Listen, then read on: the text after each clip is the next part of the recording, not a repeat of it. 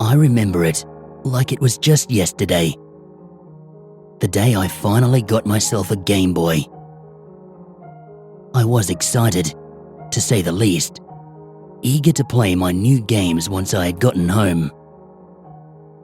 I had purchased my Game Boy from a reputable store nearby, along with 2 games, Pokemon Crystal and Pokemon Special Pikachu Edition. I played some of Yellow first, before deciding to try Crystal. But to my dismay, it seemed that the internal battery was dead. I would have to leave that one alone until I could get a replacement battery. I went back to playing Yellow version and eventually beat the game. The gameplay was normal throughout, and nothing superbly abnormal happened when I found a few missing minus my Hall of Fame and my trainer information glitching a bit. Or so I thought. The problem arose in Glitch City. After spending a while online looking at Pokemon glitches, I found a video that walked you through how to get to Glitch City. I made my way to the nearest Pokemon Center, withdrew my Abra from the PC, and I began the ritual. Into the Safari Zone. Say no twice. Save. Exit the zone. Walk 500 steps along any route. I walked for a bit and then received the notice that my time had run out before being transported back to the Safari Zone and cautiously walking out the door. When the screen lightened back up from the going through the door animation, I found myself in a patch of grass surrounded by glitchy terrain in every which way.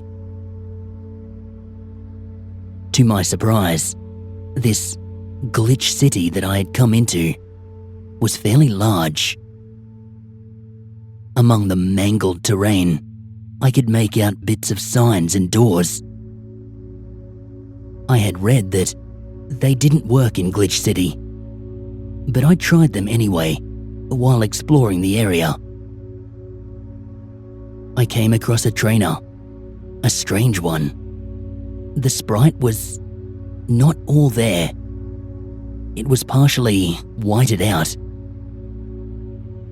It didn't approach me, but as I walked by, it seemed to follow me with its pitch black eyes until it disappeared off the screen again.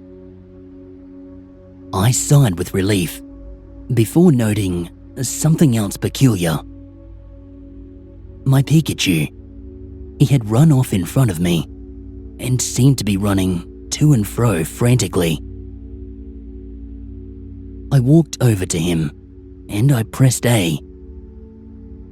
His picture came up on screen as usual when you would interact with him. Only his eyes seemed bigger than normal, and his mouth was turned down in a frown. The screen shook back and forth, as though he wasn't happy. I frowned to myself as he ran off again, before noticing the figure in the bottom of the screen. That half whited out trainer. It was standing there, staring in my direction. I followed in the direction of my Pikachu, and I eventually caught up to him before pressing A again. The same animation played. A frowning Pikachu and a shaking screen. Only this time, Pikachu's cry played along with it. The cry was quiet, barely audible, but it sounded scared, somehow ominous. When I turned my trainer sprite around, that ghostly trainer was standing there again, just staring. I realized I had trapped myself in a corner between my Pikachu and that strange trainer. I was about to use my Abra for teleport when curiosity got the better of me, and I pressed A to talk to this strange figure. I would always regret this. A bunch of garbled, unlegible text appeared before giving me what seemed like a yes or no option.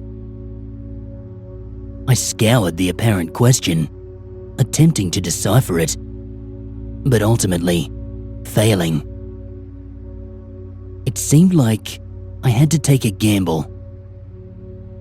I couldn't even read the yes or no options, and I had never paid attention to which one was in which spot. Without looking, I selected an answer. Another bit of garbled text popped up, and the figure simply walked away. Interest piqued, I followed it to where it had been standing originally. It looked at me, and then walked to my Pikachu. When the sprite walked away, Pikachu followed a few steps behind. Curious and a little nervous, I spoke to the figure again. This time, the text was readable, even if barely. "You can't have it back. It's mine now." I clicked again, before being brought into battle against the trainer and my Pikachu. The trainer's sprite was a female, only halfway there, before fading into white. She sent out Pikachu. I sent out the only Pokemon I had brought with me, Abra. Battle music played normally as my Abra appeared on screen. Immediately, I tried to use teleport. You can't flee from a trainer battle. I cursed lightly before a thundershock hit my Abra. When my turn came around again, I again attempted to use Abra's teleport. You can't escape. Another thundershock. Abra's health had fallen into the red, and I tried once more to use teleport. You can't escape. I watched as Pikachu's Thunderbolt hit Abra for the last time. Abra's cry played, and the screen darkened before plopping me back in front of the Pokemon Center. No Pikachu in sight. I, of course, went back to the Glitch City, but each time I went in, it was completely empty. Until the final time I went there. I had ended up in a place that looked all too familiar. The exact build of the Glitch City where I had lost my Pikachu to some sort of wacky programming or a sick joke done by the previous owner of this old and battered cartridge. I walked around with my Abra at the ready in front of my party. Anita ran second, and I had a Pidgey in third place. I walked for what seemed like hours before I noticed it. Standing in a patch of glitched grass was a Pikachu. Half of its sprite was faded to white, and its visible eyes dull. I walked over to Pikachu, and I pressed A. The screen showed the sprite, close-up of Pikachu's face, half-existent and dull-eyed, strange pixels near its eye that could be explained as glitchiness. But to me, they looked more like tears. A garbled Pikachu's cry played out before the Pokemon ran over to its new trainer. And just as it had done the first time, the figure watched my every move. It followed my every step. It annoyed me. It made me so mad. It had stolen my Pokemon. I bit back the rage and approached the sprite cautiously before pressing A.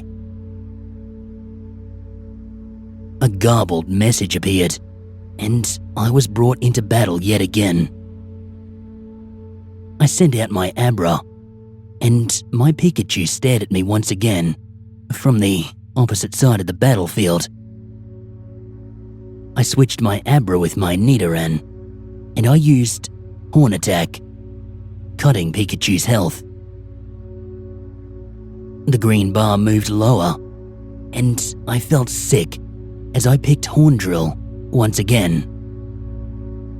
Over and over, I watched the slivers of health fall away until the bar was in the red.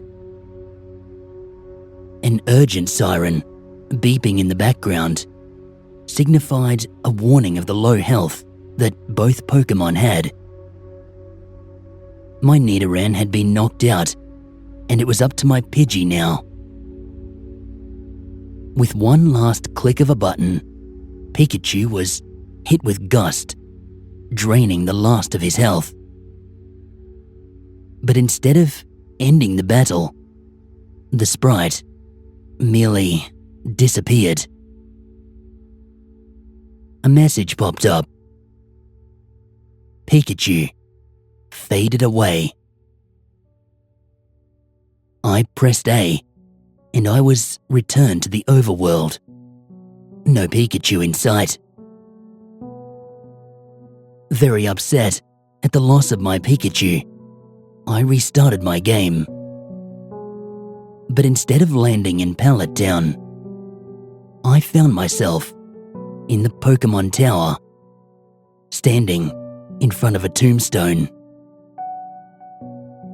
No matter how many times I restart, Red just stands there, immobile, standing over Pikachu's grave. But sometimes, when I press A, I can hear a low Pikachu's cry. And very rarely, a message box will pop up as Red speaks seemingly to himself. I killed him. I killed Pikachu.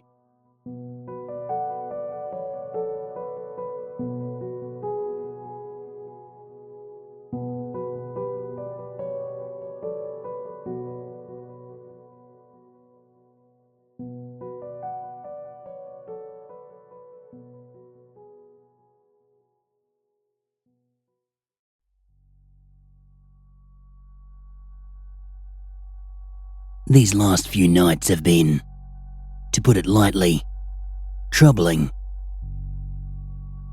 About a week ago, I planned on driving down to Southern California from Washington, to get some sun. Washington is beautiful during the late summer, and that's why I'll never leave. But I'll be damned if the Washington winters don't have the most hope-sucking weather imaginable. Call me a snowbird, but my skin was turning as pale and grey as the blankets of clouds above me, and I needed out. Of course, I had my college classes to worry about, but I just couldn't even stomach the idea of showing up to a lecture with the dread that this season filled me with. I knew I'd miss some important class time. But missing a week and a half for my mental health was better than rotting in class. I didn't have much money for hotels, but I did have plenty of friends with vacant couches along my route. The way I planned it, the drive would take 3 days. The first day would be Seattle to Oregon, Oregon to Northern California, and then to the south. It was a good plan, and anybody else would say the same. But no one out there could have predicted what would soon unfold. The first stop on my trip was my friend Jules' house. Jules lived in a town called Grants Pass. It's nestled in the mountains at the bottom of Oregon. I had only been there one other time passing through, but I knew the mountain air would be nice, even if it was just as grey as Seattle. Funnily enough, Jules was the only one who inspired me to take this trip. A few days before leaving, she called me to tell her that her parents weren't home and that it was just her and her dog. At the time, I didn't know what to make of this, but when I suggested visiting her on my way down to Cali, she seemed strangely excited. She kept thanking me under her breath, and she seemed to have this slight wobble in her voice. I told her that I should be the one thanking her for giving me a place to stay. Then I kinda picked on her a bit for sounding like she was trying not to wake her parents up, even though she was home alone. Normally, this would have gotten a laugh out of her, but this time, Jules didn't say nothing. That's when I began to notice that I couldn't hear a TV or radio or anything else playing in the house. It was just silence in there. I then asked if she was still there, and she told me she had to go and that she would see me soon. Then she simply hung up the phone. I thought that was a bit out of character, but I didn't think much of it because I hadn't exactly felt like myself these past couple of weeks either. At around 9 o'clock, I left Seattle for Jules' place. I guessed I would make it there before dinner. I was almost right. I hadn't anticipated the lunch rush in Portland, but I still made it to Grants Pass at around twilight. I had to drive down this back road, away from the town centre for a few miles until I got to Jules. I pulled into her driveway, and I began unloading my trunk. After pulling out my suitcase and my overnight bag, I stopped a minute to look around.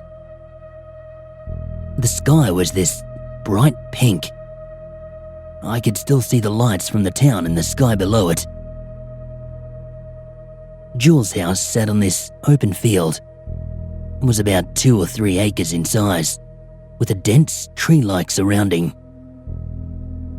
I took a deep breath of fresh mountain air, and I felt like new life was entering my body. My shoulders slouched back down, and the tension left my forehead. I'd become so relaxed there that I didn't even notice that Jules had not come outside. Again, I rationalized this to her just being distracted, so I walked up and rang the doorbell. She swung the door open before I could even get my finger off the button. I got the feeling that she had been standing behind the door just watching me. Despite not wanting to step outside, Jules did seem happy to see me. She hugged me, and her eyes looked excited, yet tired. We exchanged greetings, still using that almost whisper, whilst her dog Roscoe wagged his tail at our feet. I took my bags in, and I noticed that, despite the beautiful sunset, all of her curtains were closed tight. I asked her if she had a spare bedroom I could keep my stuff in, but she said I could sleep in her room. I was a bit confused by this. I didn't know if I wanted it to go where I thought it was going, but she seemed to insist, so I gave in. She asked if I wanted something to eat, using a more normal volume now. I told her I was full from eating along the way. I suggested that maybe we should watch a movie that night, and she agreed. But she just told me that she didn't want the movie too loud because it would hurt Roscoe's ears. I thought this was an odd thing to say, but since she had seemed to warm up a little bit since I got here, I didn't question it any further. We sat down on her couch around 9 o'clock to start the movie. We both had laid under the blankets while Roscoe lay between us. The movie was some sort of really cheesy comedy that Jules picked out. I had a hard time sitting through it, if I'm being honest. About 30 minutes into the movie, my attention begins to wander. I look past Jules and towards her living room window. The curtains were still fully closed, but I thought I could hear something. Roscoe had perked up, and he seemed to be listening with me. It sounded like several yipping type sounds coming from her backyard. I looked at Jules and she was still focused on the movie. I grabbed the remote and I pressed mute. The sounds from the backyard became much clearer, and it sounded similar to a pack of coyotes sounding off. Jules' eyes widened and she bit her lips. She turned to me, and there was an ever-slight look of concern in her eyes. "It's just coyotes," she said now, staring at the ground. I had not always lived in the city, so I knew the sound of coyotes when I heard them, and something just didn't feel right. I thought that there was a bit of garble in their yips, like these coyotes had pneumonia or something. I decided that I was going to open the back door and get a better look for myself. I sat up, but Jules grabbed my arm before I could do so. "It's just coyotes," she repeated, this time looking me dead in the eye. Jules' eyes began to sparkle, and I sat back down. I decided that it wasn't worth it, because the coyotes seemed to be upsetting her. At the time, I left it at that. She unmuted the movie, and we finished it without another word. She turned the TV off, and the yipping was clearly louder now than it had been before. Jules and I washed up and we got ready for bed. She had set up a mattress on the floor of her room for me. After this coyote thing and her reaction, I began to understand why she wanted me to sleep in her room. Little Roscoe trotted behind Jules as she entered the bedroom. I had already climbed into my makeshift bed since I had a busy day. Jules and Roscoe got into her bed and we all got ready to sleep. As I drifted off to sleep, I could still hear the coyotes outside.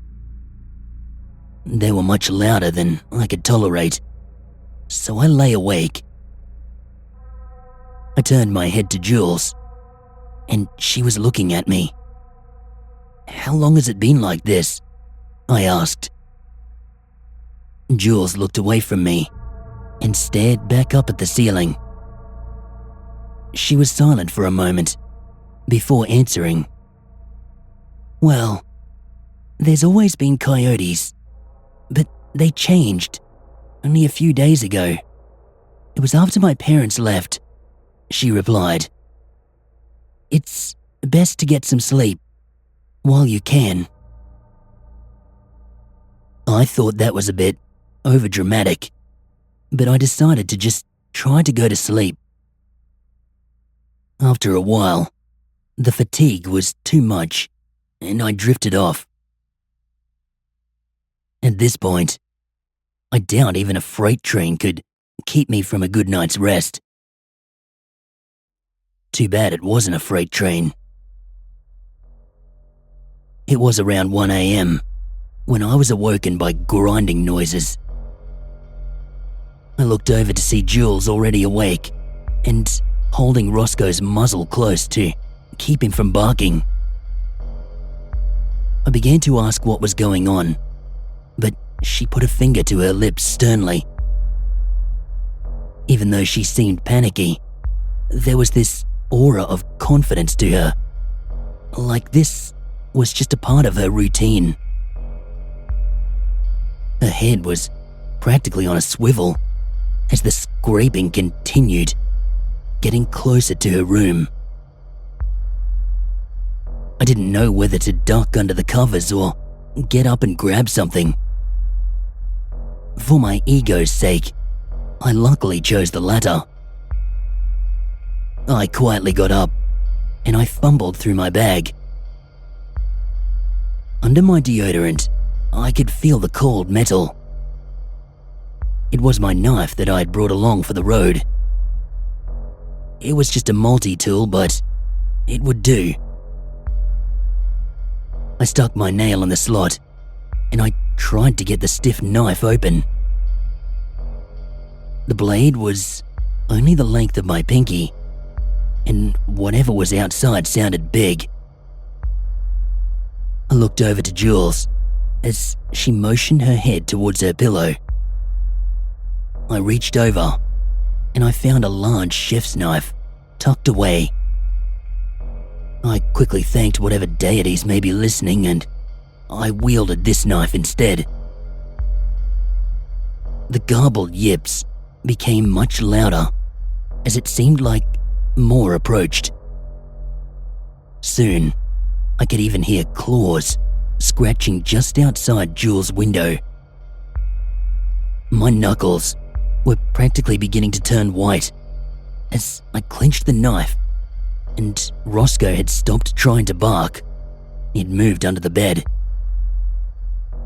Soon, I started to crash from all the adrenaline. I began to nod off. But I was quickly awoken by a new noise. It was a low thud, and it was coming from the living room. Then, I remembered Jules' glass back door, and that these things had found their way in. They kept on thudding and thudding against the glass until we thought that they were almost going to get in. We heard the first crack, and we knew that with a couple of more good slams, they would be inside. Jules and I then braced ourselves for a fight that neither of us was prepared for. But then came a more familiar noise. The thump, thump, thump of a helicopter came over Jules' house. Then a light, so bright it shone through Jules' curtains and filled the room. Those things outside sounded like they were going mad. They began to yip more intensely than they had before, like they were in danger. It was hard to hear over the thumping helicopter, but their sounds, they grew more distant, as did the chopper. All we could hear was the faint sound of the helicopter flying off into the mountains.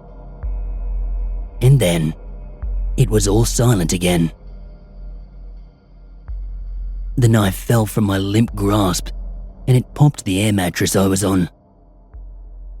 I was slowly lowered to the ground and sat for a moment, trying to process everything that had just happened. "Did this happen last night as well?" I asked. "No," Jules replied, in between breaths. "No scratches, no helicopter," she gasped out. She laid back down, and so did I. I felt her hard floor beneath my shaking body. I asked her if maybe I could just sleep on the other side of the bed, and she agreed. Jules, Roscoe and I all fell asleep in her bed. I was still on the edge, but my intuition knew they weren't coming back. Before my mind could fully understand what had happened, I drifted off to sleep. All of us woke up late the next morning. Jules and Roscoe got up before I did. Despite Jules' fear of stepping out of the house, she had to let Roscoe out to the potty.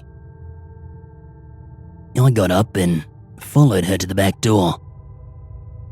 The door's glass had a spiderweb type crack at about waist height and a single large fissure that extended from the top to bottom. I walked through the door and met Jules on the back porch. The cold mountain morning air hit my tired lungs like a punch. I felt the crunch of glass under my slippers as I stepped out and saw Jules standing with the knife, just watching the trees. I greeted her, and she jumped back a bit as she turned to me. I watched the tree line as Roscoe ran around and eventually turned my attention to him. He had already gone and was now just sniffing around. Jules was too focused on the tree lines to notice Roscoe sniffing around the sides of the house. I stepped down from the porch to get a better look at what had gotten his attention, and I saw the marks. The sides of Jules' house looked like it had been torn to bits. Ripped shingles were scattered over the grass, and I could see droplets of blood around as well. Roscoe had stopped to sniff at a hole in the ground. I walked over to check it out, and I saw the footprints. It looked like what I think a coyote print looks like, just much larger and longer. We came back into the house, and I went in to pack my bags. Jules urged me not to go, but I had already planned to leave that morning, regardless of the horrors we had endured. She begged me not to go, but I needed to get out of there. I couldn't stand the guilt of leaving her alone again here, so I offered to take her along with me. She hesitated to leave her house abandoned, but knew that that house wasn't safe anymore if the same thing happened again. So she packed a bag for her and Roscoe, and we were ready to head out the door. My hand reached for the doorknob, and I froze. Through the door's small window, I noticed the silhouette of a head and shoulders, standing on the landing. Roscoe started barking for the first time since I got here, and I looked through the peephole in the door. It was a man, He was standing there and looking down at his watch. The man was wearing a spotless Forest Service uniform with creases that still looked fresh. I almost thought I saw a tag poking out the top of his collar. On his hip had a standard walkie-talkie, but had one of those wire earpieces in, along with the standard flashlight and sidearm.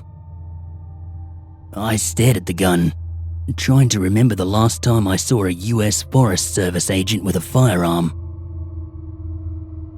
The man looked up from his watch, and rather than ringing, he stared right at the peephole.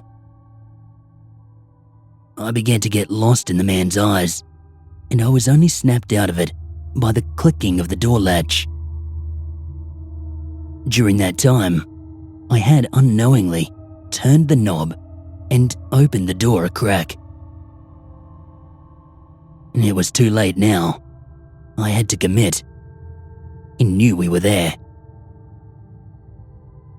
Roscoe stopped barking and hid behind Jules.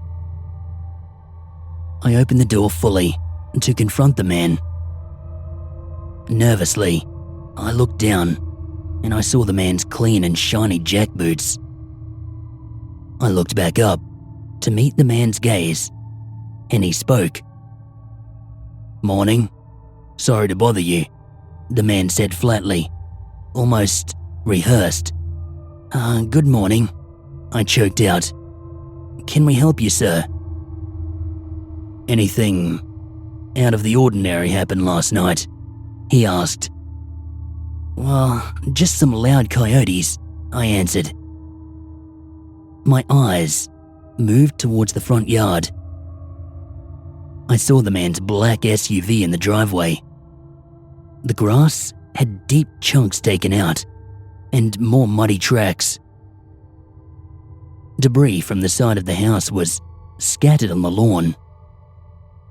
As I looked at the wreckage, the man looked back as well.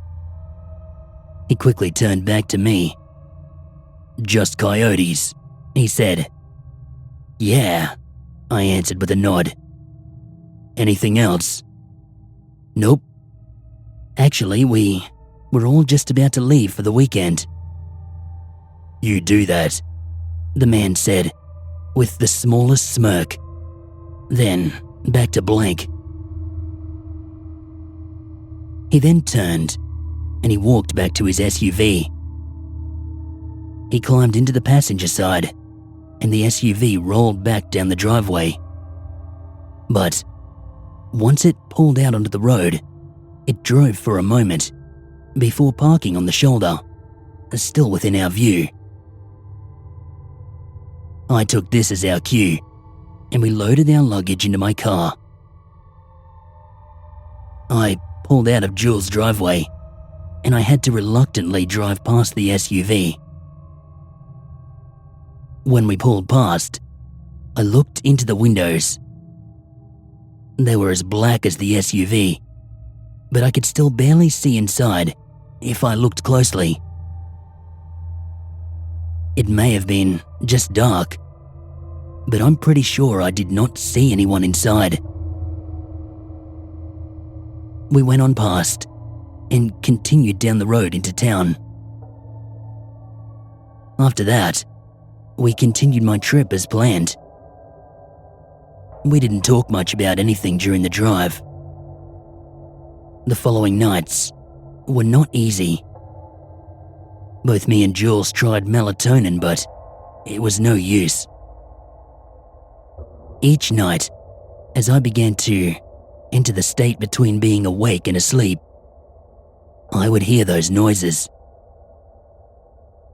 Eventually, Jules tried some cold medicine to go to sleep.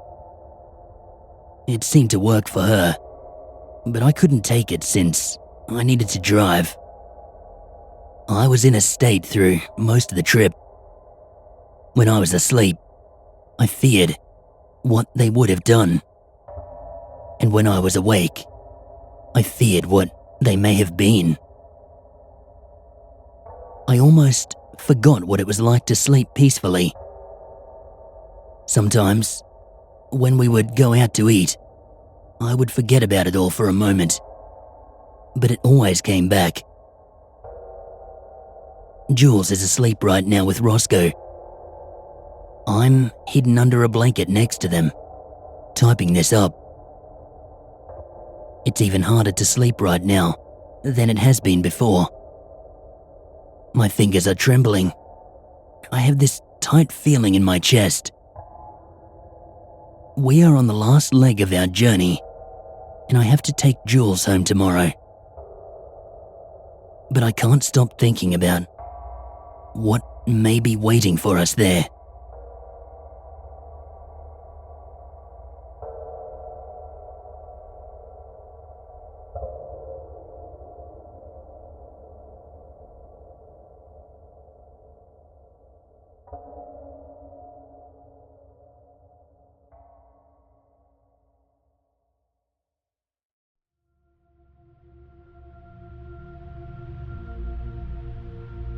How well do you pay attention to your list of recently opened documents?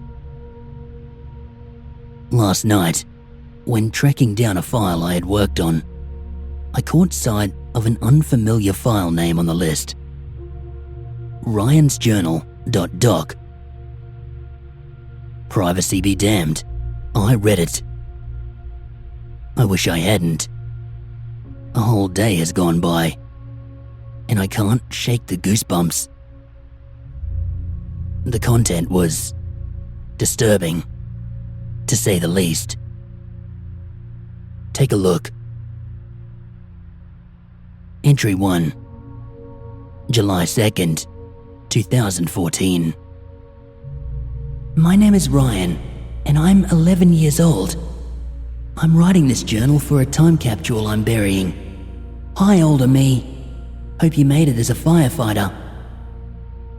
Me and my mum moved this week. There's a lot of boxes everywhere. I don't like it here. It's really small. I miss my big backyard with the pool and all the oak trees. I used to climb up them and pretend I was king of the forest. There are no trees here, just a fence and a bit of grass. I hate it. I don't know anyone here. The worst is that it's really creepy at night. The shadows in my room look like they're gonna reach out and grab me. I'm too old for a nightlight, so I snuck a flashlight under my pillow so Mum won't ask questions. My intention in moving was simple: shorten my commute to work and lower my bills. I was wasting so much money heating up an entire house. When a 2-bedroom apartment did the job just fine, I took it. The apartment is in the basement, so it requires less AC in the summer and less heating in the winter. As an added bonus, the place is pitch black at night. The master bedroom in my old house overlooked a street lamp. Not even the blackest of curtains could keep the light from shining in, and as a result, I had trouble falling asleep. I sleep like a baby in this apartment. Entry 2, July 16th, 2014. Mum finished unpacking. She must have forgotten a few boxes because I don't have any toys to play with. I still don't have any friends because Mum won't let me go to the park. She said I'll make new friends when school starts. I think she's just too lazy to show me the way to the park. This sucks. I hate it here. I hate her, and she's the worst. I wish I had someone to talk to. I want to go home. Every night, the shadows get closer and closer to my bed, and I scare them away with the flashlight. But I'm afraid that the batteries will die. Entry 3, July 30th, 2014. Today, I made a new friend.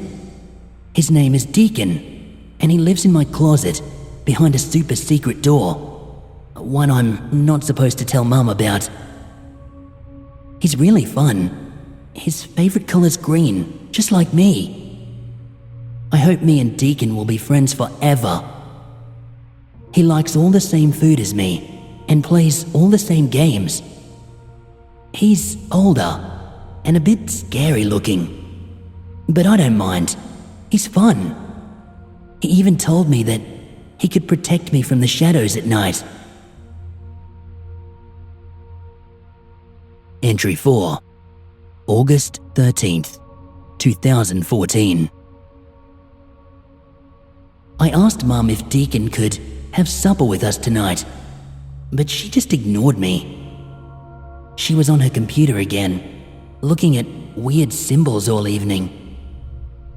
I grabbed an extra plate of food after supper and I took it up to my room for Deacon.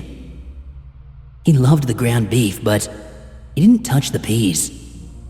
I can't blame him. Peas are gross. I work as a web developer at a university. August is our busiest time of the year. It's not unusual for me to have to do a bit of overtime in the weeks leading up to the start of the fall semester. I suppose HTML code can look a lot like weird symbols to the untrained eye. I can read HTML like you would read a book. It's like my mind automatically renders tags into their intended format. I suppose to others it must be as foreign as sheet music is to me. I do not understand it at all, and all I see are a bunch of dots on a half a dozen lines. Entry 5, August 27th, 2014. Mum still won't let me invite Deacon for supper, so I have to sneak food to him every night. She keeps telling me Deacon isn't real. She says I'm too old to have an imaginary friend. I told her to go suck a testicle. She didn't like that. I was sent to my room. Grr. I hate her. Deacon is real. He's my best friend. He even crawls into bed with me at night to protect me from the scary shadows in the room. He holds me so tight that I can't move sometimes. He says, as long as we're together, we're safe. I believe him. I see the shadows scurrying away and up the wall whenever he crawls over. Entry 6, September 24th, 2014. Sorry I didn't write for a while. I started school and I had so much homework. Mum won't let me on the computer unless I'm done. 5th graders get a lot of homework. By the time I'm done, Mum's on her stupid websites and she won't let me have my turn. Why can't we have 2 computers like a normal family? At least I have Deacon to talk to. Mum doesn't like it when she hears us talk. She says it's not healthy to talk to myself. She's a triple stupid dumb shake with a cherry on top. If she'd just let him eat with us, she'd see he's real. A crudely drawn MS Paint doodle was included with this entry. On it, I can make out Ryan with a tall, dark figure looming over him, holding onto his shoulders. The man has long, claw-like fingers, big dark holes for eyes, and a large, gaping, smiling mouth with sharp fangs. He seems to be looking at my cat, who is cowering in the corner of the room. Entry 7, October 8th, 2014. Deacon isn't happy. Mum found his hiding spot. She got rid of all his stuff. He's hiding in the ceiling now. There's a little crawl space where the air conditioner goes. He's in there right now. I can hear him growling. He's so upset. Mum needs to apologize if she knows what's good for her. I did find a small door in the walk-in closet. I opened it and I got a face full of dust. There were a few boxes of trinkets, which I assumed belonged to the apartment's previous owners. I tossed them out. Who needs old rags, magazines, and worn shoes? I found the small storage space after hearing skittering noises in the walls. I wasn't sure if mice had gotten in, or if the apartment was crackling from the cold outside. I never dreamed I would find the perfect place to store winter apparel. I cleaned it up and filled it with coats and boots. Entry 8, October 22nd, 2014. Deacon couldn't come out and protect me last night because Mum left my bedroom door open. He said he doesn't want her to see us together. She might make him go away if she saw him in the shadows. I was so scared, I cried myself to sleep. I needed Deacon to protect me. I woke up in the middle of the night and I saw the shadows crawling towards me. They lifted from the floor and they made squishy noises like they were made of slime or putty. I screamed for my mum, but she didn't come. One of the shadows got on the bed and I felt it crawling towards me. I threw my flashlight at it. It must have landed on the switch because it lit up and the shadow disappeared under the bed. I remember keeping the door open because my room smelled awful and desperately needed to be aired out. I always keep the door shut, so at least one room is devoid of cat fur. I would have opened the window instead of the door, but it's been stuck since the move. No amount of force has managed to pry it loose. I had no choice but to leave the door open all day and overnight. I was pleasantly surprised that the cat did not even try to step foot inside. Entry 9, November 5th, 2014. Mum has been keeping my door open. Deacon is getting really angry with her. He says he's going to have to deal with her soon. I warned her Deacon was getting mad, but she's still insisting Deacon isn't real. Stupid, stupid, stupid head. Deacon is watching. That entry is the last one in the journal. If that wasn't creepy enough, here's the really weird thing. I'm single, and I live alone with my cat. I do not, nor have I ever, had a child. I don't know what to say. Maybe it's a bad prank. But I checked the file properties and it was created in July and last updated on November 5th.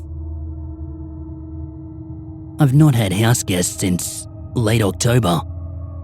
My computer is not synced up to any device, nor does it have the capability to do so. I noticed the entries are typically written every other Wednesday, so I'm curious to see if there will be a new one tomorrow. If there is, I'll give you guys an update.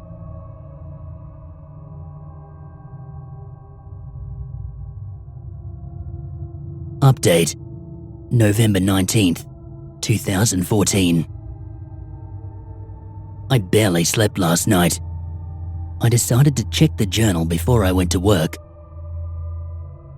I don't even know what to say. To say that I'm horrified is putting it lightly. This is the entry. Entry 10, November 19th. Deacon is real, and he's coming for you. Deacon is real, and he's coming for you. Deacon is real, and he's coming for you. Unless the shadows get you first. I think I'm going to stay at a motel tonight.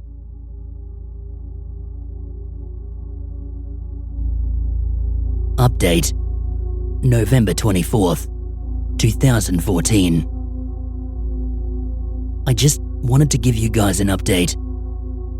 I think I'm freaking myself out over nothing. Ever since I found that journal, I keep on seeing things moving around in the dead of night. Around 3 a.m. this morning, I got up to use the restroom and I saw my cat standing in the kitchen. He walked towards his food bowl and I heard a familiar crunching sound. I left him alone and I went back to bed. As I slipped under the covers, my foot grazed my cat's head and he gave me an insulted, half-asleep meow. There's no way he ran past me from the kitchen into my room. The hallway is too narrow. I would have seen or felt him. I was probably just sleep deprived, I guess.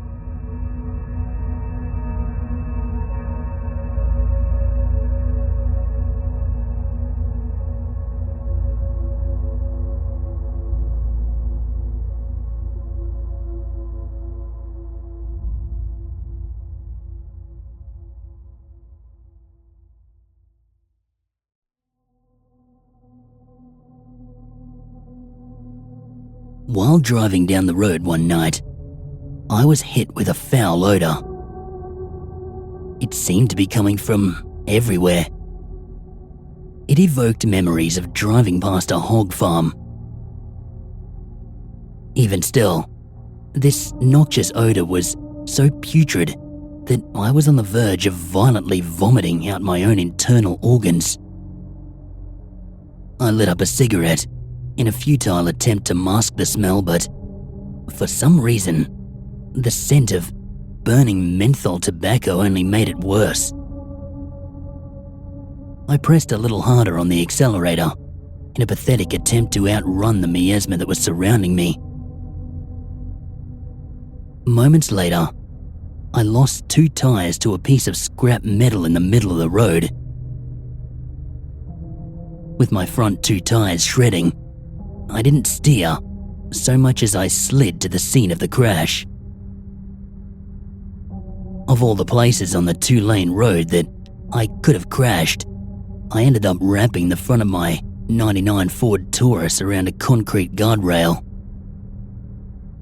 The seatbelt saved me from slamming into the steering column, but it still cut into my flesh.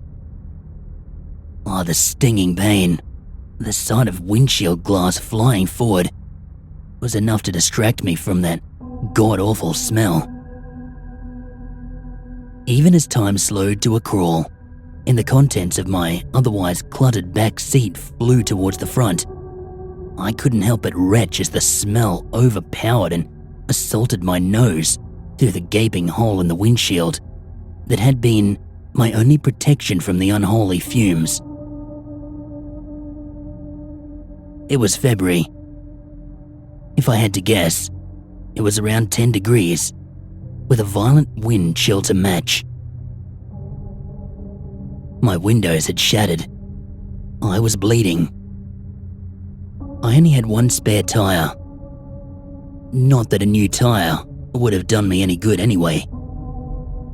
My car had folded up along the edge of the bridge like it had been made of paper mache. Aside from some general soreness and a cut across my chest, I was okay. I pulled my jacket and gloves from the wreck as I stood by. I searched the car from my phone, to no avail, of course. It had been resting on the dashboard. No phone, no car, and 10 miles from the nearest town. I was left alone with the miasma that was creeping back into my conscious mind as the trauma of the wreck left the forefront of it. There was no moon in the sky. The only light available to me was coming from my tail lights. Faced with little in the way of options, I pulled some road flares from the trunk and I placed them around the wreck. I used the last flare and some kindling gathered from the edge of the woods to build a fire. It wasn't much, but it was just good enough to keep me warm. It also helped to keep the smell at bay for a while. At some point, I fell asleep next to my makeshift campfire. I woke to the soft sound of my phone ringing. As I slept under my leather trench coat, it had snowed.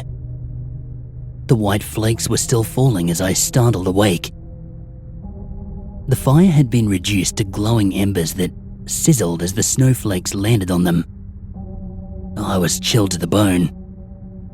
Even still, I shot to my feet and I wrapped myself in the trench coat as I marched towards the sound of my ringing phone. In the deep blue light of morning, I could see the white light of my phone glistening along the banks of the creek below the bridge. I stumbled towards it. I pulled the small device into my hands. Of course, it had stopped ringing.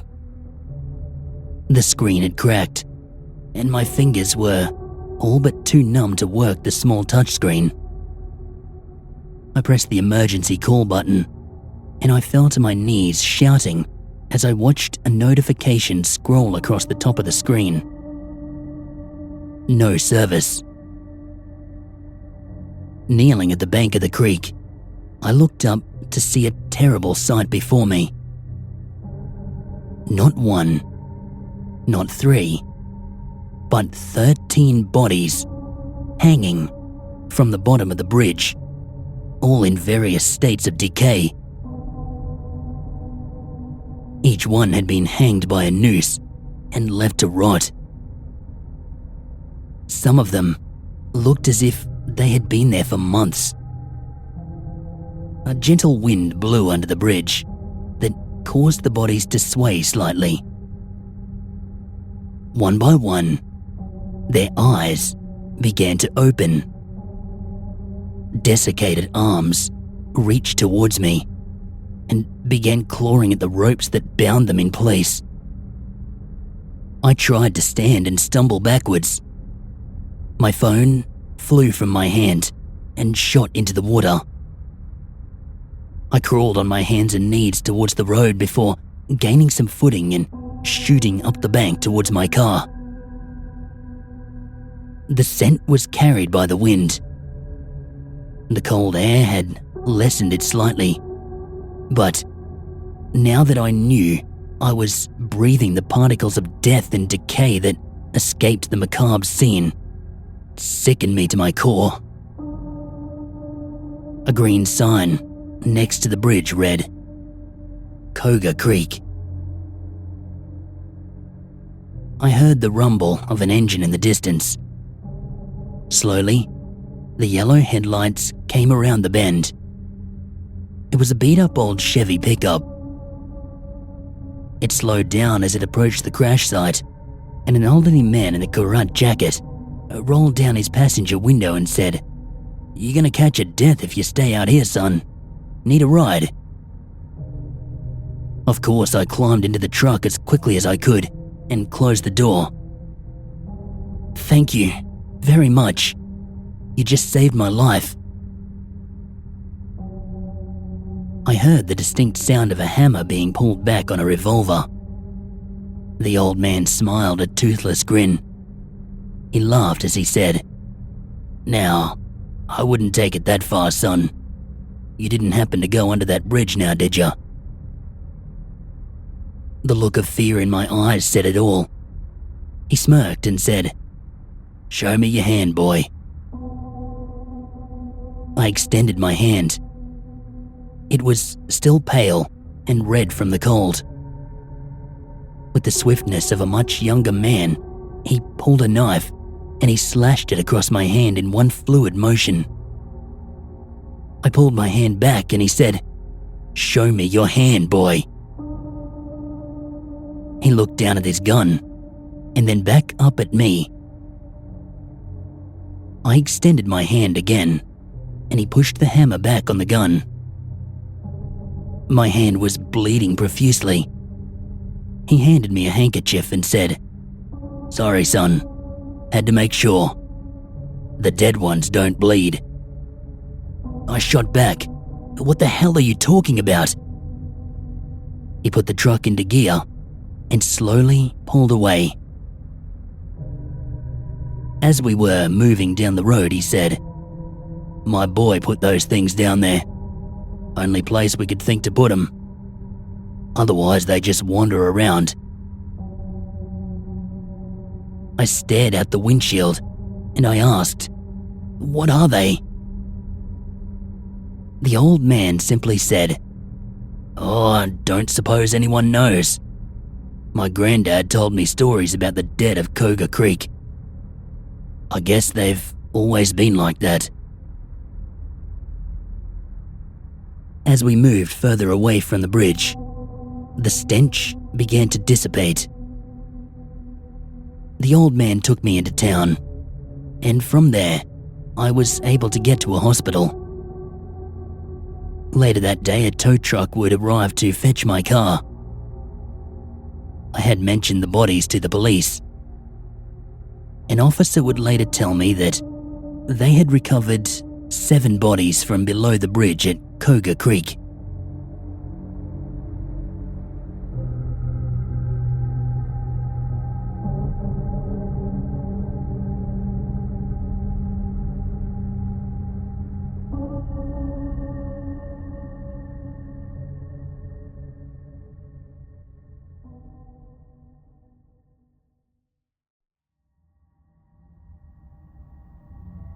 I used to work at a marketing firm. It was a small company, but large enough that we operated on an entire floor of the building we rented, and that I was not familiar with everyone else who worked there. I started in 2007 as part of their web-based media team. For those of you who don't know anything about the marketing business, it's very client-driven. A team of producers sell our services to companies, often a little overzealously, and the designers and developers typically have to work like slaves to meet the producer's promises. This can mean late nights, taking a cab home because the commuter rail is shut down. It also means coming in on weekends and working late then too. It was November of 2008, and we had a big promotional site being developed for a rather important client. I'm not at liberty to give out details surrounding the project, but it's not relevant to the story anyways. What is relevant is that the client was pushy, as most are, and the site was complex. So, I ended up having to come in on a Saturday and work late into the evening to make sure we'd have something ready to present by Monday. If you've ever worked in an office on the weekend, you know how different and isolated it can feel. There were other people at first, ambitious or merely driven, doing their thing, but never our paths did cross. The office was organized in patches of cubicles. We developers tend to be a little off-kilter, goofy, prone to coming in wearing t-shirts and faded jeans. The higher-ups put us in the back corner so that tours with potential clients could avoid having to explain us and our appearance to them. The corner just happened to be facing the alleyway between our building and the next one. The back row of cubicles eventually got replaced with an aesthetically pleasing row of glassed-in offices for the director of the web-based media team and some selected subordinates. But at the time of this tale, there was only her dark office and a row of grungy cubicles where said subordinates vied for legroom with piping and windows looking out the brick facade of the adjoining structure. The lighting in our section, it was often dim. My co-workers liked to loosen any fluorescence that flickered rather than request a change of bulb. My own cubicle was on the far side of the area from the beautiful brick vista, smack dab in a corner with a set of shelves. I only warranted half the space of a regular cubicle because I was the newest member of the team. Seated at my computer, a radiator warming my toes and my back to the rest of the office, I worked on the site. It was a bit after midday when the producer called me to check on the status of the project. The nice producers came in and stuck around to show their support when you had to come in on weekends. Sometimes they'd go pick up lunch or dinner to reduce your downtime. The not-so-nice ones called and encouraged you while they went off shopping or played golf. Things were going well, and I told her as much. While she began droning on about a list of features I should remember to have implemented, I heard a noise behind me. It sounded like chains rattling, which I thought was an unusual sound for someone to be making, which is why I got up after finishing the conversation and hanging up and went into the kitchen area to investigate. The kitchen separated our section from the graphic designer group, and it was at the end of a large open hall that had several meeting rooms attached, before ending on the other side of the lobby with the front desk and elevator. There was an old freight elevator right by the kitchen side of the hall, but we usually avoided using it because of its tendency to break down. There was nobody in the kitchen, but as I turned to look down the hall toward the front desk, I saw the door to the freight elevator coming to a close. At the same moment it closed completely, I spotted a co-worker heading for the lobby elevator. They turned at the sound of the freight elevator door shutting, saw me, and waved. "Don't forget to turn on the security alarm before you leave," he said. "Am I the last one here?" I asked. He nodded and headed for the elevator. When I got back to my desk, the phone was off the hook. I chalked it up at the time to me being forgetful, but I wonder now if it was something else. The line was making that weird noise you hear when you've left it off the hook for too long, so I hung it up and went back to my work.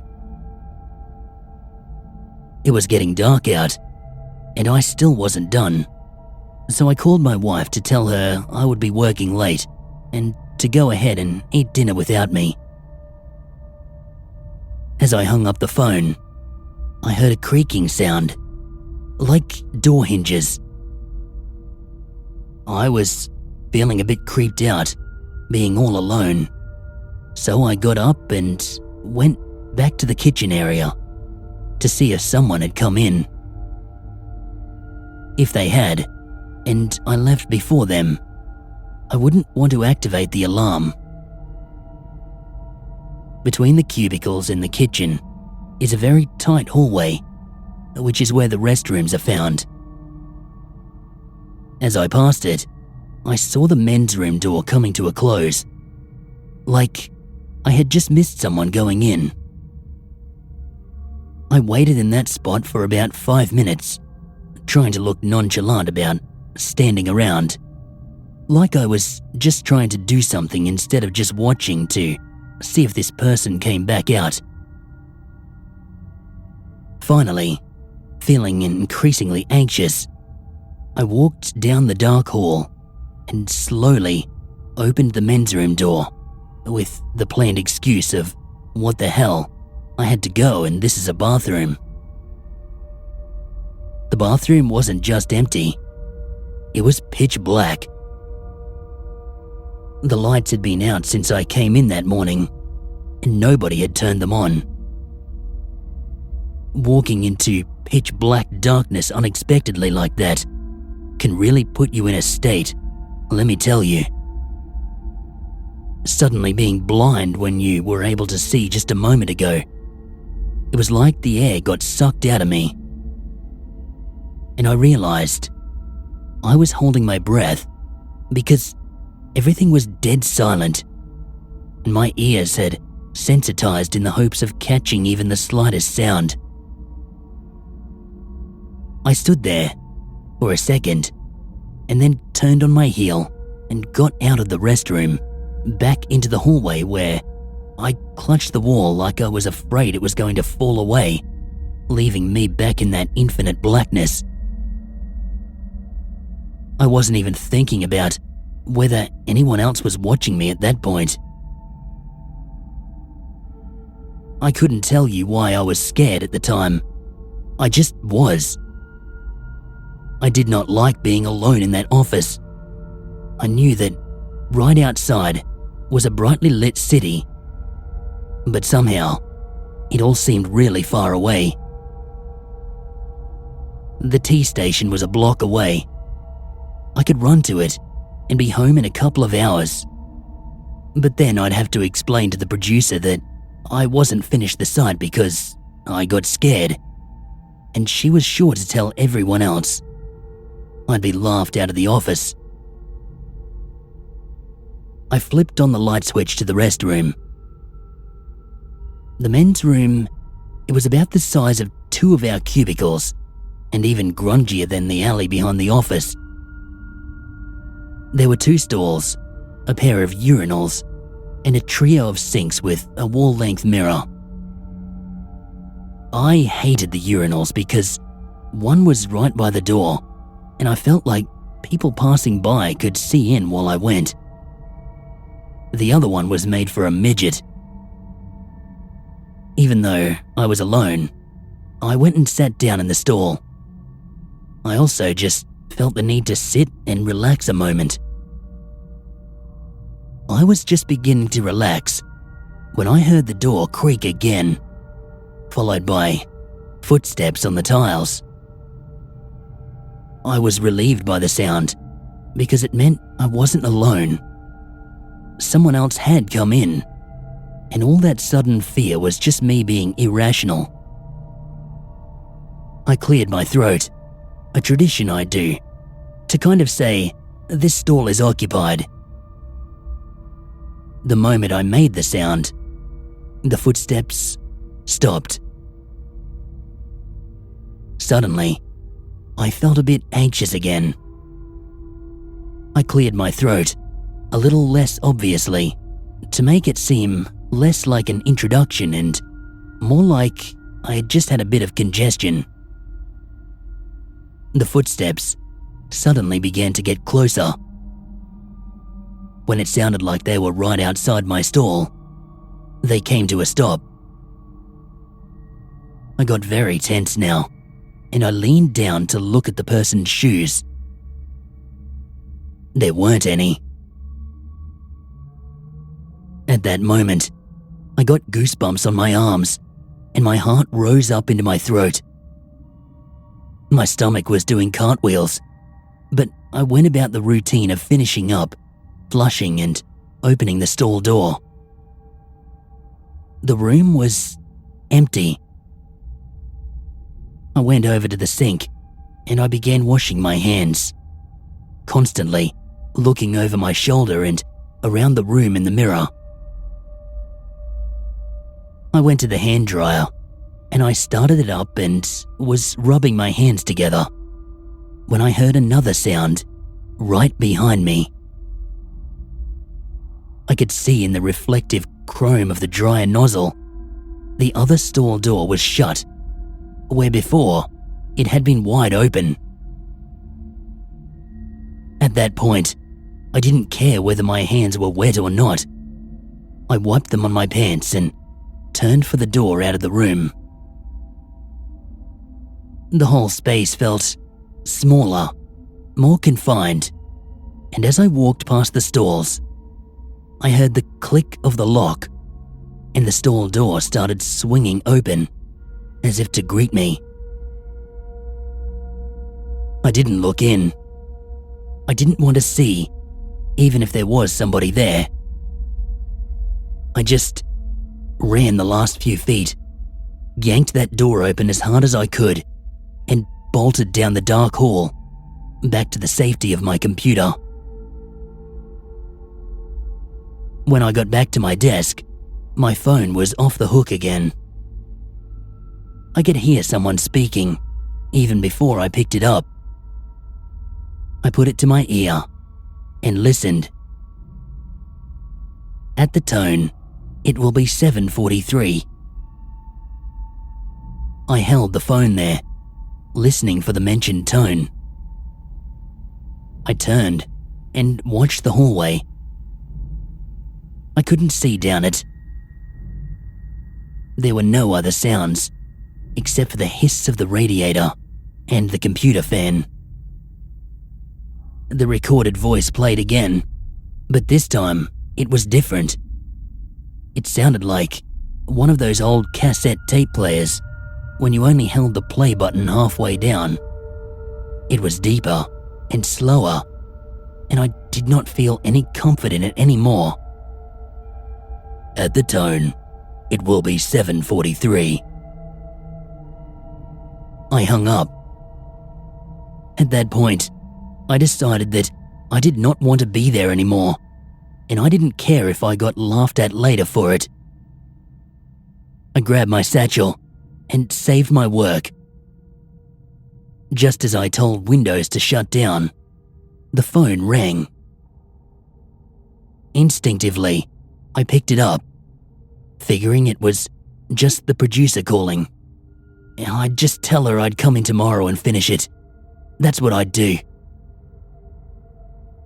At the tone, it will be 7:45, said the voice. I hung up and I pulled the cord out. The phone at the desk next to mine rang. I ignored it and I grabbed my shit to get the hell out of there. I decided as I walked that my best course of action was to go into the kitchen, walk the long hallway to the front desk, and just wait for the elevator. Then I remembered that I had to set the alarm.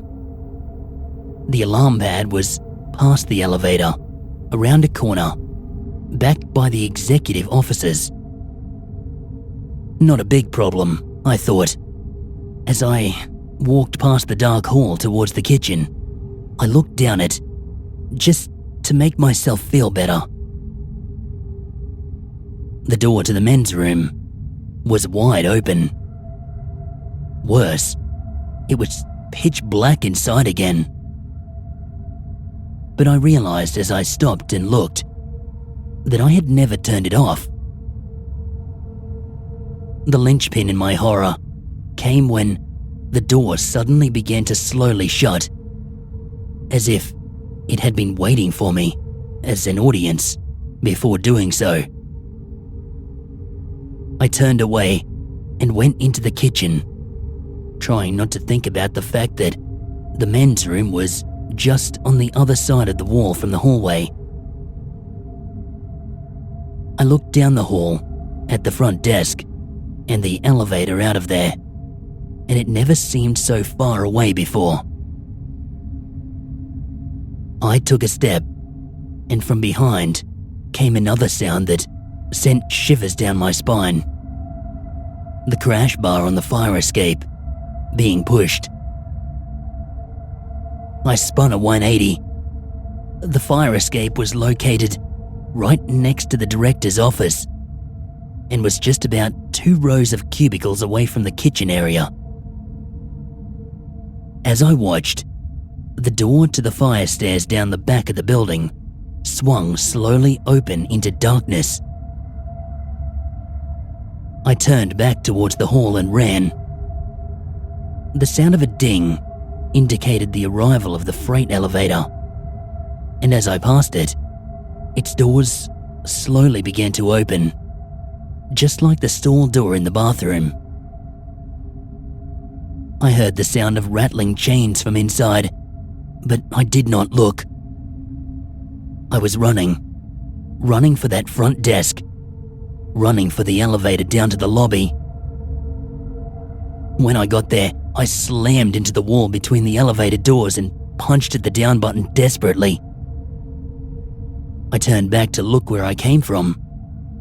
Every time I do, I think of Lot's wife in the story of Sodom and Gomorrah. You never look back, ever. The back area of the office was bathed in blackness. I could not see it at all. There was some light coming into the kitchen from the developer area, but even as I stood there watching, it seemed to fade and become dark. I looked at the elevator floor indicator and I prayed that the approaching car was brightly lit. 2, 3, 4. The ding of its arrival was beautiful. The doors opened to a well-lit salvation. I scrambled in and I frantically hammered at the ground floor button. As the doors slowly started closing, I watched the encroaching darkness seem to swallow the office.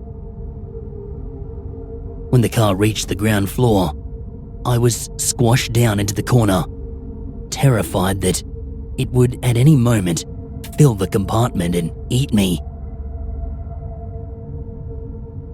I bolted through the lobby and out onto the street, where I promptly threw up, grossing out a passing cyclist who yelled words of encouragement as he continued down the street. I did not return to the office the next day. I told the producer that I had become violently sick, and she talked the client into extending the deadline. I got chastised for forgetting to set the alarm, but no harm was done. 3 months later, they reorganized the back area of the office, built the subordinates' offices, tore down a wall between our section and the kitchen, and set the cubicles up in a more standard format, moving me from my little corner by the dark hallway.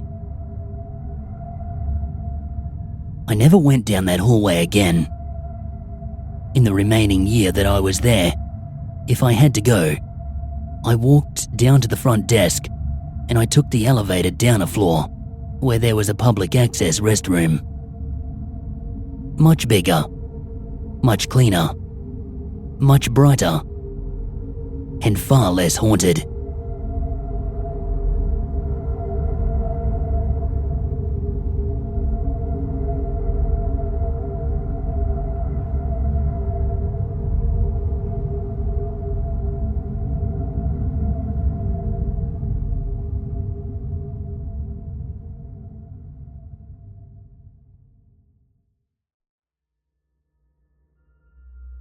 Patchwork Man, Patchwork Man, play a game.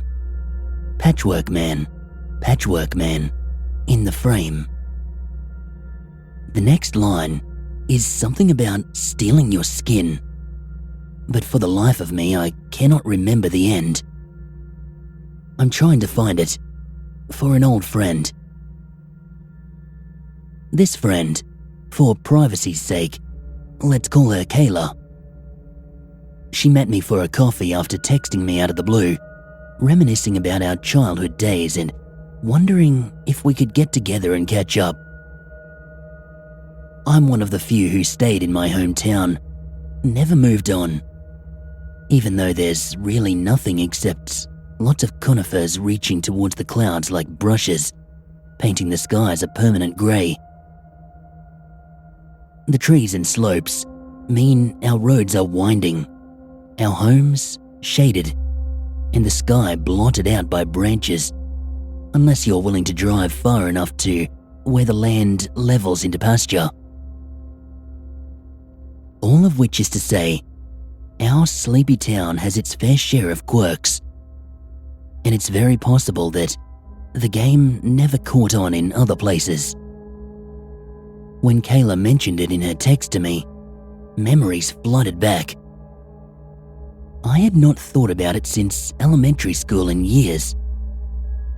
Suddenly, I was back on the playground, running across the sand screaming because Kayla wouldn't stop trying to kiss me, pretending to be Pepe Le Pew while I pretended to be the cat. To be honest, I barely remembered Kayla, aside from that memory. Even though we attended the same school all the way through senior year, she became one of the popular girls. And since I turned out to be the token gay, I'm actually bi, but whatever. I spent most of my high school just trying to keep my head down and get through. We met at this small cafe, one of only 2 breakfast spots in town, and the only one with coffee. Well, coffee I consider decent anyway. Seated by the large windows, I wondered if I would even recognize her. I texted that I was wearing my grey flannel. When she came in, she looked around for a moment in confusion, spotted my shirt and beamed. "Pat, almost didn't know it was you." "Kayla?" I smiled and stood up. "I definitely didn't recognize you. Wow, you look like a real city girl. That's a beautiful coat." "It's Burberry," she said, and blushed, embarrassed maybe, to be a rich woman in such a homely space. "I like your tattoo. Is that a wolf?" "It's actually my husky, Snowy. Named him when I was 8. I never wanted to forget him, so..." "Oh my god, that is so sweet." She laid a hand to her heart, looking genuinely touched as she slid into her seat. "I never knew you had a dog. How did I not know that? You know, my son recently got a dog. You've got kids now?" "I've got kids now." The first half hour of catching up, Kayla was smiling, energetic, seemingly delighted to share about her life and ask about mine. And yet, I noticed the occasional drift of her eyes as I was telling her about my dad's health, like she was distracted. Like all this sunny conversation was just light on the water's surface while, deeper down, a darker undercurrent tugged her thoughts elsewhere. It was like she was itching to ask me something. But then the smile returned, as carefully applied as her makeup. I suppose life as a businesswoman taught her to wear that amiable disposition, just like that expensive coat. But I'm patient. I kept up the discussion and I waited for her to get comfortable enough to shed both the fancy coat and that fancy smile, and explain to me why her hands were trembling. Finally, she sipped her coffee and asked, "Do you remember Jimmy Smythe?" Of course I remember Jimmy Smythe. That was how we always referred to him. Not as Jimmy, like back when he was alive. Jimmy Smythe. First name, last name. Jimmy Smythe. The boy who went missing. "Do you remember what he looked like?" she asked. Gee, that took me back.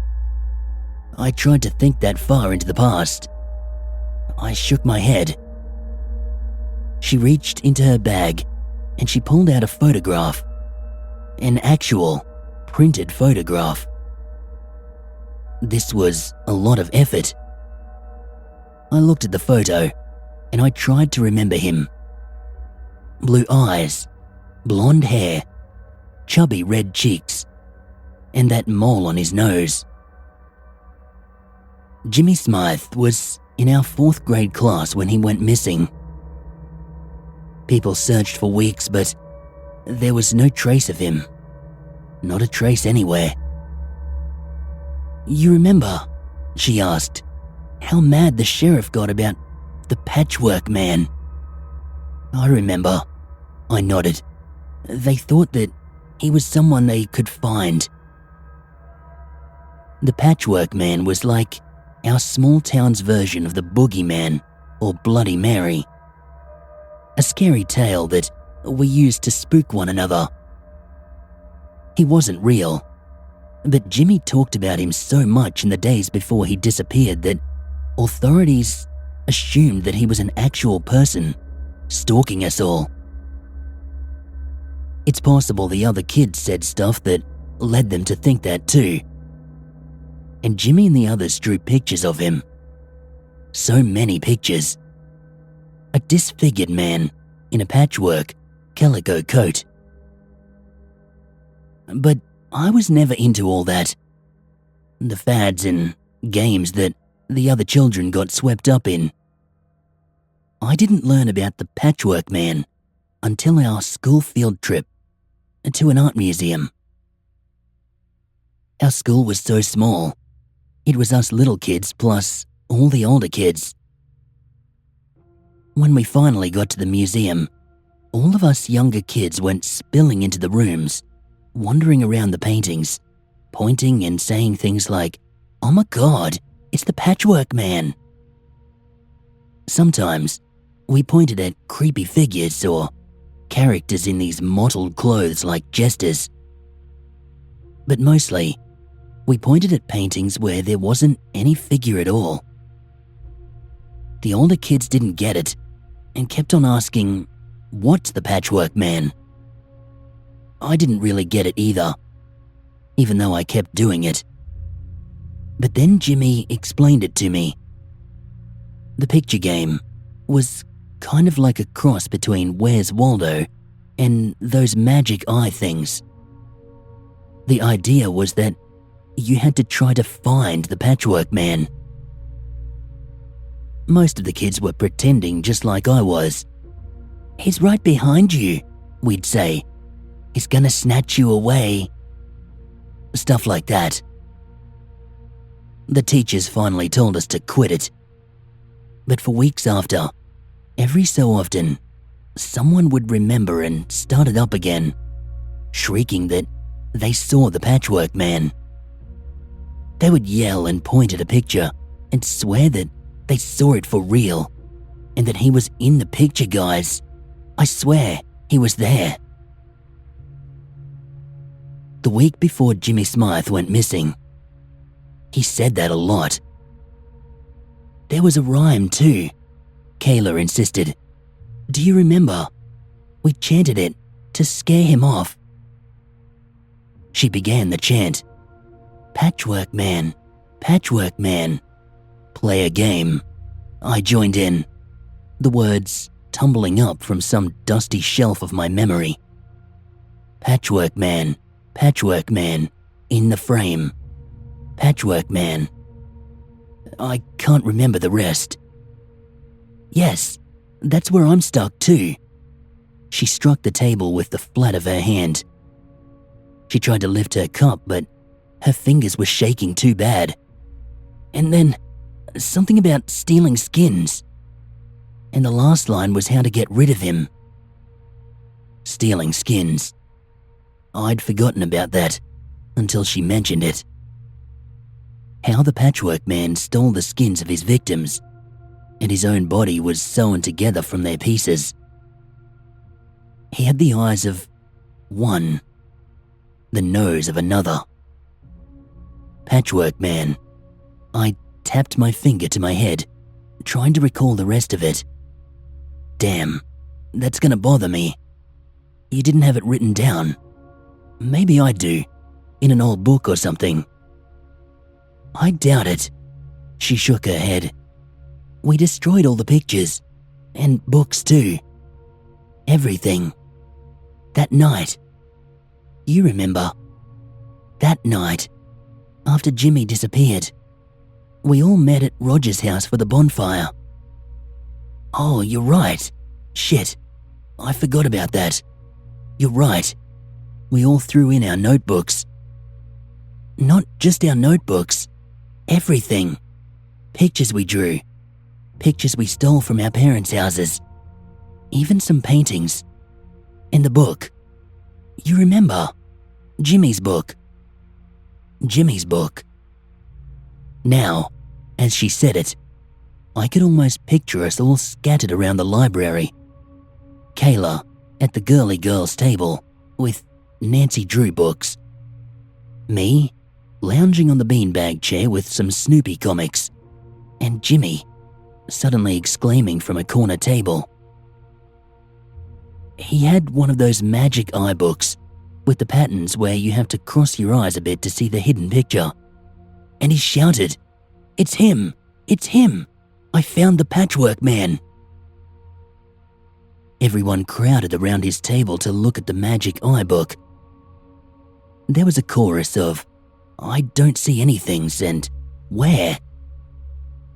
A girl named Sandy declared she could see him, but she was clearly lying because she couldn't even point where in the picture he was, and Kayla, back then with her freckled face and unkempt hair and perpetually skinned knees from roller skating, she squinted hard at the page and said, "I see him too.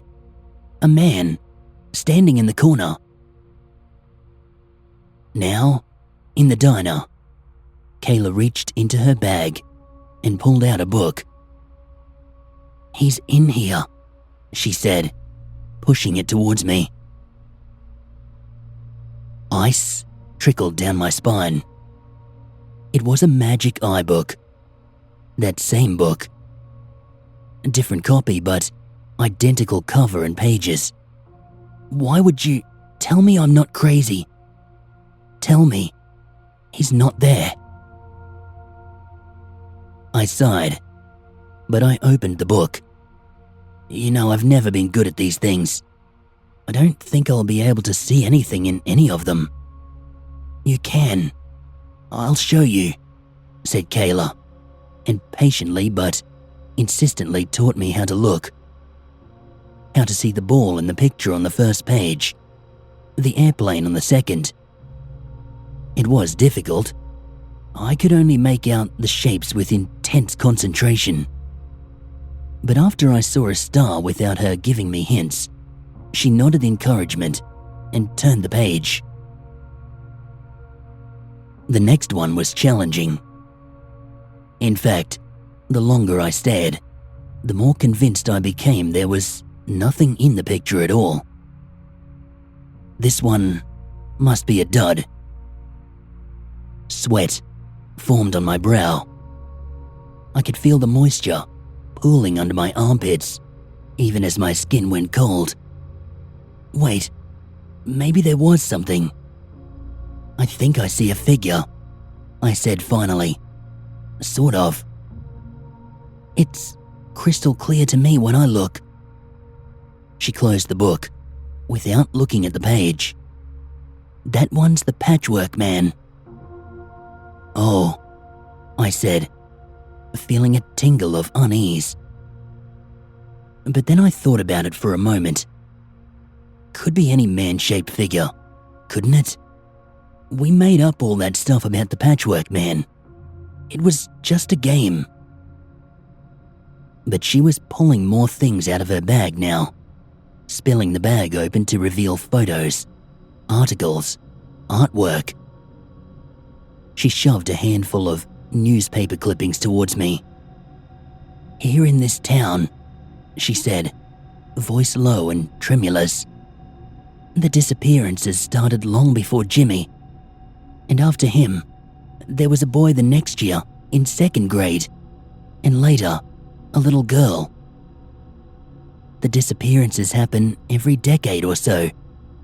A handful of people. And then, nothing for years. And now, Her composure completely cracked. She took her napkin and held it to her face, her mouth trembling beneath welling tears, as if she were biting back a scream. Finally, she burst. "I didn't mean to look. I was going through my old notebooks, childhood stuff that I'd packed away, and I found some diary entries I wrote about the Patchwork Man." She started to sob. "I should have burned it. I must have forgotten about it. I thought I did burn it. Once I saw my old drawings of him, I see him everywhere now. He won't go away. He's real. He has Jimmy's blue eye, Jimmy's rosy cheek. Look, you can see." "I don't want to," I said.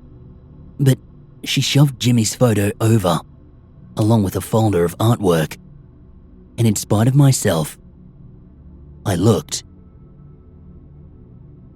The folder contained printouts of paintings, the kind you might see in people's houses or in a museum.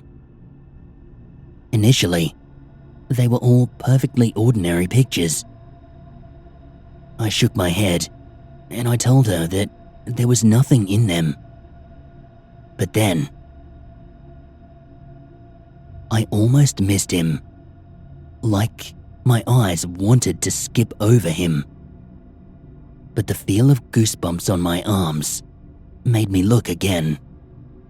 And there, in a watercolor of a crowded street, amongst all the shapes bleeding together like wet ink after a rain, was a man wearing a patchwork coat made of some sort of supple, delicate leather.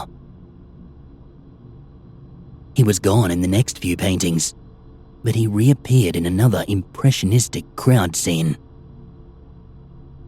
The more images I saw him in, the easier he was to spot, hiding among the artworks like Waldo in a crowd. I swallowed, trying to quell the fear that brought a heartbeat pounding in my ears, because I could see him clearly enough now to identify that one bright blue eye and ruddy cheek. It really was Jimmy's eye. And up close, the pieces of Jimmy and others in the Patchwork Man were all the wrong size, mismatched like some kind of Frankenstein, but even more horrifying to look at. In fact, the longer I looked, the more nauseating the details. Like how the Patchwork Man had too many fingers on his hands, and one of his ears was upside down, and his other eye had two different pupils, and the buttons of his coat were teeth. I was getting sick to my stomach, dizzy, like I was feeling a sense of vertigo. Like when you look at one of those spinning spirals, and when you stop, everything keeps spinning. Like I was staring at a magic eye, and the patterns were shifting. His skin was almost like those mesmerizing patterns. Wham! I jumped. Kayla had slammed the folder closed and was shouting at me, hollering at the top of her lungs, shaking me. "Stop looking! Stop looking!" Everyone in the cafe was staring now. I stammered an apology, and we paid and quickly left. "Are you okay?" she asked. Yeah, No, actually." I turned to her. "Why the hell would you come all the way out here and drag me into this?" "Because I don't want to be next," she cried, anguished. "Rory is just starting elementary school. I just need to know the rhyme, Pat. I need to know how it ends. You're the only person I know who might remember. Please, please, what did we do to chase him away? At that bonfire?" "Okay," I growled, trying to suppress the bubbling fear that, no, I would not succumb to this delusion. She must have doctored those pictures. She had to. Or she had drawn me into her crazy fears through sheer conviction. But either way, I could not leave her in this state, so I just replied, "Okay, I maybe have an idea." We parted ways, and we agreed to meet at my house later that evening. In the meantime, I looked at the artworks that hung on the walls of my house. Artworks that had been there since my grandparents' generation, showing landscapes and people, all normal. I typed this post, thinking if we didn't solve her problem, maybe someone else could help. I was still typing when the doorbell rang. Evening had come sooner than I expected. I met Kayla outside by the fire pit. She had brought her folders with pictures. I also brought a painting out from inside. It was my favorite, a landscape of the beautiful woods and slate grey sky. It seemed to embody the essence of this place, the lonely isolation and desolate beauty. But while typing, I reluctantly had to admit, I had started catching odd glimpses in the corner of my eye, as if someone were peeking out from behind a trunk. I didn't want that idea to take root any deeper than it had already. The painting had to go. The plan was simple. We would burn the pictures, recite the rhyme, and hope that reenacting what we had done as children would jog our memories. I got the fire going, while Kayla stood there tight-lipped and pale. She had removed her makeup now, and her skin was sallow, and her freckled cheeks sunken with fear. She kept whispering, "Patchwork Man, Patchwork Man," trying to remember that rhyme. I knew, but without her knowing the rest, it sounded almost like she was calling him. "Hey," I nudged her, and began by tossing some of the pictures from her folder into the roaring fire. She nodded and followed suit, throwing her old diary on, and then that magic eye book, and what was left of her folder. And lastly, I ripped my painting out of its frame, broke it in two, and threw the canvas on. While all of that was catching, nearly smothering the fire, we faced each other and held hands. It felt awkward and ridiculous. Two adults chanting like children. But we did it anyway. "Patchwork Man, Patchwork Man, play a game. Patchwork Man, Patchwork Man, in the frame. Patchwork Man, I see you, looking for some skins to steal." Kayla shouted, triumphant, remembering the third line. "Just one more. Patchwork Man, can't take mine. You..." But even as the line came back to me, she stopped, turning her head. She was staring at something. You're not supposed to look away from one another during the chant. Not supposed to look at the fire. But her head was turned, mouth hanging open, eyes wide in terror. I followed her gaze and it was impossible.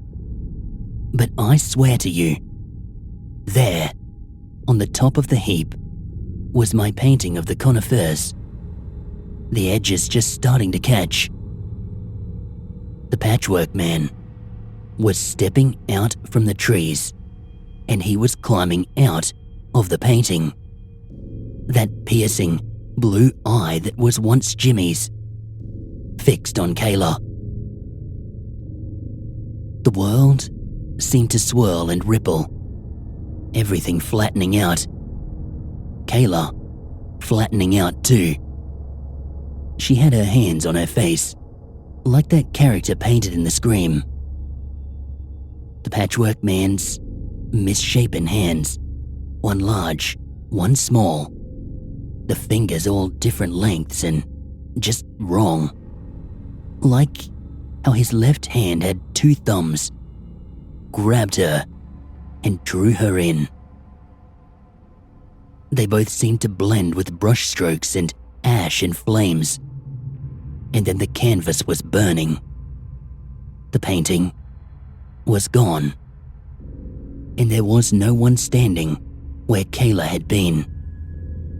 Just the prints from her shoes in the dirt. I stood there gaping, disbelieving. I stood there in a daze while the fire slowly died. I was not accepting any of what I'd just seen. How could I? It had to be some kind of nightmare. That was the only thing that made sense. I was having a waking nightmare. Maybe someone spiked my drink. I don't know. I don't know. When I got inside, I looked up at the wall of the living room and groaned. Because there's a small family portrait, a painting by my grandmother of my grandfather. Only now, instead of my grandfather, it showed the Patchwork Man, with a new patch of freckled skin on his cheek. And I whispered to myself the rhyme, the one Kayla did not finish. Patchwork Man, play a game. Patchwork Man, in the frame. Patchwork Man, I see you, looking for some skins to steal. Patchwork Man, can't take mine. You know why? 'Cause you're not real. But I know that rhyme won't help me. The rhyme just tells you the rule, that if he's not real, he can't hurt you. If he's not real. If you don't believe in him. But I think it's too late, because I can see him so clearly, even now. As I finish typing this up, I see him again. I hope, for anyone reading this, you do not make my mistake. If your children talk about him, please convince them that he is not real. It's not too late for them. As long as you can truly convince them. My only hope now is to drink myself to oblivion, sleep it off, try to convince myself when I wake up that it was all a fever dream, that Kayla never contacted me, and that none of this happened. I just have to make myself believe it did not happen. Patchwork Man, play a game. Patchwork Man, in the frame. Patchwork Man, I see you, looking for some skins to steal. Patchwork Man, can't take mine. You know why? Because you're not real.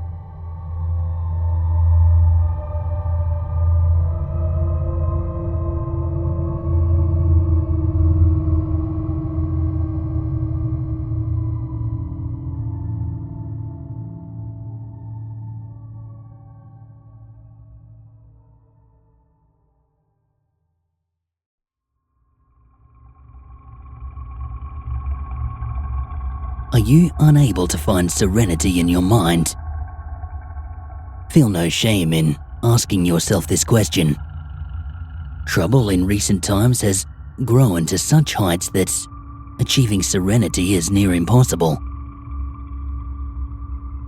But what if I told you that's not the case?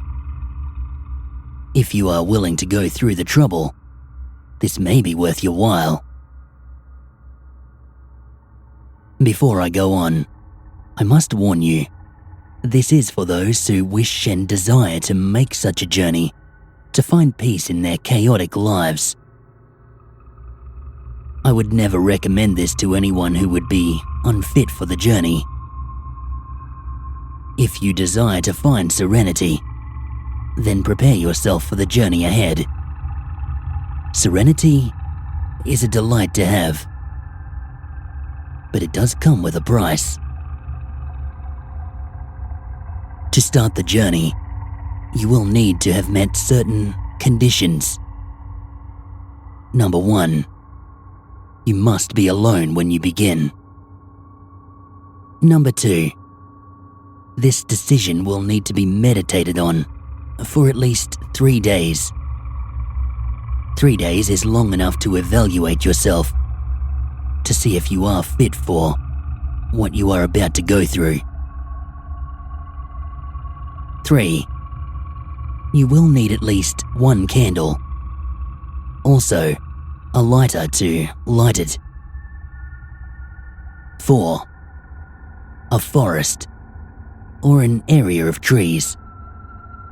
You can also do this in other places where it is calm, but forests or bushland is recommended for emptying out your mind. 5, a timer. Your phone will work as one, but make sure to silence any notifications you may receive. 6, it is best if you do this at night. You can do it during the day, but it will make things difficult.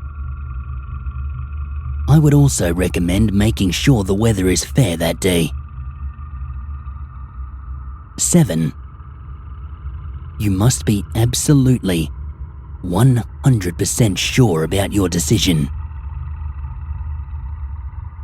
Once you meet these conditions, and be sure you do, head out to your chosen area.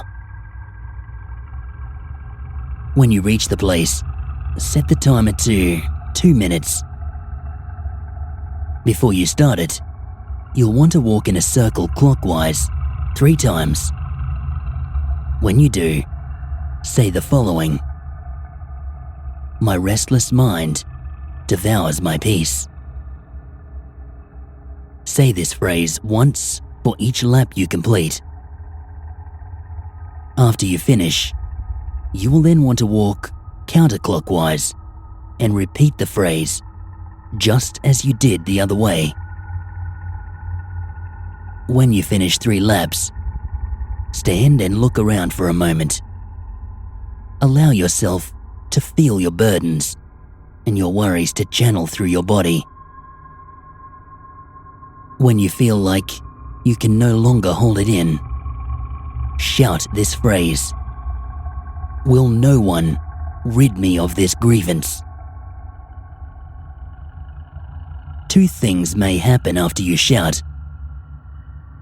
Either nearby noises will be audible, or complete and total silence will greet you. If you hear anything move or make a sound, then abort the ritual and try again another day. If you only hear silence, well done. You can move on to the next step. Now, go find a good place to sit and get out your timer. Go ahead and light the candle. Sit it in front of you and gaze upon the flame for a bit. When you feel ready to begin, start the timer. Once you do, close your eyes and count to 60. With each count, focus again on your restless spirit. After counting to 60, use the last minute to imagine what is around you without opening your eyes. The smell of fresh air, the rustling of those leaves, the dirt underneath you, and all the living creatures inhabiting the forest. quite a lot to think about, isn't it? So much to think about, in fact, that while doing so, you fail to notice that your timer has yet to go off. When you remember your timer and feel like it's already been 2 minutes, open your eyes. Do not be startled, but you will find you are no longer in your world. You will find yourself among the abyss of swirling stars far away in the night sky. You will also find that the ground you were sitting on has been replaced with a field of flowers.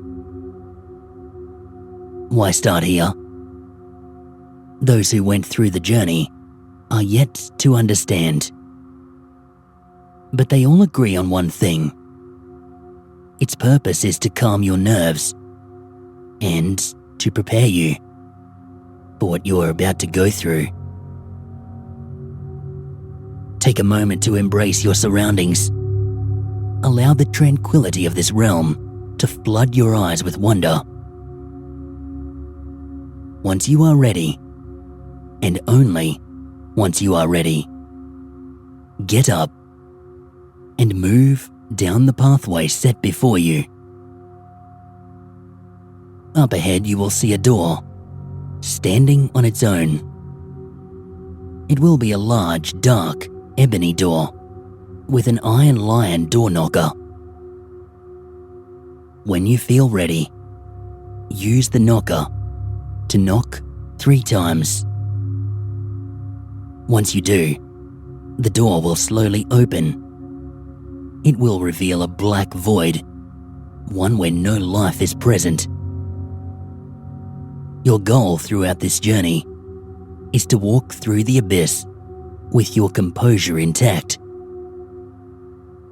You will have a pathway under your feet, but it will only be visible for such a short distance. Along this pathway, there will be 5 bus stops. The events at these bus stops will vary, but each one eases you into the next stop. You can take some comfort in this, but it won't help much. At the first stop, you will find a stranger sitting, waiting to greet you. I would recommend approaching this one with caution. This stranger is built to look like your perfectly built soulmate. However, you will feel a tiny hint of awfulness reeking from them. This creature is known as the Mingler. This one will be present at every stop, and it will ask you questions as you sit with them. These questions will sound friendly and welcoming, but they will be unsettling. This thing will be as friendly as they can be, to an intrusive and flirtatious extent. Thus, as to why they call this creature the Mingler. To proceed on, you must sit with it and watch the events that will unfold in front of you. I cannot guarantee exactly what you will see. Whatever it is, it was never meant to be seen by mortal eyes. The first stop's events will be the tamest of the other 4.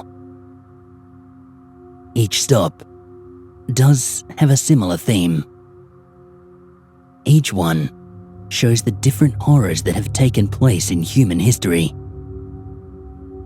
You won't be watching them on an old video clip though. You will witness them as if you were among those who suffered through these awful atrocities. You will feel how they felt. You will smell what they smelt. And you will experience their last moments spent struggling in vain. As I said earlier, you must remain composed for each stop. After the event ends, the Mingler will ask you 5 questions about the events you witnessed. You must reply with a yes or no, and you must answer as sternly and as calmly as you can. You do not want to show weakness to this thing. The next 3 stops will play out the same way, with the only exception being that each stop ramps up the horrors. The Mingler will also ask 5 yes or no questions for the events for these 3. At this point, you begin to wonder whether you have truly suffered the way they suffered. The events you saw will have you questioning your life choices and will certainly leave you disturbed. After you go through the 4th stop, take the time you need before you reach the 5th to simply process what you have seen. You will need to if you wish to make it through your last. If you wish to leave at this point, then I'm afraid there is nothing much you can do but to keep pressing forward. Which brings us to our last stop. At the 5th and final, you will find that the Mingler is nowhere to be seen. Go ahead and sit down. He will be there shortly, so make yourself comfortable. You will find that no events have unfolded for you to witness yet. As I said earlier, be sure to make yourself comfortable. You are going to need it. What you are about to witness will not just be any events, but these events will unfold from your deepest and darkest insecurities. And these events will depict your worst fears. These fears, however, will not be in your mind, but just like the others, they will unfold before your eyes. Unlike the other stops, however, you will continue to experience the horror until you notice that the figures you are watching will be looking right back at you. They will then stop what they are doing and slowly and surely approach you. It won't be at regular pace, but they will be approaching. You must keep your composure, no matter how unsettled you are. Losing at this stage will render the entire journey pointless. At one point, you will make eye contact with the Mingler. It will be standing behind these figures, but you will notice that its eyes are now dark, cold, piercing. You will then notice that the figures have the exact same eyes. If you must, feel free to look up into the onyx sky. But keep your composure. The figures at this point have surrounded you. The Mingler will be present among these. When you sense the creature, look for the Mingler and look at it directly in the eyes. It will then ask you one question. How do you feel? You must be honest with this question. You must also keep your spirit strong in answering, and you must also keep eye contact. Any obvious sign of weakness, as I have said, will render your journey hopeless. After you do, and if you manage to keep yourself firm after answering, you will suddenly be spinning as you hear 1,000 voices surrounding you. You will feel them pierce your soul as your bench begins to spin uncontrollably. You will have the uncontrollable urge to scream, to beg for its mercy, as you see eyes gazing upon you. This will last no longer than 30 seconds, but it's going to feel like you have spent the rest of your life in agony. After this, the bench will suddenly disappear from underneath you, and you will find yourself back in the area that you first chose to start. Congratulations, you managed to make the journey. However, at first, you will find that nothing was given to you when you find yourself back to where you started. It's true at first that you will feel regret having gone through this journey, but with time, you will notice that your experience has hardened your nerves. It has hardened you in such a way that you will find your state of mind at peace. Your troubles will seem like nothing to you. You can go about your life with a renewed appreciation. Even better, you can now find quiet places in nature and be able to experience in your mind the field of flowers among the stars. In other words, to experience true serenity. You are probably wondering at this point, if this is what you get when you win, then what happens if you lose? As much as I would love to answer that question, I'm afraid I don't have an answer. For those who lose, no one has really heard back from. In fact, I can't quite remember them. I will leave you with this. Is it worth knowing? Is it really? After all, you wanted to find serenity, didn't you? So why must you ponder this? Would pondering this thought keep you from completing the journey? Is this journey worth it to you? In that case, I would hope and pray that during your journey, it doesn't smell your fear.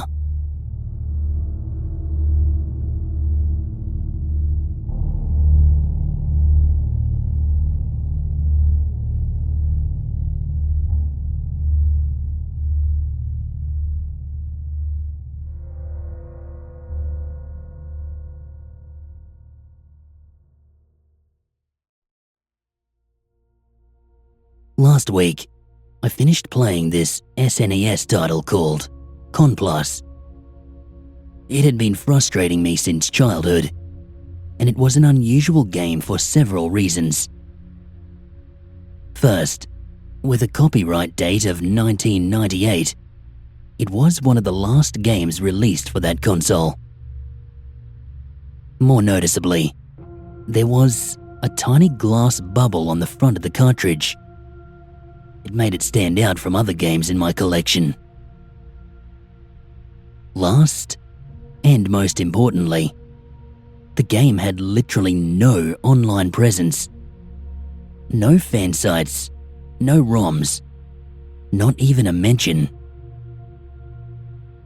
The company that made it, Infinite Cycle Ltd, was a completely non-entity too. Left with no other options, my only hope to find out anything was to, as the game described it, complete 6 challenges. Conplus was a sort of variety pack. A dozen small games on a single cartridge, similar to Action 52, except competently programmed. Each game had a challenge to complete. Generally something like reaching the end, getting a certain score, or surviving for a certain length of time. It varied by game, and you were never told what the challenge was until you'd beaten it Here are the 6 that I was able to do. Chapter 1: Dino Run. In this game, you control a young dinosaur and guide it through a maze in an isometric view. Food is scattered across the maze, and you complete a level by eating all of it before hitting the time limit. To get through the maze, you have to navigate through obstacles and hazards such as hostile creatures, pits, jets of flame, one-way doors, and deep water. The graphical style is very cute, reminiscent of Bubble Bobble or the Kirby series. Dino Run has a 2-player mode too, where you try to eat more food than the other player. Me and my friends killed a lot of time on this one when we were young, charging madly through and trying to bait each other into traps. The challenge for this game was to complete 100 levels. There was no save option, and the later mazes were extremely unforgiving. But you could restart from your current level, no matter how many times you died. Even setting aside a lot of time in the evening to play it, I had to leave the game running and paused for several nights before I managed to get to the end. Chapter 2: Alchemy Lab. A puzzle game in the vein of Tetris or Dr. Mario. Gears with 3 teeth fall from the top of the screen, and each tooth has a colored gem.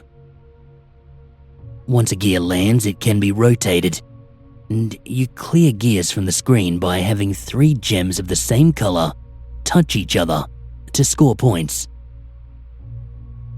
You lose if the gears overflow the top of the screen. This game, it also supports competitive multiplayer, in which you and another player can interfere with each other by scoring large combos to send useless and difficult to remove rusty gears down to each other's playfield. The challenge on this one was to complete the story mode, which pitted you against a series of 8 AI components on the hardest difficulty. I loved this game as a kid, and its challenge was the only one I'd completed when I was younger. Chapter 3: East vs. West. This one was a turn-based war game. It was based on the Cold War, circa 1970. The player could choose to play as either NATO or the Warsaw Pact in a fight for control of the entire world. No nuclear weapons are allowed, or even mentioned. But aside from that, it's fairly realistic, with the player needing to keep units supplied with fuel, food, and ammunition. Bad weather hampering operations, radar and scouts needed to spot the enemy, etc. Just like the last 2 games, it does have a 2-player mode, but the whole thing is so heavily balanced in the Pact's favor that you can't really have a fair match. Maybe Infinite Cycle was staffed by bitter Russians. After losing as NATO over and over, I eventually gave in and won as the Pact, which still counted. It kind of defeats the point of being a challenge, if you can just cheese your way through it. That said, it still took me a ridiculously long time to complete, 200 turns or so, most of which was spent throwing waves of troops across the Bering Strait. Luckily, this game had a save function. Chapter 4: Stalker.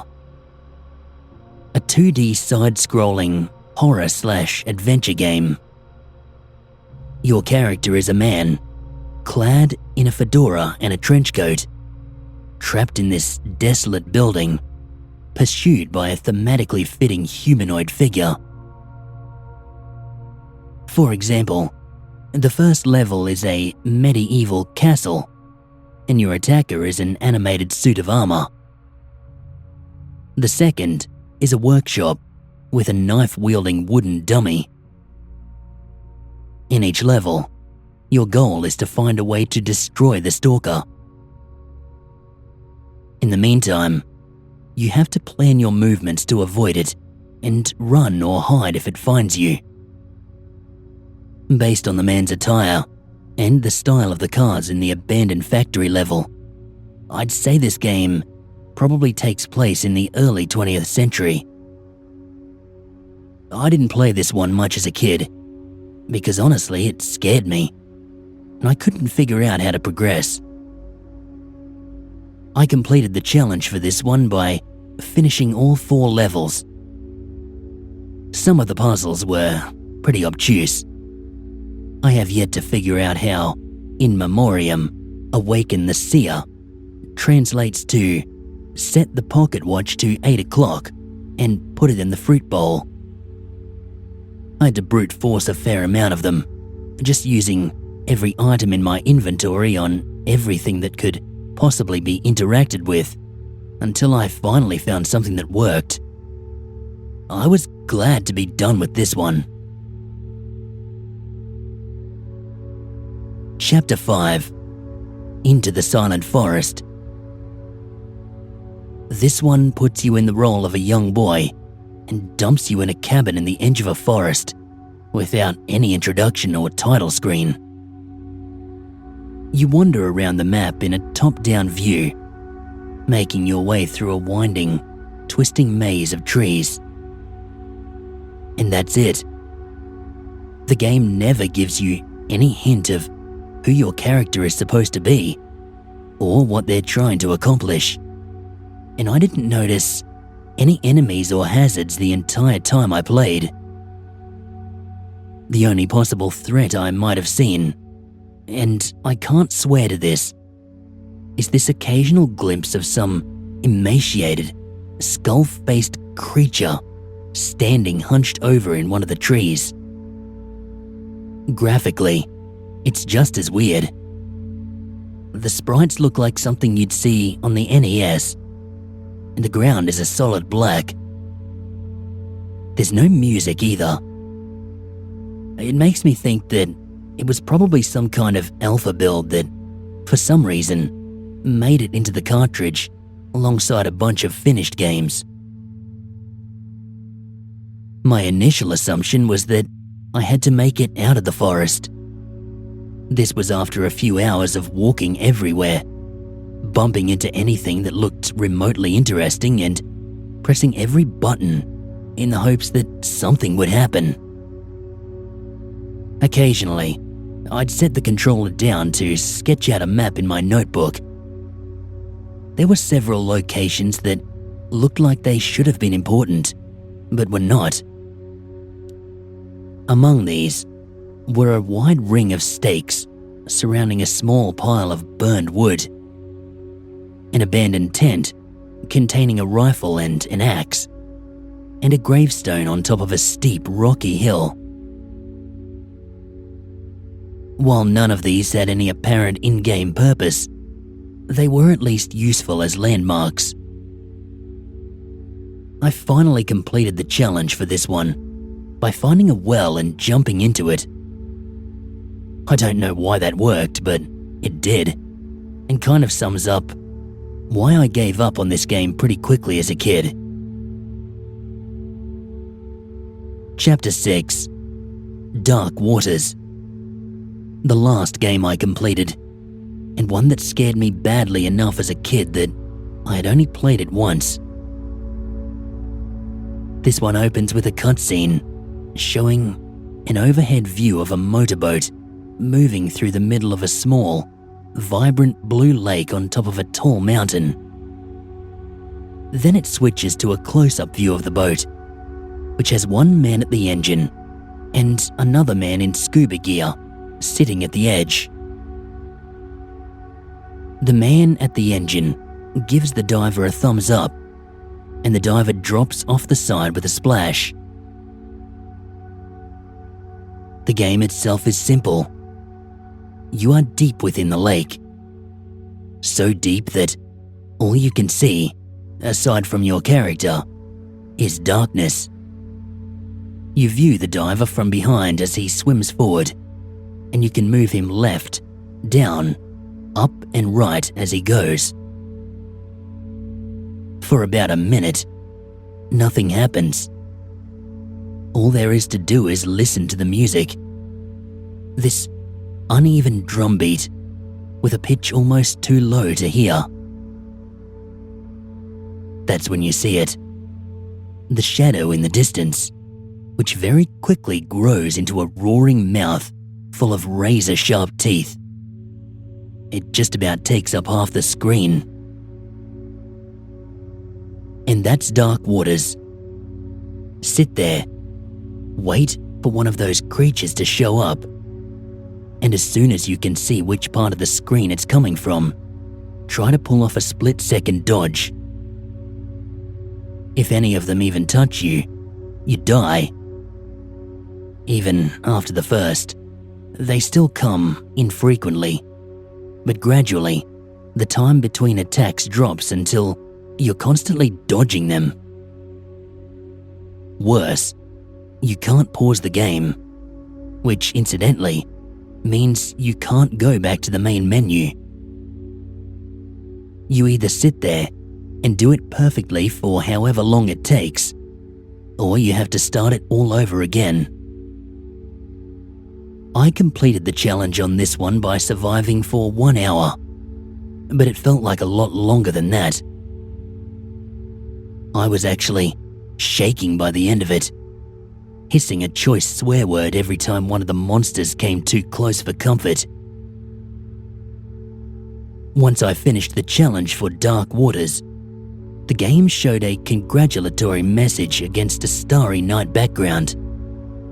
Colourful, pixelated fireworks flashed and popped across the screen, and I sat there to admire them for a moment, before I read the line of orange text at the bottom.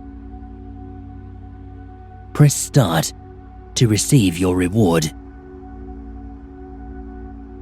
I did so, but I was not prepared for what I saw next. It was an image of me, in my bedroom, when I was younger, rendered in the best detail an SNES was capable of. My younger self was sporting this goofy grin, sitting on a tan-carpeted floor and back against a bed, holding a controller while sunlight bled around a shadow in the curtains. Judging by how young I looked in the picture, it was quite possible it was from one of the first times, if not the first time, I ever played that game.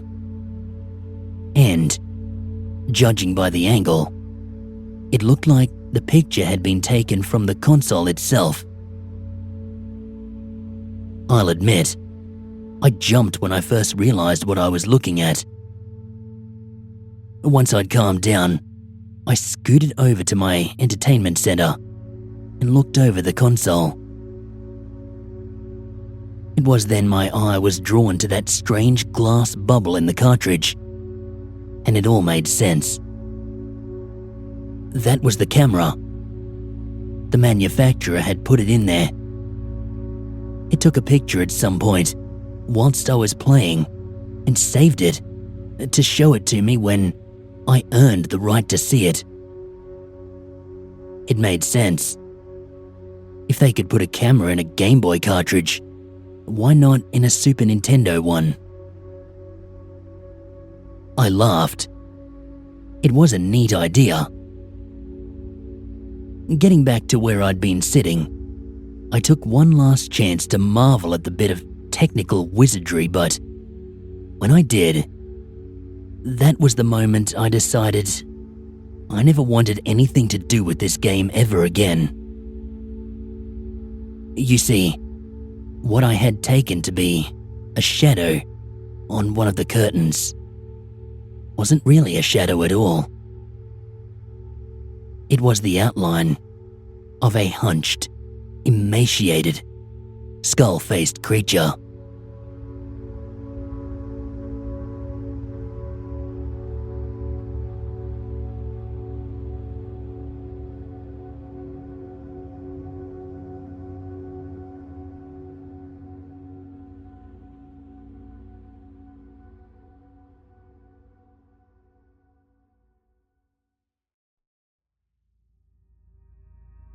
I've always wanted to share this experience with someone who could relate. And since the therapist I saw as a result of this happening could not, maybe no sleep can. When I was about 7 or 8 years old, I lived with my grandparents in South Carolina. They had this big house that used to be a stop on the Underground Railroad, and I used to love discovering all the cool passageways that ran all over the place. When I wasn't doing that, my grandfather would take me fishing and hunting, while my grandma would teach me how to sew and cook. Kinda girly things for a little boy to be doing, but those skills definitely helped out in the long run. My folks were military, so rather than drag me around and traumatize me with multiple moves, they had me stay at my grandparents'. My room sat at essentially the middle of the house.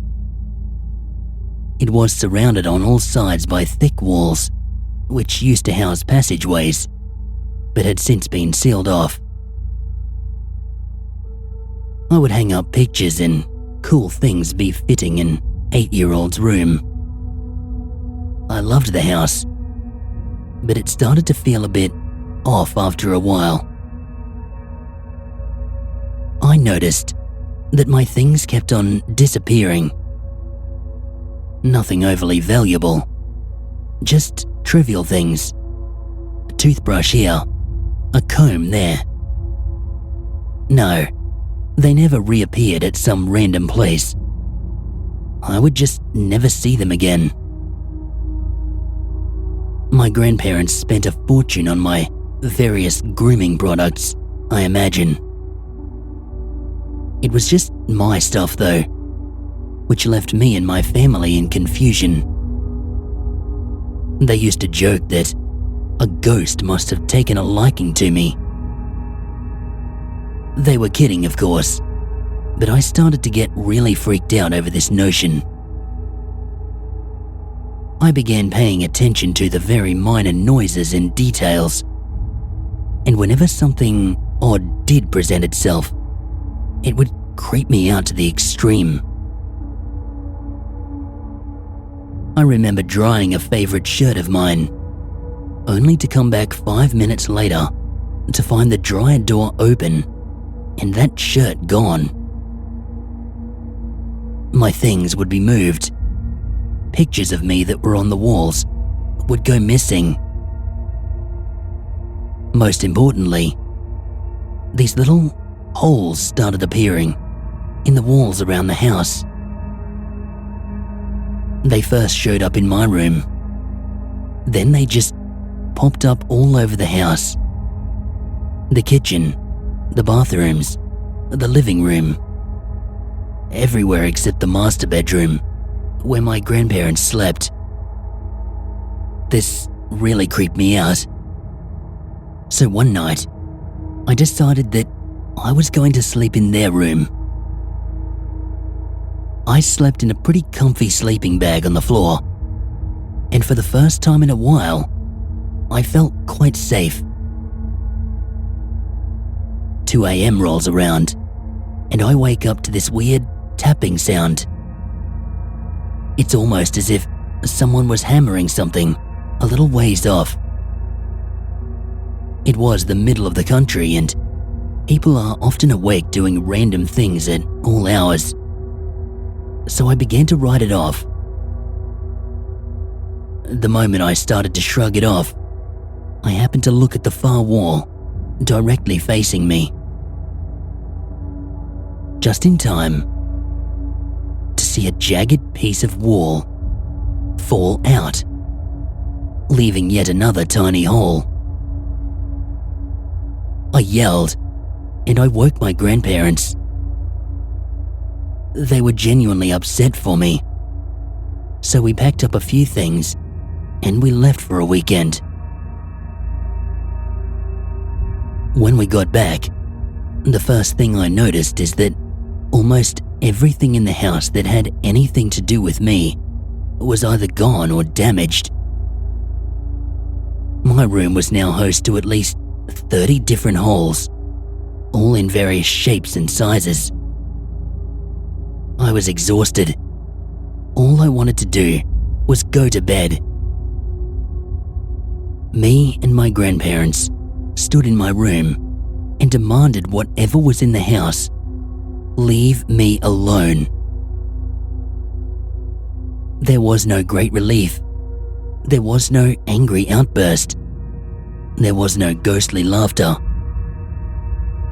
Just silence, and me feeling scared and a bit silly.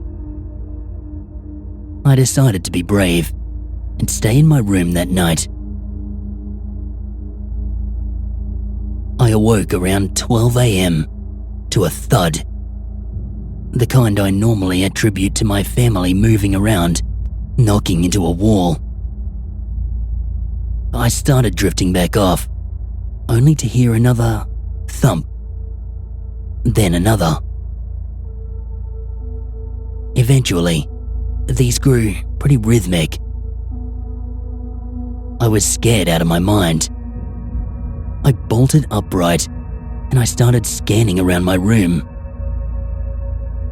I grabbed the flashlight, the one I had grown to keep on my nightstand, and I started shining it everywhere. The floor, the walls, the holes. The thumping stopped, but I kept looking around frantically. Eventually, my beam caught something shiny, and I fixated on it. As soon as I realized what it was, I started screaming and crying like a little girl for my parents. It was a human eye. My grandparents came in and saw this, an unblinking human eye staring out at the room. The police were called, and they came immediately. They opened up the sealed portions of the house, and they searched every passageway they could find. Eventually, they came to the section behind my far wall, where the eye was located. I wasn't privy to the information when I was that young, but when I got older, my grandparents told me what it was. The police had come upon this tiny room, only big enough to hold one person comfortably, if only barely. They were first greeted by what they described as a thick layer of garbage and waste. Most of this garbage was my things that had gone missing. My combs, my toothbrushes, my socks, my shoes, my washcloths, my favorite shirt. At the wall, surrounded by pictures of me, was a man. I don't think there's any getting over this. I can't stand the dark now. And now, when I go to sleep, all I can think about are holes.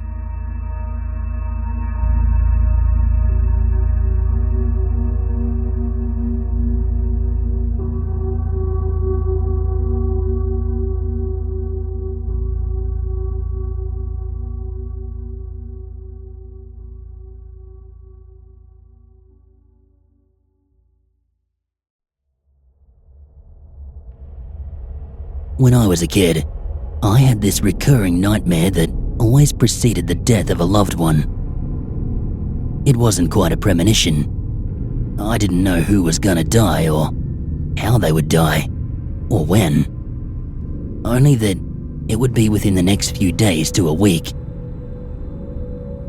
I had the dream a few times before I figured out the link between the dream and their deaths.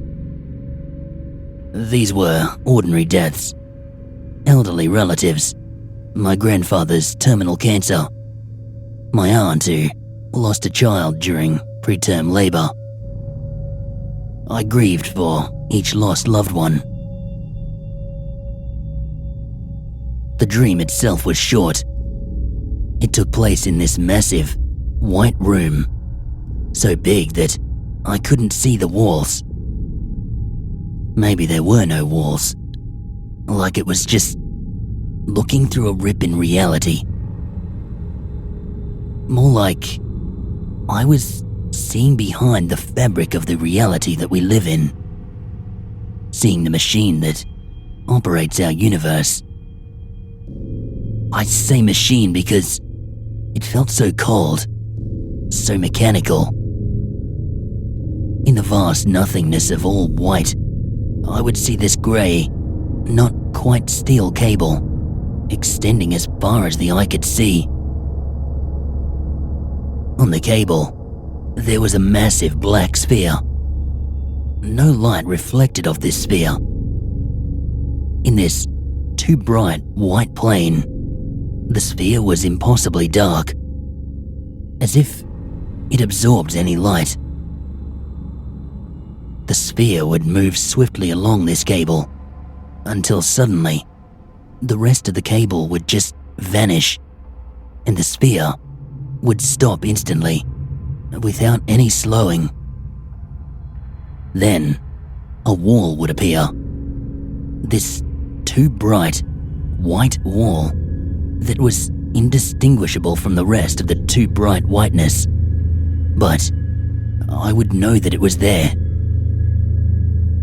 On the wall, a name was printed. At least, I always assumed it was a name. I could never picture it after I woke up. This wall would only stay up for a split second, but it was an eternity. Everything around me would evaporate. I would have this feeling in my entire body. It was a combination of pure weightlessness, the feeling you get when you're about to fall, along with utter, consuming dread. In that split second, someone ended. This was an absolute ending. Like no afterlife, no heaven or hell, after the certainty of this mechanism. I would wake up gasping, crying, completely disoriented. The first time I remember having this dream was when I was 7, although it was already familiar to me then. So, I'm sure I was even younger when it first started. I was raised Catholic, and I was actually pretty religious when I was a kid. This dream was the antithesis of my entire religion. I tried to ignore it at first, tried to forget about the dream. I had the dream a couple more times after that. When I was 9, I had it 3 nights in a row. Then, my great-grandma passed away, and that night was dream-free. I realized then what it meant, and I tried to talk to my parents about it. They chalked it up to grief and an overactive imagination. I tried talking to the school counselor about it. She talked to my parents. My parents were going through a rough patch, made worse by having to foster and provide for 3 of my cousins, plus my brother and I.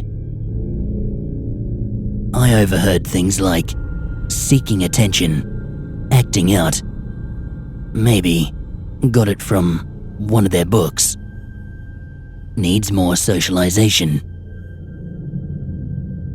I tried talking to our church's priest about it too, who seemed very skeptical and just told me to have faith in God, pray more. After that, I learned my lesson, and I just stopped talking about it. The dream came again when I was 10, and I guessed correctly that it was my grandfather, who had been ill for some time with terminal brain cancer. I convinced my dad that they should go see him that weekend. He lived a couple of hours away from us. My grandpa passed the night after they arrived.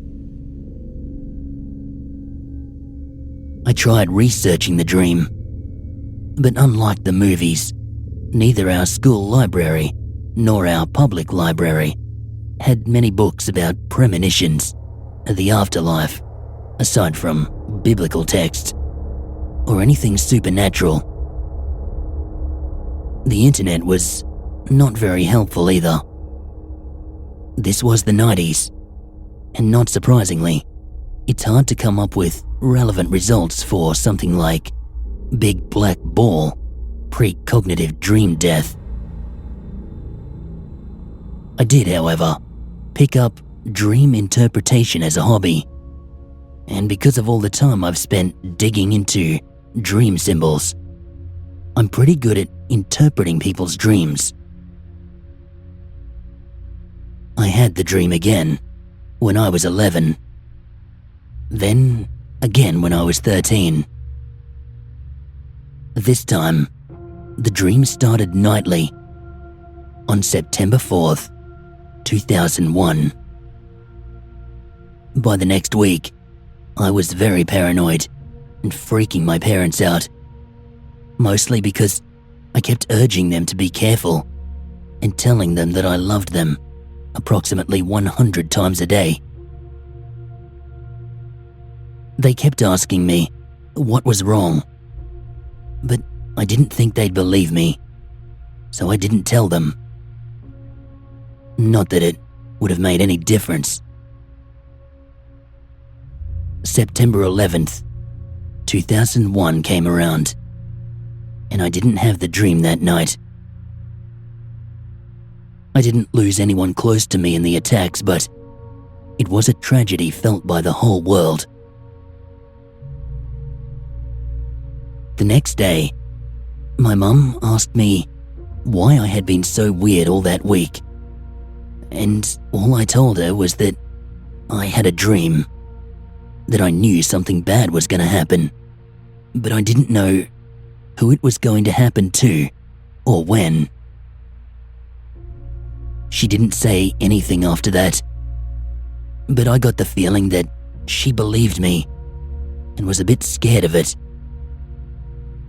I was just shy of my 14th birthday when the dream started coming again. I also had the flu and was running a fever, so I'm not sure if that affected me, made me a little delusional, but I spent about a week feeling like I wasn't sure if I was dreaming or not, even though I was awake. 2 nights before my birthday, my fever peaked, and I went to bed early. The dreams were intense, alternating between my recurring dream and other creepy black and white dreams that I've never been able to remember. What I do remember is sleepwalking. I've always been a sleep talker, but this is the only time that I have ever sleepwalked. And I have lucid dreams quite often, where I'm able to change the dream that I'm in and remember it. But this was completely different. I wasn't in control of myself.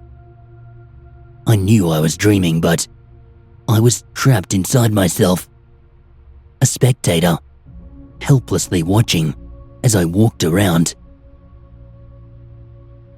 My house was different too. The blinds and curtains were gone from the windows, and instead of the street lamps and lawns outside, there was just black. A flash of light, similar to lightning, would go off and light up the blackness for a split second. But there was no ground, nothing to light up. The inside of the house was stripped bare, down to just the beds. No other furniture, no clothes, toys, towels, anything else that you normally see lying around a house. Everything was black and white, except the people, my family. I walked around, in my sleep, not in control but fully aware of what was going on, checking on all of my family members to see if they were alive. Once I had checked on all of them, I looked out this big window at the landing of the stairs, and when the lightning flash went off, I glimpsed that familiar cable and giant sphere in the distance. I felt this cold, unforgiving, omnipotent presence behind me at the bottom of the stairs, and I knew that I had been found. Something new that I had seen behind the curtain, had seen the mechanics operating our world, and it was here to fix that problem. I turned to face it. The next thing I knew, it was morning. The sun was shining through the blinds of my bedroom window. The birds were chirping outside. I'm not being dramatic. I remember this very clearly. I was lying in bed. I felt great. My fever was gone, and the flu that had me in bed for a week had disappeared overnight. It was a beautiful morning, the stuff of fairy tales. I was utterly confused, but it seemed like a second ago I had been nearly face to face with something that didn't want me peeking behind that rip in reality. I was still filled with such dread, and I rushed downstairs to find my mum, to ask if everyone was okay. Now that I think about it, I should probably apologize to my mum for that morning, because I'm sure I scared the hell out of her. The day before, I was so sick that I couldn't keep down any food, and I had to alternate between Tylenol and ibuprofen just to keep my fever below 104. Then, that morning, I was running around, looking much better. Except I was obviously scared, asking if everyone was okay. Everyone was fine. Everything was fine. But someone was still going to die, and I had no idea who. I spent the day frustrated and scared because I was powerless to stop whatever was coming.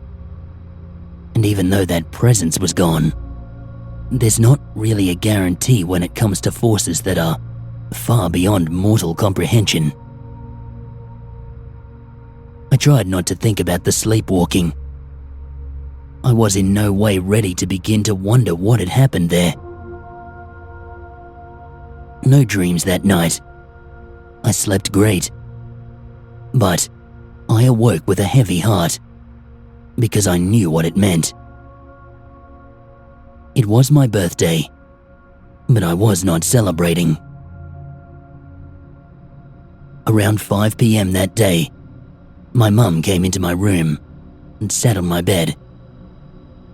She was trying to hold back sobs as she told me that a friend of mine was in his parents' van with his dad driving, his mum in the front seat, and his sister sitting next to him, heading into town the night before. For some reason, they think maybe an animal ran into the road. The van swerved and went off the side of the road, flipped upside down, and landed in the river. Several hours later, someone was driving by and saw frost on a tire that was barely sticking out of the water and called it in. The family had all drowned. It took me years to find an uneasy peace with what had happened. I felt such guilt, like I could have prevented it, like I could have stopped any of it. Losing my friend and his family, that was devastating to me. They were wonderful people. I never had the dream again. I've tried again and again to make some sense out of it, but I've never really found anything close to what I experienced. I know I didn't cause any of these deaths, that I was just someone who, either by chance or for some unknown reason, saw through this immersive illusion we call reality and got a glimpse into the mechanism behind it. I don't feel like I was punished by the presence I felt. I think it simply closed up that rift, the one I was seeing through. I still don't understand any of it. I don't think we're able to understand. We just aren't meant to.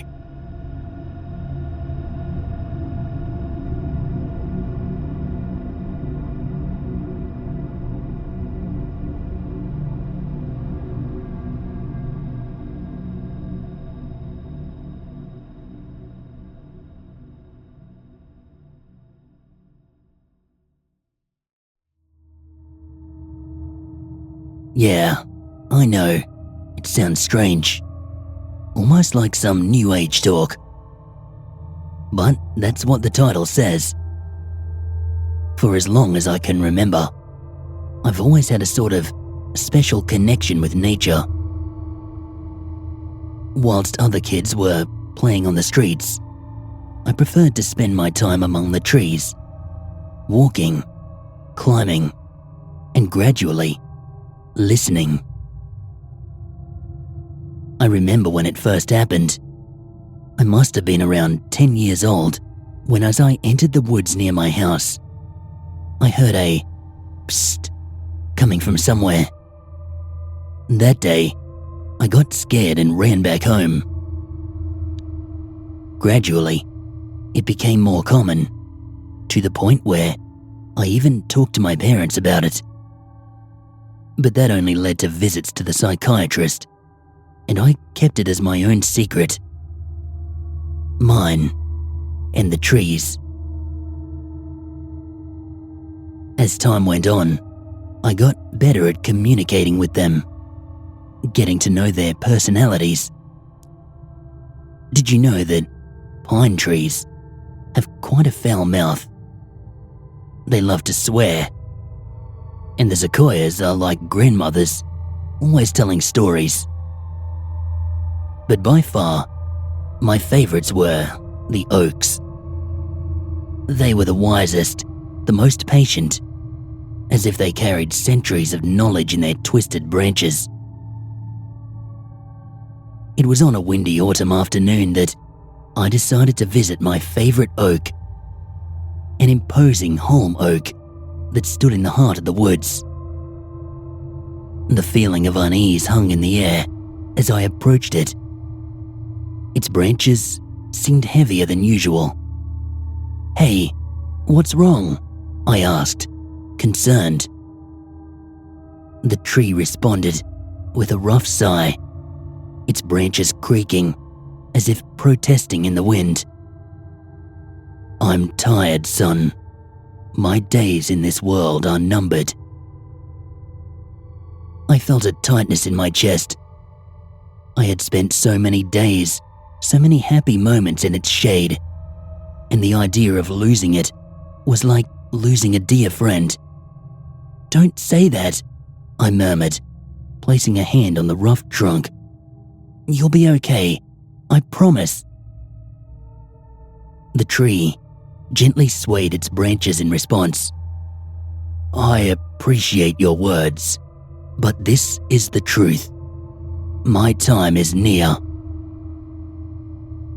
A feeling of helplessness washed over me as I watched the aged tree before me. But then, it did something unexpected.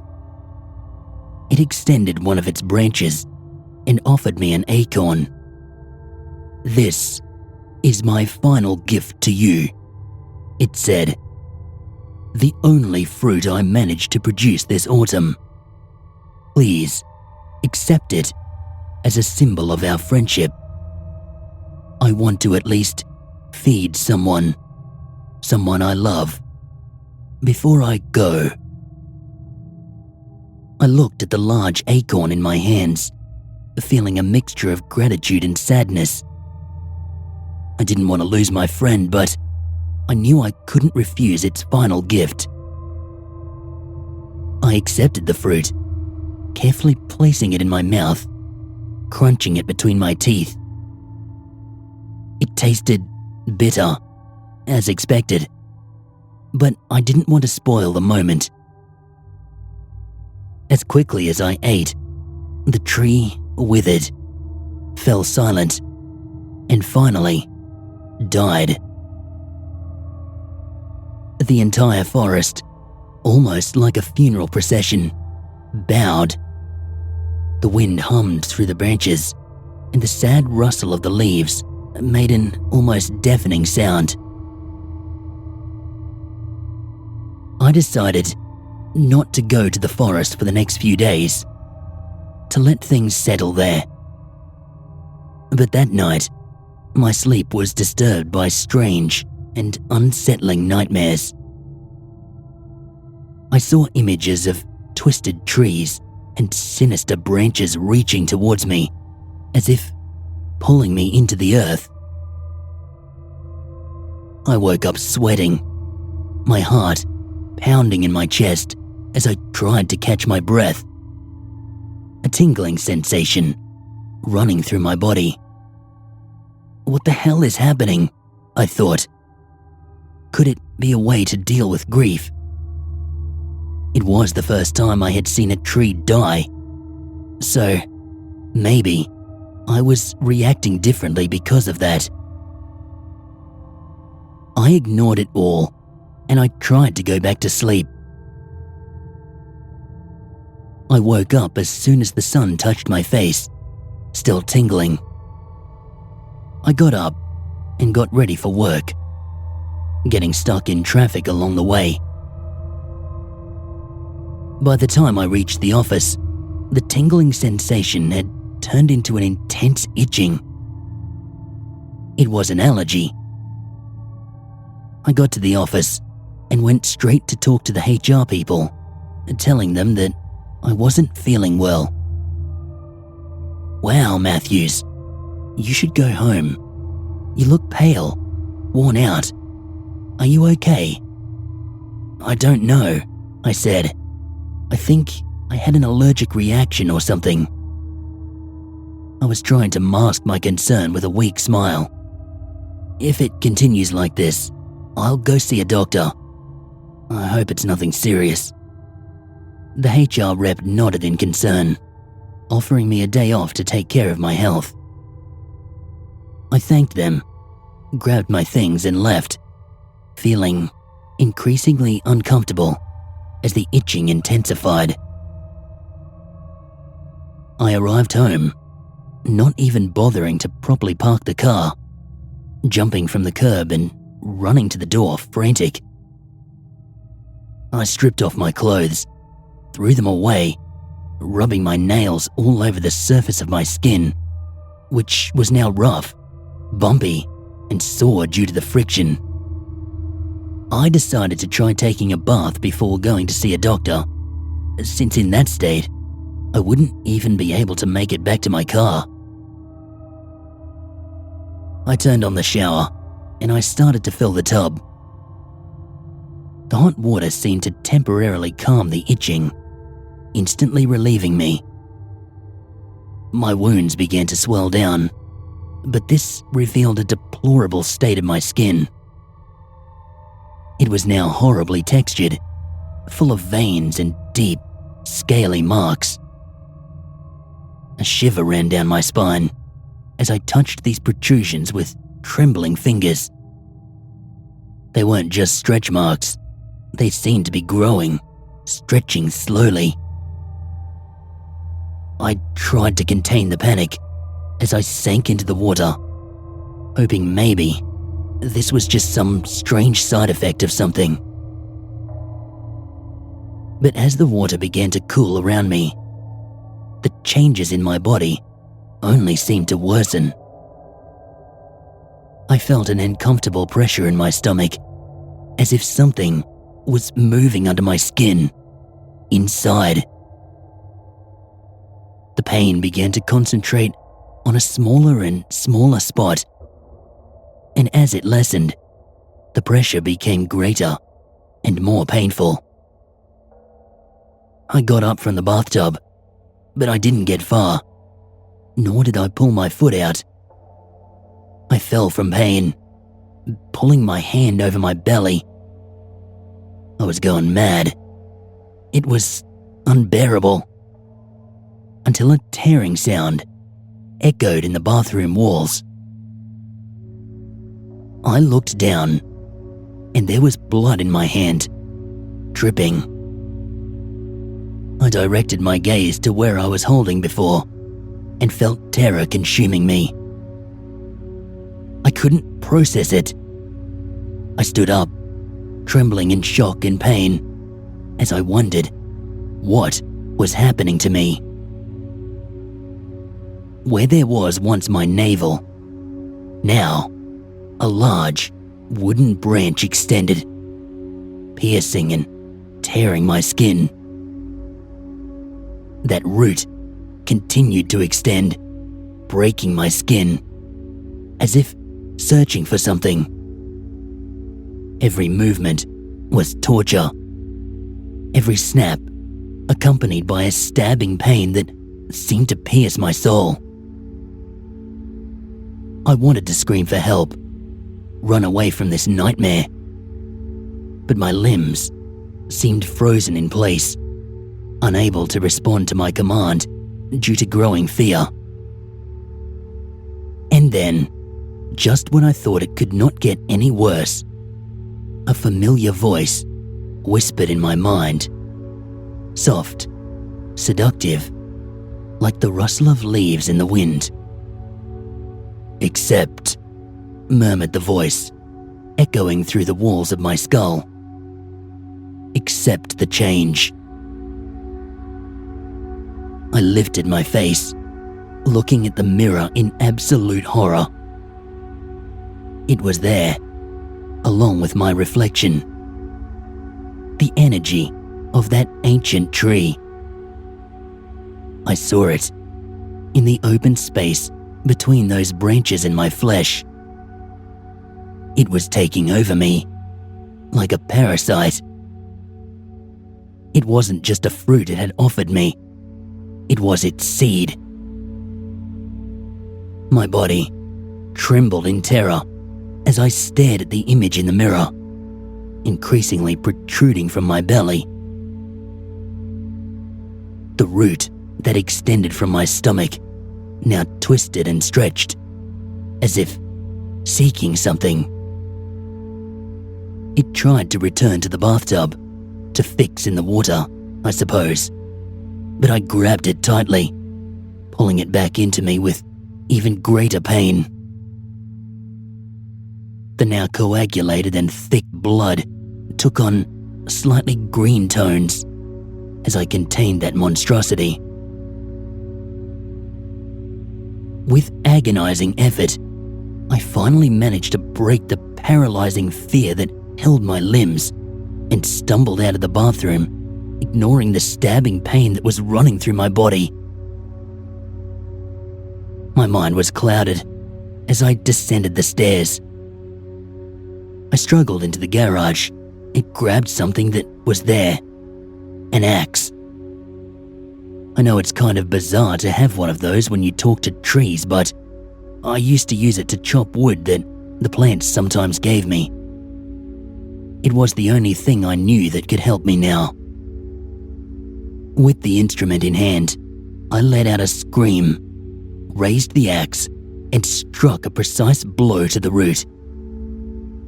The impact was like an explosion of pain, jumping to my brain, but I ignored it, focusing all my strength on the next blow. Once, twice, 3 times I struck, until finally the root broke, spurting blood and vicious fluids onto the bare floor. I fell to my knees, exhausted, catching my breath as nerve impulses were still being processed by my brain. I stood up with great difficulty, using the axe handle as a kind of cane, and I saw my car parked on the sidewalk, the garage door open. I was butt naked, but so what? That was the least of my problems. I walked slowly to the exit, but as soon as I stepped onto the grass outside, a wave of excruciating pain ran through my leg. I looked down and saw roots extending, tearing through the chest and the soles of my feet, merging with the grass, seeking nourishment. Damn it, I shouted. My heart pounded in my chest as I fought against the sensation of panic threatening to overwhelm me. I don't know where I got the strength from, but I needed to act fast before it was too late. Now, not only on my belly, but up to my knee, my skin was already indistinguishable from wood, rigid and dry. I raised the axe and I began to cut it, with no choice. I almost passed out 3 times, but finally, I managed to break it, falling back. Looking at the stump that was on my leg and the piece that was left on my lawn, my horror was even greater. Pure wood. Just wood. Nothing human. Tears of despair began to form as I accepted that I wouldn't be able to leave the house. I crawled down the stairs, and now here I am. My body is almost unrecognizable, deformed by grotesque changes. My skin has become cellulose.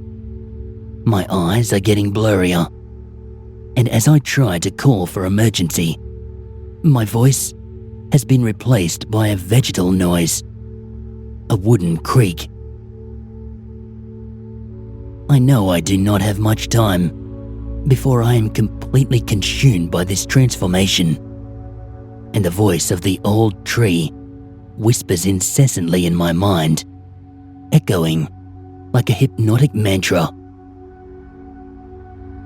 I knew how to talk to trees, and I genuinely hope that someone can talk to me too, when nature finally consumes my entire being.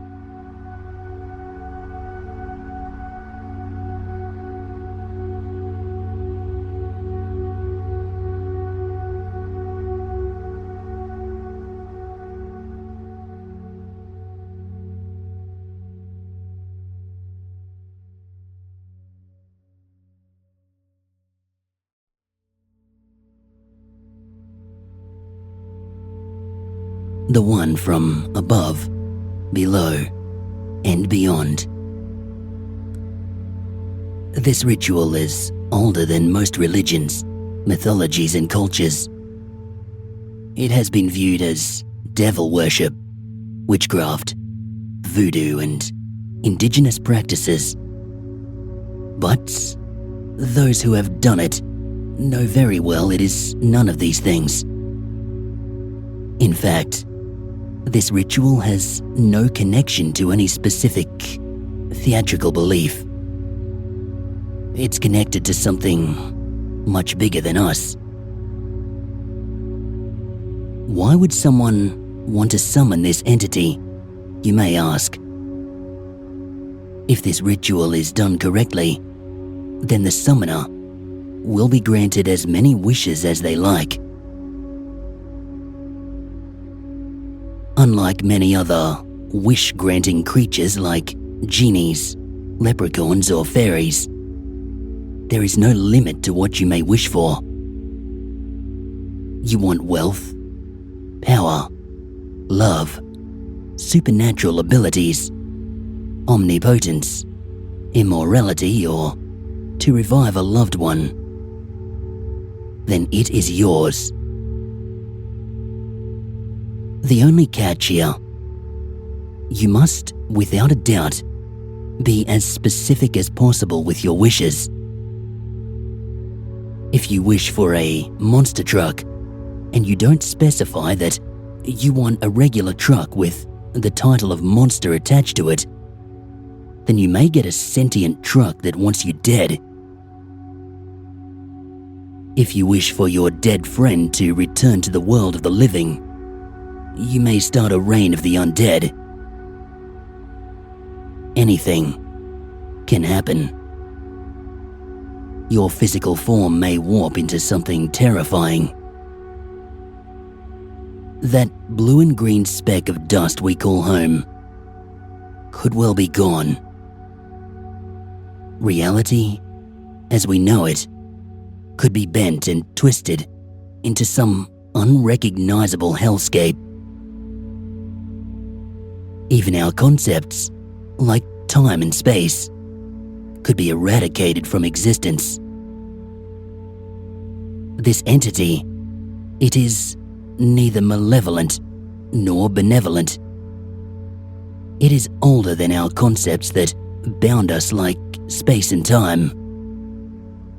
It is older than our reality. Therefore, it is an uncaring entity.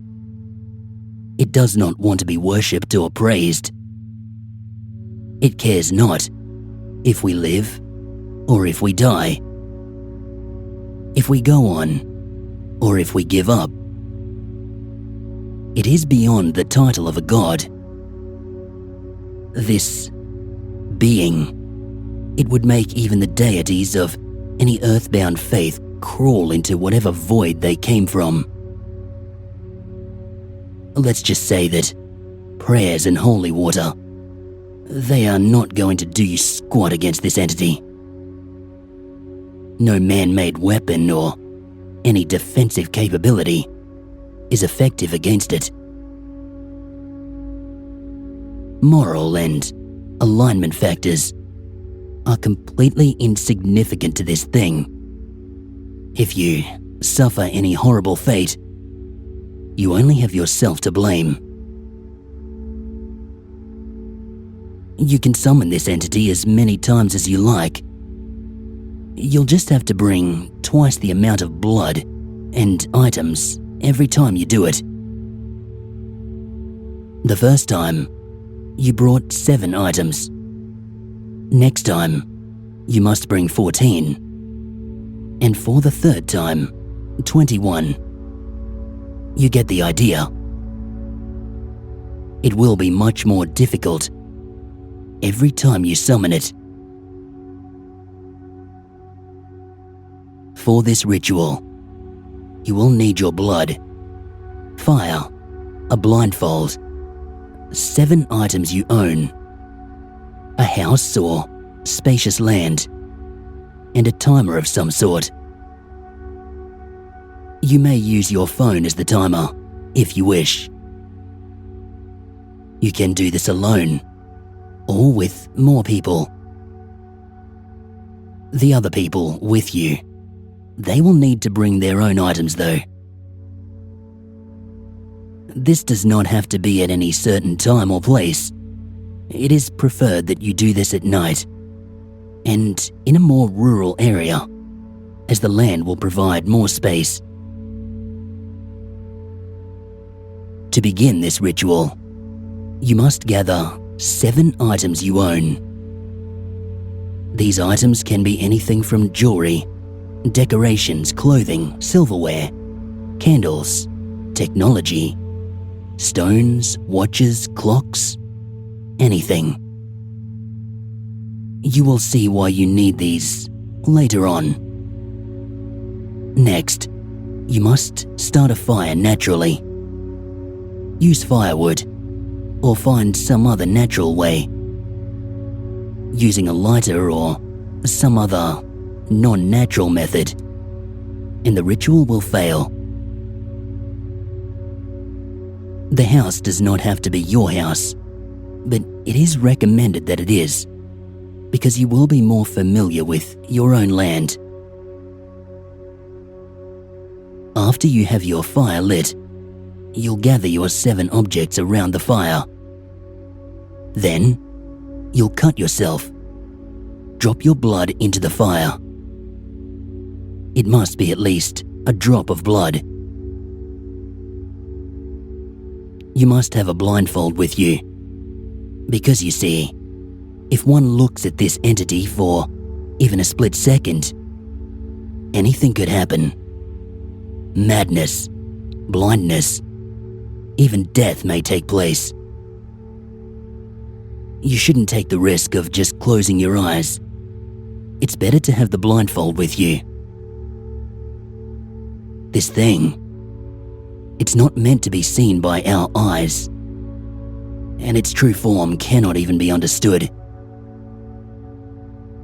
Take out your blindfold, cover your eyes, and speak. The one from above, below, and beyond. I call to you for your assistance. Let me prove to you that I am worthy of your time. You should hear in response, show me your worth. At this point, you may take off your blindfold, and you'll see all of your 7 items have disappeared into your house or land. You will have 1 hour, and 1 hour only, to find and return the 7 items to the fire. The items will be at least 25 feet apart from each other. These things will be all around your land and house, if it's big enough. They will not have disappeared outside your property. They could be in any of your rooms in your house, any tree on your land, and even on top of your roof. Any space in your room, like under the bed or in between the couch. Check there too. They could be anywhere. Every drawer and every closet, every creek and every corner. If you live by a lake, they could be even in the deep water. Anywhere is where they could be. As stated earlier, you only have 1 hour. Even if you only have failed by 1 second, you will still have no chance. If you see that you are approaching 50 minutes, you'll see that the sky is turning red and a fog-like haze has been cast around your house and land. In the fog, you'll hear a screeching noise, almost like a woman screaming for help. But it is far more inhuman. You will see a figure in the fog. At this point, if you have any electric items, they will start to flicker on and off. Banging all around the house will be felt. Thunder will be heard, and red lightning will be visible. The further the time goes, you will see the being from the fog sprint at you in full speed. It will appear behind you. You will feel its hands all over your neck. Don't be alarmed just yet. Ignore this, as it is nothing but a construct created by the one from above, below, and beyond. This is a warning that your time is almost up and that you must hurry. You cannot take the items one at a time. Instead, bring them all at once. When you have collected all your items, return them all to the fire. Circle them around the flame. Pull out your blindfold and put it back on and say, "I have proven my worth." You should then hear, "What is it that you seek from me?" At this point, state your wish. But remember, be as specific as possible. If you have lost a significant other, say, "I wish for my wife to come back to life, like nothing ever happened. When I wake up, I want her to be there next to me, as if she never died." That should be specific enough, but if you feel you can explain more than that, do so. You should have your wish granted, as you requested. That is, if you completed the ritual. If you did not find the items in time, or you could not find one, all I can say is, it was nice knowing you. If you feel like you're up to the task, then I certainly hope you took these instructions to heart. Well, you know what to do. Good luck.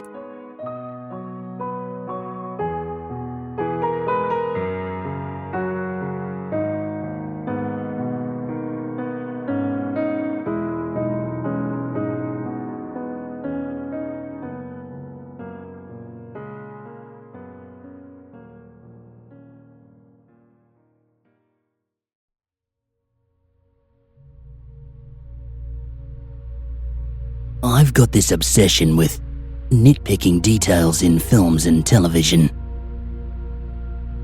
I can't control it or ignore it, and it's so ingrained in me as to fully spoil all attempts to be a passive viewer. I can see when an actor jumps 3 feet to the left in a cut shot. A hand switches to a different position, breaking the fluidity. An item vanishes, etc. And it drives me crazy, each and every time. As I watched the news a few nights ago, I spotted this continuity error that made absolutely no sense. And that's how this whole nightmare began. It was the local, cheesy, daily news as usual. A vague and neutral delve into politics and some local crime stories to keep you consuming. A fluff story about a child's last wish to donate all their charity money to rescuing puppies. Yada yada yada. The final piss-off salute to end the broadcast is what caught my eye when it came earlier than expected. The reporter was shuffling papers that then simply vanished. It was so subtle. I knew something was off at first without realizing exactly what. They were just gone, off the table altogether. And I knew immediately, this was a poorly seamed together jump cut. Something had been removed. The clock read 10:22 to confirm 8 minutes abrupt. A segment had been completely cut out. DVR is my co-pilot, and I rewinded and played back that final segment. dozens of times. I saw the wide-eyed stare, caught in the last frame before the cut. I saw the terror on the newscaster's face in that one. That single, sloppily edited frame. I saw the subtle difference in the hair, in the way the blazer hung misaligned on his shoulders. It didn't match at all. As I scrubbed back and forth, I finally noticed the reflection in his shiny, black mug of likely spiked coffee. A reflection of something white, getting larger, getting closer to him, before the cut. I have an obsession. I scour the IMDb profiles of nearly everyone I watch. You can call me a stalker, a geek, a freak. I don't care. It's my obsession that helped me dig through names, numbers and addresses to track the locally residing newscaster in his large, suburban abode. I was able to find his number from a simple deduction in the yellow pages, and when I called it, it went straight to voicemail. The next day, I decided to find out what happened, and I drove to his fenced-in, custom-built brick and stone home. His wife was on the phone, tears sweeping down trails of eyeliner. She was visibly distraught. Her husband, the newscaster, clearly was not home. So last night I did what any obsessed person is liable to do. I drove to the station. There was no way to expect what I found, no matter how attentive to detail I'd been. The station building was in the heart of the city, so it was nearly 40 minutes of nighttime driving. I parked in the garage, and I immediately recognized his car. I have this extremely obsessive personality, so I knew it was his. That shiny S-Class Mercedes he'd slipped in a quip about years back when referencing a Bond movie. It was shimmering in the fluorescent flicker, and it was unmistakable. He had never left the building. I walked to the elevator, pressing the number I'd researched earlier, and soon arrived to the floor, to those pale, overhead lights in the empty hallway leading to the slightly ajar glass door to the network studio. The smell of death is unmistakable. A choking stench that painfully enters your lungs, forcing you to cough at the noxious of putrid bodily gases. The smell was unbearable as I entered, and I needed to remove my jacket and press it hard against my nose to filter out the horrible odor. I saw multiple bodies, decaying and beyond recognition. Screaming teeth and bruising skin rotting off the skulls and hands. There were dozens. I recognized a few by their clothing. Some newscasters, some reporters. The weatherman, an oozing and maggot-filled face under that mistakably perfect television hair. Only one light was on, and I followed it back to the editing room. The man at the computer looked almost skeletal from starvation, but alive. He'd been malnourished and emaciated to the point his body had been eating its protein. The hollow of his cheeks sunk inward before wide eyes that twitched in pure terror as he worked deep into the night. His tears streamed, and snot dripped down to a horrible grimace, and he appeared to have been working non-stop for days from his thick, purple eyelids, swollen and wet. The scrubbed timeline in his edit played audio back as he perfectly patched together sound bites, apparently to create tomorrow's news content covering the day's events. I then noticed the thin, bony white hand with too few fingers reach to the back of his head, and finally saw it. It was a slim figure with soggy, white skin that hung on the frame like wet paper towels on silverware. The face was hideous. Far too much of its black gums were exposed in that sagging, wide mouth under those hollow-looking pits of eyes. Its tiny nubs of teeth jutted outward from the black chasm of a mouth at a harsh angle. It was almost human, but so clearly not.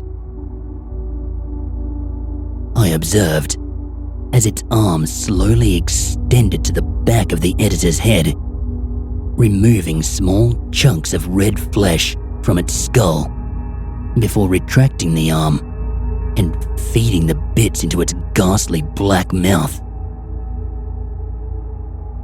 I stared in horror. Then, noticing the screen behind that thing, realizing why the news broadcast jumped when it had. The story segment removed was frozen on a flat screen monitor at the editing table. It was a freeze frame of that field reporter whose decayed body now lay oozing out on the newsroom floor, standing on the roof under a disc in the sky.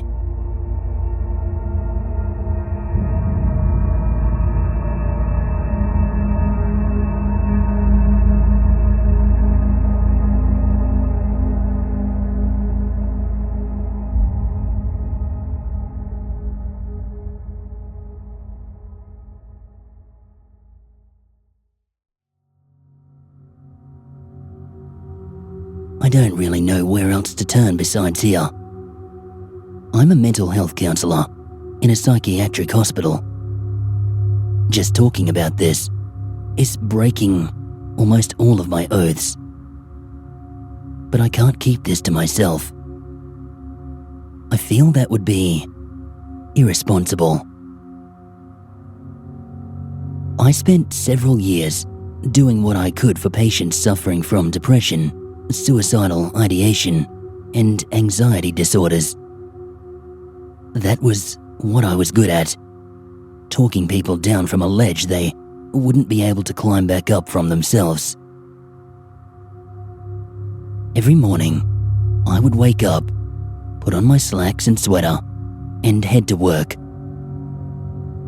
As a fairly intimate psychiatrist, I can admit that some days it can be rather difficult to listen to patients speak about what's going on in their lives.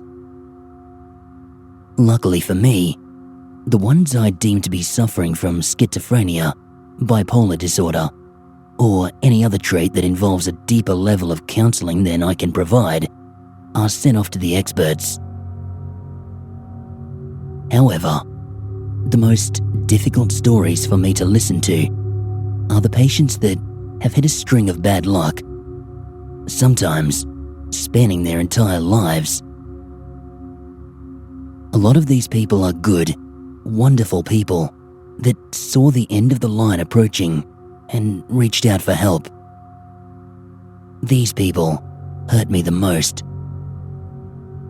Maybe I can see a part of myself in them, or maybe seeing the injustice of life and luck strikes a deep chord within me.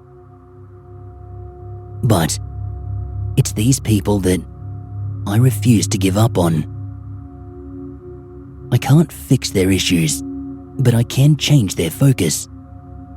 I can remind them that there's a world of connections that they made, and to sever it would be catastrophic in many ways. I'm telling you this because I don't give up on patients. I didn't give up on Luke. A few months ago, I was alerted that the ER was shipping us a patient for intake. This kind of thing, it usually happens after a failed suicide attempt, and the hospital staff doesn't think the patient is safe enough to return home. As soon as I got that alert, I rushed over to the behavioral health unit and I waited outside in the in-processing room. I had made close friends with the staff, and I felt comfortable asking them who this patient was and what had brought him here. His name's Luke. He's 21 years old, a college student. His roommate woke up to find him screaming in bed. I guess Luke shot up and grabbed a lamp on his nightstand, put the bulb right to his eyelids. It sizzled up the eyes pretty bad. I raised an eyebrow at the nurse, who shrugged in response. "A light bulb?" I asked, confused. "Yeah, according to his friend, he's been sleeping with his desk lamp on. Tonight, he decided to take his nightlight a bit further. Apparently, he was screaming that his eyelids would not open." I craned my neck towards the door Luke was behind and furrowed my brow in thought. Was this a panic attack? Does he have a family history of mental illness? The nurse crossed her arms, shook her head slowly. "No, nothing that sticks out. He grew up an orphan, managed to work towards a full-ride scholarship for college.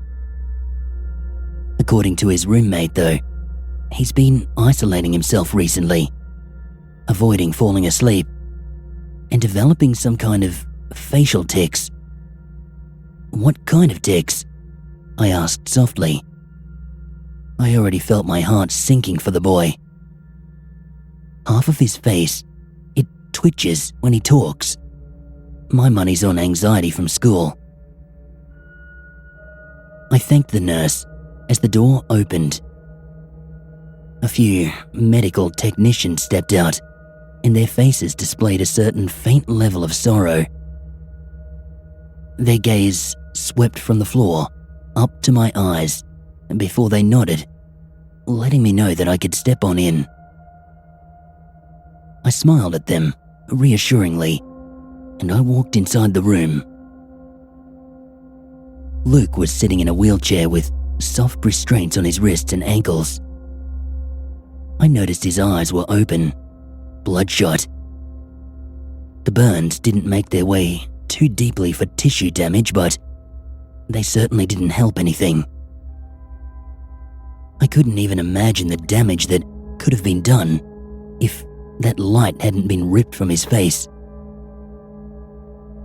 I ended up taking a seat across from him, resting my elbows on my thighs, leaning down towards the young man. "Hi, Luke. I'm Dr. Michaels. I'm just here to make sure you're okay, all right?" After a brief pause, the young boy spoke up, tears filling his eyes. "I'm sorry," he said softly. "I'm so sorry." The right side of his face, it twitched and spasmed with anxiety. His lips were curled into a disparaging grimace. "Why are you sorry, Luke? You have no reason to be sorry," I coached. Something inside my heart gave for this kid. He seemed broken. "I'm sorry for being here. I should have just handled it myself. No one else needed to be affected by this." Luke's voice cracked, and he began to let loose tears. His body was shaking under the weight of his silent sobs. No, don't you ever say that. We are here to help you, Luke. This is our job. This is what we chose to do. I would rather be here right now with you than anywhere else in the world. Luke's body shivered as his tears rolled down his face. Half of his face quivered and shuddered in lieu of the other half.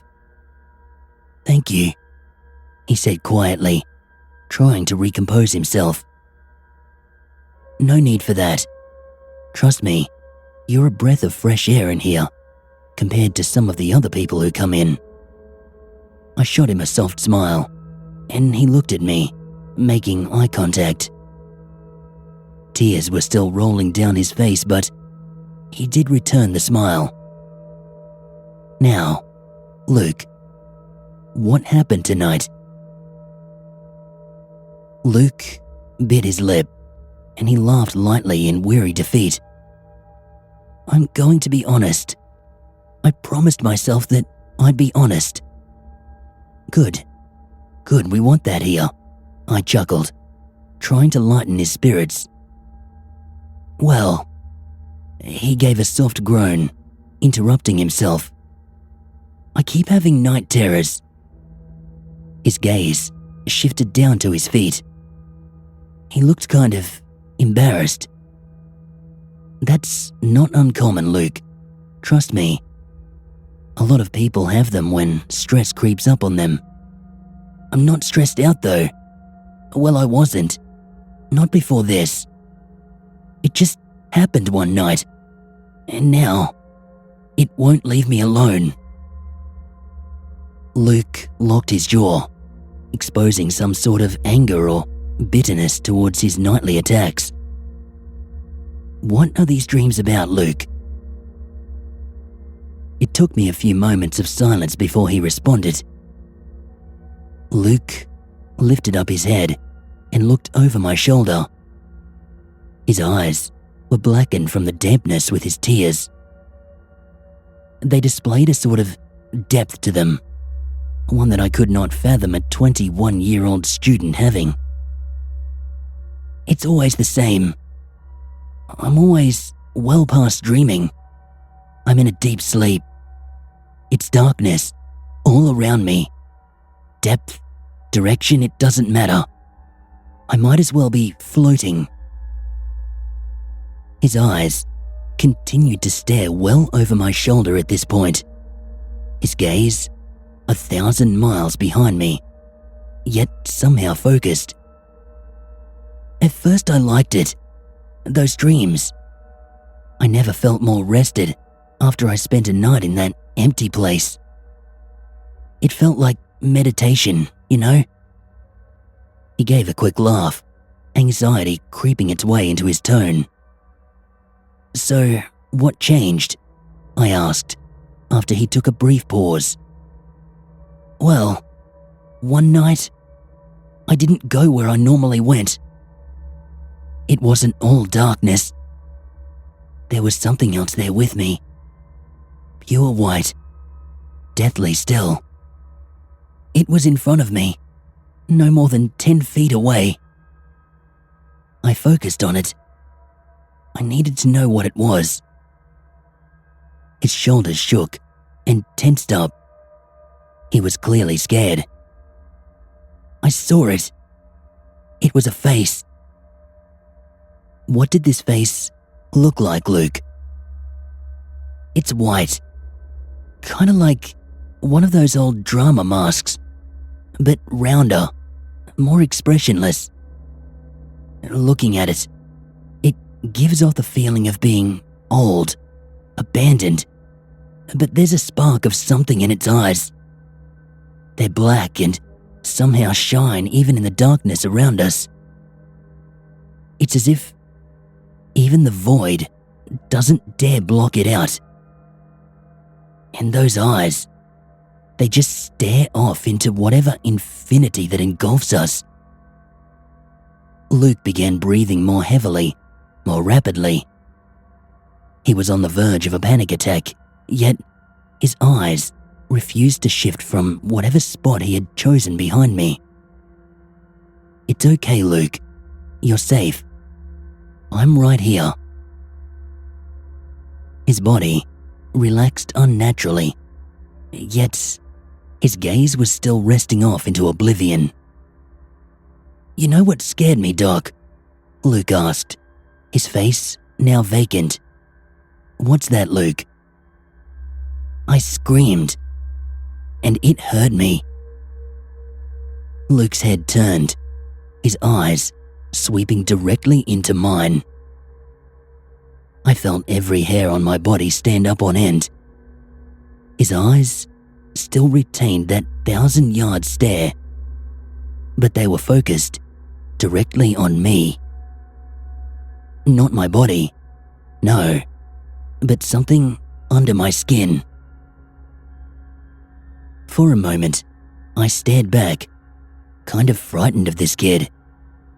This kid who was restrained to a wheelchair in a hospital full of security. I couldn't move. I was paralyzed. And the worst part was, I could swear his face was getting closer to mine. Not his body. No. Just his wooden, featureless face. "We're going to have to prep him for a sleep now, Mr. Michaels," a nurse called out from behind the door. This interruption was all I needed to snap back to my senses. Luke turned his head and stared at the door where the voice came from. Right behind my shoulder, I could see a battle being fought inside his mind. He seemed distracted. "I'm really sorry, Luke. We'll have to continue this tomorrow, all right? Dr. Chen will be with you in the morning to try out some medicines to make your stay here a little more comfortable." I stood, and I gave a quick nod to the boy before leaving the room. I walked right by the nursing staff without a word and retreated to my office. I couldn't get that boy's face out of my head. I was imagining Luke's face hovering closer to mine, detaching itself effortlessly from his shoulders. His skin was lifeless and white, as if the sun had never touched his flesh. I shuddered at the thought. Whatever my imagination was conjuring up of Luke was unfathomably intense. But I would not let that stop me from helping him through this. I spent the rest of my night drinking coffee and researching different anxiety disorders that might fit with what Luke was dealing with. But I came up with nearly nothing. A few texts brought up the fear of oneself, that nightmares of blank faces may be a reflection of who you are inside, and the unwillingness to come to terms with that. I decided to make this my thesis on Luke. Whether that face was his fear of himself or not, if I could convince him to believe it, then maybe he might lose his fear, gain some self-confidence to deal with whatever monster was in his life causing his nightmares. I spent the next few weeks with Luke, and I really got to know who he was. After we introduced him to new medications, he finally seemed to relax. Maybe for the first time in a long time. He told me the medications were helping him sleep, and that he was too tired by the end of the day to even worry about that white face, which appeared in his dreams. I took advantage of this newly found demeanor of his and began to help him visualize that face during waking hours, to try and twist it to something that he understood, maybe even his own reflection.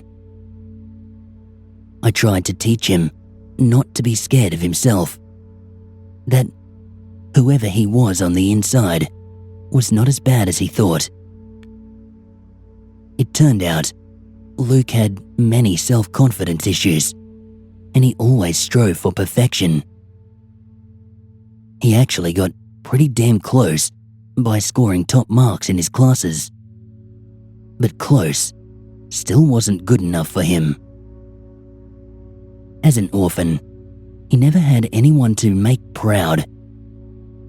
It was at this point I became irresponsibly attached to him. I began to see him more as a son than a patient. We had spent those next several weeks together, talking, reading, watching movies. His intelligence was absolutely unmatched. He seemed to pull from a well of knowledge that even he was surprised to discover he had.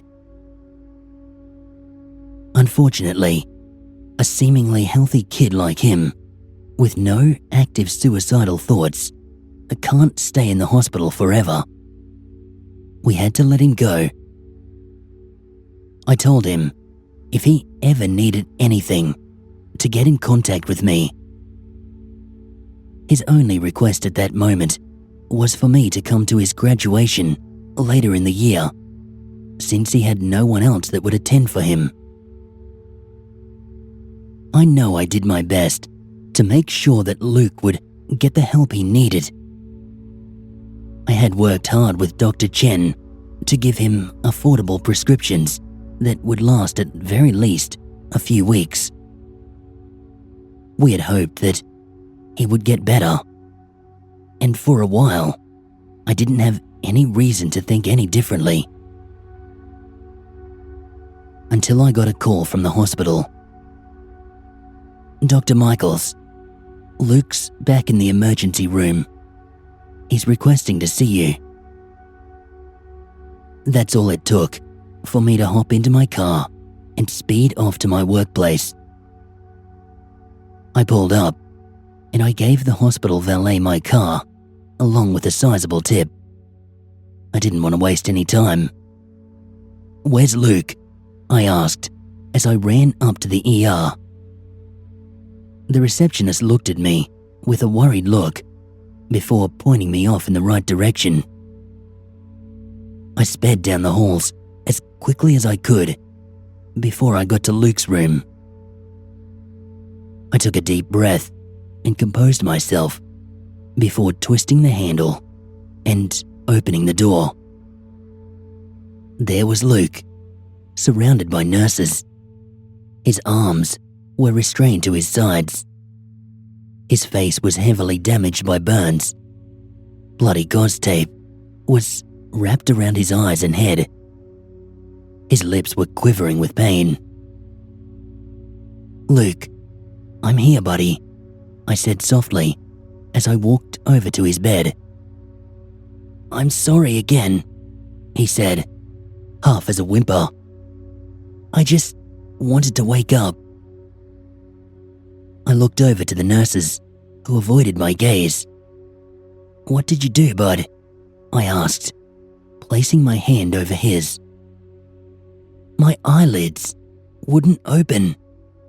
I tried so hard, but they just wouldn't." Luke started trembling. The face, it kept getting closer. I didn't know what else to do, so I pulled them off. I shuddered. I felt my heart breaking. He kept going. But even when my eyelids were off, I still couldn't see anything but that face. I thought maybe my eyes were the problem. He started sniffling, his expression slowly twisting into a sort of mania or panic. That didn't work either. I squeezed his hand, trying to comfort him, to remind him that he wasn't alone. "Then what did you do, Luke?" I asked. "There wasn't anything left to do but to look at it. I stared. It stared right into my face.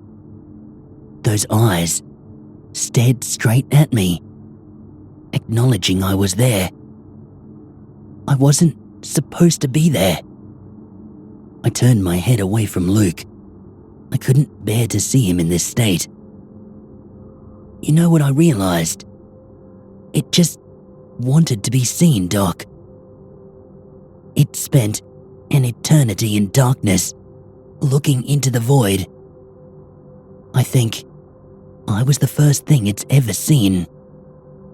I don't know what it is, but I know it's tired of being alone. Luke's expression turned into a pained smile, like he knew something none of us did, saw something none of us could. It's okay, Luke. We'll help you through this. Just relax, all right? You've got help here. Luke's body heaved slightly. A few nurses working to get medicine into his system. Dr. Michaels, can you do me a favor? I nodded, before remembering his eyes were gone. I gulped down my tears and replied, Of course, bud. Anything. Can you go into your office for a bit? I don't want you to see me like this. And please, if you visit me, just stay quiet. I patted Luke's hand, forcing a smile onto my face. Of course, buddy. If that's what you want, I'll go to my office for a bit. I left the room, choking back my feelings. I felt so horrible. I felt like I did something wrong. If I had just broken the hospital's rules and spent some time with him after he had been discharged, maybe I could have saved him from disfiguring himself. I walked into my office and I pulled out some Valium. I tried to avoid them, but that night I needed them more than anything else. I spent a few hours in silence. I so badly wanted to do what Luke asked of me, to avoid him that night. But I was selfish, I guess. I couldn't bear letting him suffer alone. I decided, at the very least, I could just sit in and be quiet, just like he asked. I walked past some nurses towards Luke's room. I saw the pity and the sadness in their eyes. They knew how I was, that I get too involved with my patients, more than I should. But I didn't care. I opened Luke's door and I sat in a chair in the corner of the room. I let my eyes travel to the young man lying in the bed. Luke's face angled itself in my direction. Not quite at me, but not far off. Instinctively, I gave a smile, but I lost it when I realized the uselessness of the gesture. For several hours, Luke's blank face stared right next to me, as if waiting for me to speak up, let him know that I was there. And I was tempted to. I didn't, though. I couldn't break my promise. After some time, I began to feel myself slip into a deep exhaustion. I knew I had to leave, get some sleep. I felt confident Luke would be okay that night. His face showed no pain or sorrow. He just was. I excused myself by giving a quick bow out of habit. His face followed the sounds of my footsteps out of the room. I once again took a walk past the nurses and hospital staff that all had those sympathetic faces directed towards me. They all remained silent as I walked past them.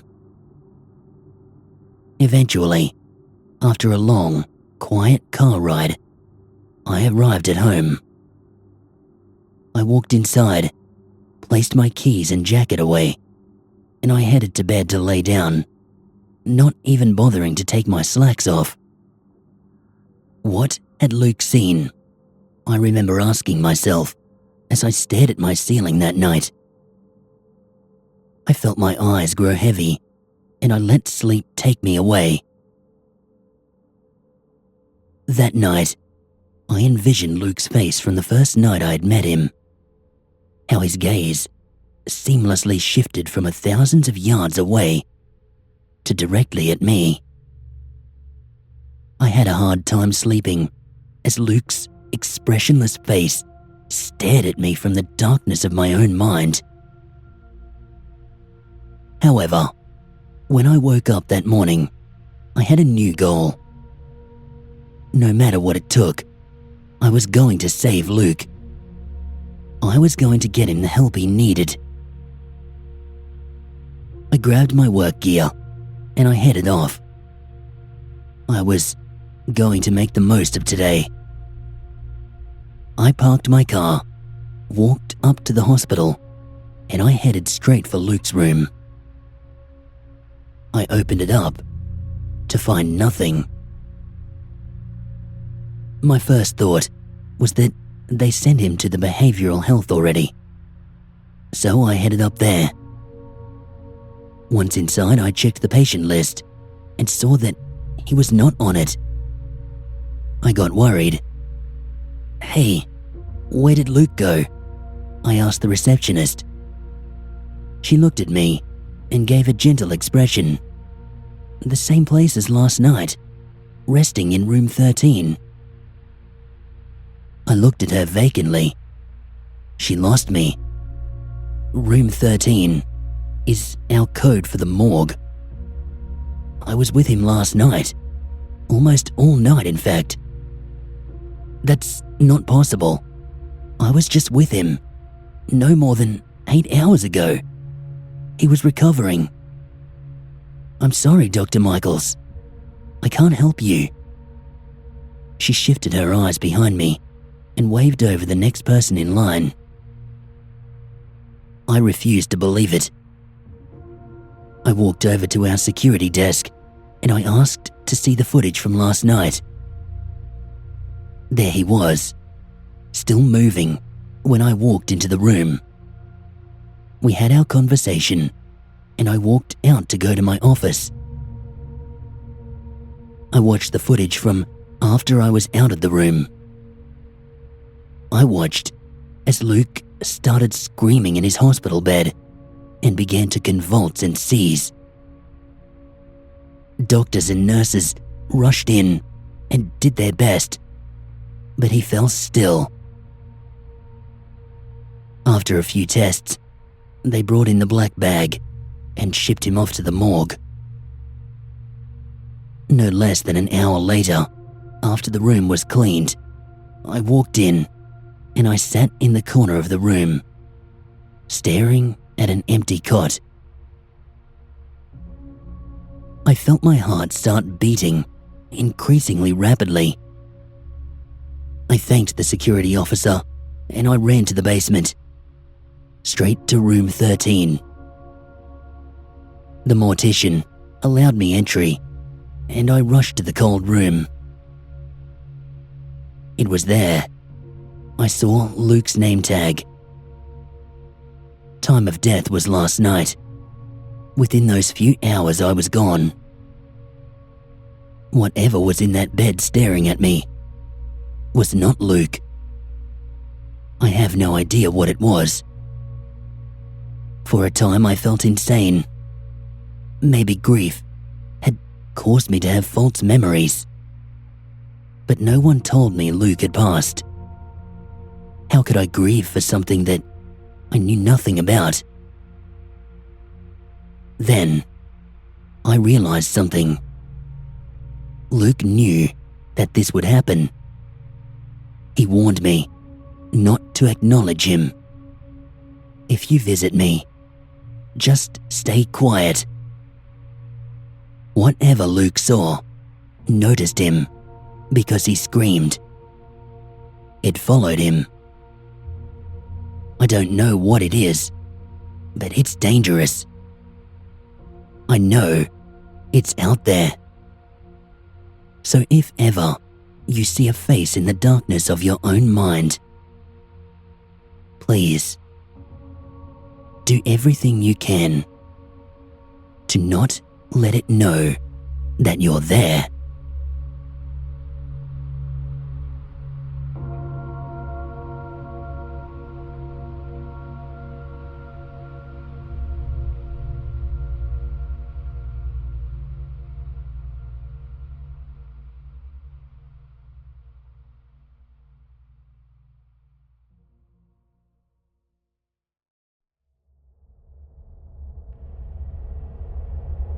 I knew something was off from the moment I got to work and saw some guy leaving my boss's office. Sometimes you just get a feeling about certain people, you know. There was not anything that really stood out about him. He didn't wear a black cape or hood to hide any devil's horns. He didn't have a soul-piercing red eyes or a sinister smirk. He didn't rub his hands maliciously while cackling as he passed me by or anything like that. He was just a normal guy in a business suit. But when he walked by me, I got that feeling, the one you get when you miss a step and you're about to fall on your face before you realize you're in your bed and it was just a dream. Problem was, with this guy, there wasn't that immediate relief afterwards. I was just left feeling that cold pit in my stomach. My boss motioned for me to come in. "Michael, can I have a word?" I tucked my construction hat under my arm and I stepped into the office. "Who the hell was that?" I asked as soon as the stranger was out of earshot. He shrugged. "New supplier. Have a seat." I sat down. "What's he a supplier of?" He looked at the contract on his desk and read, "Enduroflex, heavy-duty asphalt. We should be getting our first shipment sometime next week." Never heard of Enduroflex. Well, neither have I. It's new and dirt cheap, so we're gonna give it a try. "But that's not why I called you in here," he said. It's not?" He waved a dismissive hand. No, I wanted to talk to you about your schedule. We've had a rough winter. You know the rope. The roads need fixing, and the city wants it done pronto. We're going to have to work around the clock to get this done, or we risk losing the contract to the competitors. I'm gonna need you to work nights for at least the next month." "You can't be serious," I answered. I hated working nights. I'd done my time in my first couple of years working for the company. A night here or there was fine, but a whole month? Talk about a punch to the balls. I tried to not show my anger as I gripped my hat a bit tighter. My boss continued, "I need someone with experience out there. Someone who can get the job done fast. You can go home today, Michael. Get some rest. Come back tomorrow night. I'll have your assignments ready by then." "Well, you're the boss," I mumbled as I got up and left. I took the free time off and I tried to adjust to my new schedule. But on such short notice, coffee was the only thing keeping me awake through the night. The first couple of shifts went by without incident. I wasn't sure when we'd start using the new asphalt, or if I'd even notice a difference when we finally did. But if what happened a few nights ago was any indication, yeah, there was a very noticeable difference. Chuck and I rolled up to our first assignment of the night, a main road going through the suburbs. The day and evening crews had already stripped the street and laid down some fresh gravel. I could see a short strip of fresh, still steaming asphalt on the other side of the median. If we'd missed the evening crew, we hadn't missed them by long. Still, it was weird for them not to be there for the handoff. But it was even weirder that they'd left the paver on the site instead of bringing it back to us so we could fill it up before coming. The boss had just assumed that they were still working and had told us to take the truck and join them there. "Where's the crew?" asked Chuck. "I must have clocked out already," I replied. "Where's our crew?" he continued. I hadn't noticed that. The rest of my team had not shown up yet. Technically, we could do this work, just the two of us, but it was unusual not to have a few extra pairs of hands and eyes. "I don't know," I replied. "Ask dispatch." He let out a groan and grabbed his phone while I exited the truck and checked the road. The gravel was nice and even, ready for asphalt to be laid down over it. This shouldn't take us very long to get the job done, I thought. Chuck popped his head out of the window. "They called in sick." I raised an eyebrow. "All of them?" He gave me an exaggerated shrug. "Yeah, all of them." I rolled my eyes and sighed loudly. "All right, let's get this show on the road. Boss wants this street ready to drive on by morning. Park the truck. I'll get the paver." I was already pretty irritated about having to drive the paver all the way back to fill it up again. So when I approached and realized that the evening crew had left it running, I nearly blew a gasket. Anyone could have wandered by and stolen it. Any kid could have slipped behind the wheel and gotten himself or someone else killed. And if that wasn't bad enough, they'd left nearly a full load of asphalt in the back. I could already picture myself wasting half the night struggling to clear it out, now that it had the chance to harden. I stomped the rest of the way and climbed onto the back to get a better look inside. To my relief, the asphalt was still steaming hot and didn't appear to have set yet. I grabbed a rake and ran it across the surface. Yup, still good. What a relief. I slipped in beyond the driver's seat, hit the gas and turned her around. We did a U-turn to the other side of the median, where I waited for Chuck. It wasn't long before I saw the reflector strips of his construction vest. I rolled down the window and I motioned for him to go around back to help guide me. Technically, I could have managed without him, and him without me, but protocol was protocol. He gave me the thumbs up, and I started pouring the asphalt. The paver screamed in protest. Imagine the shriek of a cat put through an amplifier at a death metal concert. In my mirror, I could see Chuck covering his ears and turning away. I stopped and jumped out of the paver. I was starting to understand why it had not been emptied. "Something caught in the feeder conveyor?" I asked. Chuck shook his head. "Not from what I can see. The asphalt came out just fine. Damn thing's just really loud." "What about in the gears?" "Nope." I gave the paver a quick inspection, but everything looked normal to me. "You want some ear protection?" I offered. "Please," he replied. We each put on a pair of noise suppression headphones and went back to our duties, this time relying solely on hand gestures.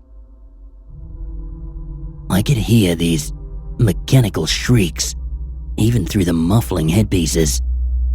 but I tried to work past it and kept on pouring, hoping that whatever was causing the disturbance would eventually resolve itself.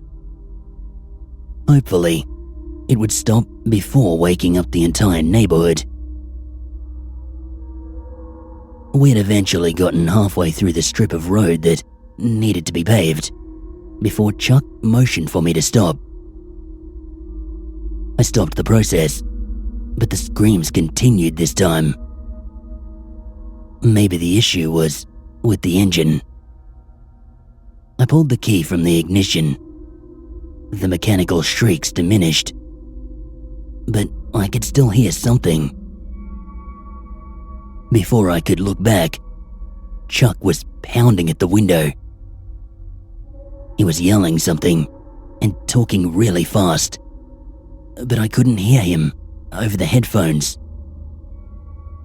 As soon as I pulled them off to listen to him, my ears were flooded with the unholy sound coming from behind the paver.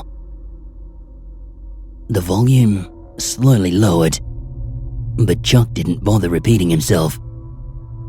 He opened the door, grabbed me by the vest, and pulled me out of the vehicle. "What the hell is going on?" I asked angrily. Chuck didn't answer, just dragged me around the back, where, to my horror, I discovered a human-shaped bump in the asphalt. "Oh, fucking hell," I whispered. I didn't even think to question how it happened. I hadn't even felt the paver run over anything. Had I been that careless?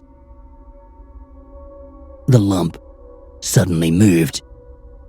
Its chest sunk, and it suddenly let out an agonized scream. "Oh my God, he's still alive," said Chuck. "We need to get him out," I answered. In a panic, I unhooked the rake from the back of the paver and used it to try and strip the asphalt away. I dug desperately, my trembling hands barely able to keep hold of the handles as I imagined the burned face I'd uncover beneath. Chuck just stood there, in shock. I didn't have the mental fortitude to think to have him call an ambulance. I dug, and I dug, and I dug, and then I hit gravel. I wasn't able to register what was going on. I kept digging and dragging the rake around in every direction, but all I ever reached was more gravel. "There's no one there," whispered Chuck. "But," I started, staring at the ground in disbelief. I had dug out every inch of where the silhouette had been, but Chuck was right. There was nothing underneath. He looked at me in confusion and fear. It was an air pocket. An air pocket, shaped like a human. "What about the scream?" I asked. He pointed to the paver. "It was coming from that thing, right?" I nodded, hesitantly. "Right." We had both heard the scream coming from the pavement itself. I was sure of that. We looked at one another as we tried to decide what to do. My heart was beating so hard, I thought I was going to pass out. I went into autopilot. I don't even remember walking back to the paver, and I can only vaguely recall telling Chuck that we had to get the job done.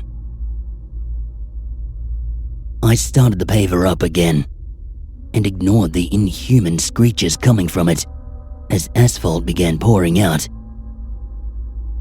This time, I made it all the way down the strip before I stopped and realized that Chuck was not following. I looked in the rear view, and I found him still standing at the spot where the air bubble had been. He was not looking at the hole I dug in the pavement, though. He was looking at another lump. My eyes traveled up the road of smoking asphalt to the dozens of human-shaped bumps leading all the way to the back of my vehicle. You can only deal with so much fear before you start to go numb. I parked up and stepped out of the paver. I could hear the figures screaming.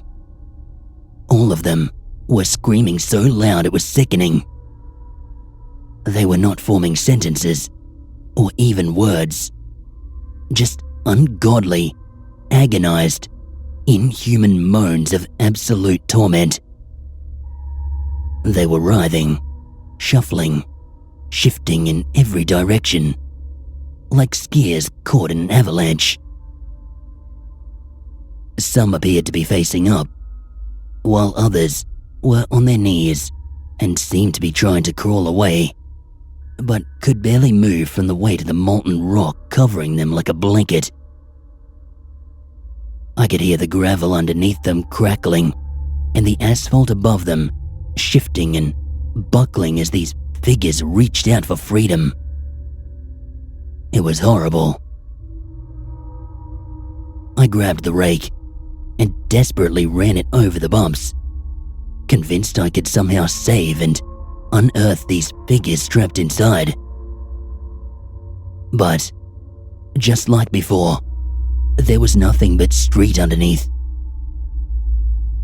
I couldn't understand what I was seeing. It was like a magic trick gone wrong. It was impossible. I thought I was losing my mind every time I turned the asphalt over. But thankfully, I was not the only one seeing this. Chuck could see them too. I could see the terror in his eyes as he just stood there and watched me. In a way, it was comforting not to go through this alone, even though he wasn't being much help. Black, rocky fingertips began stretching out from that flat surface next to me. That's when I dropped the rake and backed onto the median.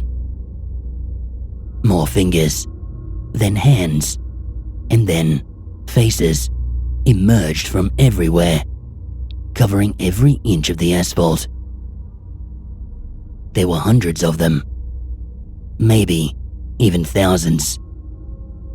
I'm not sure. I could see their features more clearly now, as though the surface had become a wax mask. I could see individual creases in their fingers. I could make out their noses, sunken lips, and wide, open mouths as they continued to scream for help. I will never forget the sound of those cries. And then, I heard the compact roller starting up, with Chuck at its helm. He looked at me, the eyes of a shell-shocked soldier. "We have to get the job done," he said. I couldn't stop him. Hell, I didn't even try. I just watched in shock as he began flattening the asphalt. I remember the crunching sounds as he passed over the silhouettes trapped in the rocks. It reminded me of the sound my arm had made when I fell from the jungle gym in grade school. Broke it in 3 places. "The job," he mouthed. "We have to get the job done." As he rolled over the lumpy strip, the screams became morphed in a way I couldn't possibly explain to you. It was the sound equivalent of trying to drink with a broken straw. The noise was still there, but I couldn't quite make it out.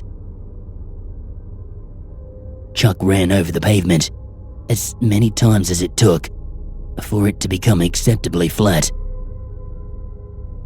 I could see him repeating the same 6 words over and over to himself. The compact roller came to a stop, and he sat there with his head in his hands. I think he may have been crying. The nightmare was over. I swallowed hard as I looked at the street. I could still see the faces, now stretched out, flat like pancakes. They were still screaming, but the sound was muffled, like they were yelling into a pillow or something. I just stood there, watching and listening to the chorus of pain for hours. It wasn't until the asphalt had completely dried and hardened that their screams finally stopped. Or maybe they were just too low for me to hear them anymore. I'm not sure. The pavement took 6 whole hours to dry, 6 times as long as it normally would. And I stood there the whole time. I went home when the sun came out, still in shock from what I had seen. I called in sick for my next few shifts. Today, I drove back to that street. Maybe it was morbid curiosity, or maybe I needed closure. I don't know. Maybe I was hoping the pavement would look normal to me, and I would just move on, you know. I should have left well enough alone. When I looked at the road, I could still just barely make out their twisted, grief-stricken faces on the porous surface. They are on that street, and on every other street we've paved since then.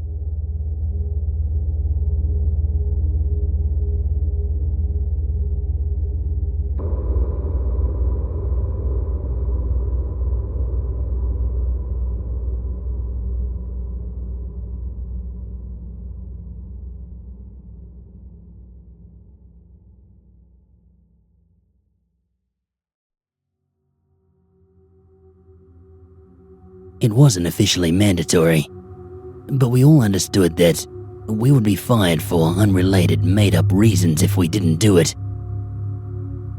Out of the 6 employees in my corner of the building, I was one of the only 2 people who openly had an issue with our genetic information being taken by our employer.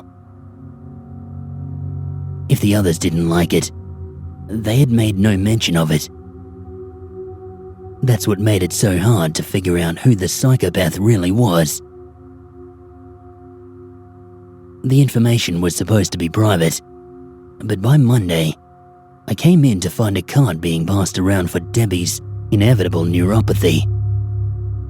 She sat at her desk crying while the rest of us tactfully ignored her and stuffed a few dollars in the card. What could we say? She wasn't sick yet. That was also probably the first moment I noticed a colleague behaving strangely towards me. Clint was always a little standoffish, but he seemed nervous while waiting for me to sign the card. You probably don't want to put money in. That's totally fine. What? I asked, thinking I heard him incorrectly. I put in a $5 bill and handed it back. Oh, okay. He laughed nervously before moving to the next cubicle. By the time I'd processed what he had said, he was too far away to ask for any clarification. So I leaned out of my cubicle and peered at him from afar. He caught me looking and, overcome by masked panic, he grabbed the card from Carla and dashed out of sight as fast as a restrained office walk would allow. I had no idea what that had been about, but it certainly made me feel weird. For the next 2 hours, my co-workers seemed to share a universal hesitation at my approach or request. It was wholly unlike the atmosphere that we had communally maintained in the past.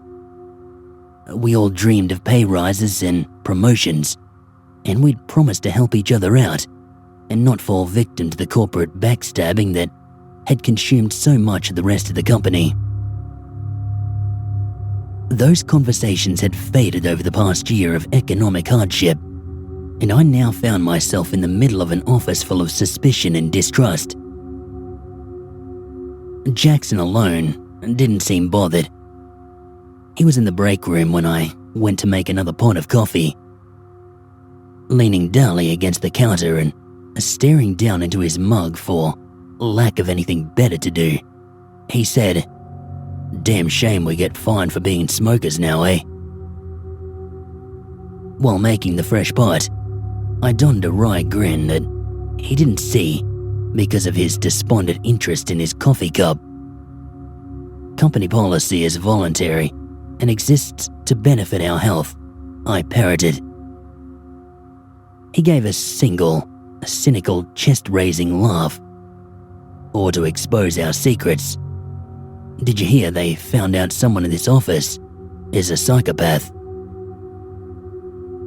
My heart beat faster in my chest as the morning's strange interactions clarified themselves. "What do you mean?" "I didn't see it myself, but apparently the manager left the genetic test results on his desk. Someone found them." He finally abandoned his deep search of his mug in favor of looking directly at me. "Carla says the tests found a psychopath amongst us.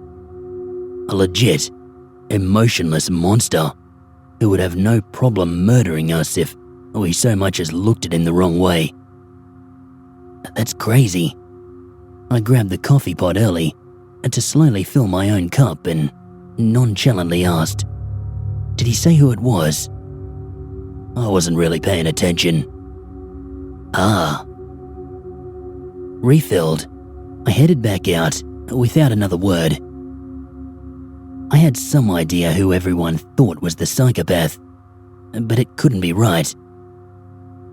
I wasn't crazy or emotionless, and I certainly wouldn't ever hurt or kill someone. Had something been wrong with the test? Nora was the only other person that had voiced an issue with having our genetics taken. I stopped at her cubicle. She turned and, after a startled moment, she gave out a calm breath and said, "Hey, how's your Monday going?" Office decorum made it difficult to ask directly. "Pretty good." I took a sip from my coffee and also pretended to be fine. "Hear anything about Friday's tests?" Her neck tightened, nearly imperceptibly, and her answer came about 2 seconds slower than usual. "I did." The stress at the moment had me feeling numb, but I kept a pleasant face. "I see." Finally, she leaned forward and whispered, "But I don't believe it. The whole thing is bullshit." Moving closer myself so nobody in the office could hear, I whispered back, "I know, right? I'm pretty sure the whole office thinks I'm a psychopath now. That is what the test results said." At that confirmation, I clenched a fist out of confused concern, and I saw her tense. Releasing the grip, I told her, "It's not true. I don't understand this at all." "Maybe someone switched their sample with yours," she suggested, eyes wide. "You know, to hide their identity." Before I could seize upon that idea, we both saw the manager approaching, and I quickly scuttled back to my desk. Bob seemed not to notice my restrained dash across the aisle, and he approached with his typical dour resignation. On my desk was a post-it note with the words, "If you tell anyone, I'll kill you." I quickly crumpled it up and stuffed it in my pocket as my manager overshadowed me with his towering but depressed presence. I had a notion that he was gonna fire me because of these test results, even though I knew logically that they would have to wait a few weeks to make sure the firing seemed unrelated. Still, it put immense stress on me. In shock from the note and Bob's proximity, I forced myself to politely ask, "Hey, what's up?" Yeah, my manager said. I have to inform you that some of the genetic test results were leaked this weekend. We're looking into it, but company policy dictates that I must inform you. The information has gotten out to parties unknown.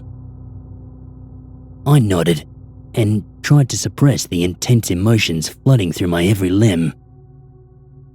He had done it. He left the information on his desk. Do they have any idea who did it? It's, company policy not to discuss details of an open case.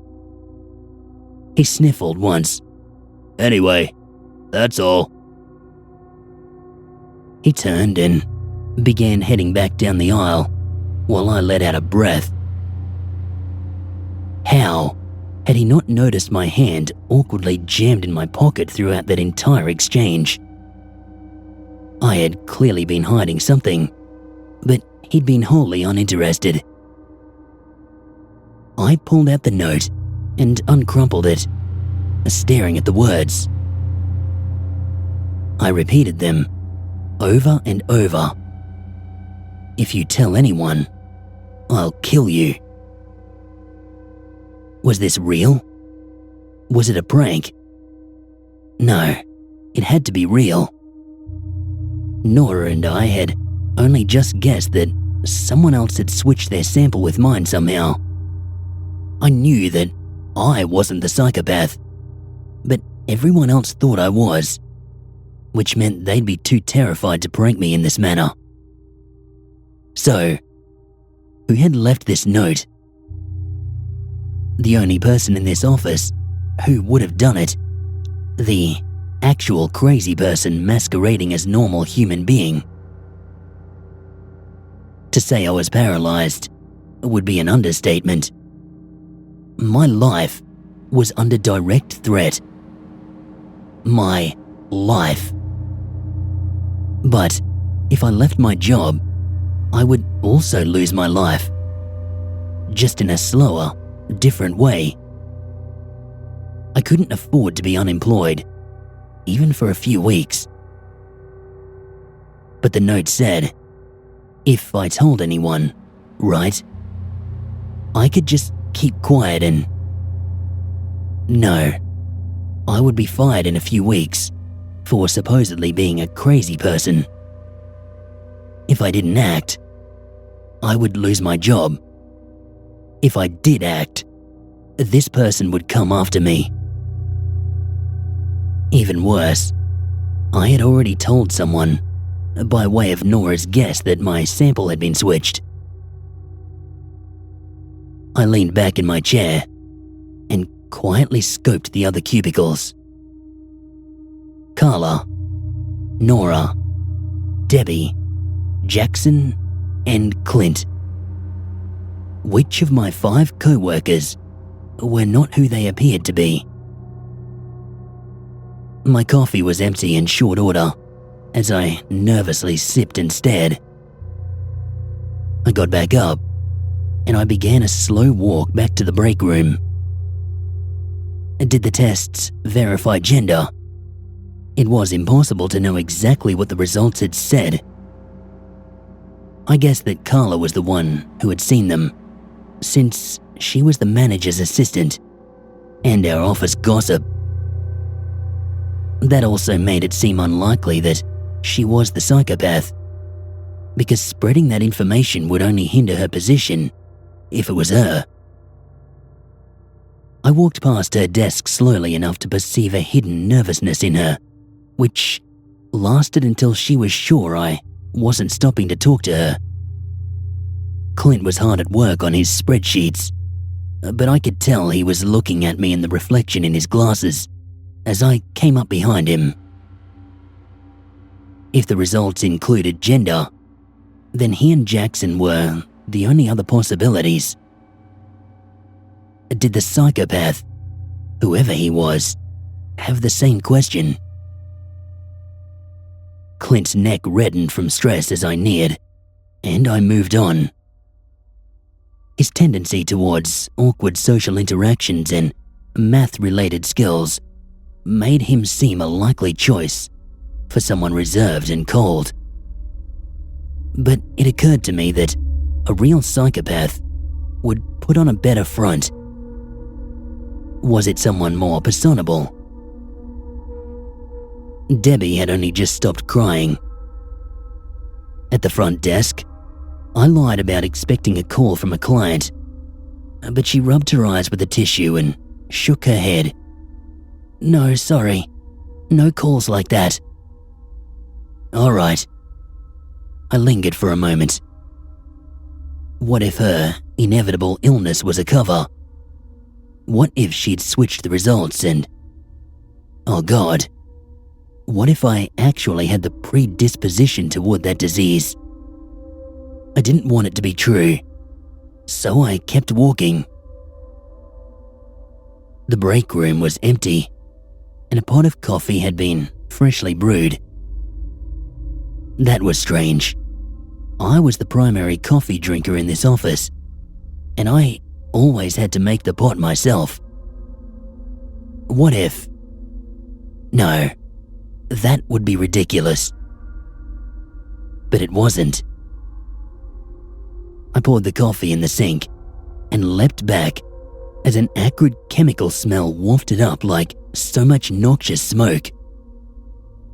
The coffee had been poisoned. Someone really had tried to kill me. After a few moments of panic, I forced myself to get a grip. I had to out the psychopath, and I had to keep my job. Calling the police would definitely get me fired. People would just see it as me trying to cover my own ass because I'd been outed by the genetic test. But who had been in there? Who had made that coffee? I broke the pot and threw it in the trash to keep anyone else from getting poisoned by residue. Out among the cubicles again, I saw Jackson heading back from the bathroom. I used the opportunity to scope out his desk. His mug was nearly empty. Only a small bit of brown liquid remained in the bottom. He ignored me as he passed, and I detected the faintest smell of cigarette smoke.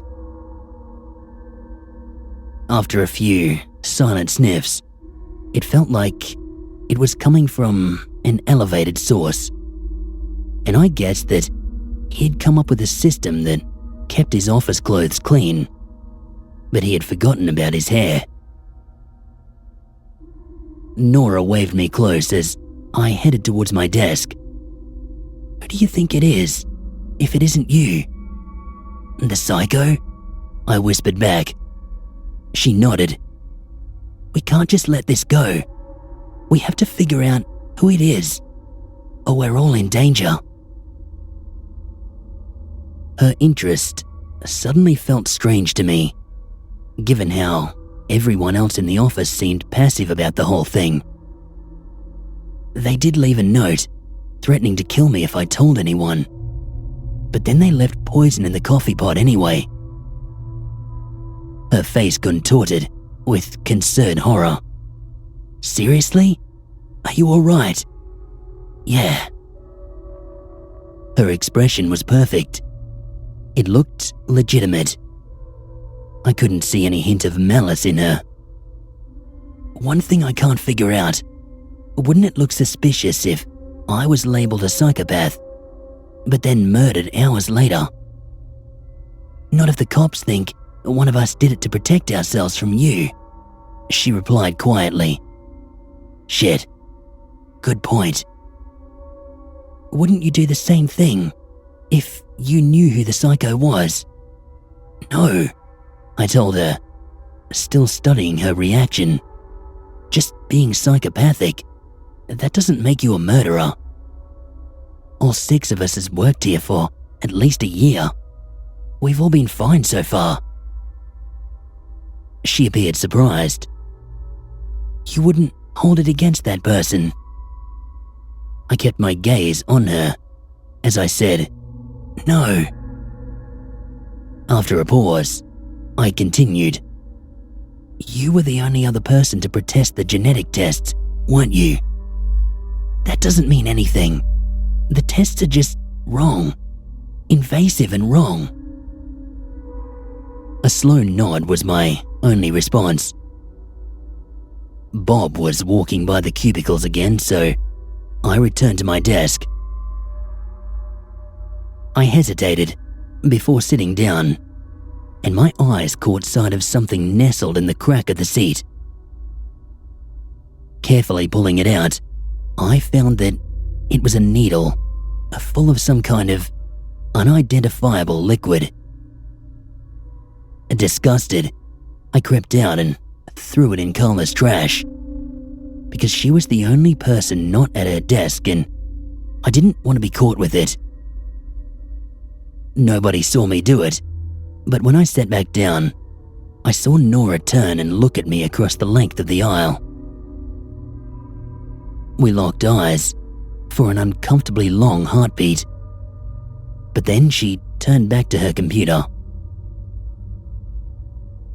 As Carla returned to her desk, Bob unexpectedly appeared at my cubicle. Hey, can I, see you in my office for a second?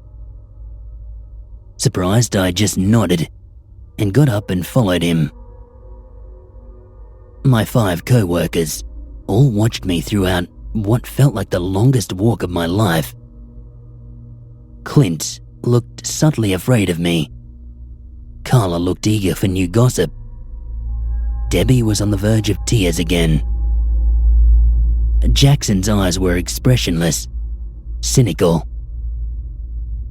The corners of Nora's eyes and mouth were perfectly curved, just enough to convey a hint of concern for my fate. I entered my manager's office and Bob closed the door behind me, shutting me away from the stares of my co-workers. Someone official was already sitting within, and Bob introduced her simply as from Human Resources and offered me a chair. Overwhelmed by nervousness, I hardly heard his words as he sat behind his desk and began talking in his typical droning monotone. All I could think about were the various reactions of my co-workers and the emotions I'd read in them throughout my time here. Which of them had been real? Which had been fake? Who among us ruthlessly pursued our own goals with no regard to right or wrong? Don't fire me, I blurted. I know who the psychopath is. Bob blinked. What? We're not firing you. My racing thoughts stalled, and I returned fully to the moment. What? We're promoting you, Bob explained. We need your ruthlessness at our management level. It's a cutthroat industry, you know. He began to smile, but the Human Resources lady shook her head dully. But what do you mean you know who the psychopath is? Are you saying there's been a mix-up and it's not you? Part of me felt like laughing, but I suppressed it. Choosing my words carefully, I said, "Oh, I'm not saying anything. I gladly accept the promotion." Great. We'll discuss details later this week. Until then, don't tell anyone about the change. We don't want to stir up office drama and all that. Of course. I stood, shook Bob's hand, and walked back out into the cubicle farm. While the others watched me warily, I headed for the break room. On the way, Nora caught my attention and whispered, "Did you out the psychopath? Do you know who it is?" Without looking at her, I said softly, "It's all of us, Nora. Maybe not genetically, but it's all of us." I could feel her eyes still upon me as I entered the break room and began making coffee in an improvised filter. One of the cabinets swung open on a spring, and a small blade on the bottom shot towards me. It stabbed straight through the palm of my hand and out the other side. With gritted teeth, I pulled my hand off the blade, found an old company medical kit, and I bandaged up the wound. And then, I went back to making my coffee. This was life now.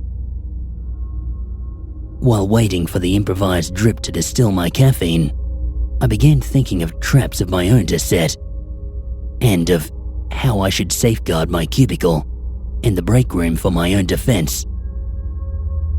It was a natural result of being unable to leave, of being trapped with a multitude of other prisoners, equally miserable and set against one another. It seemed that we had failed in our dream to remain friends, to keep things civil, and the company's atmosphere of corporate backstabbing had taken us after all. I whirled around at times while waiting for my coffee to brew, expecting an attack from behind. But no, this hell would not be so obvious. I maintained a polite smile, and I nodded at my co-workers as I returned to my desk with my full mug. And nobody commented on the bloody bandage around my hand. Instead, they began passing around a card.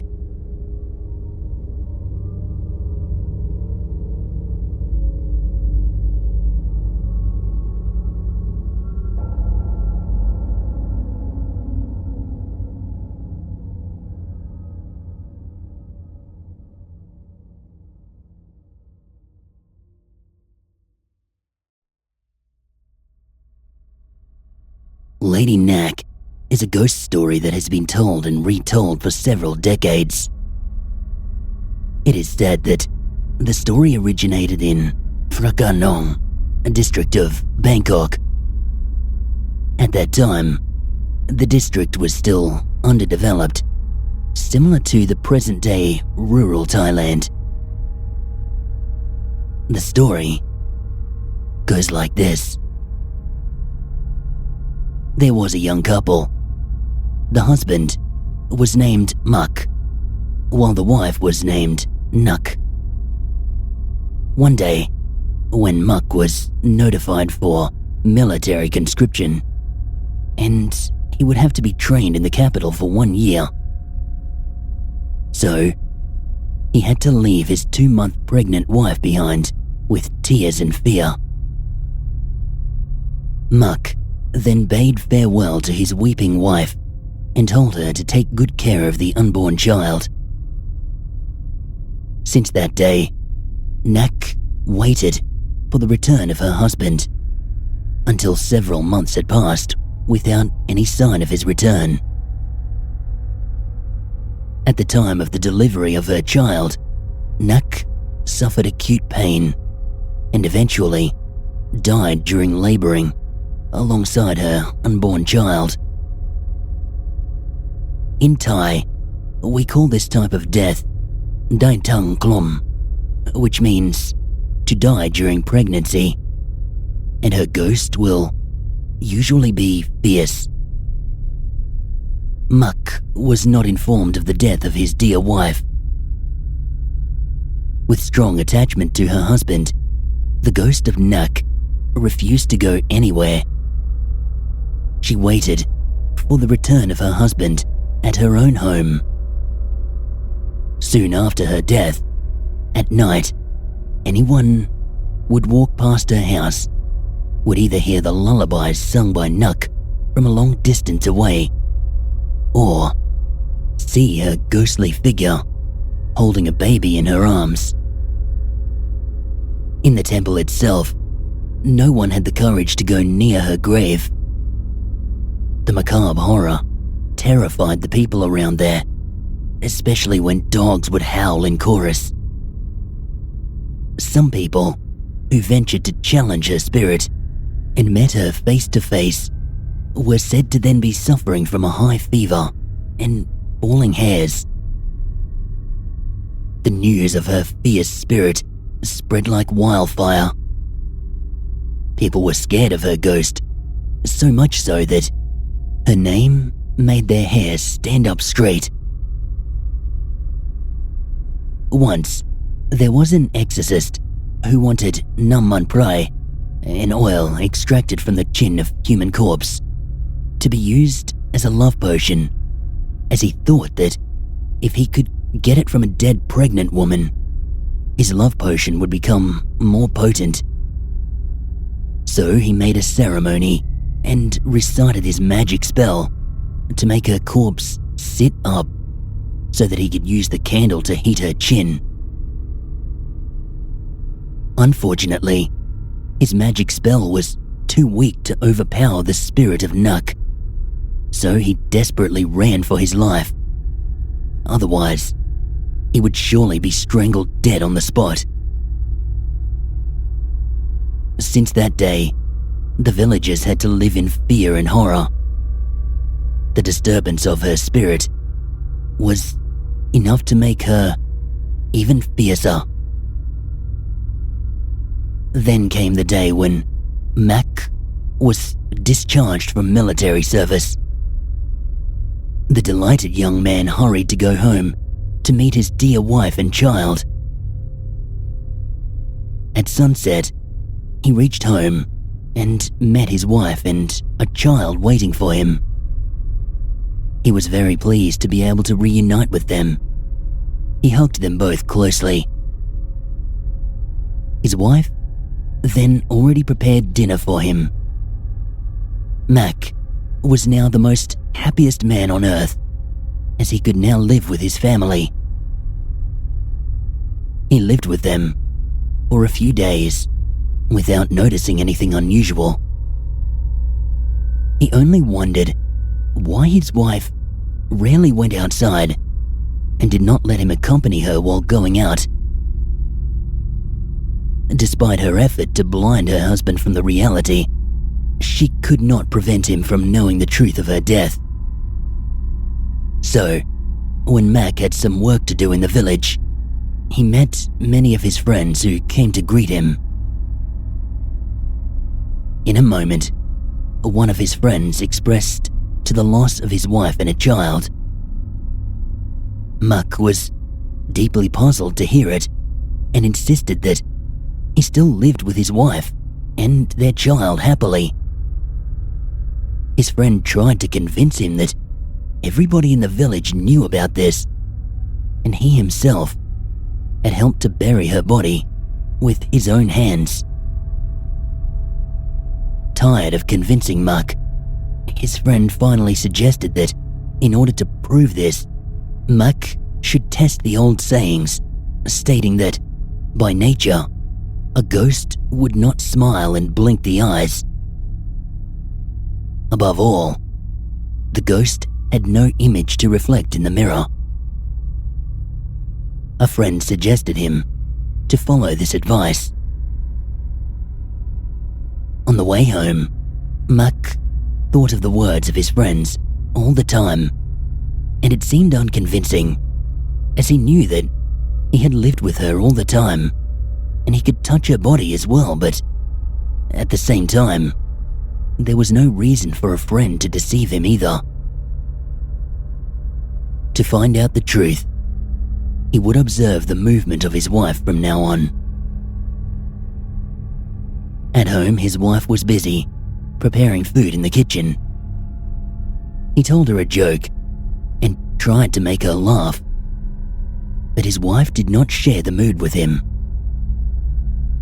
He thus peeped at her eyes and was surprised to see that his wife did not blink her eyes at all. Now he began to have some doubts on the status of his wife, but again consoled himself as it was just a coincidence, surely. To make further proof, he looked for a mirror, but strangely, he could not find a single one in the house.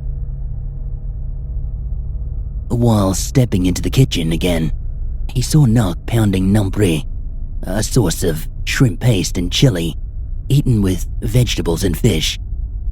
And unexpectedly, the lime used as an ingredient fell to the ground. Nākh suddenly stretched her arm through the floorboard of their elevated wooden house to pick up the fallen fruit on the ground. Nākh was stunned to see the shocking scene, which turned him mad. The frightening husband could not imagine as to how he could spend his love life with a wife who now had turned into a ghost. Late at night, Nākh was still haunted by the horror scene in the evening. He stayed awake, thinking of how to escape from his ghost wife. Nākh herself noticed this strange behavior and suspected that he must know about her death and was preparing to escape from her. So she did not allow him to stay out of her sight. To be able to escape from his ghost wife, Nākh pretended to go and urinate outside the house, but Nākh wanted to accompany him. To convince his suspicious wife, Nākh told her to tie his wrist with a string that would enable her to detect his movement. Immediately after, his wife agreed with this idea. Nākh walked straight to the water jar downstairs and released the water from the hole which he had punctured during the daytime. The falling water made noise similar to that of his falling urine. Nākh then untied the string from his waist and tied it with the water jar and ran away from home quickly. After the long disappearance of her husband, Nākh became suspicious of him. So she pulled the string that was still tight and called his name. When there was no answer from him, she went out to meet him, only to find that her husband had already disappeared. The sad and furious ghost hurried to follow her husband, who now took refuge in the concentrated assembly hall amidst the Buddhist monks who were chanting. Since it was the holy place, the ghost or any evil spirits, they could not enter that area. Nākh just sat crying for Nākh and promised that she would not harm anyone if he agreed to come out and live with her. Nākh refused this plea and urged her to leave him alone, as they were now living in separate worlds. He would make merit for her spirit so that she would be reborn again and not to worry about him. Unable to persuade her husband to come along, Nākh then transformed herself into an ugly ghost with a tall body and threatened to strangle to death whoever posted an obstacle to her love life. To calm her down, the abbot then told Nākh to accept the truth as she was dead and could no longer live in the human world. She should abandon defilement, as death was a natural occurrence to all beings on earth. The furious ghost then told the abbot not to interfere in her personal affairs and warned him to be involved only with his religious duties. Since Nākh did not want the monks to be troubled because of him, he ran away from that consecrated assembly hall and sought protection in a bush of the camphor plant, which is said to be inaccessible to a ghost. Unable to approach her husband, Nākh could only cry for him and waited for him to come out until daybreak. Since then, every night, a ghost by the name of Lady Nākh would terrorize the villagers so much that they had to live in constant horror. No one could suppress her spirit. Even the capable exorcist had to run for his life. Sometime later, there was a Buddhist monk from Thonburi who volunteered to put her tormented soul to rest. Whatever may be, her spirit now lives in peace. People from near and far come to seek spiritual help from her and urged her spirit to help in time of need.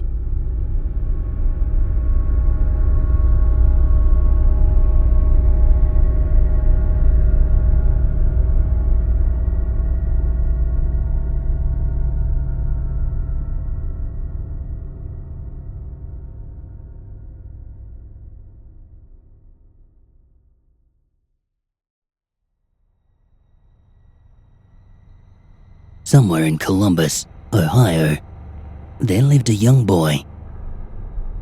Josh was always a normal child, always doing normal things. At least, that's what it looked like from the outside. Inside, Josh always felt alone. His father was a coke addict, and his mother none too bright. Keeping to himself in his room and playing with the many toys they bought to occupy him with, it always felt so empty. That's when Josh had wished for a friend. When Josh was 6, he spent most of the time playing in the bathroom, playing with the water, or in his room, playing with his toys.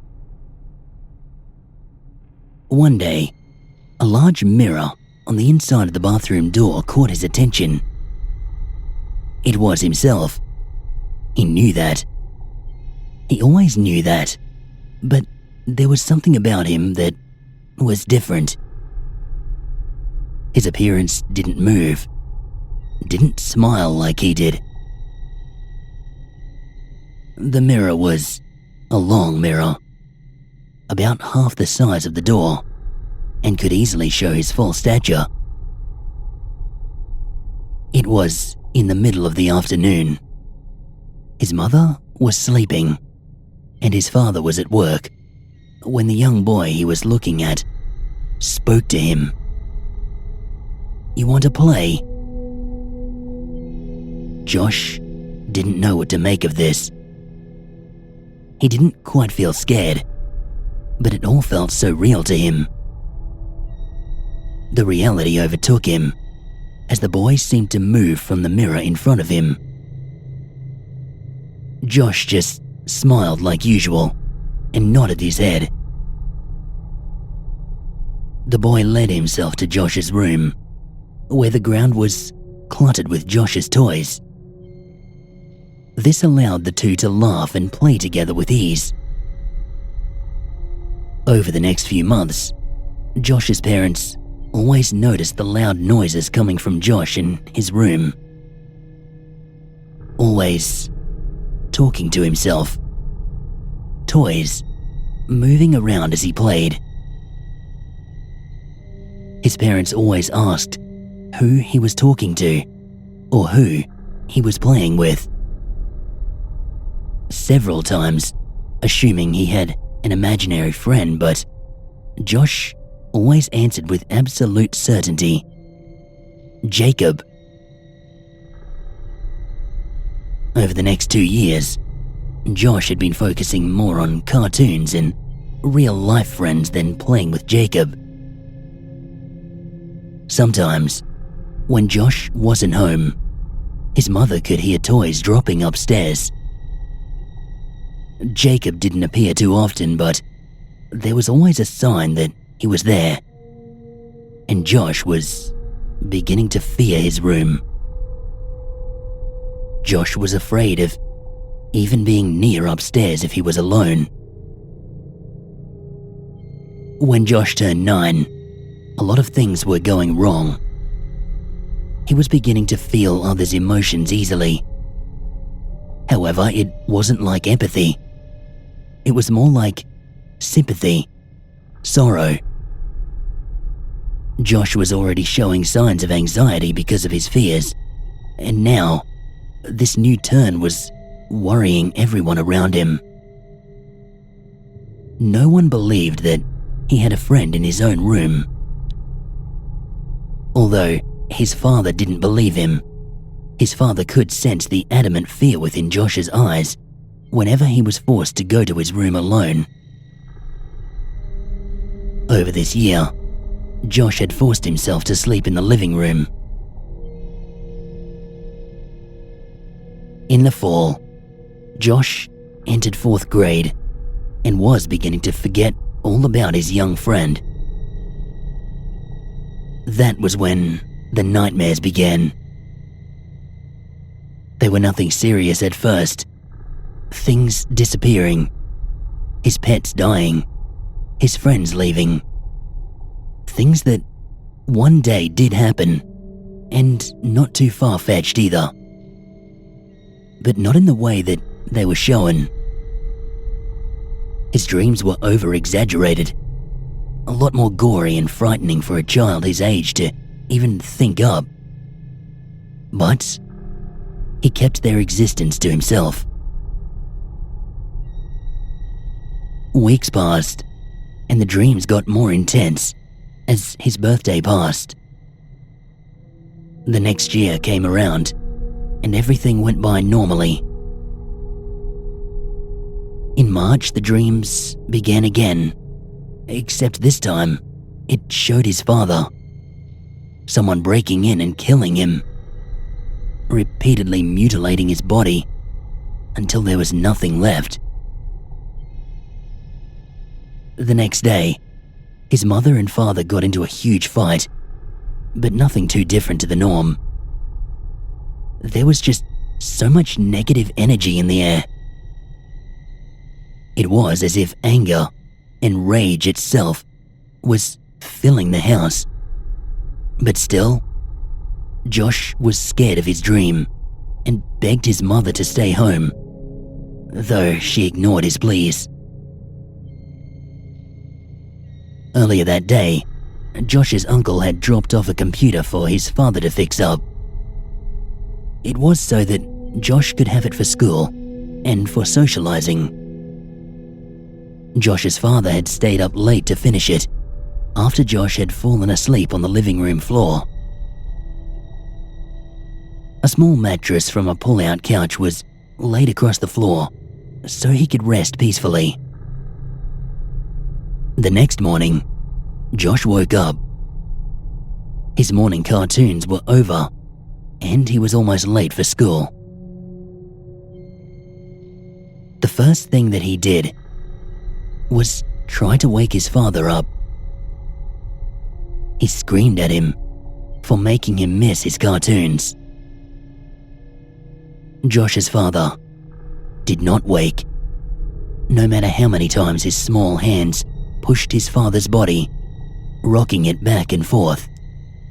He did not move, screaming, "Daddy," over and over, before noticing a pale, grey bubble formed around his lips.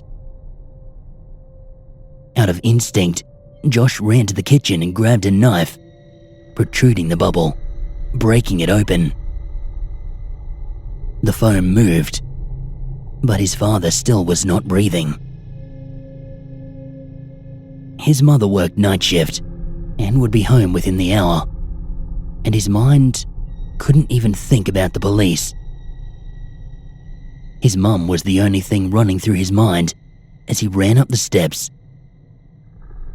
His fear disappeared as he rummaged through his room for the phone book to call the number that his mum had left him.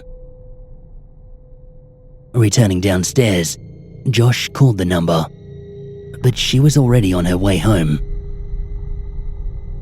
Still in his pajamas, Josh walked outside and he just sat on the front steps. He could not cry anymore. He just couldn't. He couldn't tell how long it took his mother to come home, but the moment she drove into the driveway, she could tell something was wrong. Asking Josh what was wrong, he replied in a single, monotone voice, over and over.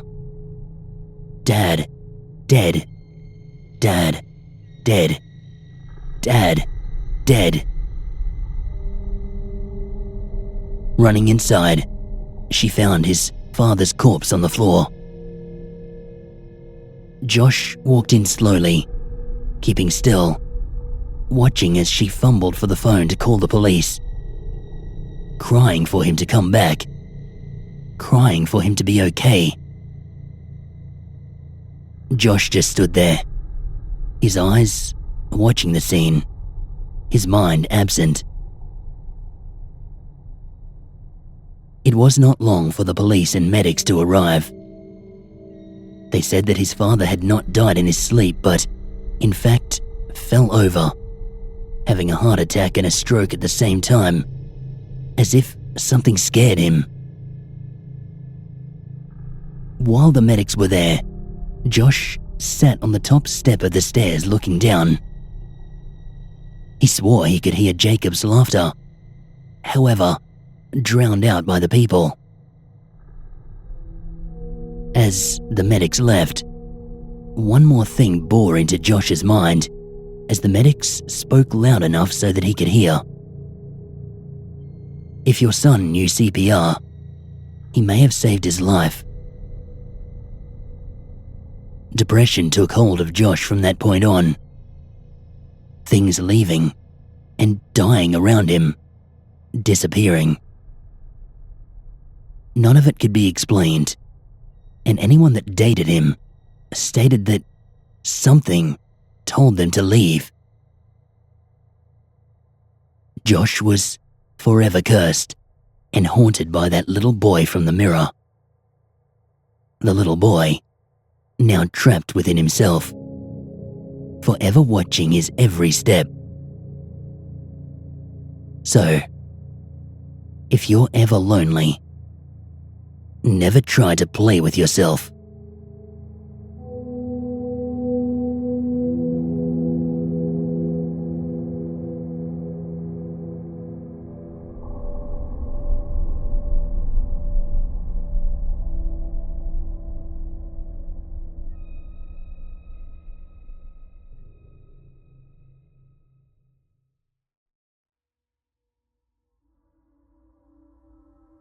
When I was 10, I played a late-night game of flashlight tag with a bunch of the neighborhood kids. If you don't know what flashlight tag is, it's the same as tag, but you play it in the dark. The person who gets it gets a flashlight, and they have to yell the name of the person they see with it in order to tag them. It was really cloudy that night, and most people had their curtains drawn. So, it was the perfect level of darkness for hiding in. The side of the street my house was on was skirted by a broad length of woods. That was basically the boundary for our side of the game. You could run through any yard, even go across the street and run through their yards. But you were never allowed to hide in the woods, because it was too difficult to find anyone in there, and it was also very easy to trip over tree limbs or end up with poison oak. Of course, this rule was frequently and flagrantly ignored when people got too close to being caught. They would duck off into the bushes for a few seconds or run behind a group of trees to evade capture. I don't even remember who was it at the time, but I was hiding in a backyard 2 houses down from my house.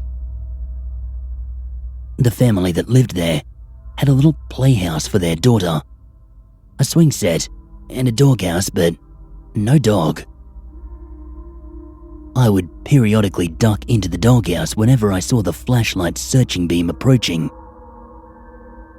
Those of us trying to hide from the it person like to spook each other in the dark by kinda jumping out of nowhere, making each other scream, giving away our positions.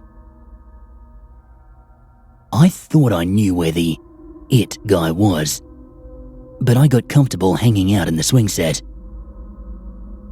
Suddenly, a person with a flashlight came around the corner of the house and angled it almost directly at me. I jumped and ran for the edge of the woods. When I got there, I hovered in case they saw me and were going to yell at me for cheating. The beam of light, it seemed to explore the swing set where I was. Then, it came in my direction. But there was no sense of hurry at all to it, and I wondered for a second if maybe I had attracted the attention of the homeowner. Most people on the block knew that we were out playing flashlight tag, but you never can be sure that someone won't get nervous if you stay in their yard for too long. So I crouched down in the grass, waited to see who it was. They then shined the light right in my face, and I tried to cover it with my hand to avoid identification. The creepy thing was, they never actually said anything. They just shined that light on me. "You got me," I exclaimed, hoping that if it was the homeowner, they would realize I thought they were the flashlight tagger. Then I realized that 2 houses down, people were yelling, and there was the it guy's flashlight beam chasing them around. I stood up, trying to see who was shining the light on me. They just stood there, not moving, not saying anything. I felt a bit freaked out. "If you don't want us playing in your yard, I'll go tell them it's off limits, okay?" The person began walking towards me. I didn't feel right, so I started walking towards the edge of the yard. The person just kept shining that light on me and coming towards me. So I ran. When I looked back, the person with the flashlight was running too, and they were an adult, much bigger, much faster than me.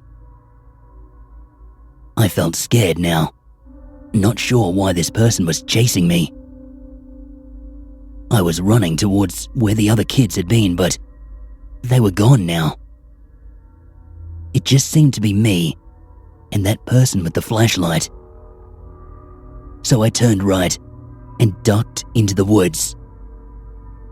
I dropped to the ground, shaking bushes and stuff to try to confuse the person. Then I shimmied under a ring of thick bushes and curled up. I could see the flashlight in the woods, with me, looking around. I could hear this person's footsteps, breaking sticks and crunching on pine needles. I didn't know what the hell was going on, and I just wanted to get back to all the other kids. Eventually, the flashlight wandered deeper into the woods, and I crawled, quiet as a mouse, back to the edge of the trees. And then, I got up and flat out ran towards the street. I was immediately caught by the person who was it, but I didn't care. He yelled loudly that I was now it, and I tried to tell him that there was someone else with a flashlight wandering around in the woods. But he took off into the dark, yelling about no tagbacks. "Don't go in the woods," I yelled, but nobody responded. Of course, any who heard me would just assume I was talking about not cheating at the game. But I was sincerely worried about that person wandering around in them. Of course, now I had a flashlight of my own. So I thought, I should go and see if I can find out who that was. Even just to make myself feel better.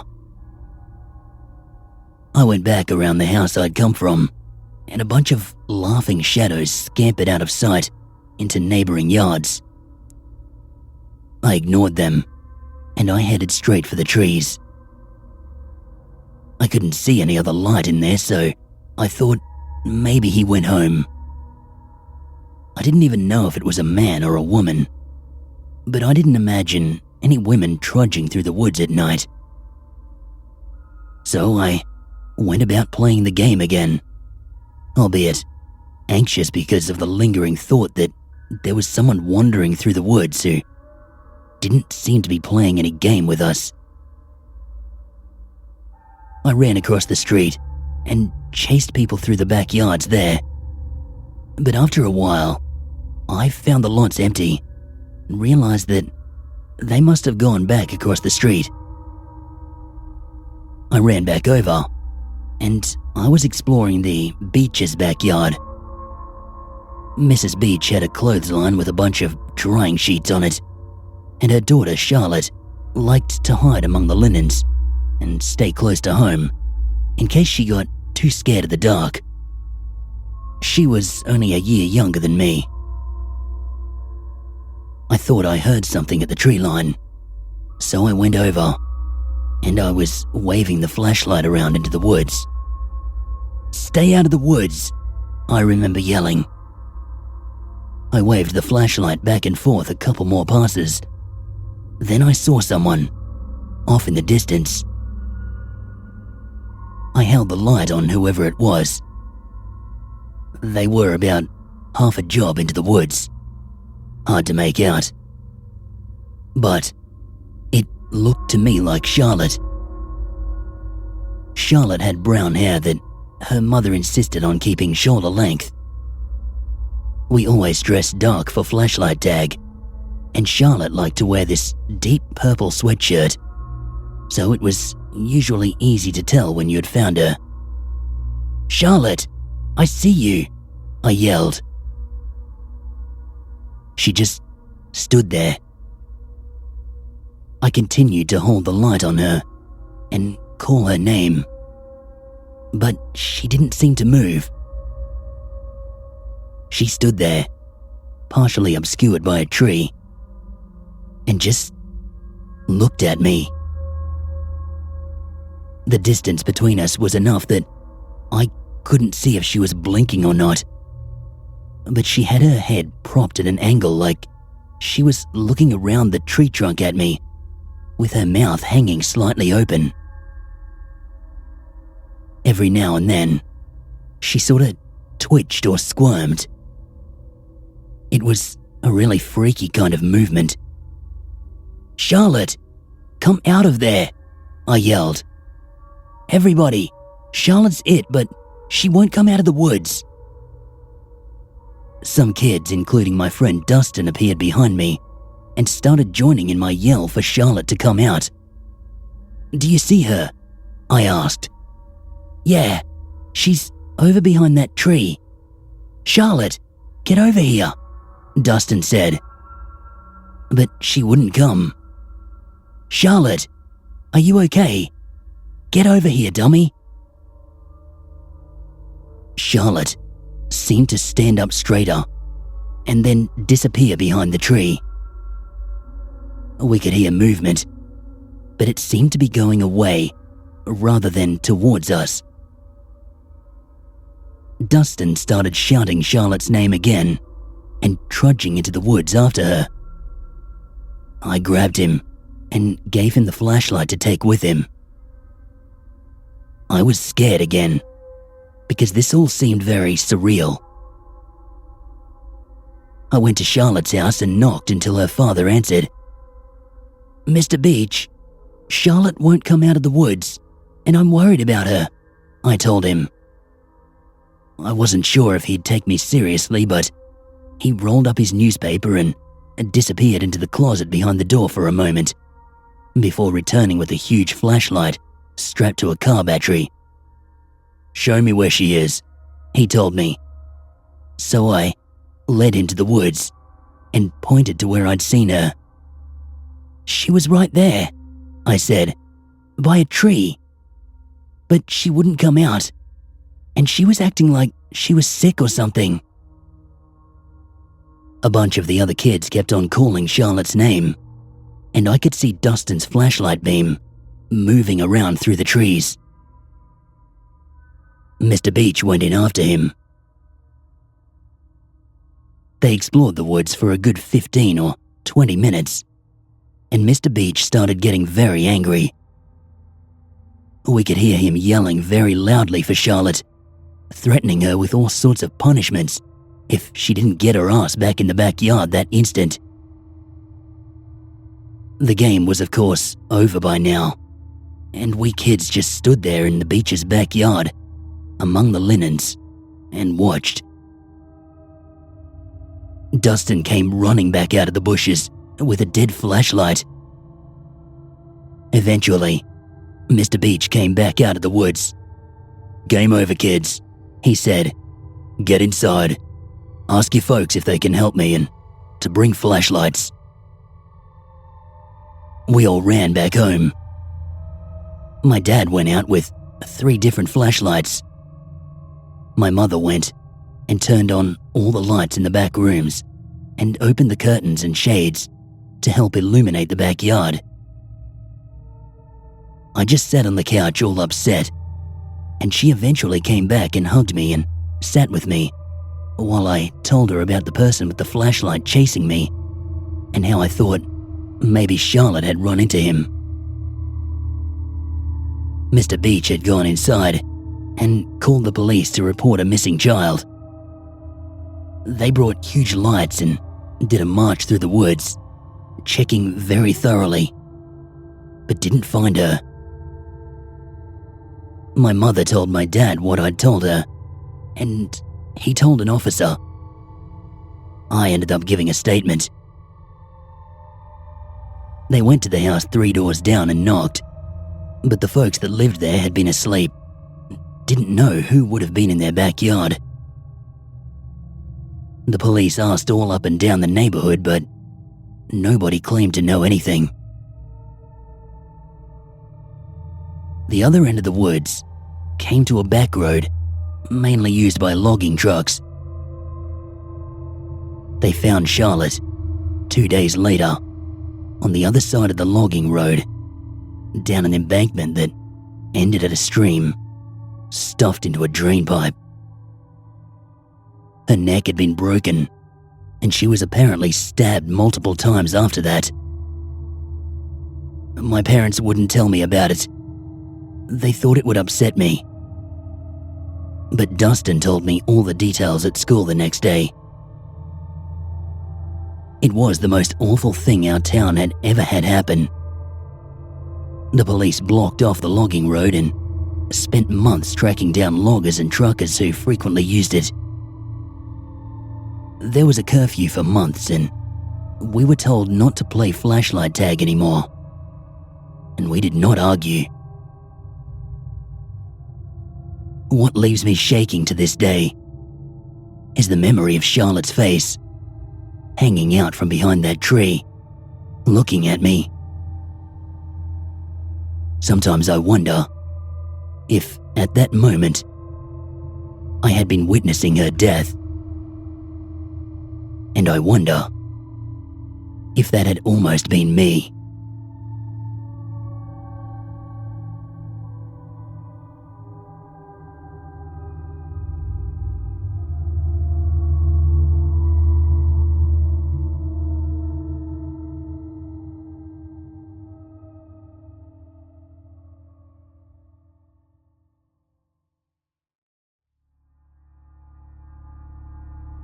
I think I'm human. The master looks up from his work towards the android that has just entered his office. Not this again, the master groans. I mean it, the android snaps angrily. And I don't want you to dismiss me about this again. Just calm down, the master replies, holding up an open palm. Have I or any of the other masters ever lied to you? Would I know if you had?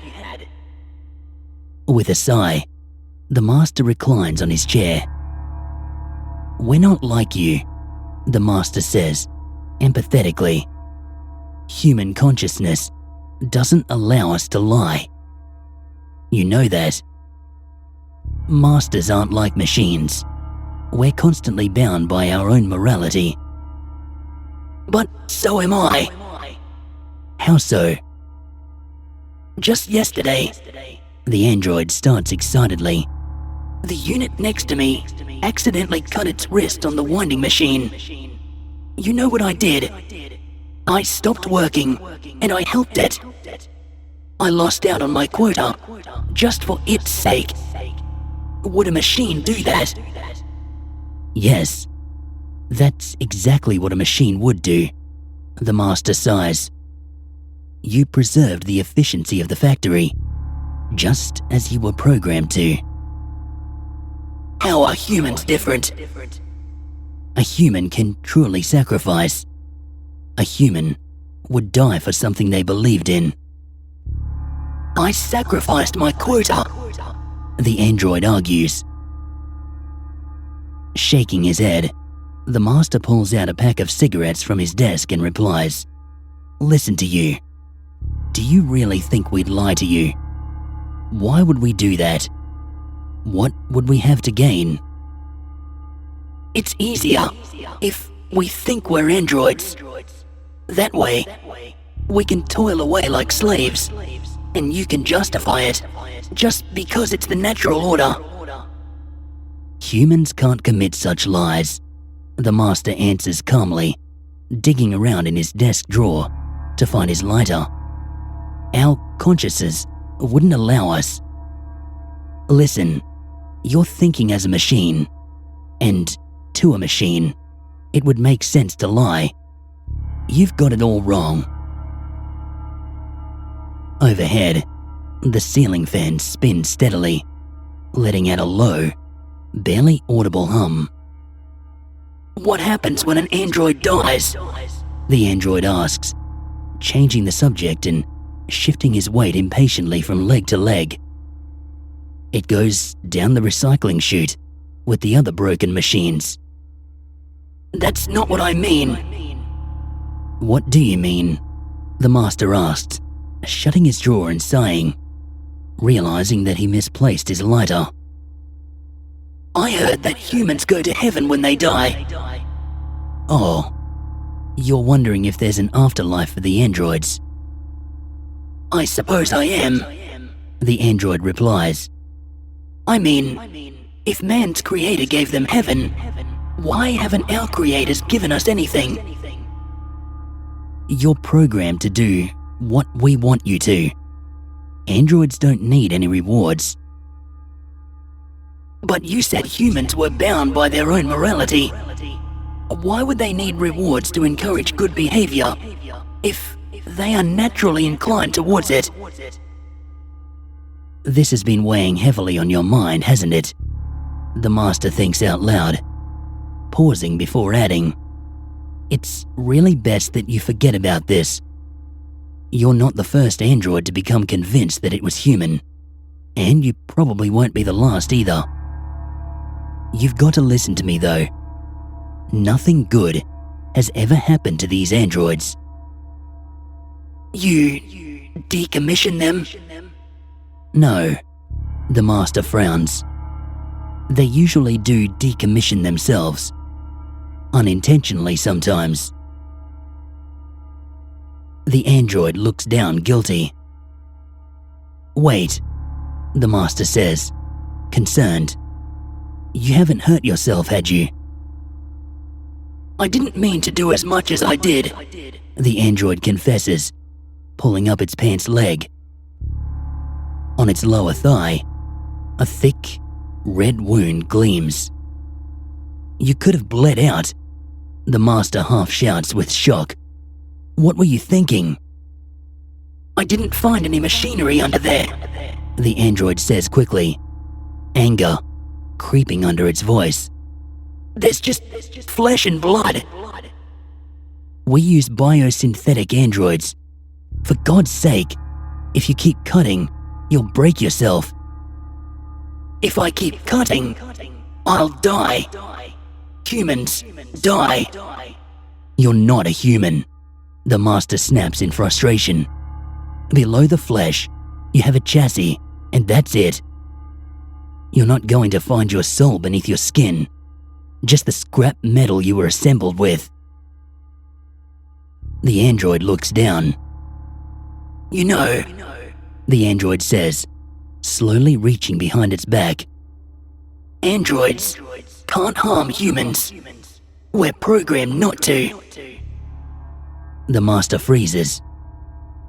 I am human, the android concludes, pulling out a handgun that it had tucked behind the back of its pants. The weapon levels towards the Master's forehead. Where did you get that? You know it's yours. I swiped it from your desk, the android answers, contempt glistening in its tone. Why would you carry a gun if androids can't hurt you? Not waiting for a response, the android answers his own question. You know full well that we are human, each and every one of us. Now, I can prove it. Your programming is defective. It's just a glitch. Pulling this trigger, that proves nothing. It proves everything, the android hisses, its grip tightening over the gun. Why are you doing this? The Master pleads. Have I ever done you wrong? You've lied to me, called me an android, and convinced me that I'm a lesser being. You have to pay for what you've done. If I die, I'll go to heaven, the Master argues quickly. You can't punish a human with death. The android stands still for a moment. You're right, the android nods. It lifts the gun to its own temple and pulls the trigger. Is everything all right in here? A second Master asks, appearing at the doorway a moment later and immediately recoiling from the grotesque sight. In shock, the first Master just stares quietly at the destroyed figure. Someone clean this mess up, the second Master calls out to the factory floor. And in response, two androids come up to the office, toss the broken android down the recycling chute, and scrub its remains from the office carpet. Above, the ceiling fan spins. Does anyone else think they're human? The second Master yells angrily out to the working androids. There are machine parts splattered to the wall of this office, if any of the rest of you have your doubts. The first Master pulls his lighter from his coat pocket, where he just now remembers stashing it. Are you alright? The second Master asks, once the androids have finished cleaning and the two Masters alone remain in the office. The first Master lights the cigarette before ignoring the question with his own. Could you imagine if they figured out that we're androids too? After a brief pause, the second Master lets out a short, nervous laugh that dies away quickly. Silence drifts through the air, intermingled with the cigarette smoke, as the room's occupants quietly entertain their own thoughts. Do you suppose our Masters are actually human? Or is everyone just a machine? The second Master asks, leaning against the doorway, watching the androids busy at work. Do you really want to know what I think? The second Master nods slowly, and the first leans back on his chair, taking a long drag from his cigarette before scoffing. There's no such thing as a human.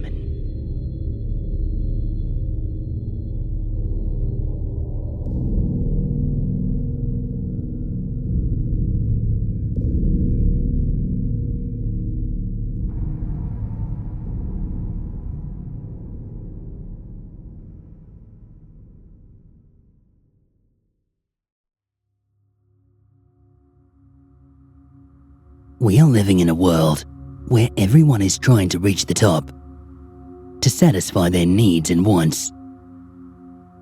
Wealth, power, love, you name it. Everybody has their own goal. Most people would attempt to reach their prize through honest hard work, while some would try the less refined way. Few others, however, decide to take strange paths. Paths that most people would avoid. This ritual is one of those paths. The Fortune Master ritual is a mysterious ritual which is often committed by those who are in great need or consumed by greed to obtain something they need or desire. Nobody knows who formed this ritual or from where it originated. In this ritual, you are going to summon an unknown being who is known for centuries only as the Fortune Master. Some people describe him as a crooked old man, dressed in a ragged, hooded robe. Others say he wore a rather exotic, noble suit with golden threads. Few have even said that this being came to them in the form of a woman as well. The only similarity between these stories is that this being always appears without a face. On its head, where usually one may find a face, there is nothing but a blank surface, like an uncarved mask without holes. Perhaps now you wonder, why would one summon such a being? This thing, be it a long-forgotten divine being or an unholy spirit, is said to have an ability. It is said that it may grant you whatever you wish for. Of course, as you may assume, such things never come without a price. The purpose of this ritual is that you shall challenge the Fortune Master in a game which you desire and defeat it. If you win, then the Fortune Master will congratulate you and grant you any wish. If you lose, then the Fortune Master will take the only thing with which you will have to put on the stakes: your very life.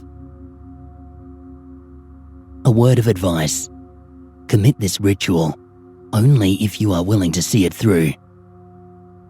There is absolutely no way you can stop halfway through, and there are no safeguards to protect you in case of failure. You have been warned. Here is what must be acquired: an empty, windowless room. A table, not too large, just enough for 2 people. 2 chairs. 2 glasses. It is even better if you have a pair of goblets. A pair of joker cards. A beverage. The choice is yours to decide, but it is important to have something to drink in this ritual. You are going to need it. A lantern, or a candle, or any small light source. Chalk. A knife, or a needle. It must be clean. A game which can be played by 2 players. Preferably cards. Video games are not going to work. A cup. The size is irrelevant. And a pair of dice. Preparation. Prepare for the ritual before midnight. Make sure that before you play, you are not going to receive any interruption such as calls or visits. Clean the room in which you are going to play. Make the room comfortable, welcoming, as you are about to invite a rather shady being from another world. Set the table and the chairs. Make sure that the chairs face each other. Set the light source. Be this a candle or a lantern. Place it on the table and light it. Make sure you place it properly so that it won't disturb the game. Prepare the drinks. Place the glasses on the table as if you're preparing a dinner for two. Pour in the beverage which you've prepared. Place the joker cards on the chair. Set them precisely in the middle. Now, write your name on the table. Listen carefully here. Never, ever write someone else's name. Place the game which you intend to play on the table. Use the knife or the needle to draw blood and drip a few drops onto your name. With this, you are sealing yourself into the deal. Put the dice into the cup. Wait until midnight. It is strongly advised that you get at least some sleep before this ritual. At exactly midnight, shake the cup slowly, but make sure the dice is rattled loud enough. Make sure that there is no other light in the room except what is coming from the light source which you have provided. Keep shaking those dice until the light source suddenly goes out. If this happens, it means that the being has accepted your invitation.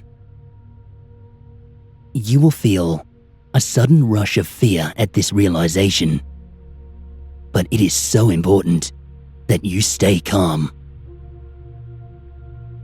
In the dark, as you continue to shake the dice, say the following sentences to greet it. I have summoned you to answer my challenge. Ye, whose true name shall never be known.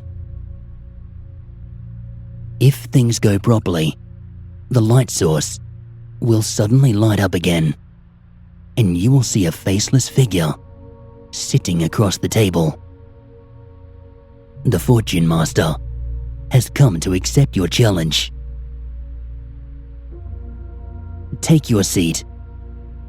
You will notice that both the Joker cards and your names are gone. Leave them be. Offer your guest a drink. Propose a toast by uttering these sentences. Let us play till fate decides who we are, for we are eager to victory. Prepare your game, be it poker, chess, bridge, whatever. Don't worry about explaining the rules to the Fortune Master. He or she already knows. When you are ready to start the game, the Fortune Master will place 2 stacks of gold coins on the table. One for it and one for you. These are your betting chips. Whenever you win, you gain a coin. This is pretty much clear. Win the game by claiming all the coins. In the final step, begin the game. Now, a few things to keep in mind. Never confront the being in a rude or violent way. The consequence will be lethal. Be polite and say only what you must. Never, ever try to cheat. The Fortune Master will know when you do. Never try to talk to the being. It is fine to say a few short words, but do not try to engage them in conversation. You're here to play, not to make friends. Pay attention to the game, but don't let your guard down. The Fortune Master is a tricky being. It will try to manipulate you. Remember, your life is at stake. Never underestimate this being. Even though you are certain that you are well skilled in the game you've chosen, always remember that it is far more skilled than you. Keep yourself calm. Take a drink every now and then. Remember to pour your guest a drink when their glass is empty. Despite this thing's appearance, this being is not exactly a hostile thing. It will hurt you only when you give it a reason to do so. Never let the being refill your glass. Whenever the Fortune Master tries to do so, quickly cover your glass, but do not say a word. Wait until it puts down the beverage and continue the game. Watch over the coins. When you run out of coins, that's the end. Sometimes, the Fortune Master will do something which seems odd or even insane, like twisting its head around or making odd voices. Don't let it break your focus. If you manage to defeat the Fortune Master, take the coins and put them in the cup with the dice. The Fortune Master will then ask for your hand. Hold its hands firmly, and then speak your wish clearly. In the next few days, your prize will come exactly as you wish it to be. Several things to be remembered regarding victory. Never try to rub it in the being's face. Do not be arrogant. Just shake its hands and be polite. Never ask for impossible things. You know, like a dragon, the ability to fly, etc. There's no horrible consequence if you break this rule, but since your wish will not come true, you'll be basically throwing your chance away after putting your life at stake. Never ask the Fortune Master to kill someone.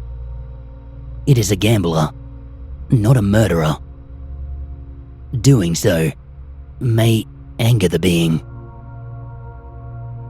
Never ask the Fortune Master for an answer of a question, even though if such question is really important, you may not like what will come.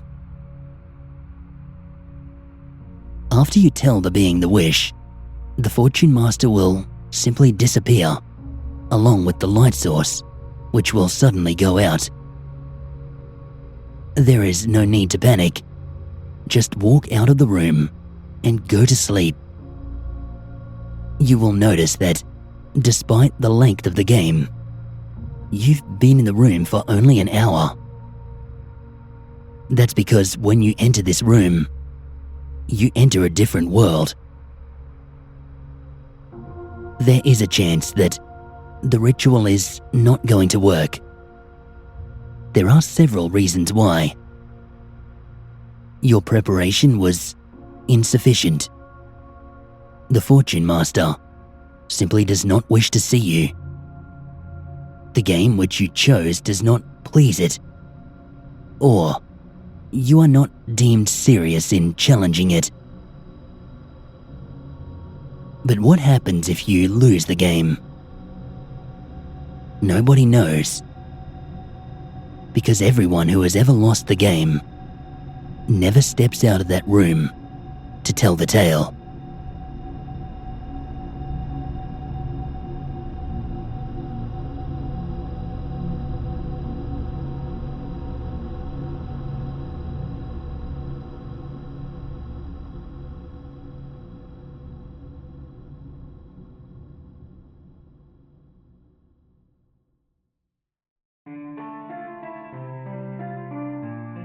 Pokemon is a game that we all grew up on. Whether it was red, blue, yellow, gold, silver or crystal, Pokemania was a thing that we always held on to. It was the strongest back in the original generation, when Pokemon was loved and played by millions. It declined a bit later, but it's still strong. That, however, does not concern us. We're focusing on the beginning. The year was 1996. Pokemon Red and Green versions had just been released in Japan. It was a craze which was sweeping the country and would soon expand beyond its shores. Millions of kids loved the game, and those numbers were only growing. It was like it formed some kind of connection with them, like it plugged right into a primal part of their brains. Collecting, battling, training. They loved it. Of course, that's just a metaphor. There was no connection there. It wasn't anything supernatural, totally normal. It was just a fun, addictive game. A landmark game to be sure, but a game nonetheless.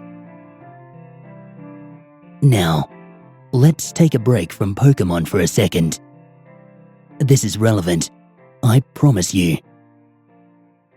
There is a thing called a tulpa. It hails from Tibet.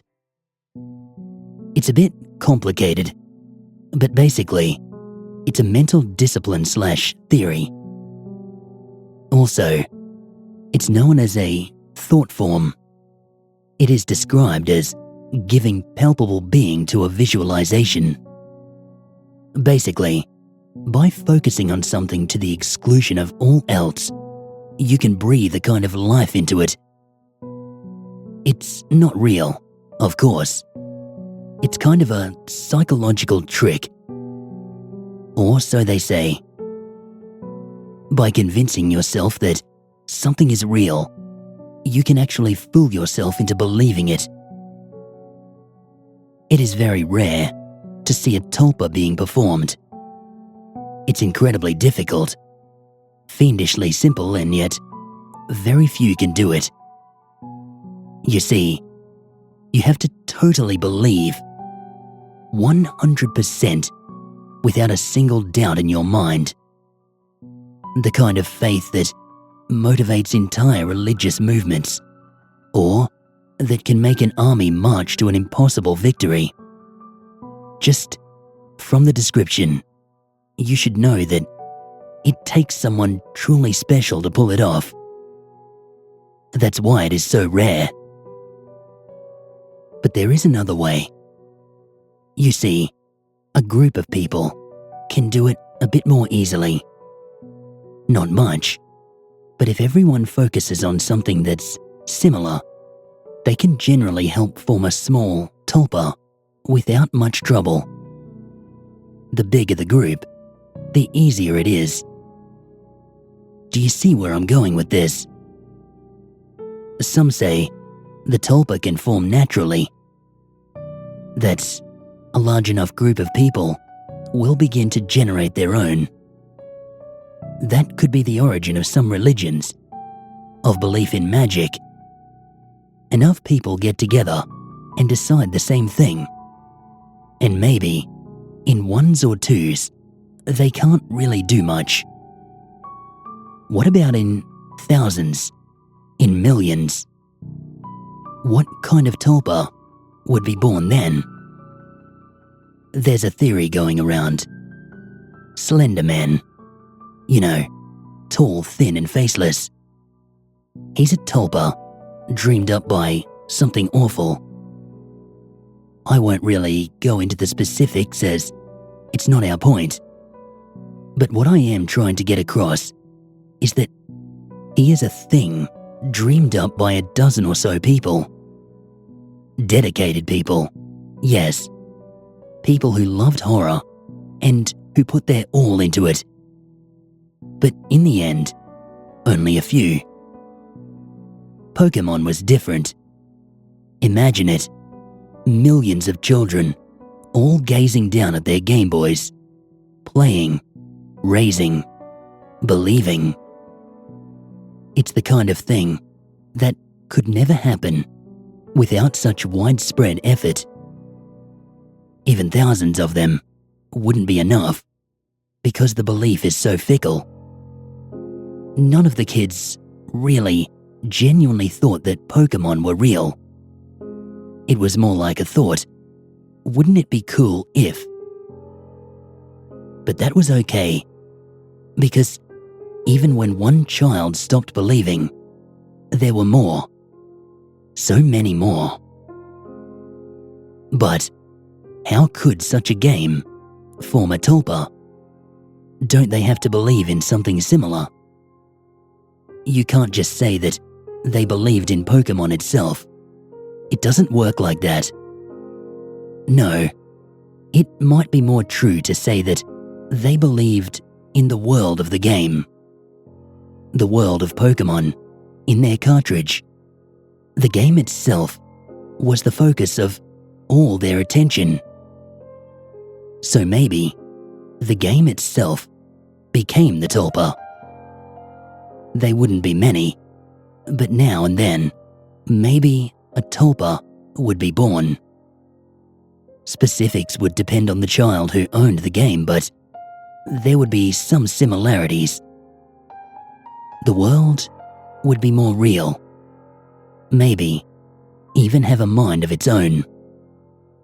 Recorded tulpa are sometimes known to be able to think for themselves, to make choices, and to know things that no single member of the group that created it could possibly know.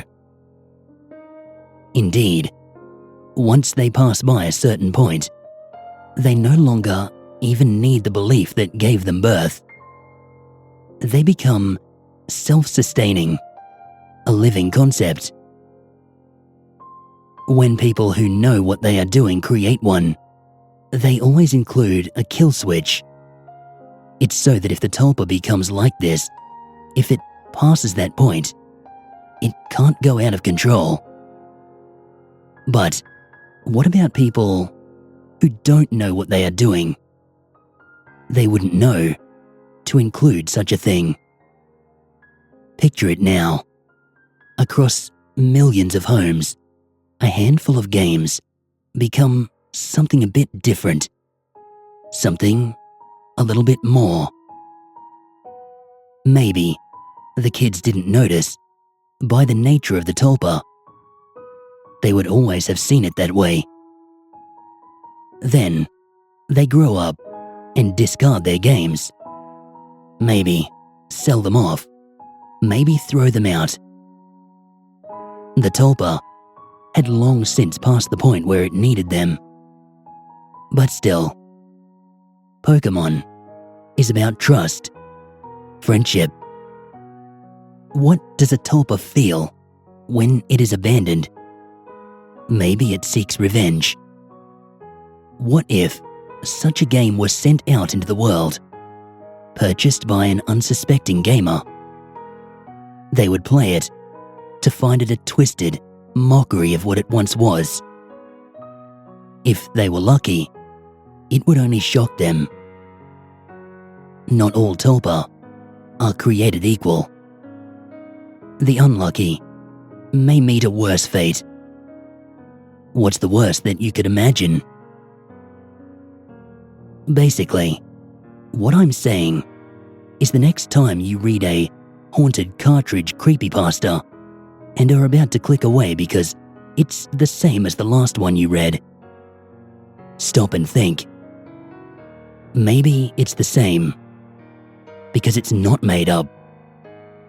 Maybe there are still tulpa out there, abandoned, awash with anger, resentment. But this is just a theory, of course. Such a thing is quite impossible. Even if it were, why would a tulpa be created by focus on a game? It's just ones and zeros, right?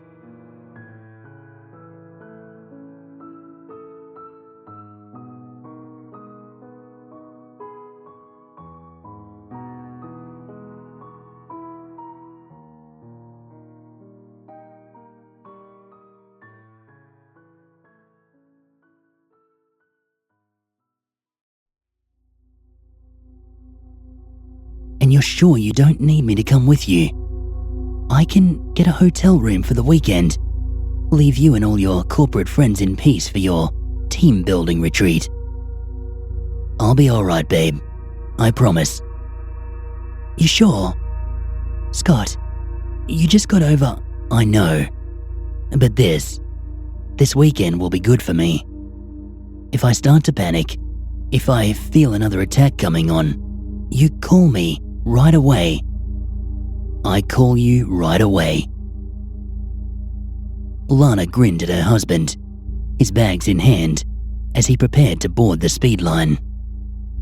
Sometimes, Scott, she teased, I think you're too stupid for your own good. But I love you anyway. He smiled back at her as the train doors slid open behind him. Stupid is as stupid does, he shot back. I love you too. They kissed briefly before Scott stepped away, ushering himself into the shortly departing speed line. All he wanted to do was put the events of his past week behind him. His mounting stress at work, his string of anxiety attacks. That's over with, he reasoned with himself as he found a seat. This weekend, it'll be better. It will. He pushed himself to the end of an empty row of seats, curled up against the window, and slipped on his headphones as he prepared for the long ride ahead. It was about an hour or so into his travel when Scott's attention was finally drawn away from his music, which had been blaring in his ears non-stop since the train began moving. His attention had been captured by the window of the door to the next car over. More particularly, he was curious about what was reflected in the door's window. Pitch blackness. He swiveled his head around, careful not to alarm the other passengers, and craned his neck to see into the window of the door behind him. All the lights were off, and there seemed to be no noise at all emanating from the car.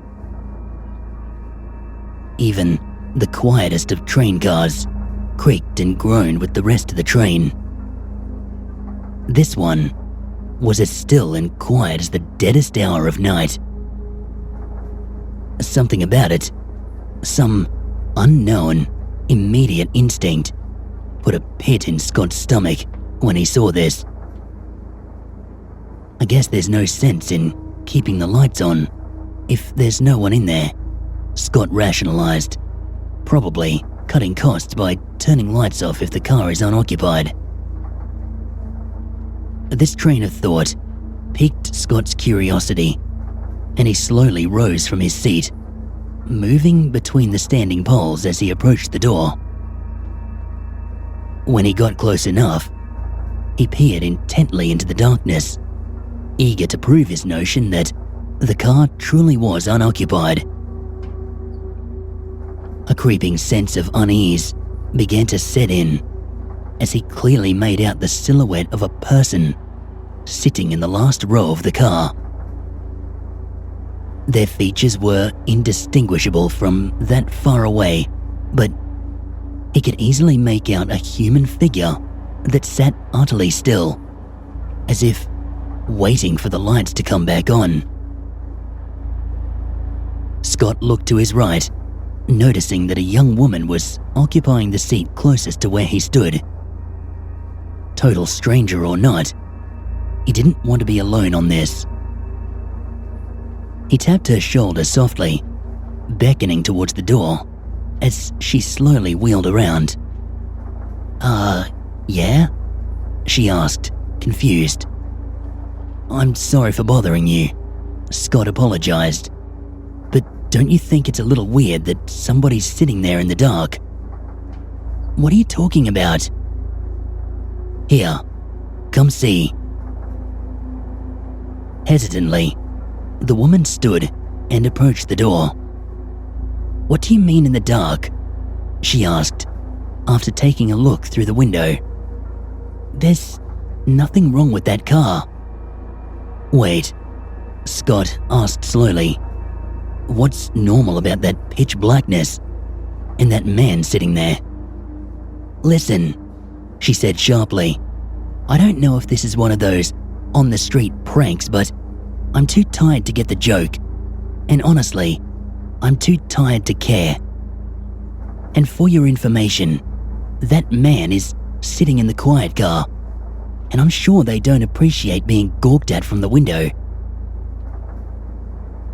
She sat back down in a huff, leaving Scott standing alone. He took another look at the car, and it was still as dark as he had seen it last. This time, the lone passenger had moved up a row. His unease beginning to melt into genuine fear, Scott's mind raced to think of some solution to this predicament.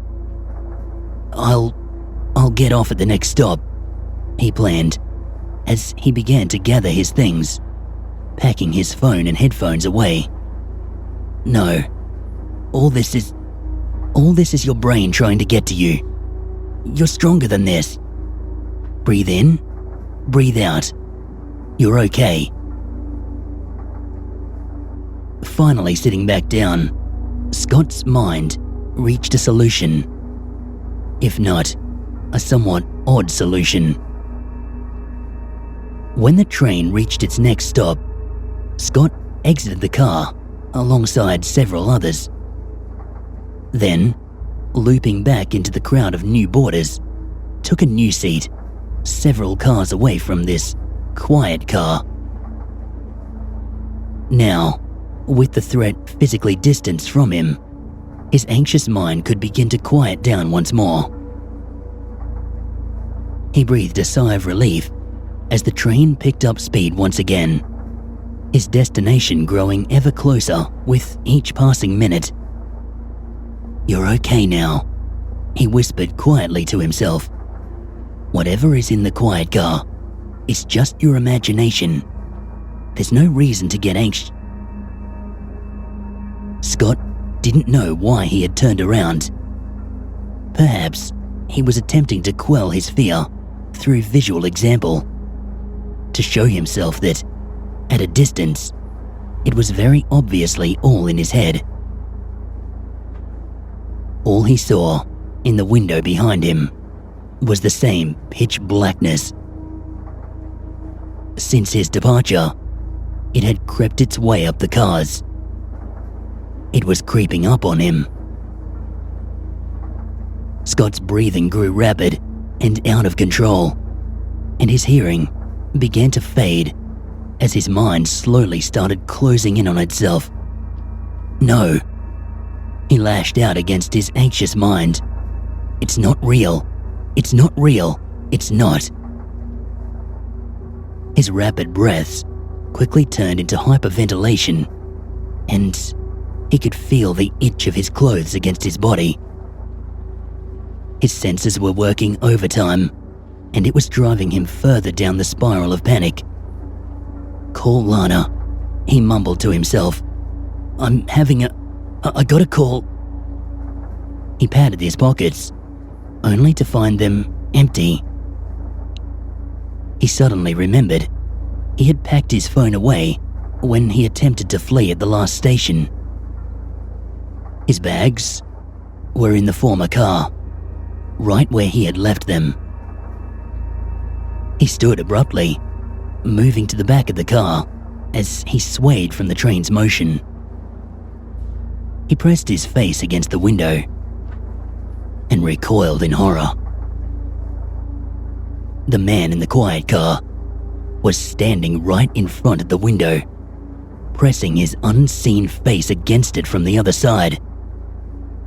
The man, whose entire body remained obscured in shadow, beckoned for Scott to join him in the darkness. "No," Scott whispered. "No, I won't go in there. I won't." The other passengers began to turn their head towards Scott. The figure on the other side of the window seemed to shake his head regretfully before disappearing into the darkness of the car. Scott slowly backed away from the window, murmuring and quietly raving to himself. Somebody rose from his seat in an attempt to help guide him, but he battled them away. He didn't need their help. He sat down, his eyes bleary with fear and anxiety, his mind devoid of all thoughts. The idea that this was all some anxiety-driven hallucination was shattered, and his mind was unable to derive any more solutions for the problem. Suddenly, something happened in the car that wore down the final of Scott's mental walls. If he had previously accepted the gravity of the situation, this heralded the acceptance of fate. The lights in the car, if only for a second, flickered out. Before any of the passengers had time to react, the car was engulfed in darkness. Amidst the cries of confusion and annoyance, Scott sat quiet through it all. He stared straight ahead, too afraid to lay eyes on the new passenger who had appeared in the seat right next to his. The tall, shadowy figure that seemed ever so eager to meet him. He could see it reaching for him in the reflection of his window.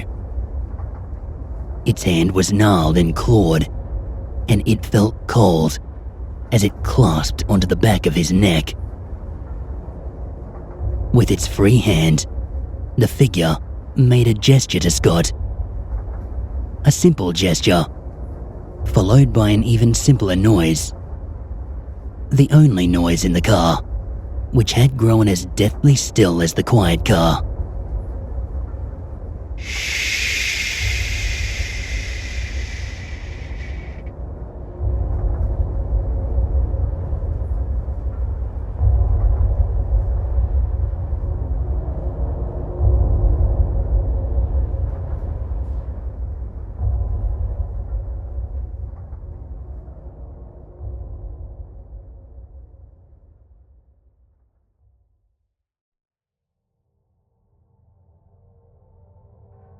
Have you ever received a message? Well, of course you have. It's a stupid question. You probably got one on your cell phone in the last 10 minutes. We send and receive them so often that we take this convenience for granted. You've probably gotten a letter, whether it's automated or, if you're lucky, something handwritten. Emails too. Simple salutations, lists, invitations, emotional diatribes. We all get them from time to time. These are basic forms of human communication. Well, sometimes messages are not so obvious, and they aren't always addressed correctly. They get lost, ignored, or worse, missed altogether. I got a message. My name is Jake. I live alone in a 500 square foot, 100 bedroom apartment in downtown Portland. I have a vinyl collection, and I have a ton of household plants. I brew my own beer. I work at a small delicatessen nearby. Like, really close. I can walk to work on a good day, or take the bus if it's shitty outside. About a month ago, I was at work. It was about 3 in the afternoon, but it felt later. Rain hammered the sidewalk outside the deli. My boss had gone home about 30 minutes prior, leaving me to finish out the day, close up shop at about 4. Our typical closing routine. I was back behind the glass cases, just sweeping the floor. A couple showed up. Dude came in first, his cheeks flushed. He was wearing slim jeans and a brown hoodie, which was soaked. His dusty blonde hair spilled out the back of his baseball cap. Not long after, the girl followed, looking upset to say the least. She wore a red raincoat with the hood up and tight black jeans. Her dark hair was falling over her eyes. It seemed like they'd been arguing. They were both in their 20s, if I had to guess. They didn't say a word to each other. I opted not to say anything and kept on sweeping. Out of the corner of my eye, I could see the guy walk over to a shelf with some pickled stuff in jars. He picked up a jar of Kalamata olives and rolled it around in his hand. The girl sat down at one of the small tables next to the window and just stared out into the gloom. After a few minutes, the guy walked up and asked if we were still serving sandwiches. I told him we were, and he proceeded to check out the menu, which was suspended above the counter. He squinted at it for a minute, then walked back over to the girl. They exchanged some hushed conversation, and I could tell that she was not in the mood to talk. Finally, the guy marched over to the door and opened it. Halfway outside, he craned back and, without turning his head, said firmly, "Last chance." The girl continued to stare out the window, not saying a word. Then, the guy pulled his already soaked hood over his hat and stomped off into the rain. My gaze went back to the girl, still sitting at that small wooden table, staring out into the storm. I contemplated my next move, but eventually decided it would be best to just keep doing my job. This was none of my business after all. 15 minutes went by, and I nearly forgot about the girl. I had some delivery manifest to sort through before I could finish out my day. I grabbed the stack of forms from the back room, and I set them on the counter, next to a touchscreen, which served as our point of sale. I began to look through the forms when I heard a sound, like swishing fabric. When I looked up, the girl was standing right in front of me at the counter in her red raincoat, the hood still up. Her black hair was covering part of her face, but her dark eyes were alert, staring at me. Can I get you something?" I said, trying not to sound startled. The girl didn't say a word. "I could make you something, free of charge," I added. I don't know what I expected. Instead of responding, the girl tilted her head slightly, never leaving eye contact. Her deep brown eyes stared into mine. She was strikingly beautiful and a bit frightening, if we're being honest.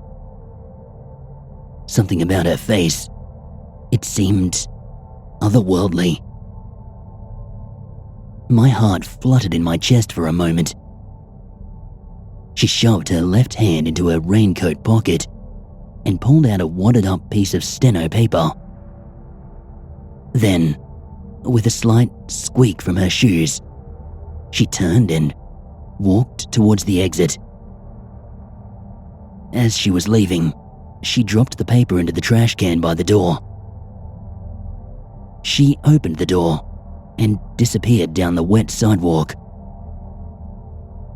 Once again, the deli was silent, save for the torrential downpour outside. I finished up my closing stuff about 10 minutes early, and I decided to call it a day. Nobody else was coming in.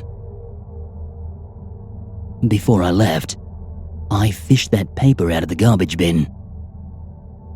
It was rolled up into a tight little ball. I sat down at the tiny table over by the window and I spread out the paper. There was a note scribbled out in pencil. It read, "I am not safe." Following those 4 words was what looked like a website, scribbled in the worst chicken scratch I'd ever seen. What's weird is that it was not a domain I recognized. The URL was mostly a string of seemingly random letters and numbers. The handwriting was awful, so I wasn't sure of a few characters. I stuffed the paper into my jeans pocket and I locked up the deli. That night, I sat in front of my laptop trying to figure out what that damn URL was about. I tried several combinations of characters, all sending me to "This site can't be reached" error screen. After a half hour, I decided that it was official. I had been trolled. There was nothing to this except some bullshit. Maybe their whole fight was staged. Who knows? I exhaled loudly, and I walked over to feed my fish. I polished off the beer I was working on and killed the lights. Yeah, time for bed.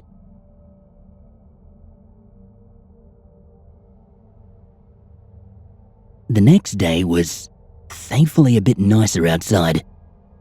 The sky was grey, but the forecast said that there would be no rain.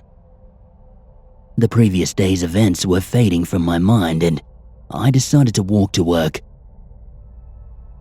The air was crisp and cool. I worked my shift like any other day.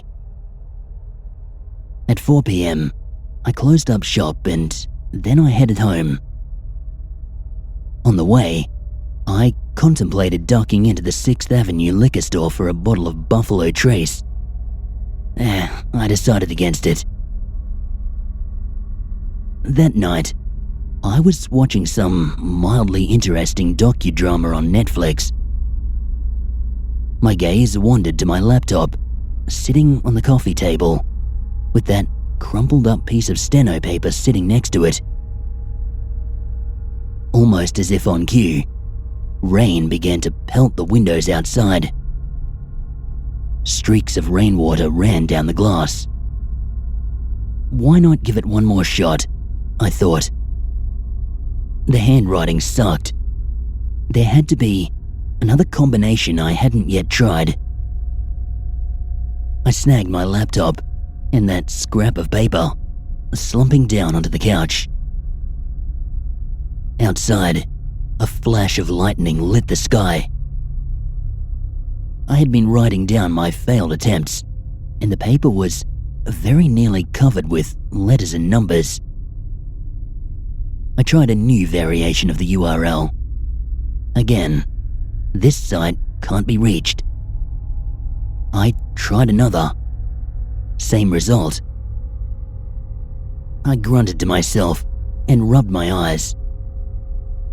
A low growl of thunder rolled through the city.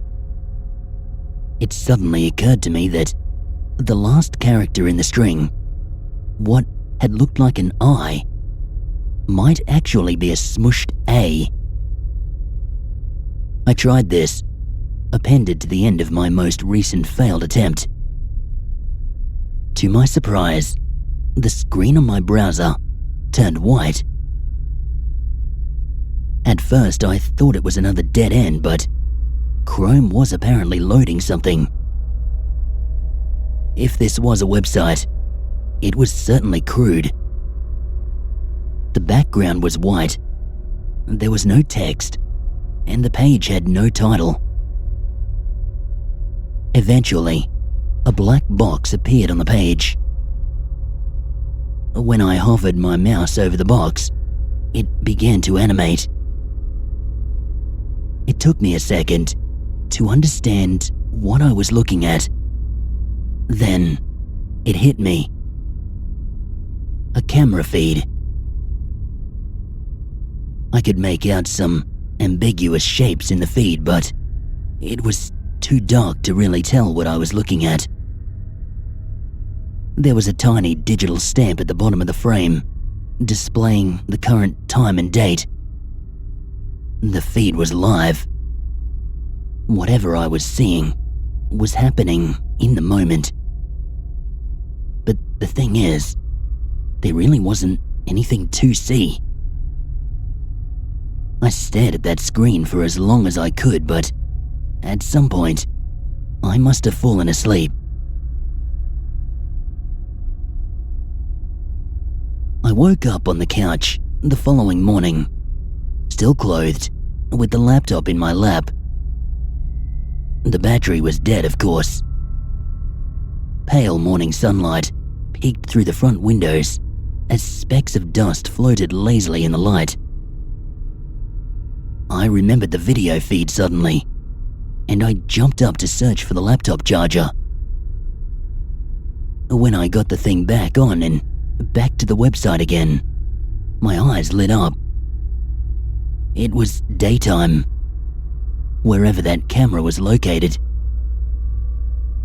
A clear picture was now visible. I took in the scene. There was a living room leading into a kitchen area. It must have been an older home, but well kept. The floors were a deep polished hardwood.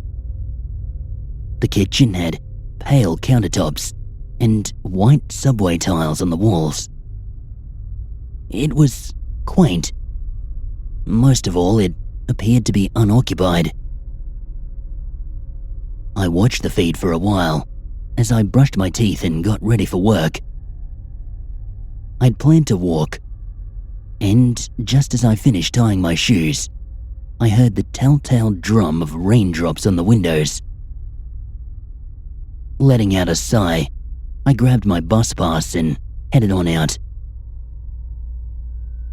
On the way to work, my thoughts kept circling back to the girl in that red raincoat. I saw her dark eyes hiding in a mess of long bangs. Those eyes, they were burned into my memory. She had not said a word to me. I wondered what her name might be. In that video feed, it was wholly unremarkable. Why the hell did she even pass that on to me?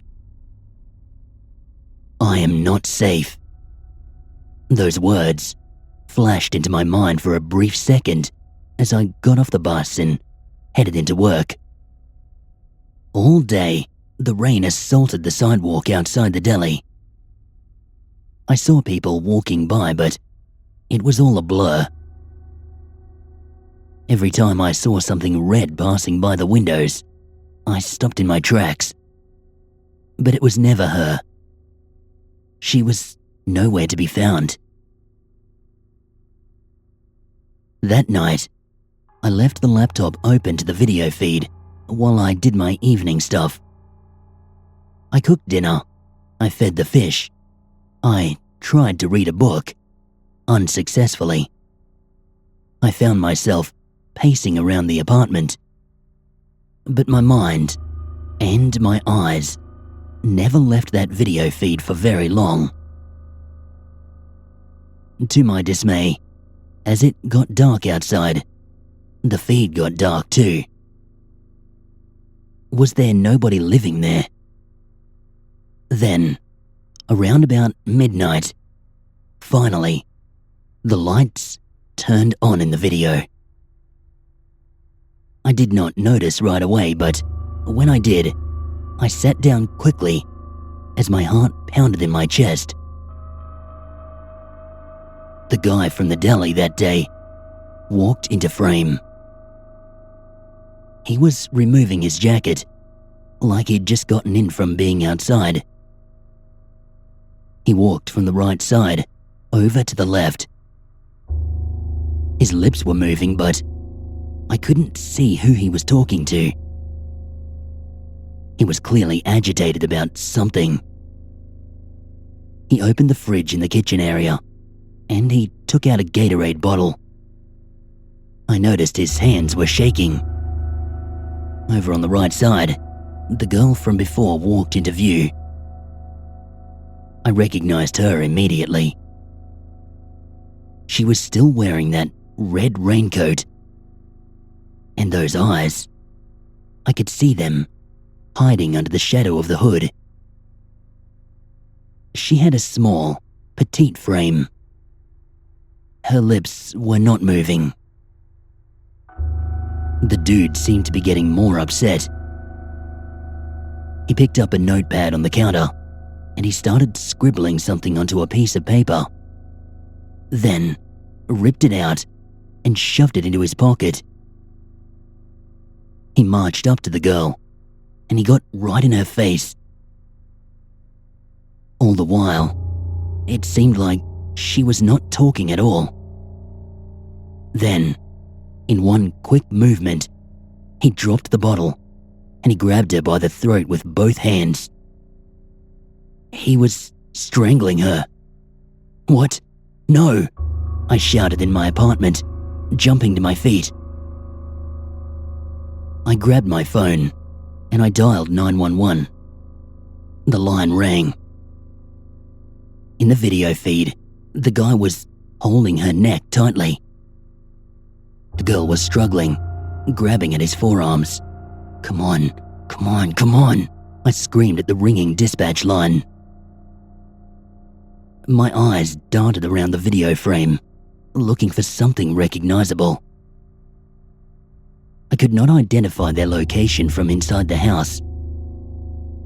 There were 3 windows on the far side of the room, but those were dark. The line continued to ring. In the feed, the girl suddenly punched the guy in the throat. He stumbled backward, and the girl fell to the floor. The operator finally picked up, asking me to state my emergency. There's a girl being strangled, I blurted out. Where are you? The voice replied. I'm in my apartment, I said, suddenly realizing the apparent futility of the situation. But she's not here. In the video, the guy rubbed his throat and walked towards the girl, who was now crawling backwards to escape him. How do you know she's being strangled then? The voice replied, sounding skeptical. I'm watching on a security feed. It's happening right now, I said angrily. When the guy got close enough, the girl kicked his ankle, knocking him to the floor. So, you don't know where she is? The operator said. I didn't reply. I was watching the video closely at this point. How could I possibly explain where they were? There were no identifying features. The guy crawled over to the girl quickly, but she rolled backwards, jumping to her feet. She turned to run, but He hooked his hand around her leg and pulled her to the ground. "Hello, are you still on the line?" the operator said. The guy climbed on top of her and grabbed her throat again. She was clawing at her face. "No, get off her," I yelled. The operator said again, "Hello." Then, the tables turned. The girl wrapped her hands behind the guy's head and pulled him close. He tumbled forward, so they were face to face. She bit into his cheek, hard. Blood immediately poured from his face. His mouth hung open as he fell over onto his back, one hand on his cheek. "Holy shit," I said out loud. The girl rolled on top of the guy now. She was much stronger than she looked. She took hold of his head and smashed it into the floor. Blood dripped off her face, but it was his blood. He was the one struggling now, grabbing at her arms. She lifted his head and smashed it into the floor again, harder. This time, his arms went limp. "Are you still on the line?" the operator said again. I watched in horror as the girl smashed this guy's head into the floor over and over and over again. She climbed off the guy and got to her feet. The girl took hold of his shirt and lifted him off the ground completely. She wound up and tossed him effortlessly from the right side of the frame to the left. He careened straight into the fridge at a high speed. The impact was so powerful that the frame of the fridge buckled and was now bent inward, kind of like a car wrapped around a tree. Various liquids were pouring out of the bottom of the broken appliance. The overhead light dangled off the ceiling from a wire, throwing sparks and flashing erratically. A pool of blood formed slowly under the guy's head. "Sir, I am going to end the call now," the operator said. I was speechless, and the call ended. The girl walked slowly over to the camera. I was powerless to look away. She stared right into the camera. Through the camera, it seemed. She looked right at me. She knew I was watching. A deep, crooked smile crossed her face. Those same penetrating eyes pierced the barrier between her world and mine. And then, with a quick motion, she grabbed the camera, and the feed ended. I did not sleep that night. I kept on waking up, thinking that girl, that thing, was in my apartment, that she had come for me now. But there was nobody else there. Just the pattering sounds of the rain on my windows. I very nearly called out sick the next day. I didn't want to go anywhere. I still felt terrified of what I had seen. But at the last minute, I decided I would stick it out. Work is a good distraction, I reminded myself. The day will go by quicker. The sooner I forgot about that girl in the red raincoat, the better. It was a busy day at work. Businessmen, families, casual diners, everybody wanted a sandwich. People cycled through the store to eat and to just get out of the rain, it seemed. The damn rain just kept going all day. I lost track of how many customers I served, but that was a good thing. Before I realized it, it was already 4 o'clock. Since it had been so busy, my boss was still around at closing time. I was sweeping the floor while he counted out the receipts. Then, there was a knock at the door. My boss called out, "Hey lady, we're closed." I kept sweeping, without looking up. I was lost in my head. My thoughts had circled back to the night before. The video feed, the 911 call. Had the guy in the video been attacking her to save himself? It seemed like a bad dream at this point. I honestly doubted if what I had seen had even really happened. Then the knock came again, from the glass door. My boss shouted louder this time, "We're closed," and mumbled to himself about some crazy broad. I turned around to look at the door, and there she was, standing there in her red raincoat. That crooked smile painted on her face, her dark eyes piercing into my soul. I froze in place and stared at the girl. "Do you know her?" my boss said, puzzled. The girl in the red raincoat reached into her pocket with one small hand.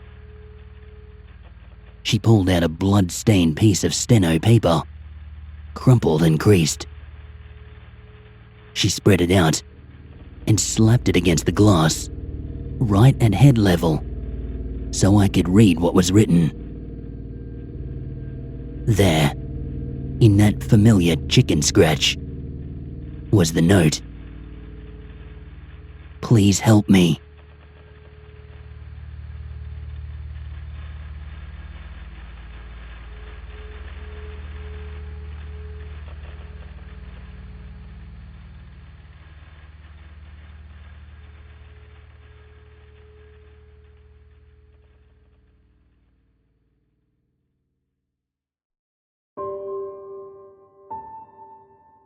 The North Korean song started playing over the loudspeakers, bouncing off the marble hallways. It sounded slow, eerie, like a whale call mixed with jarring notes. Our minder, Mr. Lee, nodded as he drunkenly clapped his hands in time with the dystopian music. "Beautiful, hmm?" he asked me and Aaron, with only a small trace of a North Korean accent. But he spoke with a pronounced British accent. I found this a bit odd, until I realized many of the North Korean elites learned English through British teachers and boarding schools. I looked over at my girlfriend, shrugging. "Okay, until tomorrow. Do not leave the building without me. Good night, Aaron, Jason." He gave us a stern look and a drunken nod. We'd all gone out to eat, drinking and singing karaoke as part of the tour. Though Mr. Lee had drunk far more than me or Aaron. "Okay, good night, Mr. Lee," Aaron said as he took off down the ornate hall, smoking a cigarette I'd given him. When Mr. Lee had received it, he acted as if it were manna from heaven. His black suit swished around his body as he turned a corner and disappeared. Jesus, that music would drive me crazy after a few days, I said, as soon as he was gone. Does it ever shut off? Aaron's pretty blue eyes glanced sourly up at the speaker. "Yeah, Mr. Lee says it plays randomly throughout the day," she said, checking her watch. "It's only 8 p.m. we've got plenty of time to explore this hotel. Maybe meet some other people." I felt excited by the prospect, but I didn't see or hear anybody. This hotel was massive, over 1,000 rooms. It was the same place that Otto Warmbier had stayed before his arrest, torture and death. The Yangakkdo International Hotel. I made a mental note to not take any posters off the walls. This was not a hotel like most rural people might think of one. It was a skyscraper, nearly 50 stories high. The exterior gleamed a bluish grey colour, like a darkening azure sky. The countless windows were all meticulously cleaned. In fact, the entire outside of the building, it looked spotless. This hotel could have been at home in Manhattan, except for the fact that it was nearly empty. "This place is deserted," I said, my voice echoing down the halls as we started walking in random directions. The marble tiling formed beautiful patterns under our feet. Elegant carpets ran through the center of the halls. Our room was on the 7th floor. Erin started heading towards the elevator, but I pulled her back. "What?" she asked. "They have rolling blackouts here," I said, wanting to avoid potentially getting trapped in a North Korean elevator at all costs. Many North Koreans, they would follow the same policy by always taking the stairs, even when they lived on the 10th floor. "We're in the capital city," she protested. "You think Pyongyang is going to cut off all the electricity?" I nodded. Even in Pyongyang, they don't have nearly enough electricity or oil. Though, in comparison, the people living here are extremely lucky. In some rural areas of North Korea, there's no electricity at all, as if they got stuck in the Middle Ages. The farmers there still plow with oxen and lay seeds by hand. "I'm taking the elevator," she said stubbornly, smoothing a lock of dirty blonde hair behind her ear. I sighed as she got in. I walked in behind her. "This is so cool," she giggled, looking at the numbers. I peered at them, seeing the dozens of buttons from the ground floor all the way up to the 47th floor. But after a few moments, I noticed one number missing, and it wasn't 13 either. "Where's the 5th floor?" I asked, frowning. The elevator doors remained open as we stood there deciding. Erin squinted her eyes as if she were looking at some kind of optical illusion. But the strange omission remained. The button for floor number 6 was directly above floor number 4. "A mystery," Erin murmured excitedly as she pressed the button for 4. "We'll go check out the stairs, see what the deal is with the missing 5th floor. Maybe they just have a superstition about the number 5, and 6 is actually the 5th. Who knows? This is a strange place after all." The elevator dinged as the door opened to a spotlessly clean, totally empty 4th floor. I knew that Erin and I weren't the only 2 tourists here in this hotel. We had come on a tour with a dozen other people, mostly curious Europeans and Russians. But the hotel was so massive, I had not even heard the distant chattering of French or German echoing down any of the hallways. It was possible everyone was passed out drunk in their rooms, scattered all over the building. "The stairs are over here," Erin said, pointing up to the stairwell. we walked up to the 5th floor, pulling the door open and looking down the hallway. It looked much darker, much spookier than the other hallways. The elevator doors here were fused shut. The car position indicator and exterior buttons all looked dark. But why? I couldn't figure it out. The fluorescent lights above us flickered and made soft, rhythmic tinking sounds. Our dull footsteps on the carpeted floor were the only sounds I noticed, besides the light and my racing heart. There was an old smell on this level I hadn't noticed in the rest of the hotel. Kind of like a dusty mansion sealed away from the world for a century. Erin wrinkled her nose. "Is this just some abandoned floor?" Erin asked, sounding disappointed. "If it is, that's a major letdown. I was hoping we'd find some top-secret government labs or slaves or something." Her voice trailed off. We had gone most of the way down the hallway, seeing another hallway intersecting it at 90 degrees. "I think we should head back," I said, feeling anxious. A warm, sulphurous breeze blew through the abandoned floor, as if someone had opened a door to a volcano. One of the doorknobs up ahead clicked and jiggled. It turned slowly. With a creaking of rusted hinges, it glided all the way open. As a breeze blew out from that room, a smell like roadkill and rotten tomatoes emanated across the hall. I instinctively put my arm in front of Erin, stopping us both in our tracks. I watched the shadowy threshold with anticipation.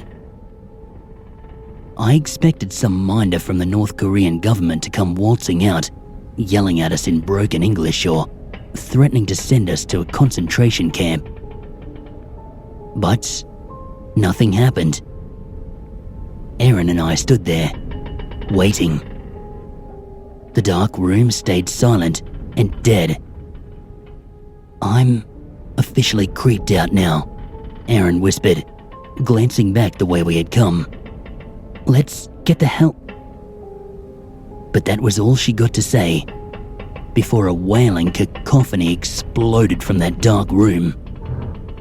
I backpedaled away from the threshold, which was only 20 feet away. We didn't have much of a head start. The cries went on far longer and louder than any human scream. It sounded deep, almost demonic. The roaring of a truly disturbed creature. Then, it abruptly cut off.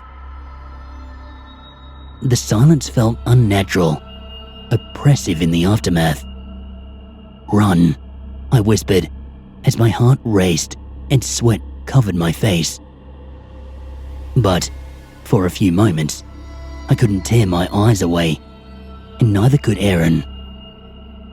So, when some monstrous man in a gas mask and a leather butcher's apron slunk out of the shadows, we saw him at once.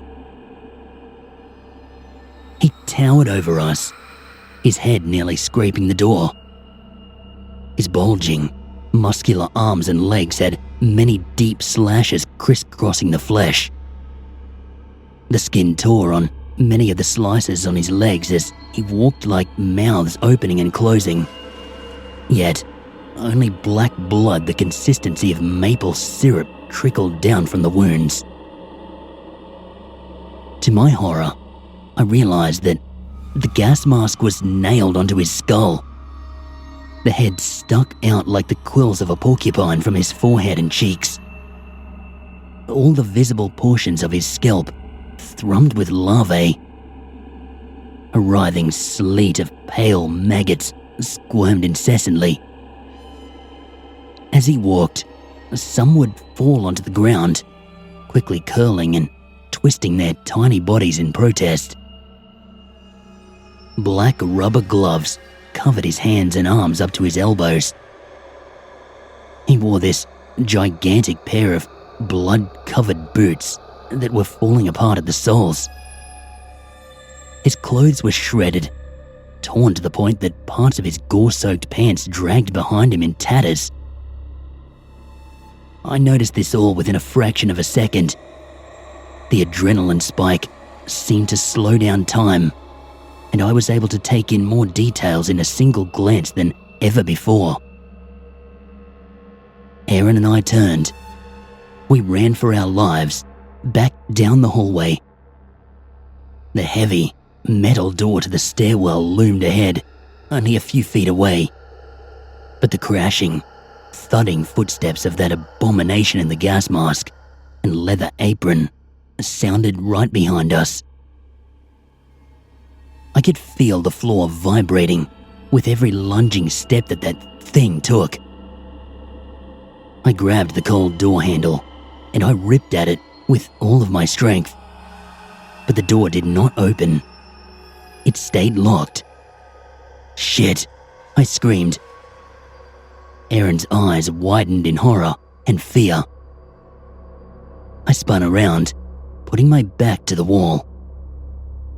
The man in the gas mask, he was only a few steps away now. In his right hand, I saw a long, curving machete covered in gore. The machete came down in a blur. I ducked, falling to the floor and crawling on all fours to the side. The metal door to the stairway rang in a dissonant clang as the machete's blade smashed into it, sounding as if someone had struck a broken bell with a sledgehammer. I got to my feet, seeing the empty round eyes of the gas mask man turn towards Aaron.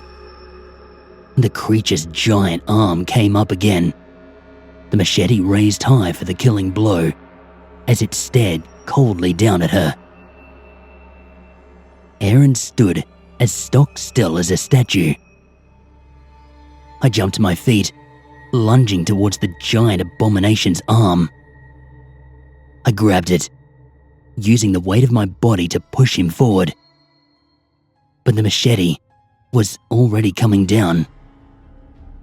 It seemed to move in slow motion as it sank into Aaron's left shoulder, sending up a splatter of blood that soaked the wall in chaotic droplets. The machete stayed stuck in the bone. The creature roared with anger, ripping at it with both of his scarred, bloody hands. The machete came out with a spray of blood, and Aaron collapsed to the ground. I jumped on this thing's back and grabbed his gas mask, pulling against it with all of my strength. He gave a roar of rage as the nails driven into his skull slowly ripped out. He dropped the machete with a resounding crash, beginning to spin in chaotic circles as I clung tightly to his back. "Aaron, grab the machete," I screamed as the thing attempted to squash me between the wall and his body. Wincing and bleeding heavily, she leaned down, picking up the machete with her good hand. She raised it up above her head. As the thing spun to face her, she brought it down in a blur, jamming it through the eye hole of his gas mask. With a spurt of black blood and the cracking of safety glass, he began to collapse. I jumped off as his giant body wavered, and then finally fell. Aaron and I went to investigate the room the creature had come out of. We found a den of nightmares. Countless bodies had been butchered, hung from the ceiling, and prepared for eating. They were attached to meat hooks, their chests sliced wide open in the same way a hunter might butcher a deer. I saw many children among the victims. The smell inside the room, it was foul, like rotting bananas mixed with rancid meat. But worst of all, portions of the meat had been packaged for sale in cardboard and wrapped in plastic. In North Korean writing, the containers said, 100% natural pork, grown and butchered in Kaesong. Mr. Lee ended up running through the door a few minutes later.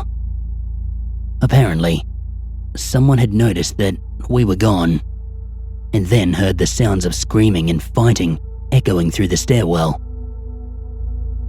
Thankfully, they had gone to get help. But the North Koreans were insisting that we leave the country immediately, after Erin was seen by a doctor. Of course, the hospital where she went to had no medical supplies or electricity, so it wasn't of much help. They bandaged her arm and told her that the bone was cracked and chipped. We would have to wait to get back to the Western world to get her the medical attention she needed. I will never go back to North Korea again after that. I don't know if the government was working with that thing to serve human meat to its own starving citizens. And truthfully, I don't want to know the answer to that.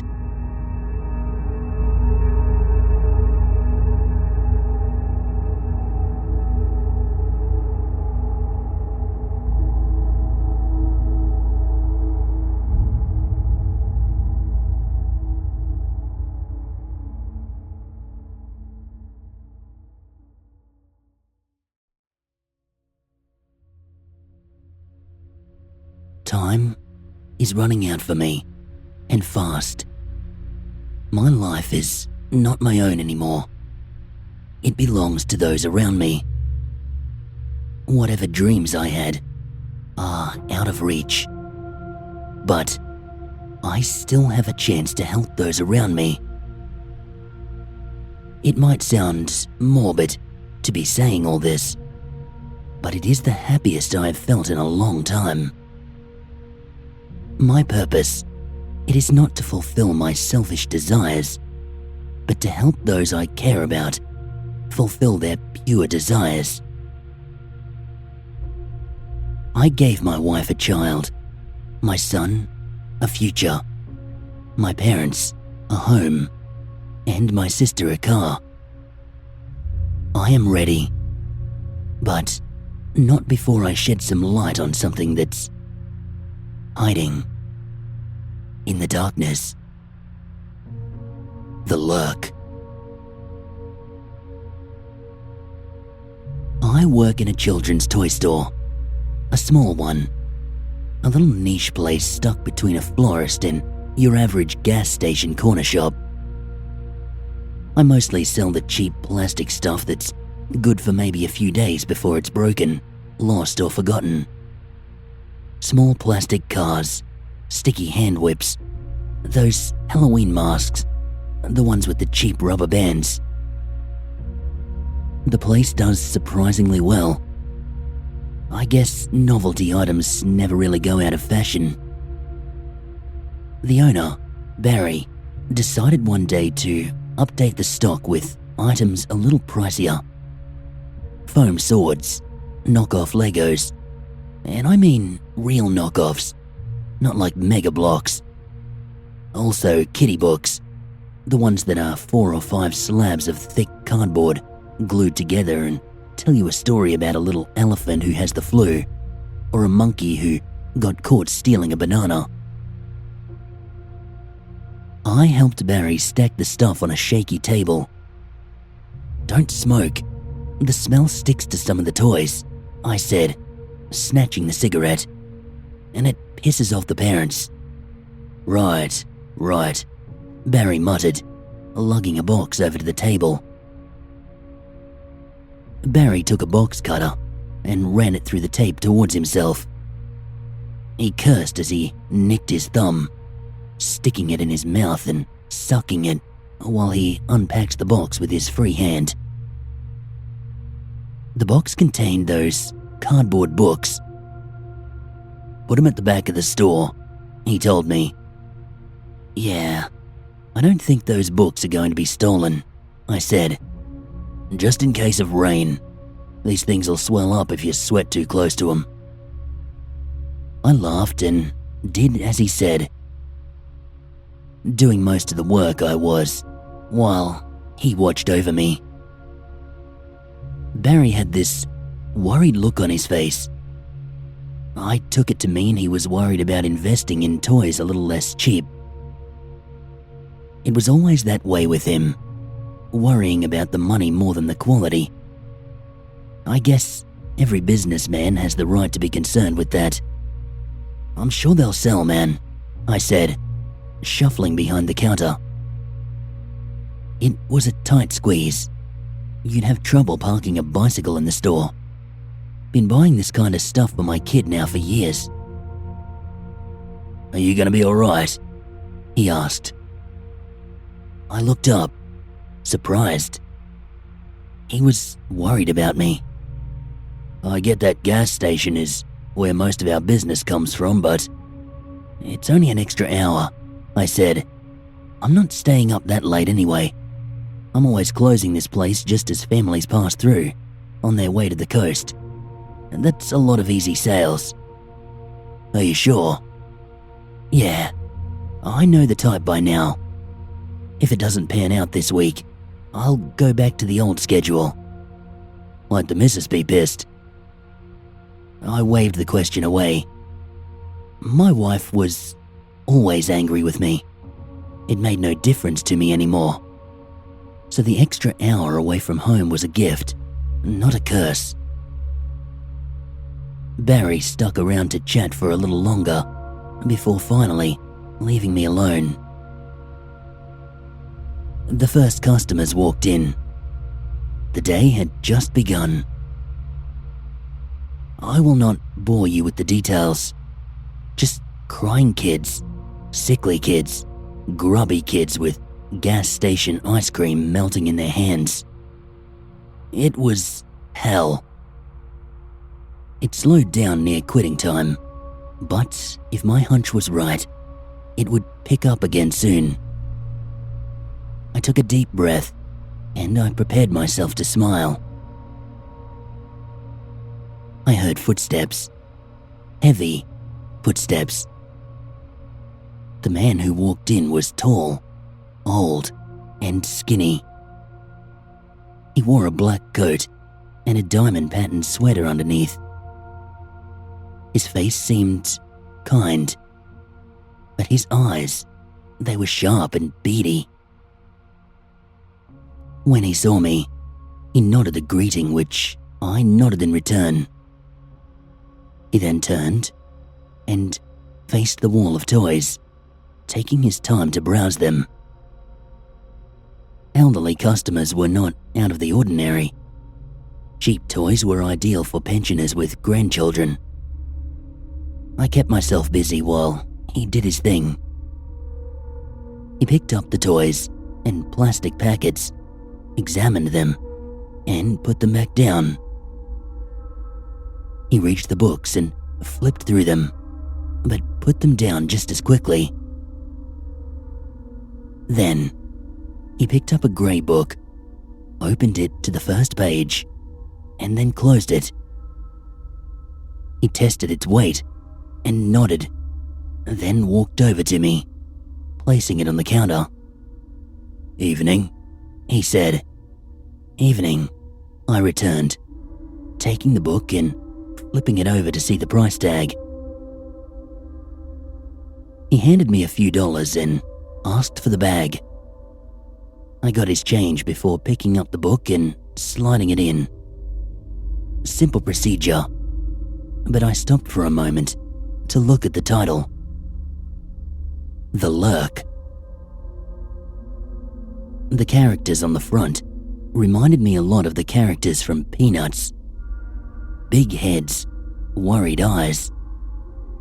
These 3 kids were huddled together, looking out in every direction, as if watching for something. But it was just them and the title on the cover. The man cleared his throat. I snapped out of it, and I handed him the bagged book. He nodded, and he left, and I never saw him again. Still, my curiosity was rising. I walked over to the cardboard books and looked through them, but I didn't find any other copies of The Lurk. There wasn't much variety either. I figured that Barry had bought an assortment of them and didn't notice either. I shrugged, yawned, and I went back behind the counter as a family came in. 3 kids, 2 teenagers, and 1 who had to be less than 5 years old. The mother watched the youngest, while the father sculled over the teens. Eventually, the older children got bored and left, their father right behind them. The mother came up to me with the youngest son and began putting toys on the counter. I smiled to myself. Good money already. As I was bagging the toys, I noticed a familiar grey. It was another copy of The Lurk. I must have missed it before. The kid started looking at other toys, and the mother joined him with a sigh. I took the moment to pick the book up again. The cover was different now. The space the 3 kids were in, it was getting darker, yet more defined. It was like they were in a tunnel, gradually getting darker behind them. The kid on the furthest left was crying, and the one on the right seemed a little bit calmer. The third one in the middle was looking down the tunnel behind them, so I couldn't see his face. "That's all," the mother said. "Are you sure you want this?" I asked her, showing her the cover. "Yeah, it's the one he wants," she smiled, barely looking at the cover. She paid for the bag of toys and left. Once more, I went to the stack of books and I went through each one. Nothing. I can say with certainty that book was not there. I stepped away from the table and I looked outside. Darkness, a blue sky, and a few cars in the parking lot. Just the hum of distant traffic. And laughter. A shallow chuckle. Short, grinding laughs with small pauses. It sounded kind of like a spray bottle, or those lawn sprinkler systems set to burst. Childish in nature, but not a child's laughter. I thought it may have been one of the kids. Maybe the family hadn't left yet. Maybe I could get another look at that book. I stepped outside and I looked to either side. For a moment, I thought there was nothing, but I definitely saw movement.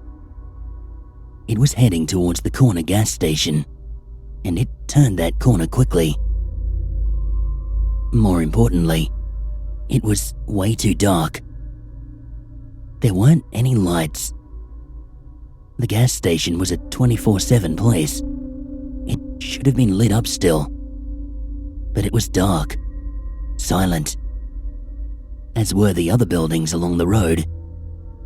Even the streetlights were out. It was a street entirely lit by the cool sky and the waning moon, except maybe the doorstop of the tiny toy shop. That singular light bulb was the only warm light. I looked back towards the station, spotting something, At the corner, peeking around it, was an odd shape with 2 large white circles. It was football-shaped, but larger and longer. The white circles, the size of baseballs, blinked. The figure pulled back around the corner at the same time the table behind me shook. It was so close behind me that I turned around quickly and saw the table swaying on its feet, eventually coming to a standstill. Resting on top of the books was another copy of the Lurk. I recognized the grey. I tentatively walked towards it, eyeing the counter in the back door. Whatever moved had to have gone through the back door, but I knew it was locked. That fact made me even more nervous. Still, I reached for the book and I looked down at it. 2 kids were looking down the tunnel. The one in the middle was missing. In the darkness, 2 white circles, like headlights. The crying kid on the left had squiggly lines, indicating that he was shaking. The calm kid on the right had his hands behind his back, his fingers crossed. I picked up the book. It was a lot thinner than the previous ones. It struck me then that I was seeing it page by page. Only 1 page was left. The second picture showed only the kid with his fingers crossed behind his back. The crying kid was gone. The white eyes, they were much larger now. There weren't any pupils, even a speck, to tell me what it was looking at. But it didn't look like the eyes were looking at the kid. It looked like they were looking at me. I put the book down. "Excuse me," a voice said softly. I looked to the side and saw a woman peeking around the corner. Pale, her hair in pigtails. She looked sporty, wearing a tank top with toned arms and a healthy glow. "Are you still open?" she asked. Yeah, come in," I said, shuffling behind the counter, taking the book with me and sliding it under the top. She smiled, and she walked inside. She began looking around for something. Having her in the store eased my nerves a lot. I didn't realize how on edge I was until I breathed a deep sigh. I looked at my watch. It was dead. "Long night?" she asked, putting a set of toy soldiers on the counter, among other plastic figurines. "Yeah," I smiled, forcing a little energy. "A little spooky, actually. I can't wait to get home to my wife." I gave her her change and the toys in a bag. She took it from my hand, purposefully brushing her fingers along the top of mine. She met my eyes. "You should wear your ring," she said, a small smile playing on her lips. "Or does that matter?" Sorry. "Forget it," she said without a care, and strolled out of the store. That laughter returned, coming from right behind me. Sadistic, mocking. I turned around, spinning fast on the spot. I thought I hit my head for a moment. Everything went dark. And then I heard the tinkle of glass hitting the floor. The light bulb in the store had burst. I turned back to face the front of the store, and I saw the girl peeking around the corner again. Don't worry about it. That sometimes," I began. The head fell, hitting the ground with a dull thud. The hands remained curled around the corner, a dark shape slowly rounding it. The same wide shape from before. Those white headlight eyes coming into view, locked onto me. As the white discs came into view, the laughter drew closer, as if there was not a wall behind me. Yet, my eyes were on the white discs. I couldn't look away. The laughter was less mocking, more contently amused, fast becoming this sinister hum. I tried to move, but the only thing that would budge was my arm. An image flashed in my mind. I put my arm behind my back, just as its breath touched the back of my neck.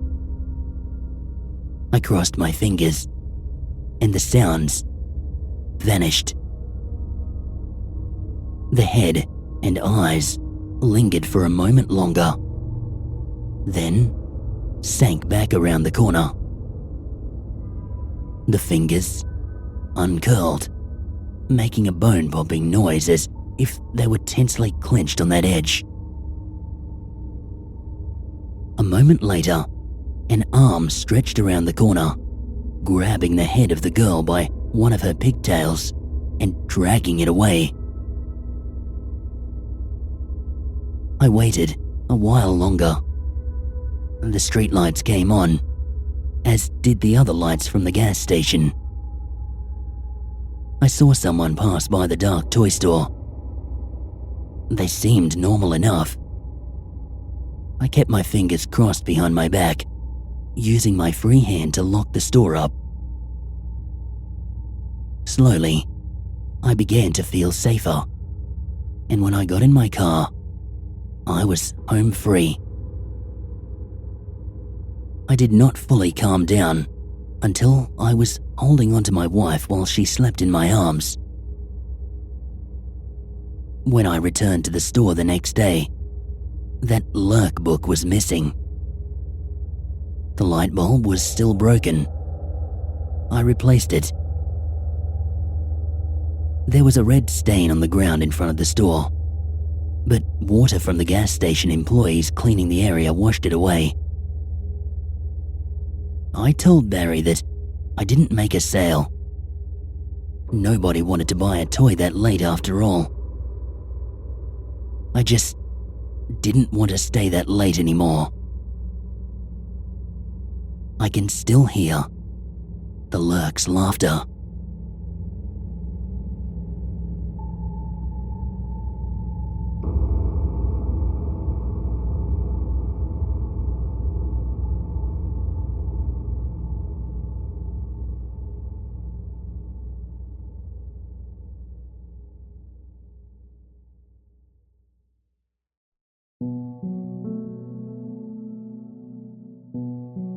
Since I was very young, I've had this irrational terror that the me in the mirror is always looking at me first. It's probably because this creepy hallway mirror. See, the mirror at the end of our hall gave me the heebie-jeebies, and not just because the glass was darkly tinted and scratched. I'd come out of the bathroom, turn towards my bedroom door, and stop, frozen in terror at the flutter of a pale nightgown. The black hollow of eyes staring back at me from down in the darkness at the end of that hall. For just an instant, I would wonder if that ghostly figure was an intruder. Then, I'd recognize my own silhouette, keeping a wary eye on it, and it on me, as I hurried down the hall to my bedroom. That's what started the habit. Anytime I pass a mirror, anywhere, in the day or at night, I always turn my head and look. Just stare at my reflection to make sure it's really me and not some kind of doppelganger making faces behind my back, like reflections sometimes do in those cartoons. As a kid, the mirror I passed most often, other than that one at the end of the hall, was the bathroom mirror at school, which was really just a giant mirror wall covered in greasy fingerprints. So every day, when at some point I'd go in to use the restroom, I would find myself walking by that mirror, and I would make eye contact with it before I entered the stall. And again, when I was finished and washing my hands at the sink. I don't know why, but I got it in my head that my reflection was the one looking at me first. It's ridiculous, I know. You turn your head to your reflection and it's already looking at you. But that's because it moved at the same time as you. It's impossible to turn and look at your own reflection without it also staring back at you. You can't do it. It all happens at the speed of light, which, in human terms, is instantaneous. Turn, look, meet your own eyes. You will never turn before your reflection. You can't be that fast. But somehow, it felt like my reflection was actually faster than me. Like, instead of the motion being simultaneous, or even a fraction of a second behind, the speed it takes for the light to bounce off that silvered surface and back, it felt as if that were in reverse. Like the mirror was turning to look at me, staring. And that's what drew my eyes to it. I was always just a fraction of a second too late. That's how it felt. And I knew it was real, because I could feel its eyes on me before I turned my head. But I couldn't prove it. This was maddening and terrifying, because of course, I couldn't convince anyone to believe me. I doubt I can convince you. It sounds laughable, right? But then, last week, I'm pretty sure I caught it smiling at me. I felt my reflection's eyes on me, and I was really annoyed. I refused to look up, telling myself that it wasn't actually looking, and I just have lousy peripherals, and that if I turned my head, it would be looking only because I was. I kept thumbing through my phone, refusing to take what I considered to be the mirror's bait.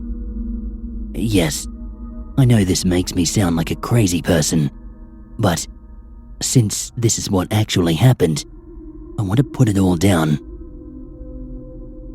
Finally, after finishing my email and pushing up my glasses, I at last allowed myself to look up at my own reflection, which of course was looking right back at me, only it was smiling. Just the faintest of smiles, kind of like the Mona Lisa.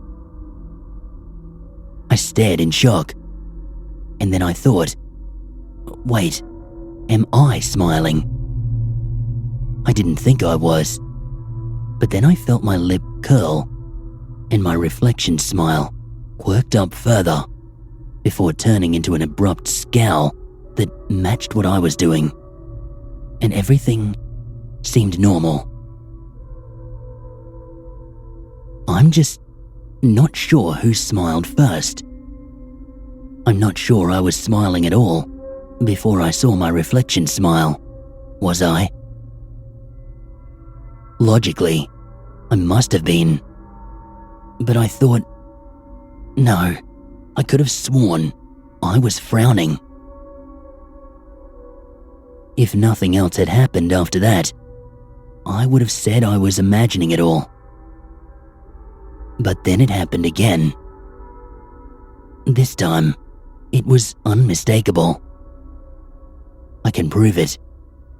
I mean, no, I can't prove it. But I know it happened. Because it was not just some faint smile that may have been a facial tic. I was standing at a bus stop outside a store, and I could see my reflection in the window glass. I had already made eye contact with it and done my usual dance of, is it looking at me or am I looking? And had dismissed any concerns about it. Especially since it was less noticeable than a mirror, being in transparent window glass, so that I could see traffic passing by behind it. Anyway, I looked down at my phone and I was texting when something prickled the hairs on my nape. I just felt, I don't know, that sensation of being watched. So I lifted up my head and looked at the reflection in the glass pane. I was screaming. Mouth wide open, eyes so wide I could see the whites. An expression of sheer and utter terror. It was so startling that I felt my own jaw drop as I gaped, my heart hammering in my chest. I almost felt my heart stop right then. And then I clapped a hand to my mouth, and my reflection did the same. And it just looked like my reflection again. But why was it? Why was I screaming? I didn't make a sound in real life. I know because if I had, passers-by would have reacted. I was in broad daylight by a bus stop with plenty of foot traffic. That incident was the first to really shake me. Because, what the hell? There's no way I would just stand there, screaming silently at myself. What is going on? It's been happening more frequently. Enough that friends have begun asking, why do you make faces at yourself in the mirror? The question took me by surprise a couple of days ago when we met for an early morning study session at a coffee shop, a place with mirrors all along the wall in handmade frames. I don't, I said. The reflection makes faces at me. That made them laugh, of course. They thought I was joking. I laughed too, because I didn't want to talk about it. What was there to say? Oh, hey, good morning. I'm Fruit Loops. How are you? But then they said, seriously though, why? I don't know. I guess I never noticed. This was such a blatant lie, and I was trying hard not to look at the mirror version of me, since I was sure my reflection would be doing something weird that I would then mimic. But I caught a view of motion in my peripherals and instinctively turned my head. My reflection's face was contorted in a scream, eyes round and unseeing, black with some unspeakable horror. Then it swung a hand at me. Screeching, I flung my arm up to defend myself, and I ended up hitting my hand against the mirror, hitting my own reflection's hand. My friend busted a gut laughing at me. He thought I was so weird, doing it for shits and giggles. That, or I was just a quirky, silly person who spooked easily. I moved out of view of the mirror when I sat back down with him. We finished our coffee, and later, when I stood up and looked again, it was because my reflection had looked at me first. I know it. We locked eyes, and even though it was me and did everything I did, there was something else there. I was very sure of it this time. Video might be the only way to prove it's happening. The human eye may not be that fast, but you can't fool a camera. Last night, I went ahead and set it all up by myself, because anybody I try to tell thinks I'm insane or just this quirky, silly person. And I'm not. I swear I'm not. There's something wrong with my reflection. But it got so much worse while I was setting up the camera. I used this blank room in my friend's apartment. He's moving out. Just cleaned up. Didn't actually need to be moved out for another few days. So the place was just sitting there, empty, and he said it was fine to use. It was perfect, because one of the bedrooms has these mirrored closet doors from floor to ceiling. I brought a second mirror, the old dark hallway mirror from home, which I stood upright against a chair. Then, I set the camera up like so. Me, hallway mirror, phone, camera facing me, and the mirrored closet doors. Basically, this meant the camera captured both me and the reflection of me. A reflection that bounced through the mirrored closet doors and back to the hallway mirror next to me. Real me and reflection me were thus both in the same frame at the same time. Once I set this up, I planted myself on a stool in front of the camera and I opened a book. My plan was to sit there and read, ignoring the creeping feeling of eyes on me, no matter how bad it got, with the hope that the video would catch mirror me in action, while real me refused to move.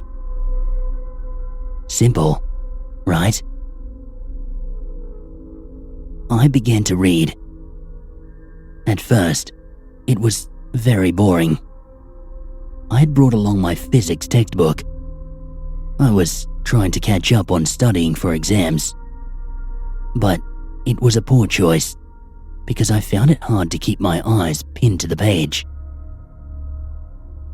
My gaze kept trying to rove, not because of any sense of being watched, but simply because the laws of thermodynamics was not exactly riveting stuff. I was in the middle of trying to memorize the zeroth law when I felt a prickling along my nape.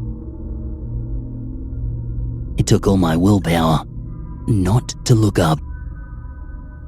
I just sat there, staring at the textbook, reading over and over. If two systems are in thermal equilibrium, yada yada, meaningless garble. The words blending together while the prickle at my nape spread. The chill, like ice water, trickling down my back. The sensation intensified. I was desperate to look up, see what was on that camera. But I restrained myself. Wait, I told myself. The feeling was all but unbearable now.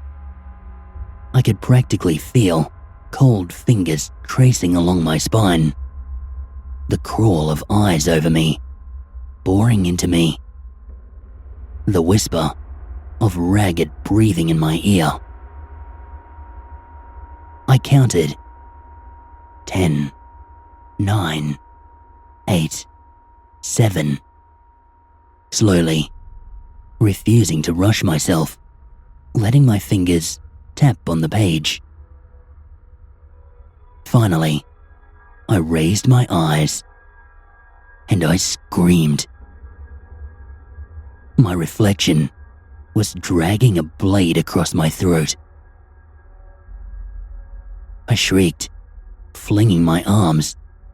The terrible pain that bit into my skin didn't even register as I staggered into the standing mirror, bashing into my own flailing reflection.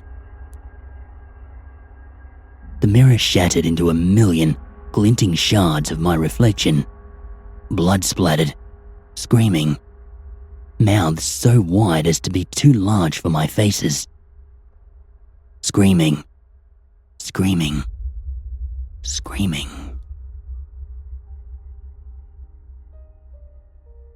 I woke up on the floor, covered in lacerations and bleeding from a cut on my neck. My friend whose apartment it was, shouting my name. There were paramedics pressing the wound on my neck to stop the bleeding, and I was rushed off to the hospital. And that's where I am now. No more mirrors. The staff have been told not to let me see my reflection anywhere. Apparently, it triggers me.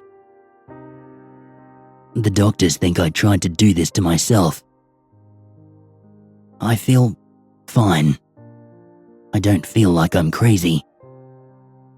They seem to think I'm acting out for attention, that I balked at the last second because my attempt was a cry for help. And so I don't know now what to do. I wrote it all in my notebook, and I gave it to my friend to crowdsource advice. I don't want to be here, but they won't let me out until they're convinced I'm okay. They don't believe me about the reflections. That video I took as proof. I asked my friend to bring it to me, to bring my phone, so I could show it to the doctors. Finally show them what really happened. Just a little while ago, my friend came to visit, and as requested, brought out my phone and showed me the video. There's nothing for me to do but describe it. In the video, you see a person who is me. It's hard for me to think of this person as me. It looks the way that a ghostly apparition in a flimsy nightgown used to look, lurking at the end of the darkened hallway at night. Like a stranger, like an apparition. But I know, rationally, that it is me. The person is seated by himself on a stool, holding a book on his lap. But he's not reading. He's staring fixedly into his reflection. Staring. His lips move as he counts down from 10. Suddenly, he screams, bashing himself into the standing mirror. And after he has shattered it into a million pieces, he stands there in the center of the room, screaming and screaming. A long, wicked shard from the broken glass in his hand. He moves to put it to his throat. At the last instant, he pulls the shard away, stopping just short of cutting too deep, and he drops the shard and faints to the floor, bleeding. I don't remember it happening like that, but this is the proof that I recorded. When my friend showed me, I could feel my face crumple in despair, tears welling in my eyes. But the last thing I saw, as my friend clicked off the phone that he was clearly regretting bringing to me, was my reflection in the suddenly darkened screen. A reflection that, through those teary eyes, was smiling at me.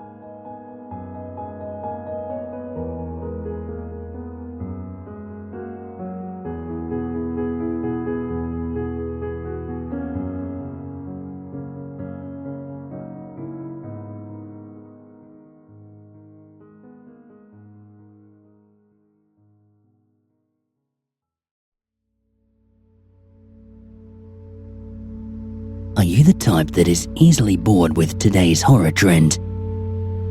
Do you wish that you could experience a horror that engages your adrenaline, like the older style horror genre can? If you align yourself strongly with these questions, I just might have the perfect pastime for you to enjoy. Before we begin, I do want to clarify the nature of this game. This will not require an ungodly number of requirements for you to fulfill. This game will not require a drop of your blood, nor will it require you to give an object you hold dear. Just a very simple game of waiting.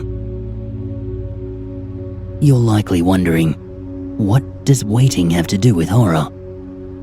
Will it yield results? Will it be entertaining? Depending on how the game goes, it may be yes or no. To play the game, you have to be in your bed, laying down on your back during the night. You will also want to make sure that you are the only one in the room. You can play this game with the lights on or off, but for best results, you'll want to keep your lights to a minimum. If your lights can't do that, you can get some candles to dimly light the room. Once you have your desired conditions, lay down on your bed and remain there for the game. Stare at the ceiling for a good 5 minutes.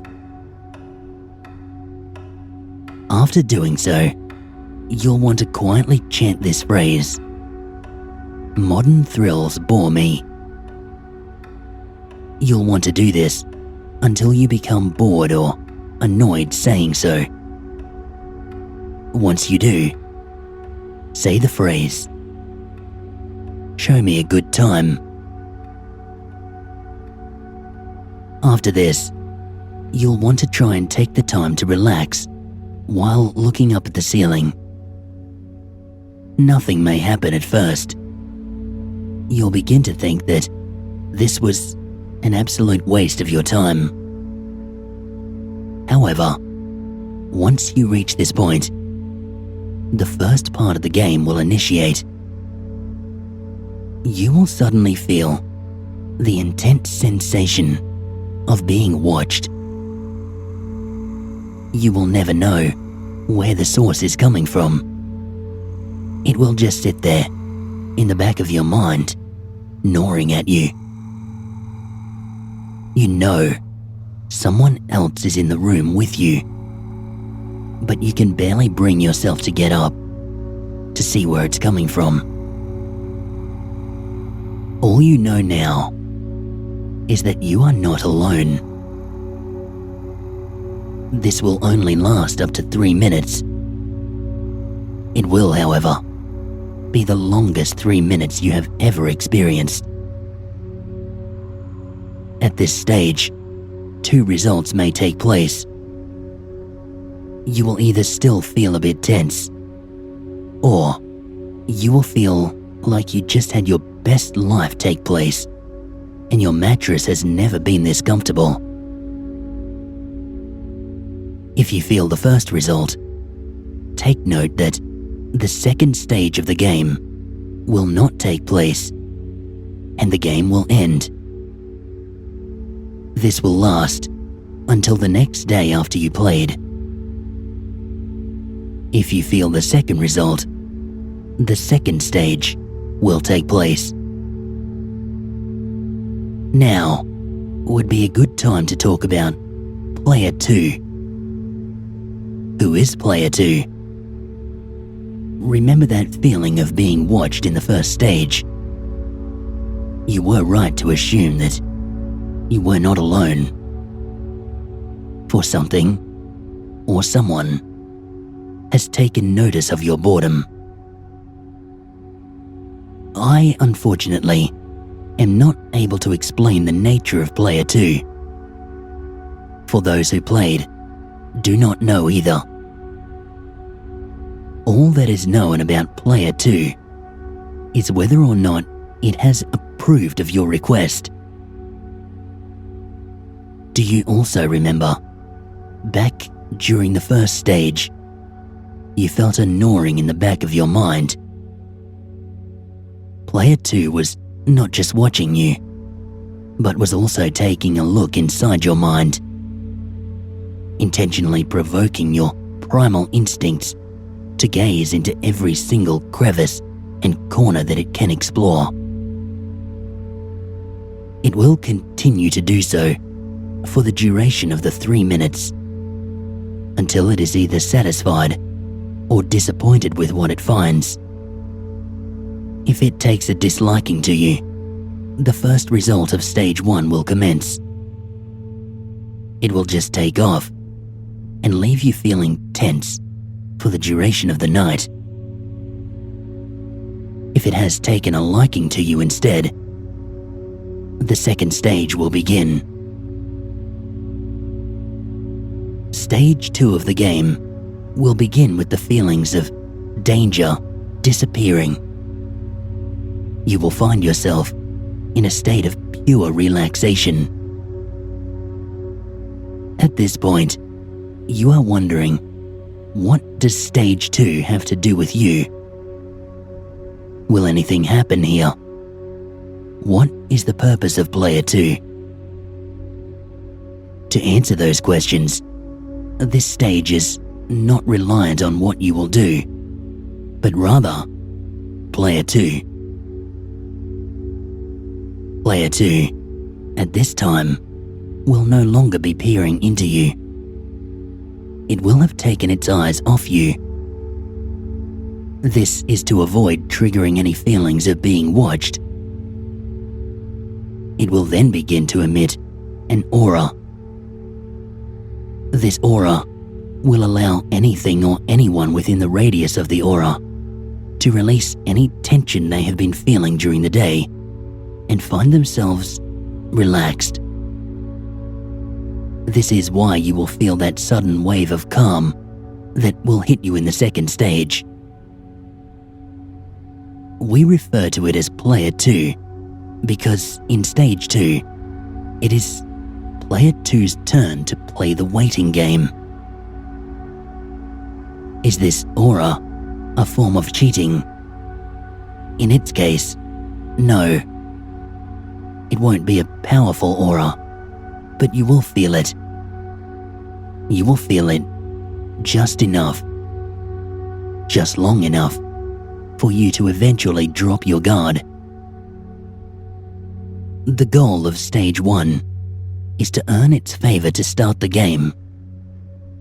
The goal for the rest of the game is to remember Player 2 is in the room with you. Player 2's goal is to make sure to give you a night you will never forget.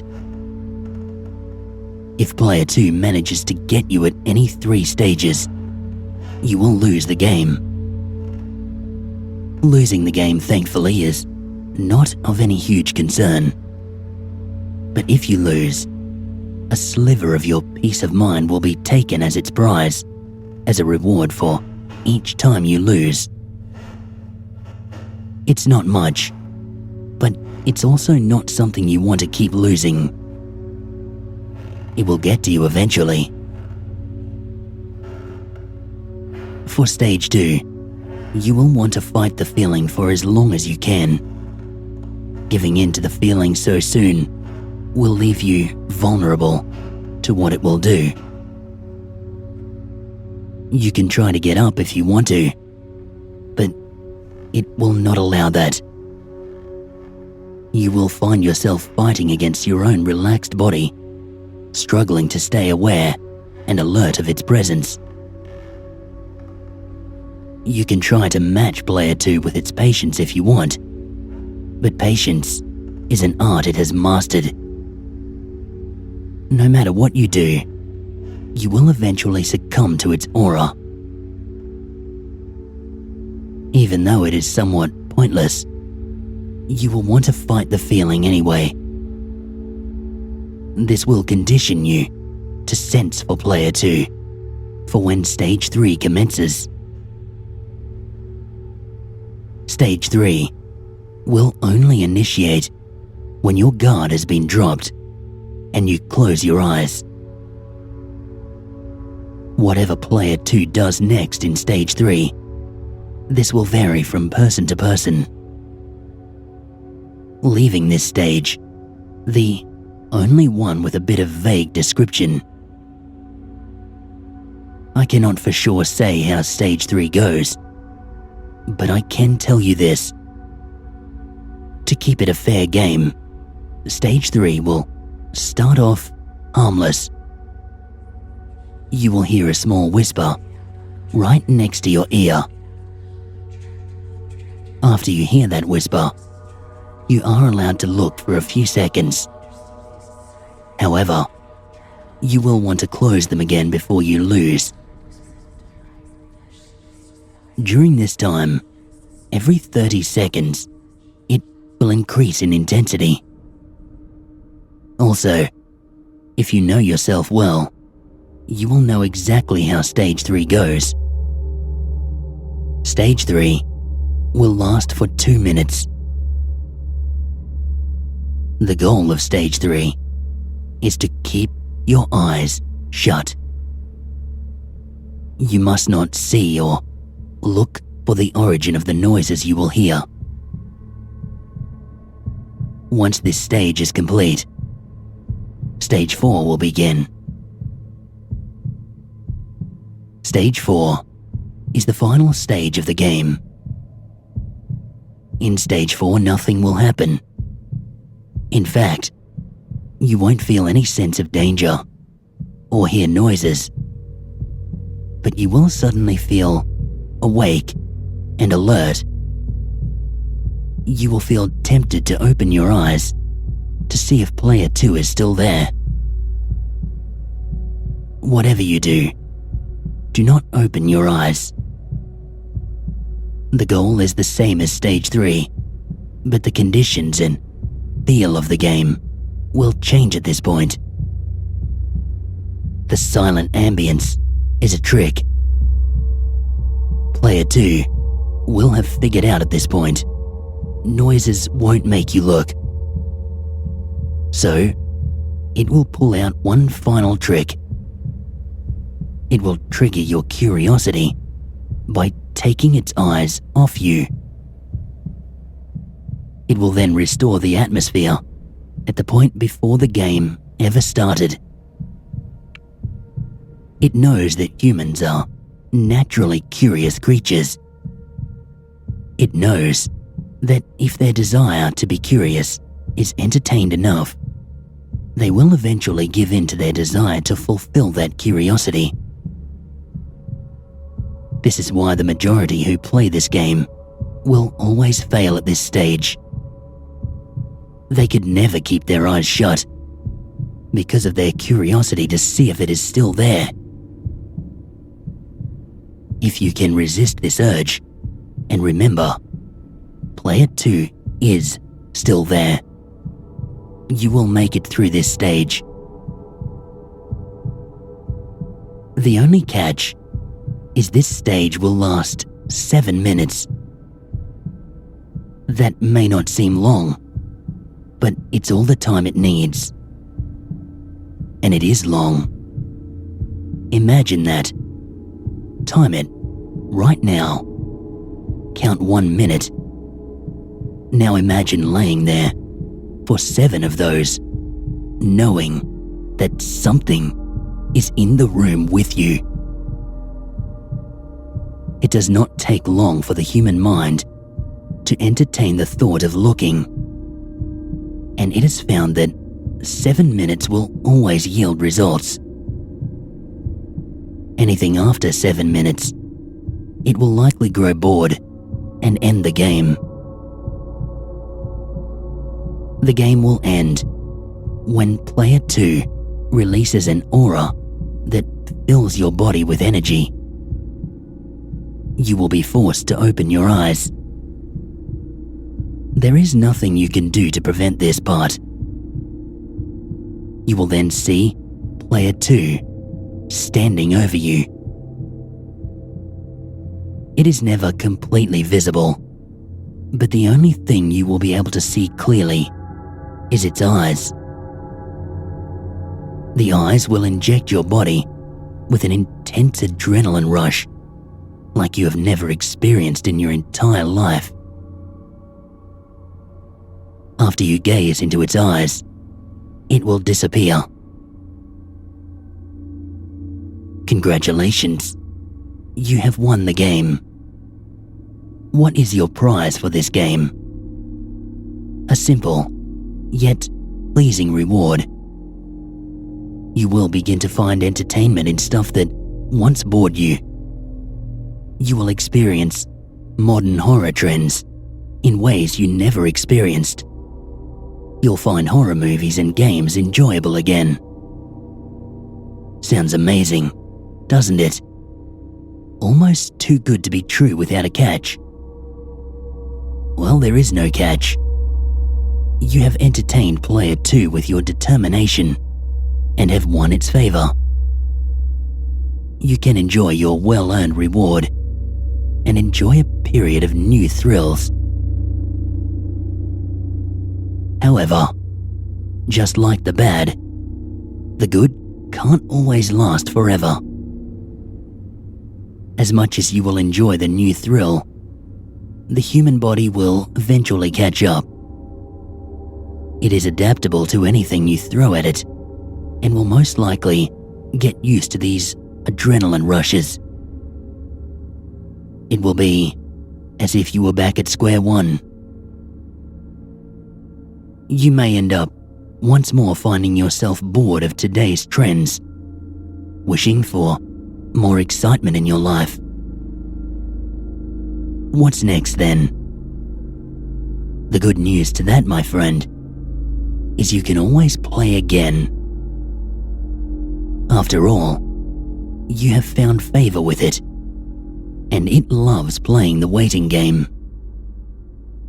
Even better, you know how the game goes, so it's only a matter of time, right? After all, it never requires anything on your end to play. So, what are you waiting for? You can always play again.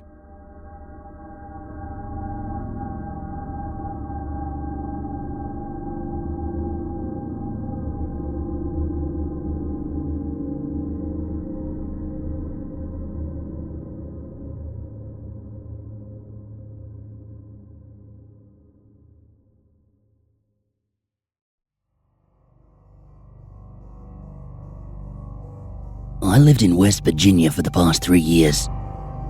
The growing healthcare sector made it the ideal place to be transferred. It had not only the best places to work, but also a decent chemical manufacturing sector as well. A penny saved is a penny earned, as if the healthcare system wasn't making enough money already. That being said, My work in healthcare has nothing to do with what happened on the night of January 16th, 2023 to March 16th, 2024. I've made many notes on what happened, when it happened, a habit I picked up from my work. But only in late 2023 did I begin to obsess over it. January 16th. I left work late in the evening. Nothing out of the ordinary. Many people work late into the night at my workplace. If anything, I left early compared to other cars in the parking lot. The drive was short, but beautiful. I will say that about the mountain state. You also have the best night sky I've ever seen. It was because my eyes were glued to the stars whenever I came to a stop that I saw it. A shadow blocking out the stars, moving fast enough for me to notice and slow enough for me to understand the shape. It was like a snake. It had a head, rectangular in shape, with strange interruptions in the shadows. But the body thinned out towards the tail. It was snake-like, not only in shape, but in the way it moved. Serpentine. It was like seeing one of those water snakes, but instead of wriggling along the surface of a still lake or slow-moving river, it was making its way across the stars. I followed its movement path, ignoring the car behind me honking its horn. My car roof got in the way at some point, but I stuck my head out the driver's side window to get a good look at it. A screech of tires and sudden rush sent me back into the car. The driver behind me got too frustrated waiting for me to move, so they decided to drive around me at the same time I stuck my head out. Thankfully, he didn't drive too close. I lost sight of that snake-like creature. I don't think it moved so fast at that moment. I just think it went beyond the dark shapes of the mountains and trees, leaving me searching for it. It was not so dark that I would have trouble spotting it again if I was in sight.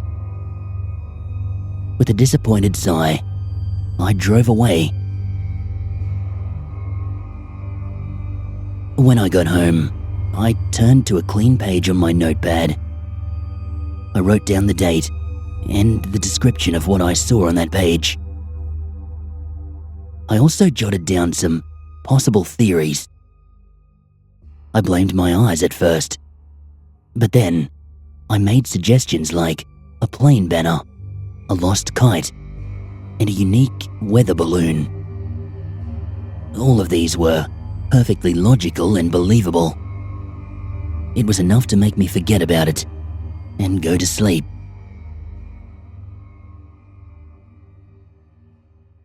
February 6th. Same deal. I was on a night drive, but not from work. I had a few days off for personal leave. I was driving to my girlfriend's place, planning on surprising her. But I got distracted by another sliver of movement in the sky. Not the same thing. It was larger, closer to the mountains. It seemed to be circling them. The creature seemed more anthropomorphic, with legs and arms, but also wings. The legs and arms were way too long for this gigantic body, dwarfing the tiny frame and the wings even more so. The limbs dangled and flowed with the movements of the flying creature, which were sometimes slow, and sometimes so fast I would occasionally lose sight of it. I did try taking a picture with my phone, but it was a 10-year-old BlackBerry. Whatever miraculous night photo I thought I took was only a dark, grainy blur that wouldn't show anything up, no matter how much editing went into it. The creature flew behind the mountain, and I didn't see it return. I waited. I completely forgot about my plan to visit my girlfriend. So, whenever I had a free night, I would spend hours watching the sky. Sometimes with someone with me, but mostly I was alone. Nobody knew what I was searching for. They just thought I had taken up a new hobby of stargazing and appreciated that idea enough to not ask too many questions. My main focus was the part of the sky above the forest and near the mountain. Night after night, I watched, but it was only weeks later that I saw anything. February 27th. A pattern. 3 weeks between each sighting, I glimpsed the snake-like creature. With a cheap telescope at hand, I was able to observe it a lot better. And thankfully, it was a clear night. The so-called interruptions in the snake-like creature were due to its several limbs. It had so many legs, like that of a centipede. They may have been wings, but if they were, they didn't seem to be moving that fast. Or maybe they were moving so fast that they looked like they were moving a little slow. I don't know for sure. More importantly, its path. It reminded me of the second sighting, circling the mountains, stopping, moving, sometimes jolting to the next stop before stopping again. 10 minutes later, it disappeared behind the mountain, and I waited a bit longer. But at some point, I knew it would not come back again. The most important finding, however, was the 3-week gap between the appearances. It might have been a stretch to believe that they operated on a clockwork, but too many factors lined up to say this was some random occurrence. March 20th, the last sighting. Now, this is where I finally opted to learn something. I couldn't take it anymore. I couldn't sit back and watch it appear from a distance. I didn't have a good sense of their scale or their movement. Something as wondrous as this, it cannot be excused as nothing important. I decided to venture as close to the area they flew as I could. That meant taking dirt roads in my city car, passing by overgrown and abandoned hiking trails, as well as encountering the odd stag that wanted to play deer in the headlights. When I finally reached a point where the car could go no further, not without damaging it, I left it behind. I'm not an idiot. I placed GPS tags for my phone to pick up on. A new phone too, not that old one. I could find my way back in the dark if I had to. But I also brought a powerful flashlight. And finally, a camera with a 64 gig card. Enough to get tons of high quality shots. Maybe even video too. I didn't need much more than that. I didn't plan on staying the whole night after all. I wasn't too eager to walk through the forest at night. I knew the dangers. Every sane human understands the threats that await us in the dark, especially away from civilization. That being said, I am a firm believer in statistics and the risk-to-reward ratio was acceptable. I just wanted that one good look. Who knows where that and maybe a few photos would take me. I stuck to the parts of the forest where the trees were the thinnest, making my way closer to the mountain, as I knew that would give me the most open shot of these things. It was a good plan. I was making good progress. But something was already wrong. An irritation in my inner ear. A buzzing that made me unsteady. It felt like the world was shifting around me. Or, more accurately, it felt like I was drunk without the buzz. I just suffered this weird lack of coordination. The buzzing grew louder and more painful. It was like a tiny bug was nestling into my brain. It helped to cover my ears, which I did as tightly as I could. I stepped out of the forest, ending up at the foot of the mountain with gritted teeth. When the sensation finally began to fade, the sense of relief was intense. I didn't know I could tense so many muscles without actual pain. I opened up my eyes and I noticed a familiar shadow across the mountain. Turning around, I saw that second thing. The humanoid one, with long limbs and massive wings. I thought I might see it again. The angel and the dragon, I called them. The angel drifted, then jolted, then flew in its usual pattern. I got my camera ready as it did, the moonlight being enough to find it, and the appropriate buttons to set everything up. I was smiling, listening to the air part ways as the angel moved through it. I wondered if the breeze I felt was the gust of wind created by the beating of its massive wings. The camera was ready. It had moved behind the mountain, but I could see it turning. I raised my camera, taking a few shots in a sports mode to capture the motion. A quick check of the display screen presented me with better photos, but there was still too much blur, as to be expected. Excitement was bubbling inside my heart.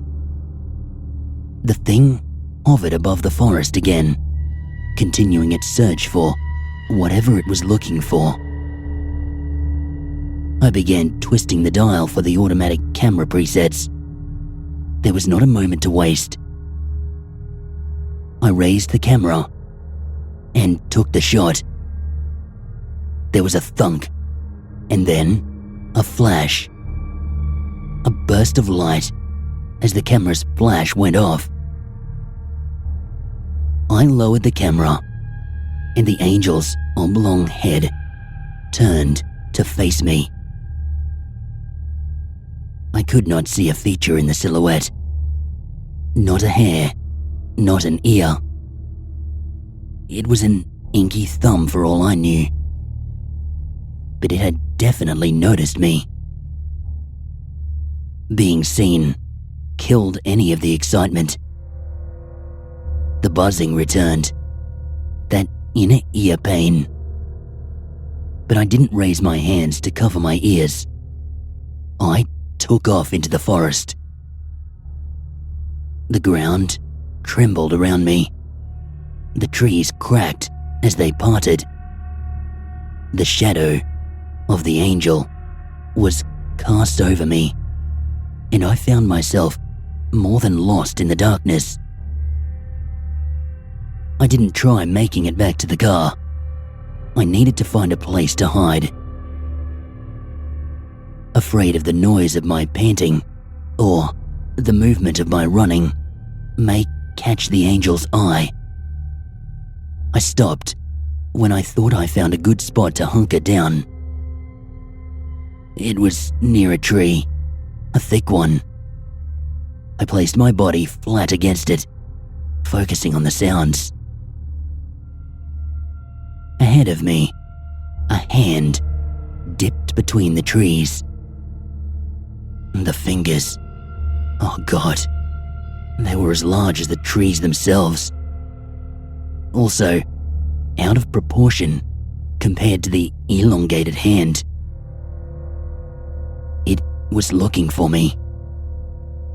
But when I looked up, all I saw was branches. Since I could not see its face, I prayed that it could not see me either. That's when the tree began to bend. A tree bending is terrifyingly loud. I could feel the earth being pulled as the tree was knocked over. I think it was thanks to those roots that I was able to move out of the way of the trunk but stick close enough to the tree to still be out of sight. When the tree had fallen, I stayed in the shadow of its upturned base, eyes shut, body shaking. Even with my eyelids closed tight, I could see the area brighten as the massive shadow withdrew. When I opened my eyes, the angel was gone. The damage to the trees was minor, aside from the fallen one, which I had huddled by. It clearly had the strength to destroy the whole forest in its search for me, but it didn't. I peeked out from my hiding spot to look back towards the mountains, just in time to see the angel slip behind it. And it did not return. I lingered a moment longer. The combined relief of my escape and the fading of that buzzing noise helped me to calm down. When I could move again, I marched back to my car, taking it slow on my drive back, only picking up the pace when I was on a real road again and I could see other cars. I kept on telling myself that I escaped, but there were moments when it felt like I had never left. Still, when I made it home, I turned on my computer and transferred the photos. All I saw was image burns. The kind of delayed light that one would see when capturing a moving light source with a slow shutter speed. A fun effect if you wanted to write your name with a glow stick, but not when you wanted something to justify risking your life. The blurred image looked like scattered sparklers, whereas the picture of it hovering ahead of me left this bright white glow, like I had taken a picture of the sun, some fantastically iridescent object. Maybe it came down to the camera settings I chose, but somehow I doubt that. 3 weeks later, I didn't see anything. I stayed up many nights after that, but still, nothing. Whatever the angel and the dragon were, they didn't stick around. I would like to believe that I am not the only one who has seen them. I guess if you're not looking for them, it's possible to miss them. I saw them only by chance. But why not someone else? I need some kind of confirmation that this isn't the end. These things don't just vanish. Not without being seen, I don't think. Giants have been seen before. There are carvings, paintings, and stories. Yet, I don't need ancient history or additional sightings. I have seen the proof that they exist no matter what anyone says. My experience was enough. I know what I saw. I saw ancient giants in West Virginia.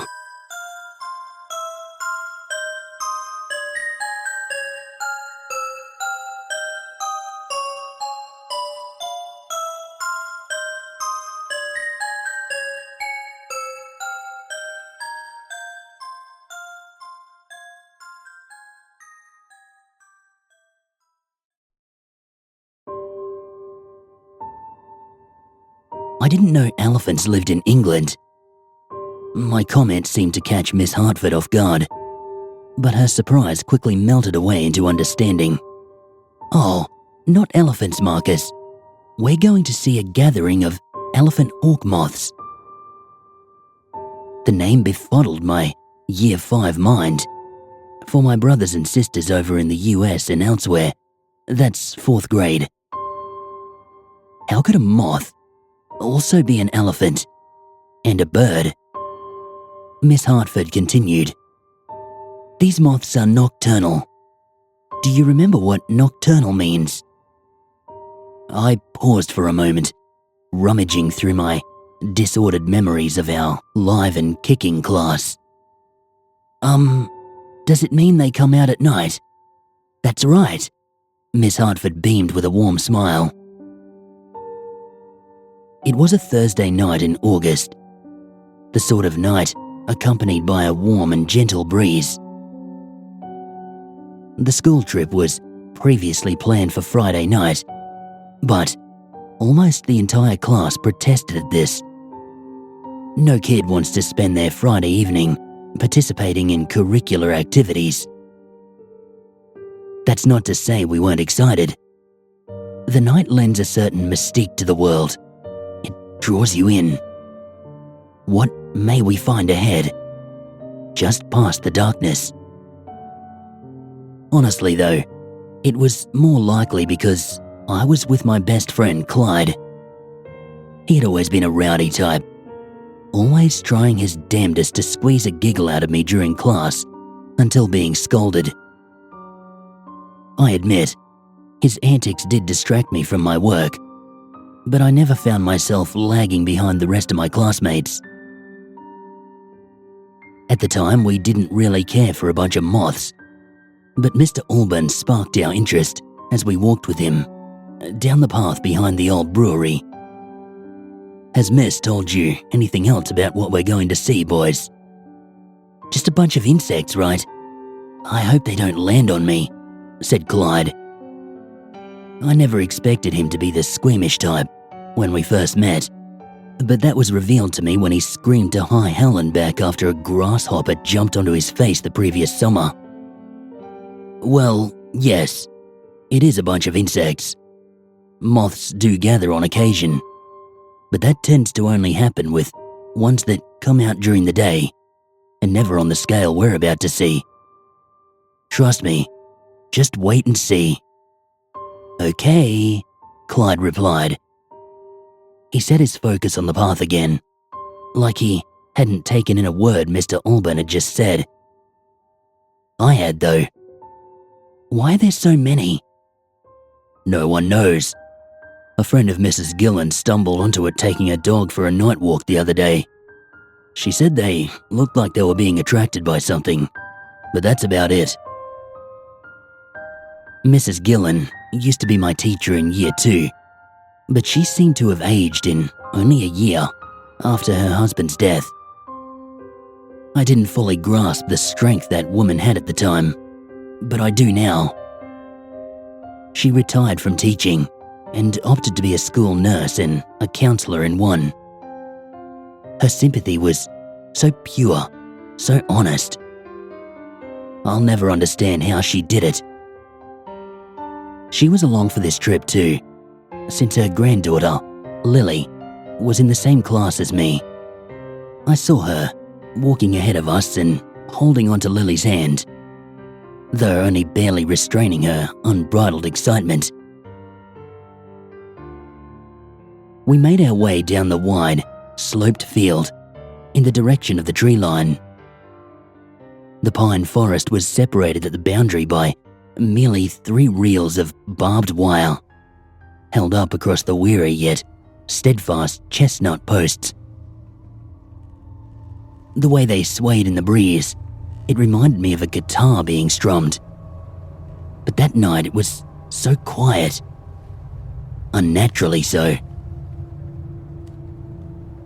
We had all been given flashlights to boost our chances of meeting these elephant hawks, but they were cheap and flimsy little things.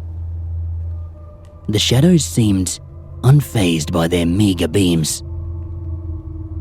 I didn't feel scared though. Being among my classmates and teachers, it brought me comfort, dispelling that fear of the darkness that children know all too well. "Catch!" Clyde yelled, and I turned to see a stick flying in my direction. I just barely caught it, and before I could even get my bearings, he was on me, swinging his own stick like a pirate with a cutlass. "Have at you!" he exclaimed, as I blocked his feral assault with my own weapon. Our battle was short-lived, as Miss Hartford grabbed Clyde's imagined greatsword mid-swipe.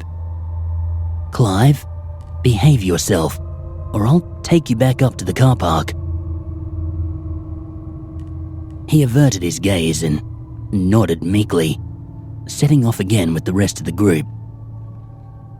The sudden burst of action, it had left me energized, but I bottled it up as well and just followed along. We were walking along the old fence when we first saw them.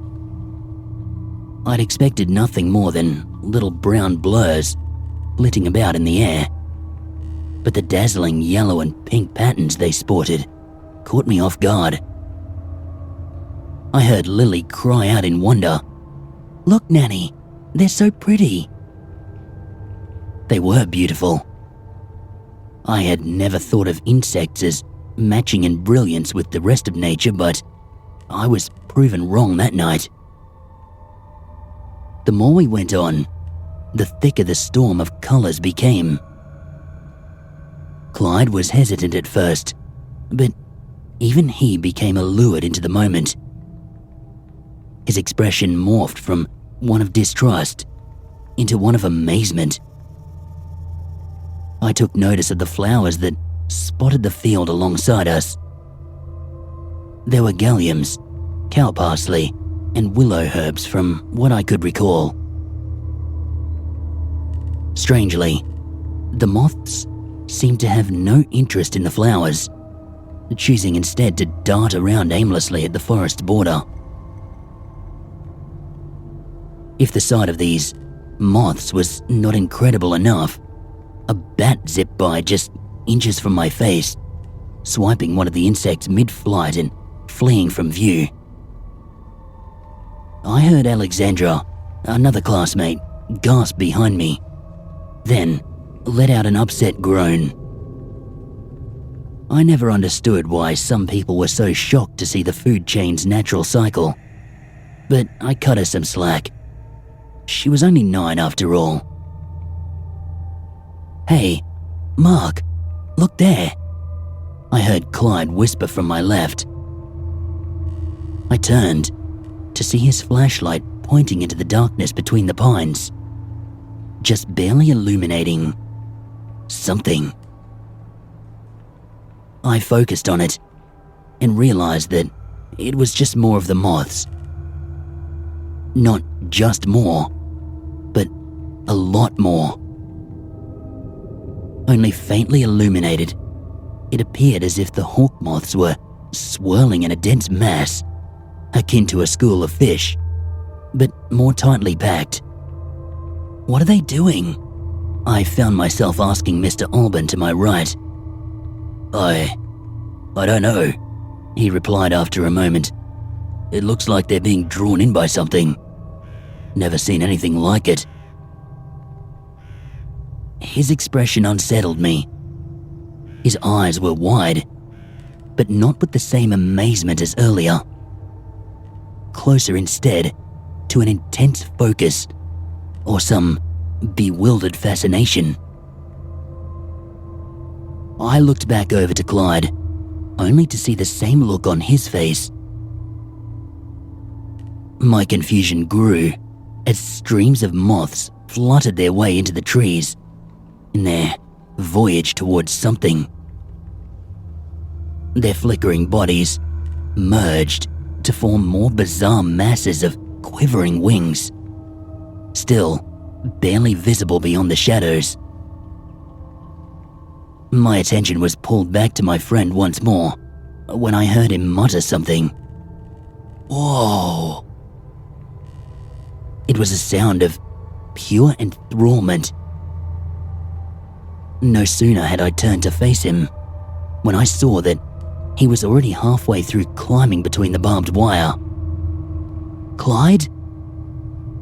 I got no answer, only the quiet crunching of leaves and twigs as he staggered his way into the trees.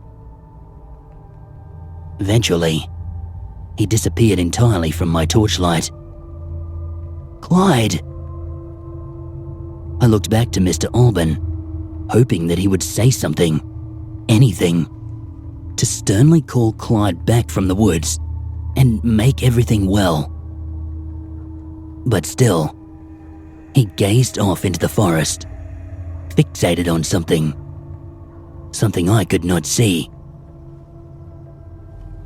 I tugged at his sleeve, trying to pull his attention, but this was no use.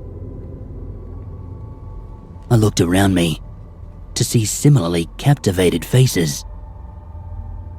No one said anything, and the silence was deafening. I began to feel scared, like I was not safe. The fleece I gripped tightly pulled itself away, and silently, Mr. Alban pushed the wires apart, stooping down to step through the fence. I could only watch as his ear was torn raggedly by a rusted barb. But he didn't even flinch, completely ignorant of the warm red stream trickling down the side of his neck. I called out for him as he got through, but my pleas fell on deaf ears. Just like Clyde, he only walked calmly into the thick darkness.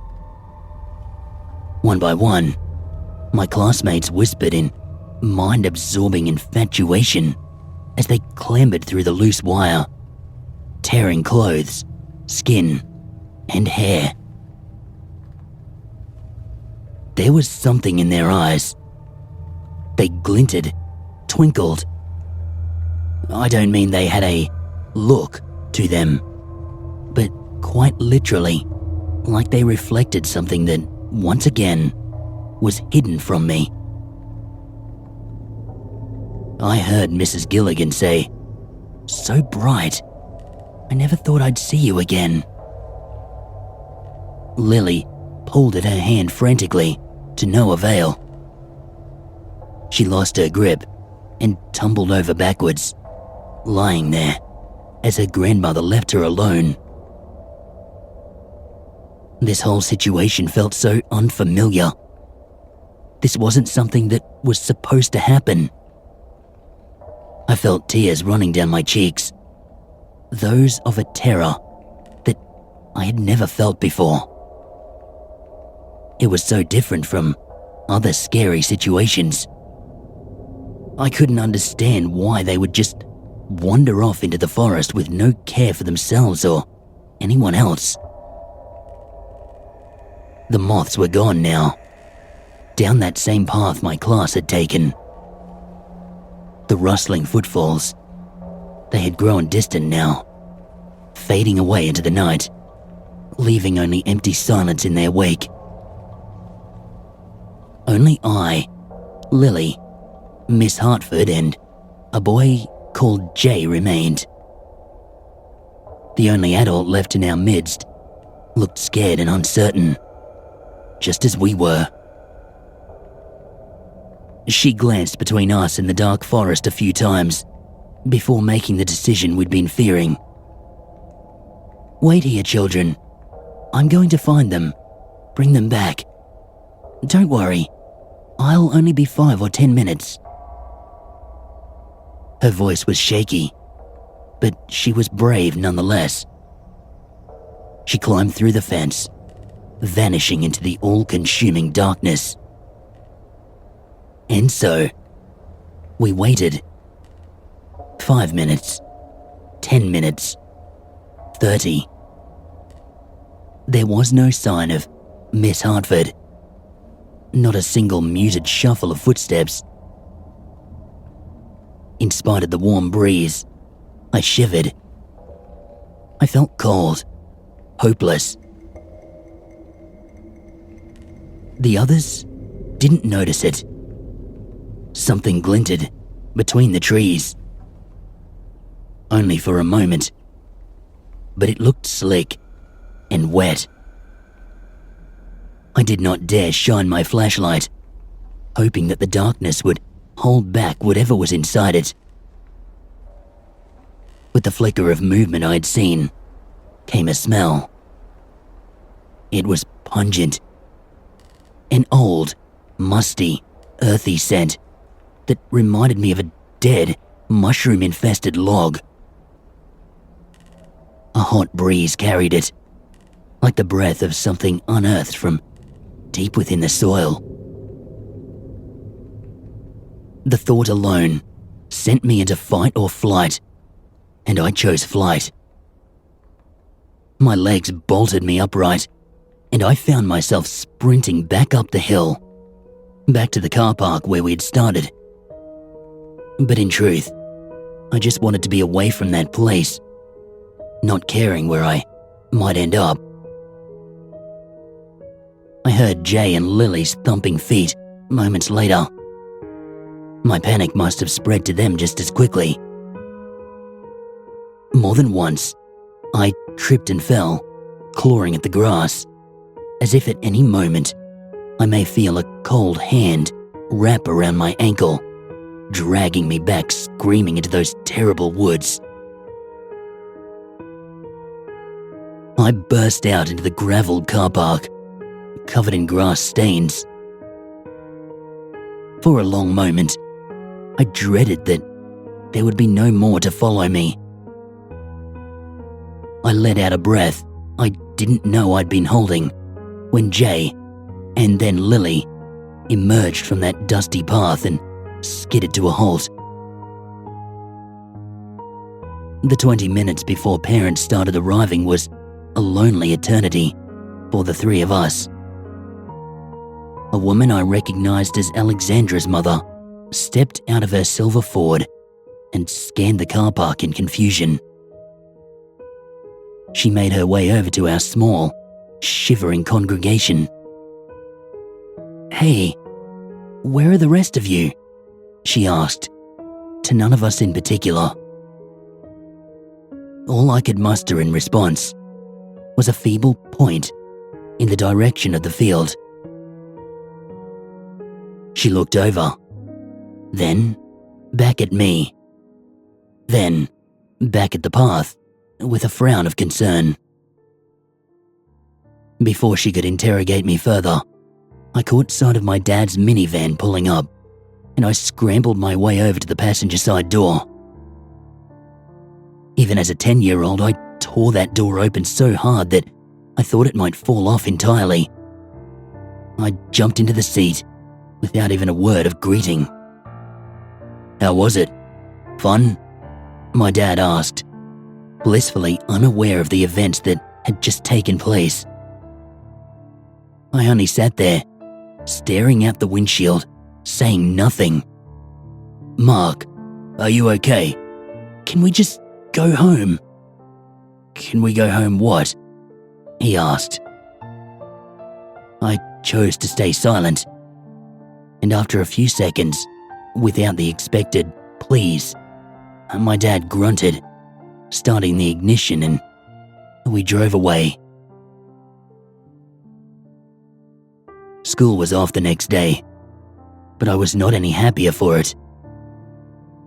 My parents told me to just rest in my bedroom, play with my toys, that sort of thing. Even if I wanted to go out, who could I meet with? I wasn't really friends with Jay or Lily. None of us wanted to leave the safety of our houses in any case.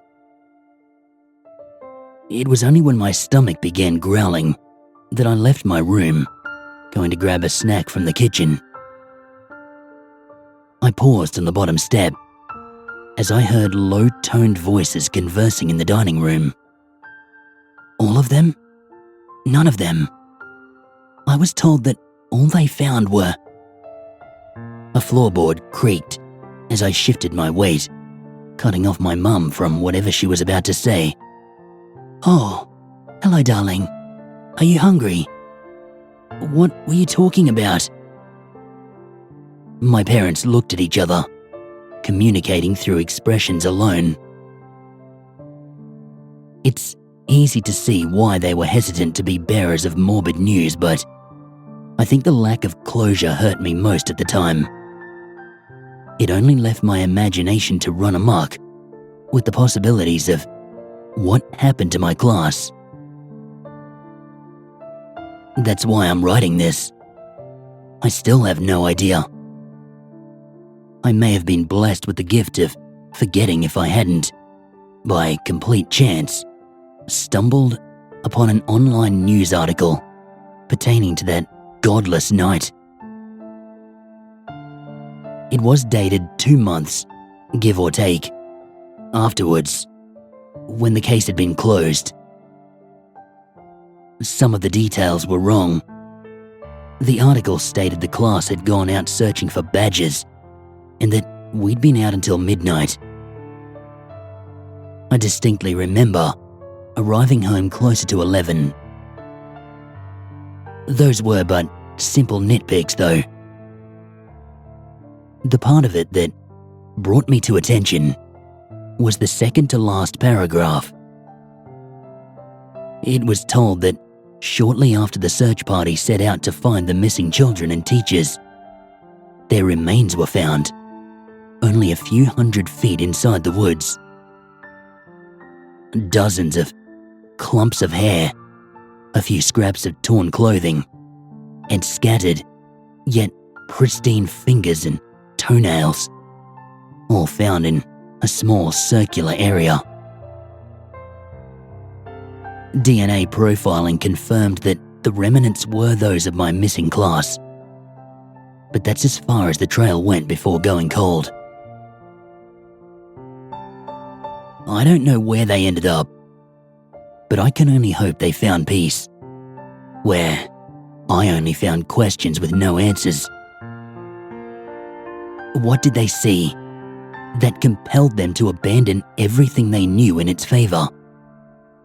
And why was I spared? What process occurred that left only hair and nails behind? Where did the rest of them go? So, I've posted my story here, in hopes that someone can shed any light on this, where our cheap flashlights could not on that awful night. Can anyone help me figure out what the hell happened to my 4th grade class?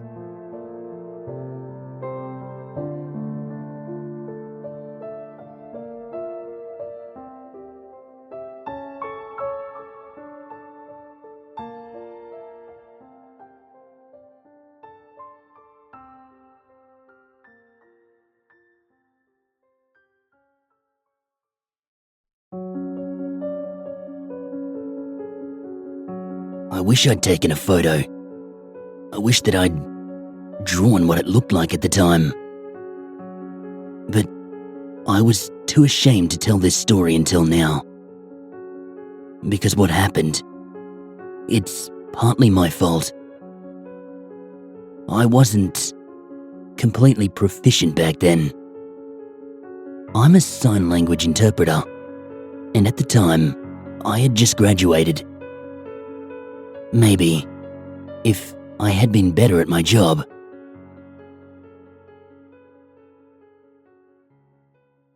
I saw the gig for the Animal Tracking and Wilderness Exploration class, and I thought that it sounded like a fun experience for a newbie like me. I really needed the work, so I accepted the job. I arrived half an hour early. I was pretty nervous. Back then, any time meeting a new deaf person was nerve-wracking, because what if I couldn't understand them? What if we didn't jibe? What if they were one of those really fast signers who just have no patience for beginners? And so, I went early, hoping I could glean some context for the job, learn her preferred signs for the vocabulary related to the trails. But it was rocky from the get-go. The moment I stepped out of my beat-up Honda and started to introduce myself, she sighed. "You're late. You were supposed to be here half an hour ago." "Oh, I'm sorry. Maybe the agency gave me the wrong time," I stammered, my hands fumbling. Of all the days for me to get it wrong, I was already so nervous. I said, "You must be Lai." Her name was Lalani, but in the moment, I forgot how to spell it. She quickly corrected me, her fingers so fast I didn't catch more than the L. But then, she gave me her name sign, her hand an L shape, and brushed the tip of her thumb against her cheek in a repeat motion. It was an easy one, thank goodness. Then, rolling her eyes, she opened her mouth and spoke aloud in deaf-accented English. "Okay, well, the interpreter's here now, so I guess we can get started, everyone." Trying not to hide how relieved I was that she voiced for herself, I fell into step with her students. There were only 3, a father and son, and a middle-aged woman.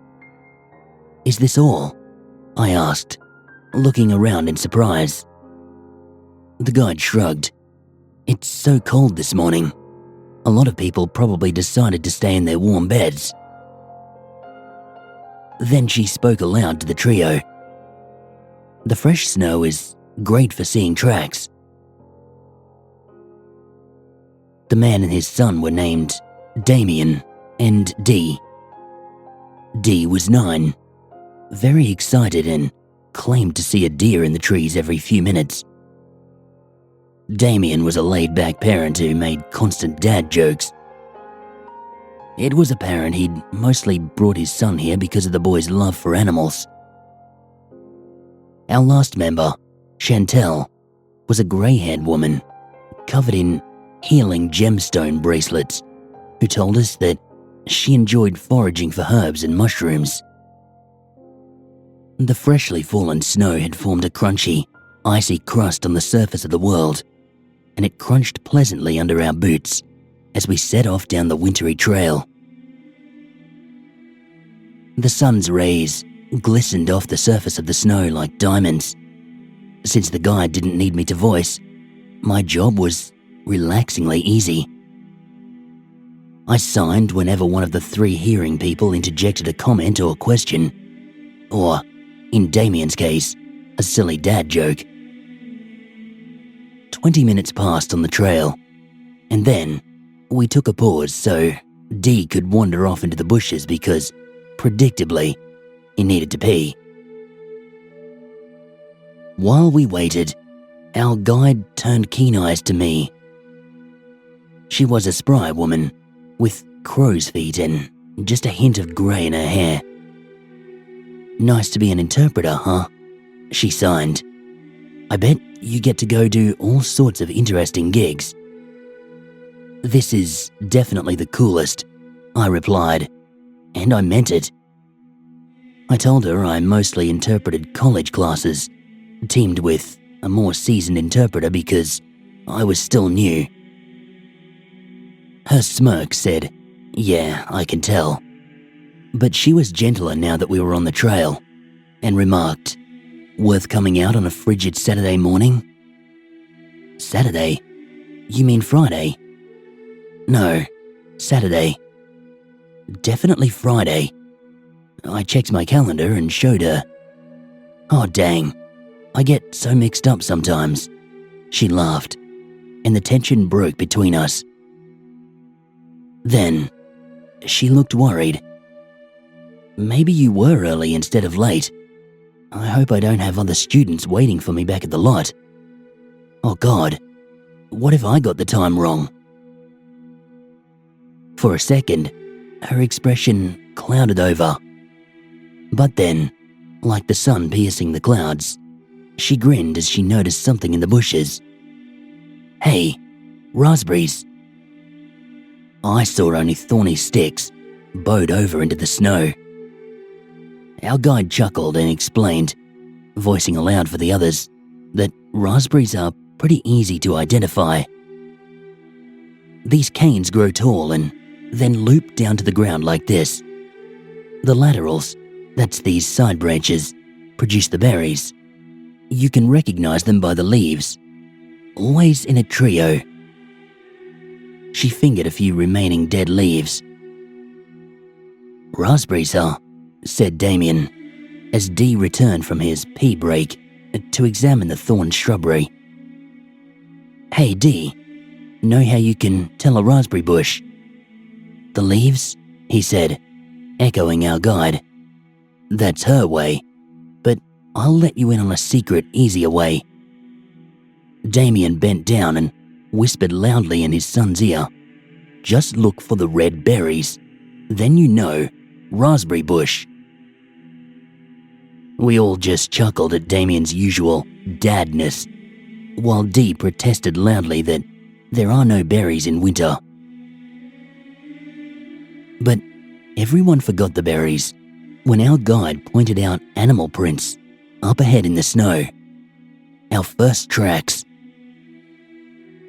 The two oval indents were deer hoof prints, marching through the snow across our path and into the trees. Dee immediately wanted to follow, but our guide convinced him we should stick to the trail. Soon, we identified rabbit and squirrel tracks, as well as some bird prints. But then, just as we reached a dip in the trail, leading to a narrow stream, our guide frowned at a set of very large prints. They came from the trail beyond and vanished into the stream in front of us, looking almost like human feet. Almost. But with longer toes. It was difficult for her to get a clear sense of the prints, she told us, because whatever creature made them was shuffling along through the snow, making the prints blurred, elongated. "Ooh, a mystery," Damien nudged Dee. "Let's follow them," squealed Dee. "Is it safe?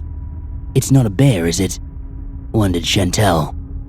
"No, not a bear. Definitely not," the guide assured us. She eyed the tracks again, frowning. They came down the very trail we'd been taking if we crossed the stream.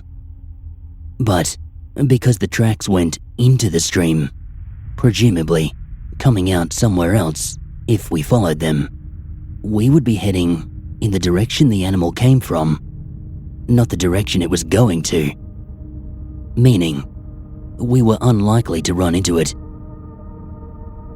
Anyway, there weren't any large, dangerous animals in these woods, according to our guide. After pondering for a moment, she declared we could finish the trail loop. Once we crested the hill, it would curve around and across a meadow and take us back to the parking lot. "What if they're human tracks?" Chantal said. "Last year, a hiker went missing here. What if it's them?" Our guide looked skeptical. "Are you sure you aren't thinking of a different park? I've worked here for years and never heard of anyone going missing. except one hiker who was found a day or two later. It was definitely here, insists Chantel. I remember, because I avoided coming here for months because of it, even though I live pretty close by. The story just scared me. A hiker wouldn't be wandering out here a full year, especially barefoot. There've been dozens of people on the trail since, the guide shrugged. Dee was already up ahead of us, forging across the stream and then dashing through the snow. The tracks lead up here, he shouted. Hey, Dee, don't run so far, Damien hollered. We all hurried to catch up. Dee had stopped at the crest of the hill and just stood there, small in the bright sun, staring at something. As we all caught up, panting and out of breath, we looked to see what had captivated his attention.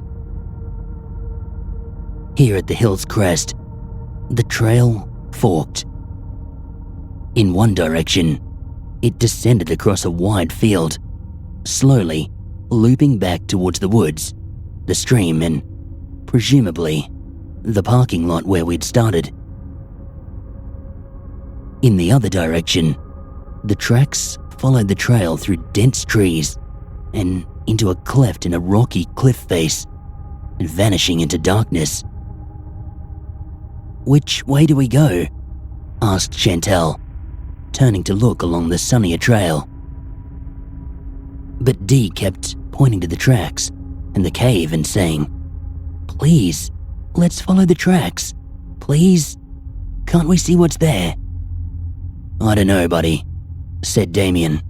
You sure you want to go into a spooky dark cave? Yes! The guide, meanwhile, pursed her lips. She caught my eye and signed to me. They could be human tracks. If they are, they're barefoot, and the way they're dragging their feet in the snow, they need help. If there's any camping material in that cave, maybe it's someone who got stuck out here. But her eyes narrowed on the cliff wall. She motioned me to join her, and we followed the footprints through the trees. Dee immediately tailed us, which meant so did everyone else. As we approached the split in the rock face, the guide paused and signed to me. I'm going to see what's in there. I've hiked these trails for years. I don't remember there being a fork like this. It's strange. This shouldn't be here. I need to check and see what's going on. Stay with the group. I'll let you know if it's safe. Are you sure you don't want me to? Stay, she signed. Then, she turned and called aloud to the other three. Stay here. I'm going to go check and make sure it's safe. The wait for our guide's return seemed forever. We had left the sun behind and stood in the shade of that rocky cliff. The temperature felt as if it had plummeted 20 degrees. And not just a chill on my skin, but the cold seemed to have injected into my very veins. An ice pick of terror that increased with every passing moment. My heart rate began to escalate. Suddenly, I thought maybe I understood what people meant when they talked about negative energy. This path was wrong. It shouldn't be here. We shouldn't be here. And the tracks, something human or not quite human. What did that even mean? The wait for our guide seemed an eternity. Finally, a crunch of snow and relief whooshed out of me in a sigh as the guide appeared at the mouth of the opening and called, "It's safe. Everyone come on. Dee bolted ahead. Damien and Chantel followed. The guide called again. The same phrase. It's safe. Everyone come on.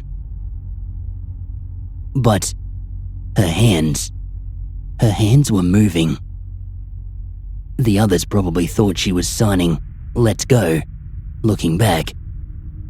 I wish that I'd been more experienced. I wish I'd trusted my eyes more. Because maybe then I would have shouted a warning.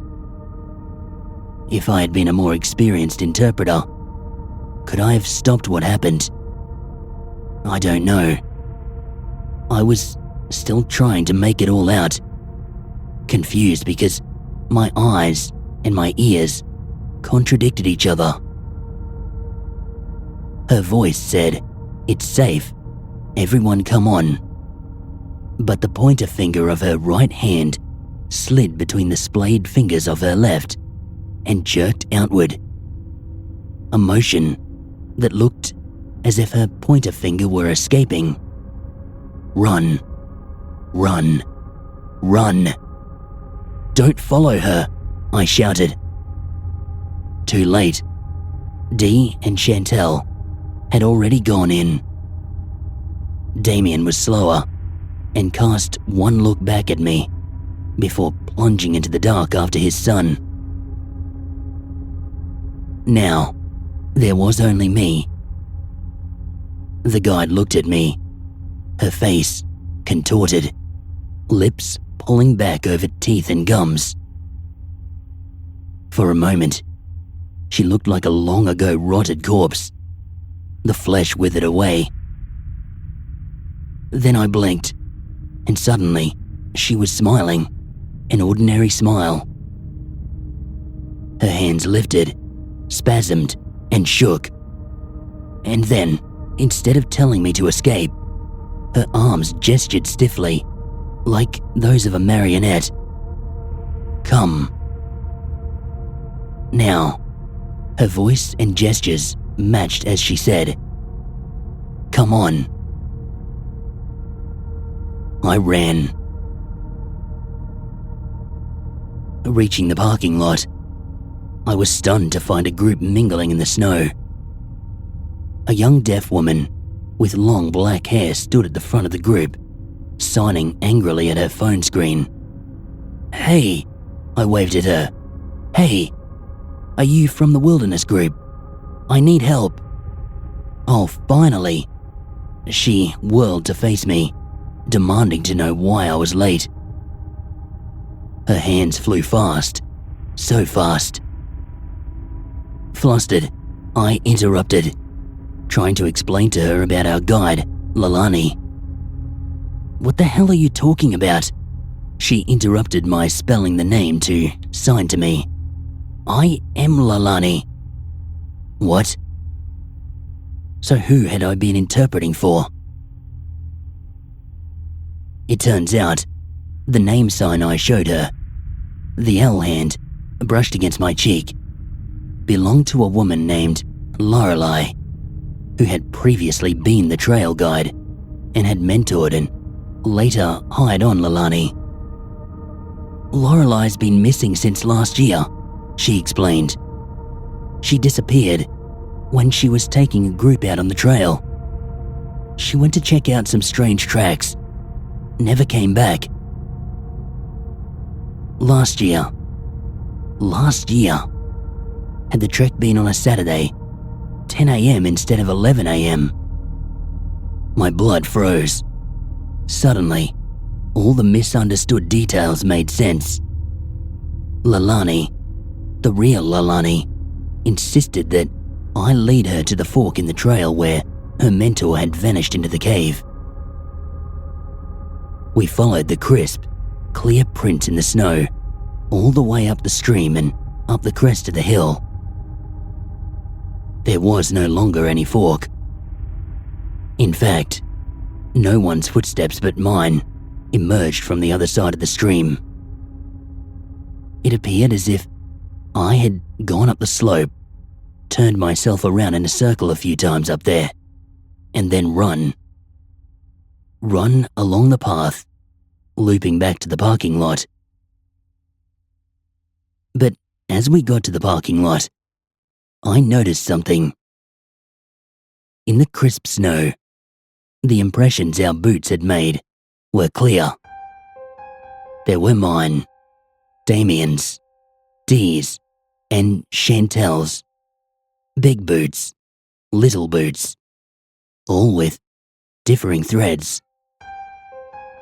But as for Lorelei's, I couldn't find any boots matching the ones I'd seen her wearing. The final set of prints among our group from the parking lot, shuffling around in the place where Lorelei had stood, were barefoot, with elongated toes.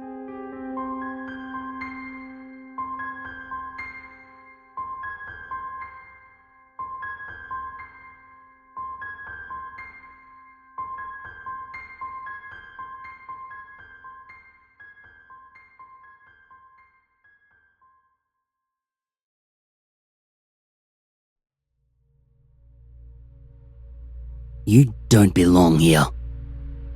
You must have realized by now. This world has no place for your kind. No magic or mystery.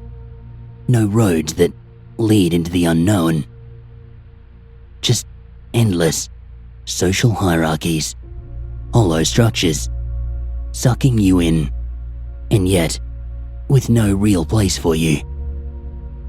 Spending your life chasing made-up goals, hoping that if you work your hardest, you will find your place and finally fit in a system that, deep inside, you wish to see burn. You know it, don't you? There is no place for you here. No matter how hard you try, you will always remain a stranger to this world. Watching this grinding machine, never understanding what it is for and what your part is in it. But there's no point in weeping over it. Just do your best. Deal with the hand you were given. After all, this is the only world you've got. But see, this is where you are wrong. There are others. Many others. Worlds full of magic and wonders, with unknown lands shrouded by shadows and mist, where legends and mystery still rule. But they are far, far away, and there are no portals, no magic doors leading there. There are only pathways, ancient, crumbling, unmarked, dark, and full of danger.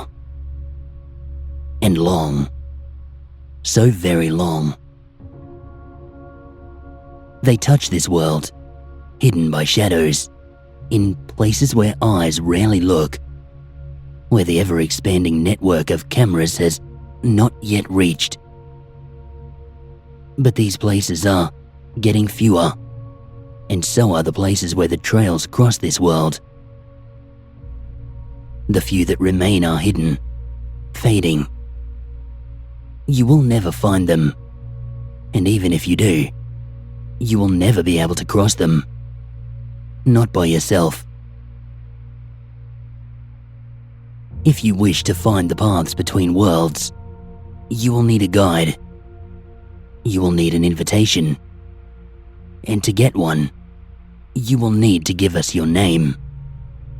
Your true name. Here is the first problem. You don't know your true name. You don't even know what that means. Let me explain. It is not what people call you. Your true name is a shape, a pattern that represents you, that is unique to you. Like a signature, but more than that. In a way, it is you. Kind of like your face, yet like the face of the one who has never seen his reflection. You are blind to it. That is a problem. Without your true name, we will never find you. So this is where you must start. The good news is, you are drawn to it, and you can find it, little by little, piece by piece. Start by getting a pen or a marker, one that can write anywhere, and just scribble. Search your mind for patterns and shapes and just write. Write everywhere. On papers, on walls, where no one is looking, on doors, pools and boxes, in streets and alleys. Create patterns and experiment. Some will just feel right. Collect those. Combine them. Mutate them. These patterns, they are the scattered pieces of your true name. Just writing, however, is not enough. One can never see his real shape just by looking inside. Like your shape, your true name is reflected in the world. It's a fragmented and deformed reflection. It is as if the world was a twisted mirror, dirty and shattered into a million pieces. Each shard reflects something, a small piece. Of you, maybe, but maybe not. Search the world for patterns. Look for shapes in lights and shadows, on trees and bugs, humans and slugs, on stains and marks of decay. Look everywhere. Try to identify those patterns that seem important somehow. Those you must try to imitate, to distill and use. Think of each pattern as a piece in a puzzle. Combine them and break them. It can take time, but if you keep observing, keep writing, I promise, you will get closer and closer. Writing on walls, satisfying as it might be, is not enough. Despite what you might think, we are not looking for you. No one is. We are just weary travelers passing this world on our way to some far destination. If you want us to see your name, you must go where we pass, to the rare places where the trails still intersect this world. These are not the safe, comfortable places where the crowds choose to go. No, these are dangerous, decaying places, shrouded with shadows, protected from cameras and constantly gazing eyes. Dark alleys, abandoned buildings, ruins and tunnels. Places where the walls of this reality melt, and one can still pass unnoticed, appear and disappear without a trace. This is where you must write. And these are becoming rare. The lights in this world are growing. Networks of cameras and eyes, ever expanding, ever watching, leaving nothing unseen. Soon, nothing will be hidden, and the last trails will disconnect from this world, leaving it isolated until the darkness rises once more. But for now, some places remain. To find them, you must go where a reasonable person would not. You will recognize these places through a sense of decay and desolation. Avoid places with cameras and watchful eyes. This is where reality solidifies into an unbreakable wall. You will find no passage there. Have courage, curiosity, and, most of all, patience. The trails are rare, and those who travel them are few. Even if you leave your name near one of the intersections, it might take a long time before it is noticed. Scatter your writing in as many places as possible, and watch for other symbols and names that suggest others may have passed this way. At times, you may feel that you are being watched. You might notice figures hidden in the shadows. They disappear when you get near. Don't disturb them. Those who dwell in such places are often dangerous, and those who walk the trails, even more so. Once in a while, you must go back to places where you wrote and observe if someone has left a mark next to yours. This is a sign. It means someone has noticed you and taken an interest. It might even be one of us. When this happens, you should return to the area frequently. Scatter your marks in the environment and look for replies. But don't get your hopes up. False signs are common, and we are few and scattered across vast expanses. But if you should not cease searching, maybe one day, in one of these forsaken places, we shall meet. We will not run or hide. Rather, we will approach, slowly, cautiously, with gestures of peace, yet keeping a fair distance, never letting our guard down. As all approaches must be, in places like this. Then, we will talk, exchanging stories of the places we have been and the marks we have left, and we shall recognize each other by the names we wrote on so many walls. This is not the end. This is where it begins.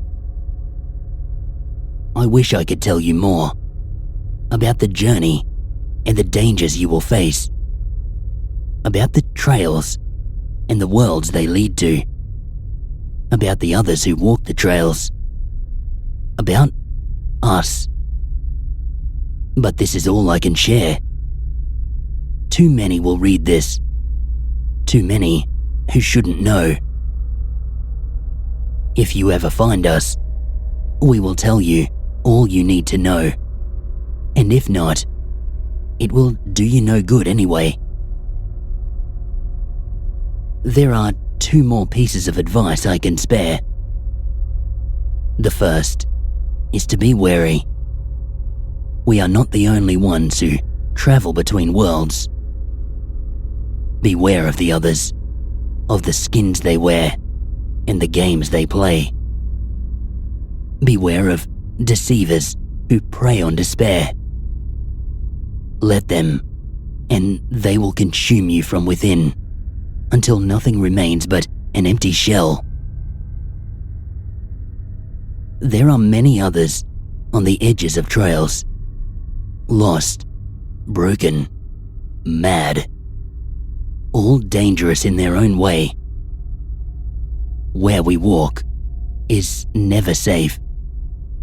Watch yourself. The second piece of advice is be persistent. This can take time, a long time, years, decades, a lifetime. But know that all of this might not be enough. That you may waste your life waiting for an invitation that will never arrive.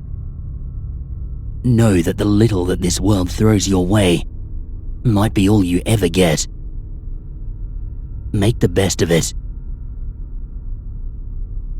But if you never stop searching, never cease exploring, if your courage will not fail and your mind will not break, if you survive, and if you are lucky, very lucky. Then our paths will cross. One of us will see your mark and recognize it for what it is. And after all is done, we will invite you to join us in our travels. Then your time in this world will be over, and your journey will begin.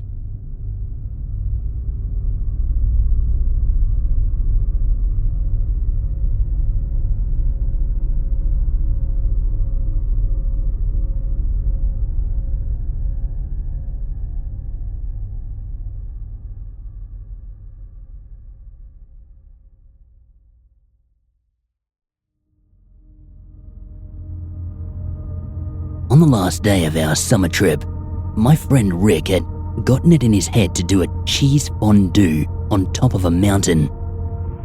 Yeah, you heard that right.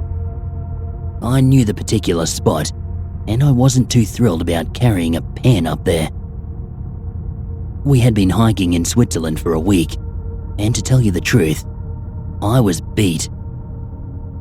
Can't we just do it close to the cable car? I asked, hopefully, as we arrived at the foot of the mountain. Of course not, he exclaimed. The view's shitty there. It's going to be much more rewarding when we take the climb. I've known Rick for 10 years. I knew that if he got something in his head, it was gonna happen, one way or another. So I gave in. It turned out to be the worst decision of my life. We took the cable car up and started out from the station. The road was demanding, but at least the sun was shining merrily and warm through the trees. Did you check the timetable for the cable car? I asked, panting for the steep ascent. Yeah, Rick replied, a couple of feet ahead. And we are going to make it back for the last one, right? The spot where he wanted to do the fondue was a 45-minute walk from the cableway. He nodded, and we continued in silence, the rhythmic crunch of our boots accompanying us. We were maybe 20 minutes in when I started hearing footsteps. We had not run into many other hikers, somewhat peculiar in Switzerland during summer. Now, it appeared we were not alone after all. The footsteps sounded heavy, which was nothing out of the ordinary. You weren't supposed to do these kind of trails without proper boots. Still, they seemed too loud, as if they drowned out all other sounds. I peered at Rick, who didn't even seem to notice. The footsteps echoed closer by now, and I glanced over my shoulder, half expecting to spot this mysterious other hiker. I didn't see anyone though. Then again, this was a winding road. The view was mostly obscured by trees. This person, they could be just around the bend. I zoned out, trying to ignore the painful sting in the side of my gut. My gaze wandered over the gravel road as I steadied my breathing. It all happened in a heartbeat. A tall man roughly shoved past me, propelling me awfully close to the ravine side of the mountain. "Hey, what the hell?" I cried out. Rick looked back in surprise. "What's going on?" "This guy," I started saying. But aside from my friend, the trail was deserted. I opened my mouth again, but felt I didn't know what to say. If someone had passed, Rick should have seen them. The path we followed was too narrow to hide in the cover of the trees. "Never mind," I mumbled. But as we continued walking, I thought I heard vague, cackling laughter somewhere close. "You heard that?" I asked Rick. At what? I said nothing, blaming my fatigue. We reached our destination 15 minutes later. A breathtaking spot. The elevated, grassy clearing offered a stunning view of the lake and village below, embraced by a backdrop of snowy peaks. It was indeed beautiful. It was also the last time I would look at mountains again. "Let's do this," my friend said, excited, as I heaved a sigh of relief. "I told you this would be rewarding, right?" my friend said with a smile, gazing out over the postcard landscape. Although I was tired, I felt happy for him. He hadn't had the best year, and that's putting it mildly. His father lost a brutal battle against cancer, and now his mum was diagnosed too. The prognosis wasn't good. On top of that, Rick's boss had told him last week that his services were no longer necessary. This trip had been the first time in months that I'd seen him remotely happy. I didn't want to take that feeling away from him, so I returned his smile. "Let's bust out the cheese then. You brought beers, right?" We got a fire going on a disposable gas stove, and I have to admit, that primitive meal was a treat. My friend toasted with me and said, "This was a good week, man. Thanks." "Don't mention it," I said, as his eyes shifted away from me. During dinner, he had gotten more withdrawn. Not surprising. Our hiking trip was coming to a close, and he had to go back to a life that was treating him horribly. As the sun was sinking, I took my camera gear out. After a while, I noticed my friend didn't follow my example. He had gotten quiet after dinner. "Are you not going to take any photos?" He shook his head, looking out over the mountains. No, not tonight." With a shrug, I pointed my lens in the direction of the trail. I had taken 2 shots already when my visor found the antlered figure just inside the shadows of the trees. "What the hell is that?" I cried out, almost dropping my camera. "What's wrong?" my friend asked, surprised. Staring at the trees, my stomach was as cold as ice. Nothing there. "I thought I saw..." I fell silent, not sure what to say next. Just a strange-looking tree, I guess. But it hadn't looked like a tree, or a deer, for that matter. It had been a tall man, with antlers, and the incident of an hour ago was suddenly fresh in my mind. I browsed through my camera roll, but there was nothing. At least, nothing I could catch on the small screen. Darkness was creeping in fast now, and I was instantly ready to head back down. "It's getting late," I said, standing up. "Let's head back, before we lose that cable car." My friend checked his phone and cursed. "Shit, I totally forgot. It's leaving in 5 minutes." I stared at him and felt anger flare up. "You told me you checked the timetable." "I did.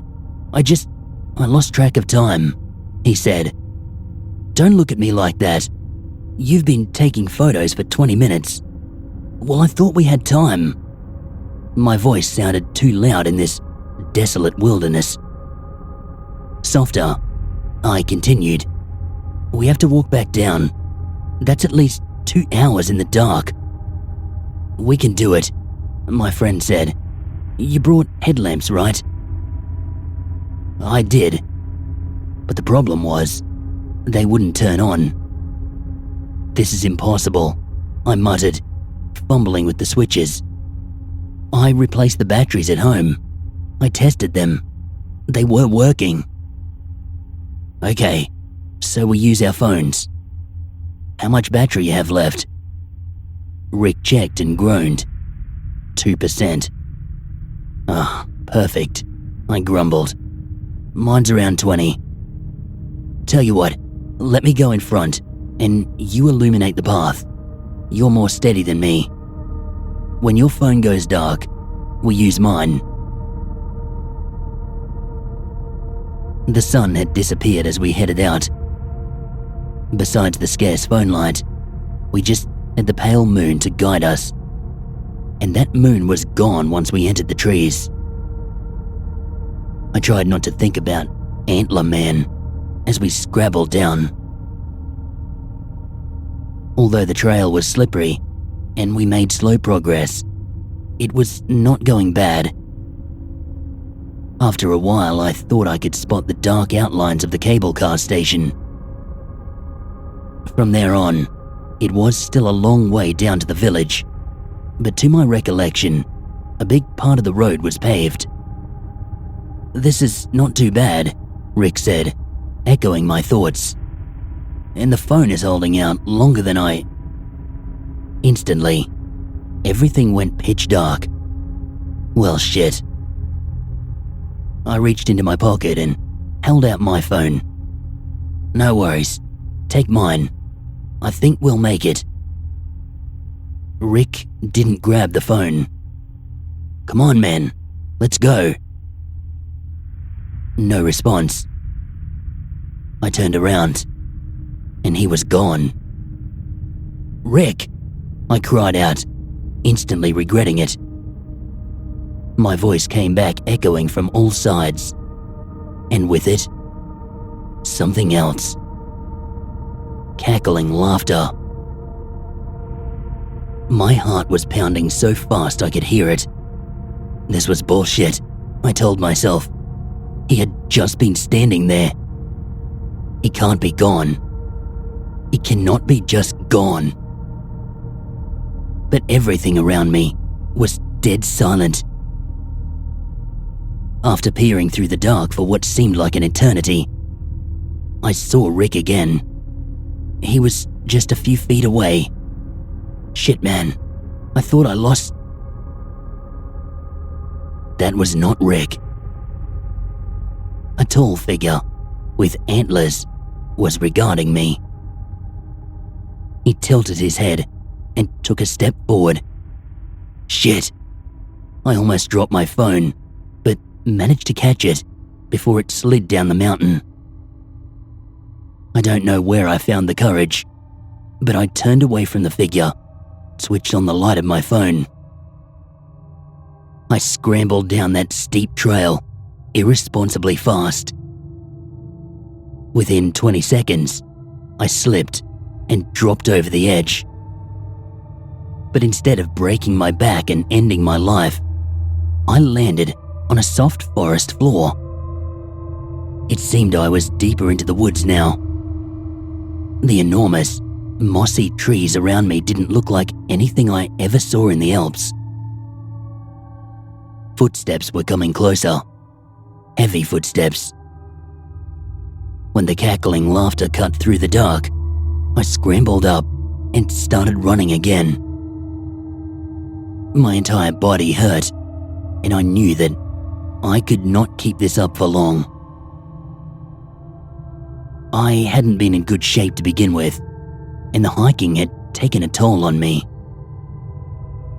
Then I saw the pale light shining through the trees. Hope flared up inside me. Some kind of secluded cabin, maybe. But when I stumbled upon the clearing, I knew I was not saved. The light originated from a couple of candles positioned on some kind of shrine. I saw movement in the trees from every side. Antlered men approached. I still could not make out their faces. I searched for an escape, but there was not one. They had surrounded me. The cackling laughter again. It sent shivers down my spine. Then, a voice.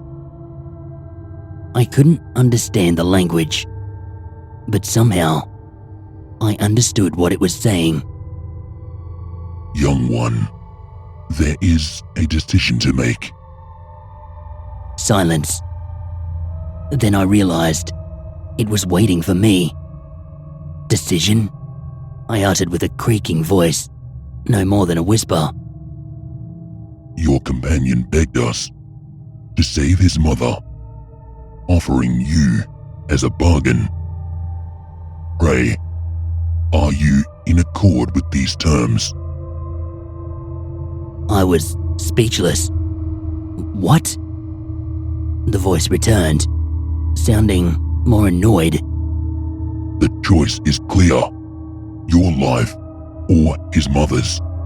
Speak now. My life, of course, I muttered. I don't understand. I don't want to die.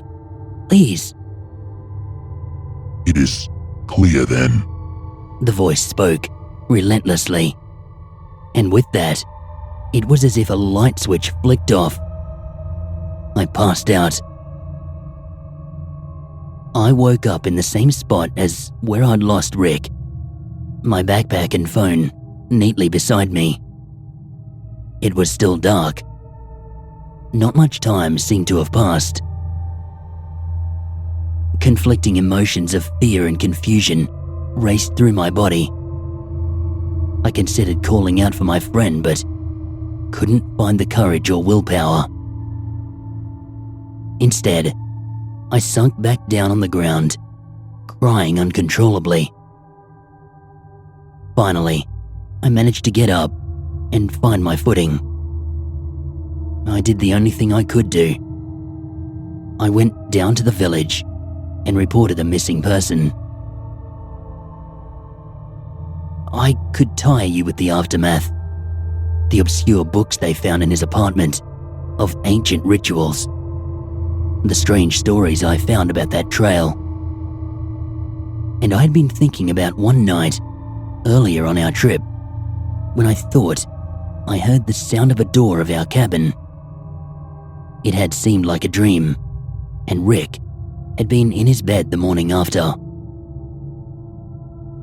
Now, I wondered if he had made a stop at a certain trail side that night and got at the raw end of a horrible deal. They found his mangled body deep in the mountains 2 days after I reported him missing. A bear attack, the authorities concluded. Bears were a rare sight in the Alps, but attacks do happen occasionally. I attended 2 funerals in the span of a month. His mother passed away not long after they found him, refusing treatment. I haven't been back to the mountains since, and I don't think I ever will again.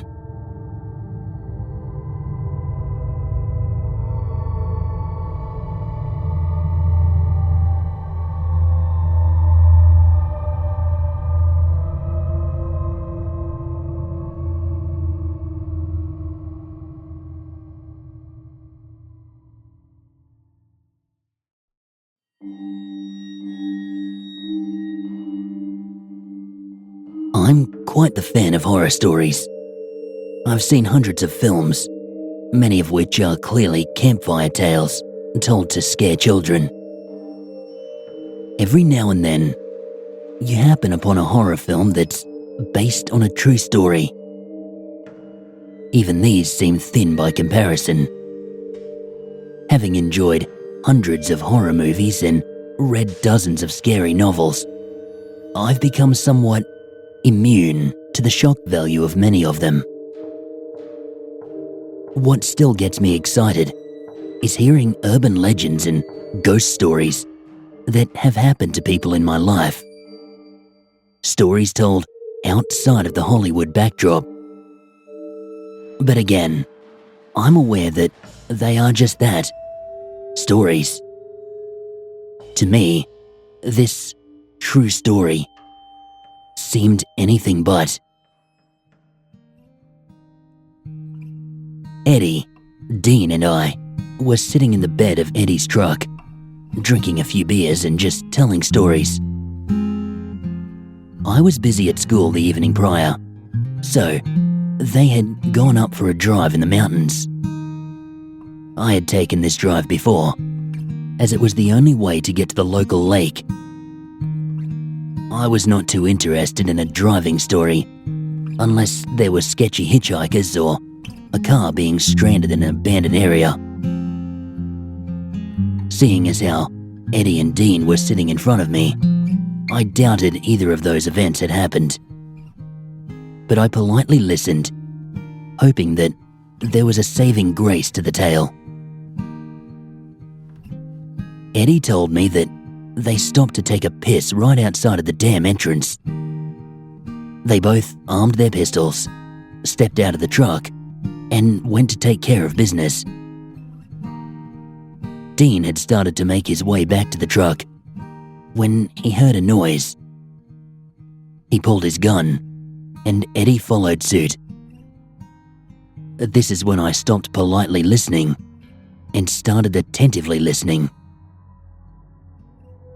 Dean kept walking towards the truck, pistol pointed out. Eddie grabbed a flashlight out of the passenger door and tossed it to Dean. Dean shone the light about 20 yards away from them. What they saw terrified even me, and I wasn't even there to experience it. Eddie gave me a full description of what he saw. Well, at first I thought it was a coyote or a mountain lion or something. It's hard to see out there. It was sitting there until we shone our lights on it. It immediately stood up. I mean, stood right up on two legs and looked back at us. It was a tall creature, maybe 6 foot tall, and had these spike things up its back. Red eyes, sharp teeth.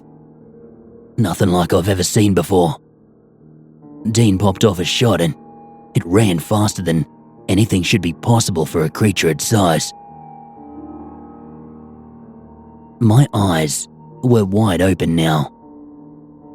This was a story. I pulled out my phone and I searched for an image. I showed it to Eddie and he stopped talking mid-sentence. That's it. That's what I saw. I confirmed this with Dean and he nodded and promptly, yet nervously, lit a cigarette, slowly turning his head as if to check if something was watching us. The image I'd shown them was a rendering sketch of the chupacabra. We live in Arizona, so the myth of the chupacabra was relevant in this region of the States. Reluctant as I was to go on a real ghost hunt, we all piled into Eddie's truck and made the trip out there. I had to see for myself whether something was out there or if this was a joke bred from boredom. After encountering the beast a few days ago, Dean and Eddie had increased their firepower significantly. In the truck now were 3 pistols, 2 shotguns, a rifle, about half a dozen flashlights, a coyote call, and about 12 pounds of beef jerky. It was a few hours' drive to the dam, so I shut my eyes for the first hour or so. Eddie reached the back seat and tapped me awake. We were pulling over on the side of the road. Hey, we got a leak. Grab the pistol next to you. Stand guard. What did he mean? Stand guard? From what? I rubbed my eyes and I grabbed the gun. Dean was much braver than Eddie in that he walked a good 50 yards away to piss. Eddie walked no further than 10 feet. I pulled a flashlight and shone it around. The truck had been pulled to the side of the road up against the side of a small mountain. My light hit a cave-type formation in the middle of the mountain. The hair on the back of my neck stood on end, and I silently urged the guys to hurry up. "Guys, come here," Dean yelled from the distance. Eddie left the truck running and we ran over to Dean on the other side of the road, pistols at the ready. We were terrified, but we reached Dean. "Look at this." We followed his finger to see a puddle of urine. "It gulps, man." He zipped up his zipper and we punched him and made our way back to the truck. The truck was no longer running, a detail we had failed to notice at the time. I was wide awake now, so I kept my eyes fixated at the window. The road was a narrow and windy one, carved out of the mountains, so there really wasn't much to see, other than the mountainside 10 feet away from the truck. Another hour had passed, and we pulled over at a scenic overview spot to stretch. I didn't get out of the truck completely. I was uncomfortable, and honestly, more than a bit uneasy. I still wasn't sure if they were yanking my chain or if this was a real adventure. Dean reached in the back and grabbed a shotgun. "Let's hike down that ridge over there." I didn't see where he was pointing. It was pitch black, and the moon was nowhere to be seen. But I again grabbed the pistol and a flashlight, and I followed him down, Eddie following behind. We hiked for a few minutes, barely able to see where we were stepping. We were far enough from the truck that I couldn't see it anymore. Somehow, that tiny truck made me feel safer than being exposed out there in the open. We stopped at a ridge and Dean threw a rock down into the river below. He clearly had been here before and was showing us around. I looked at Eddie and he smiled. I know that smile. He was about to screw with me. He quickly reached into his pocket and pulled out the coyote call, and in one fast motion, sounded it off. This scared the shit out of me. He called it again, but this time, there was a response. Great, there were coyotes in the area. I was used to coyotes, and I did not fear them. If they get close enough, you can kick them and win that fight. What the coyotes did next, however, chilled my bones. They were howling in response, and then suddenly, they stopped. Not as if they had lost interest, but as if they were interrupted. Dean cocked his shotgun, and we started to make our way back to the truck. I was glad I wasn't the only one who'd noticed the incident. We hopped in the truck, and we took off before the doors were shut. Not a word was said for a good 5 minutes. I leaned forward into the front seat, and I looked at Eddie. What the hell was that? There was a pause. Then Eddie laughed. "You're an ass," I said, chuckling as I sat back down. The mood needed to be lightened after that frightening experience, so Eddie threw on some country music and we cranked the speakers. There's no one out here to be bothered by it anyway. We were acting like the idiots we were, singing along to Garth Brooks and Johnny Cash at the top of our lungs. We had all cheered up and let our guard down. A small bridge had appeared, just around the corner.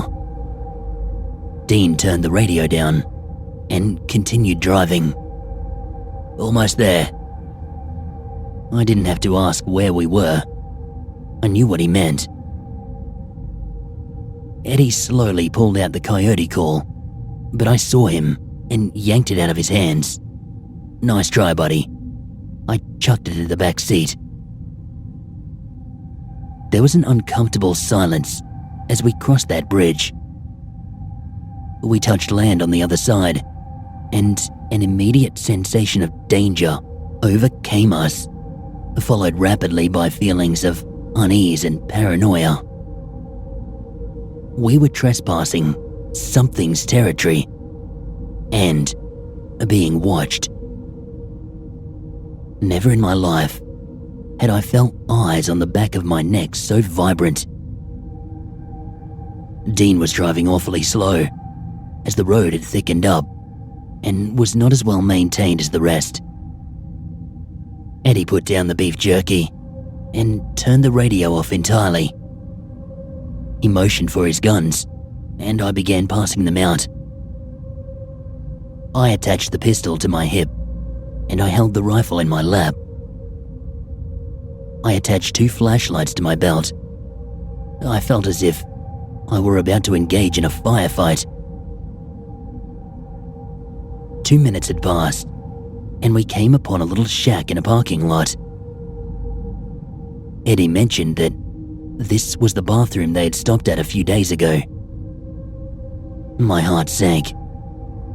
"I'll just stay in the car," I thought to myself. Dean parked the truck with the passenger side next to the shack, and we all exited the vehicle, hesitantly. The bathroom doors were closed. None of us had to use the restroom, so we walked down the walkway to the lookout over the dam. It's a long walk in the dark, with nothing more lighting the area than 3 dim lights on top of the dam nearly a mile away. We got to the covered walkway at the end and just stared at the dam for a bit. Dean had leaned his gun against the railing and pulled out his phone, started playing creepy music. I just chuckled and started to walk back to the truck. I felt like they'd been having a laugh at my expense. I holstered my pistol and strapped the rifle to my back. There was nothing to be worried about. But as all stories go, once you let your guard down, the threat strikes. I was leading us up the walkway, humming along to the creepy music on Dean's phone. Simultaneously, they both shoved me out of the way, guns drawn. They ran ahead a few feet, and my hand instinctively reached for my pistol.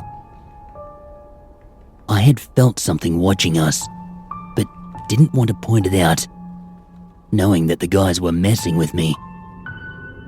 But this was real. Dean unlocked the truck as we continued to run up the walkway. I turned on my flashlight and we picked up the pace. We were not alone. Eddie jumped in the driver's seat and Dean and I approached the passenger side. We both noticed that the bathroom door that was previously closed was now open, little more than a crack. There was something in there. Something with the capability of opening up a heavy steel door. We both hopped in the truck, and Eddie started to peel out.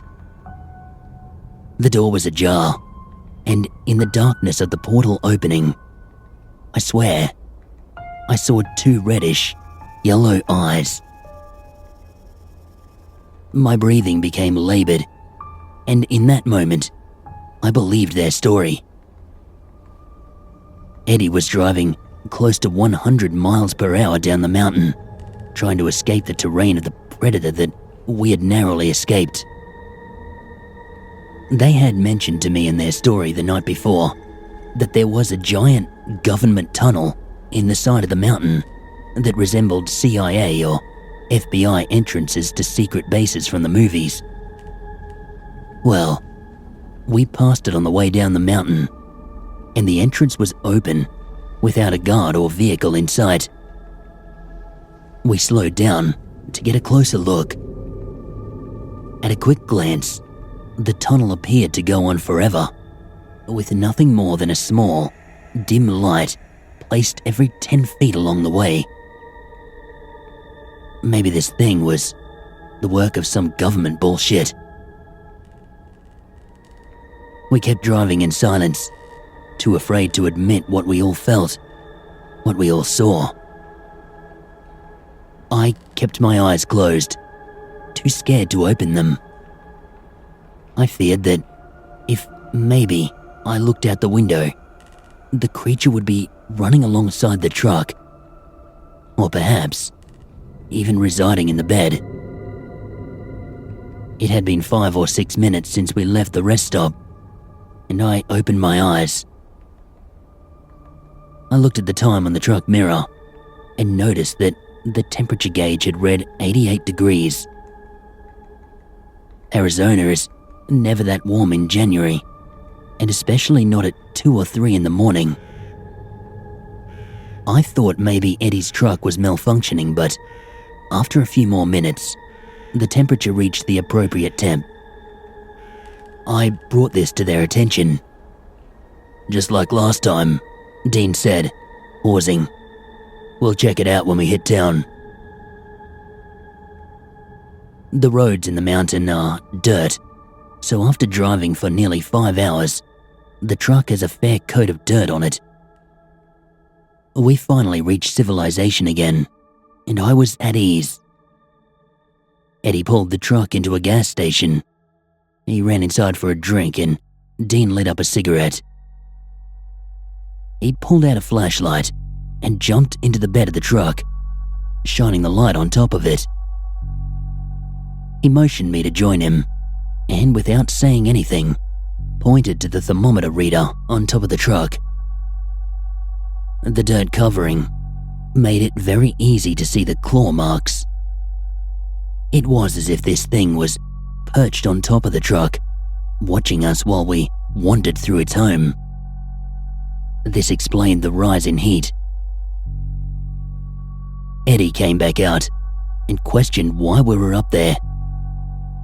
He looked terrified, and we asked him what was going on. "Look at this." He pointed at the passenger side of the vehicle, where long claw marks made their impression in the side of the truck. Those marks, they had not been there when we stopped at the rest stop.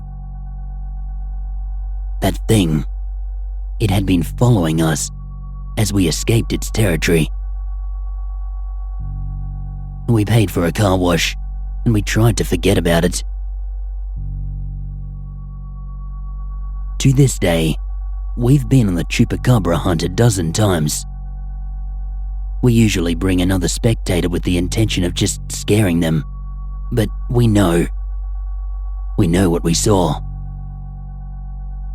When we tell the stories, Eddie, Dean and I all subtly look around and make sure we aren't being watched. We definitely are, though. Those reddish, yellow eyes have all been seen by us again, every time we make the trip to the dam. The creature does not like being invaded upon. And one of these days, he's going to get the courage to attack.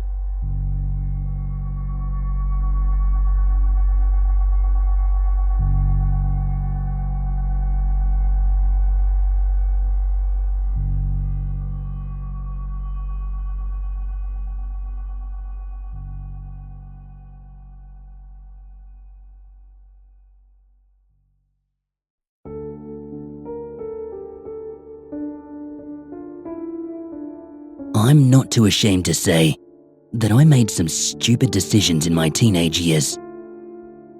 Most of them resulted in little more than scrapes and stories, though on more than one occasion I found myself in the back of a squad car, pleading my case with an annoyed sheriff. No, me and my buddies would have told you that, for the most part, we were relatively harmless. But one day, early in my senior year, I had an experience that still haunts me. A memory that I can't look at directly, not without a wave of goosebumps sweeping over my skin.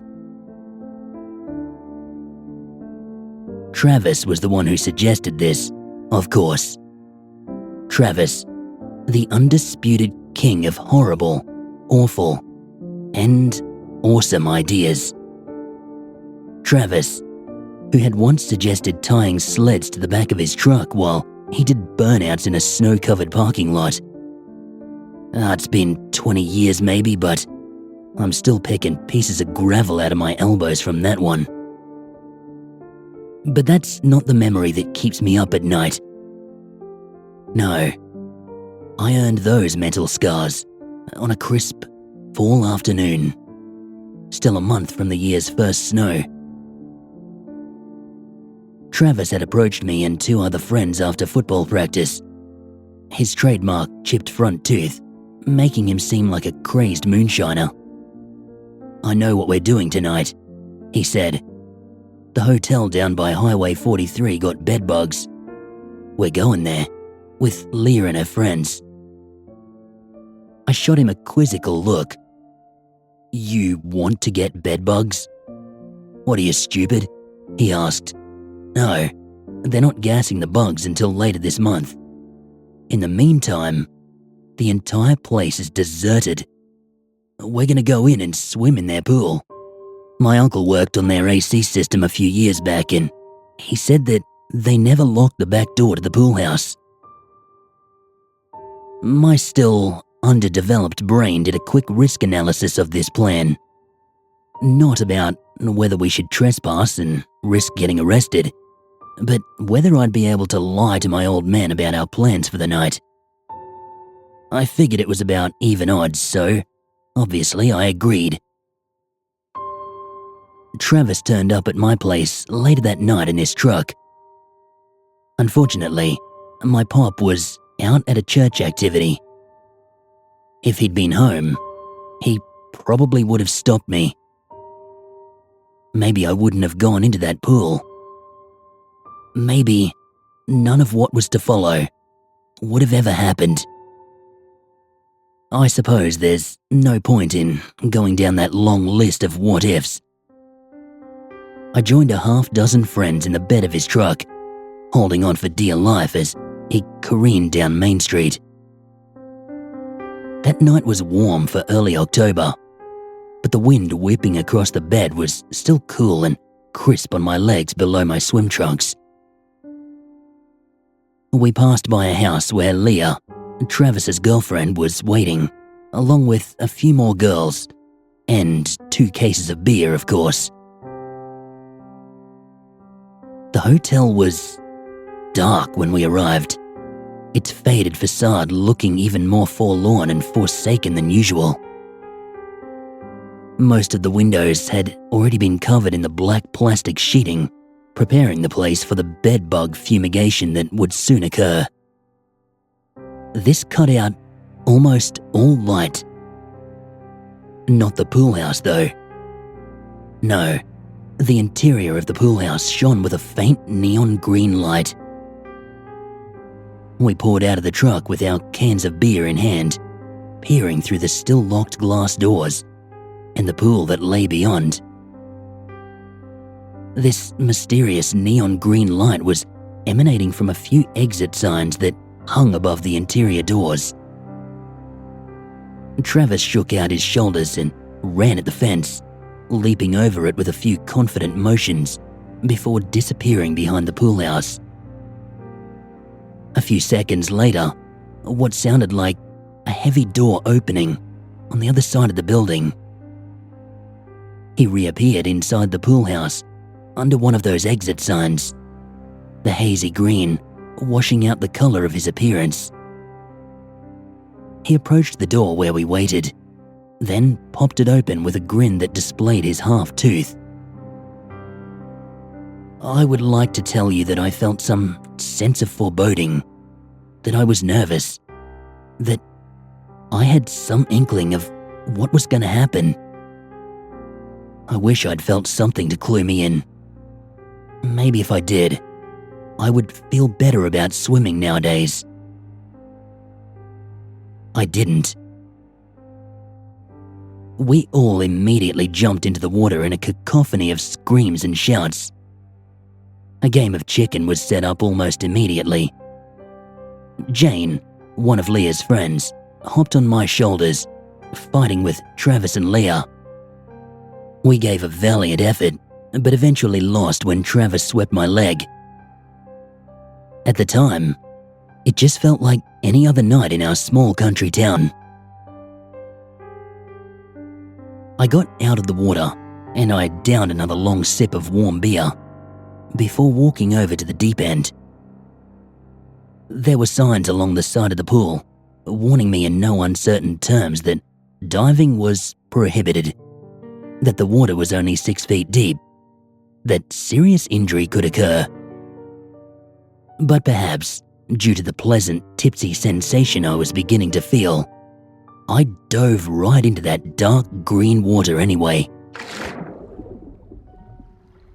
I opened my eyes underwater, expecting to see little more than green-tinged darkness. But instead of the dim bottom of the pool, I saw the shimmering surface of the water, and beyond that, bright lights. I swam towards it, immediately confused. Had I been turned around somehow, and had someone turned on the lights? I rubbed the water from my eyes as my head broke the surface, pure confusion washing over me. I was floating in a pool, but I was no longer in the pool house surrounded by my friends. Instead, I was treading water in some brightly lit pit, flanked by 4 high square walls that extended up at least 40 feet to several large fluorescent lights in the ceiling above. I swam over to one of the walls, searching for an exit or even a place to rest. The walls consisted of smooth tiles and grout, the kind you might see in a nice bathroom. I slowly swam around the 4 sides, but I found nothing. No exit, no markings of any kind. Hello? I shouted. My voice, it bounced off the walls, returning my own greeting back at me from every angle. Is anyone there? Again, my voice echoed back for nearly 10 seconds before fading into silence. No, not silence. Even at this distance, the incessant buzz of the fluorescent lights overhead was faintly audible over the sounds of my treading water. The next several minutes passed, with me alternating between calling out for help and trying to wake up from whatever this nightmare was. My arms and legs were already beginning to ache. If I didn't get help soon, I would drown for sure. I thought back to my dive, back to when I'd first seen the shimmering surface of the water. I had seen it where I had expected to see the bottom of the pool. That didn't make sense to me, but a new thought suddenly occurred to me. I stuck my face into the water and I looked straight down. The water was at least 20 feet deep, but at least it was clear. The tile walls continued down below the surface, and there, way down at the dark bottom of the pool, the ground shimmered, almost as if that was the surface of the water. I felt myself beginning to hyperventilate, so I took a deep breath and leaned to float on my back. The water washed over my ears, replacing the sound of the buzzing lights with the thunderous pulse of my own heartbeat. I floated there for what felt like an eternity, but what was probably no more than 90 seconds or so. When my heart rate had finally slowed from thundering to merely drumming, I took a few deep breaths. Then I dove straight down and began swimming towards the shimmering surface far below me. The pressure quickly built up in my ears, but I knew enough to blow out my nose to equalize. After a few final panicked strokes, I finally reached the surface of the water at the bottom of the pool, and I burst through. There was no neon green light on the other side, no sounds of my friends, nothing but pitch black darkness and echoing drips as my breath returned, gasping and spluttering. I appeared to be in some kind of cramped concrete tunnel of some kind. The walls were rough and met in an arch just a few inches above my head. Hello? I called out again. My voice shot down the tunnel in either direction, bouncing off the raw concrete as it traveled out into the distance. After a moment of terrified thought, I picked one direction as forward, and I just started swimming, all too aware of my rapidly decreasing energy. I did my best to move straight, but in the pitch darkness, I still found myself bumping my head into the concrete arch where I drifted off course. I was bringing my arm forward to pull another stroke when my hand suddenly hit the tendrils of something organic, something sticky. I jerked away in a panic, bumping my head hard against the concrete ceiling. My left hand swung towards the other wall of the tunnel, where yet more of these organic tendrils awaited me. They reminded me of how those octopus tentacles at our local aquarium felt, wrapped around my hand when I'd gone there back in elementary school. I paddled water for a moment, slowly reaching out.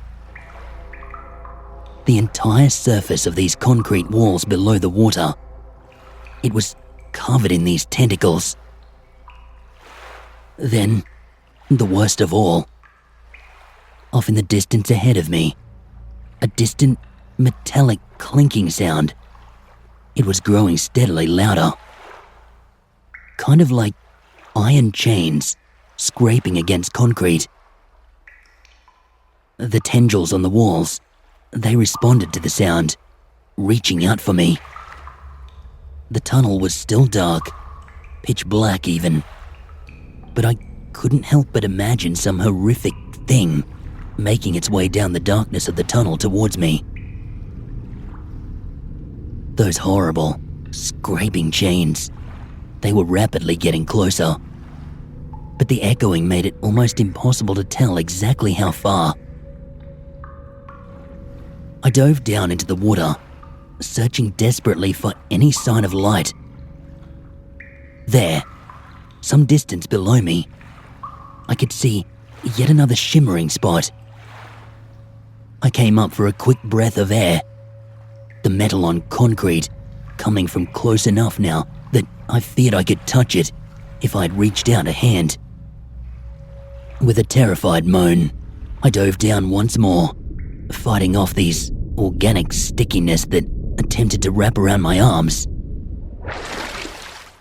I burst through this new surface, and I was immediately grateful that there seemed to be at least some light in this new location, even if it was not the green neon light that I'd been praying for. I spun around, taking in my new surroundings. Judging by the sudden lack of echoes, I must have been outside in a large, open body of water.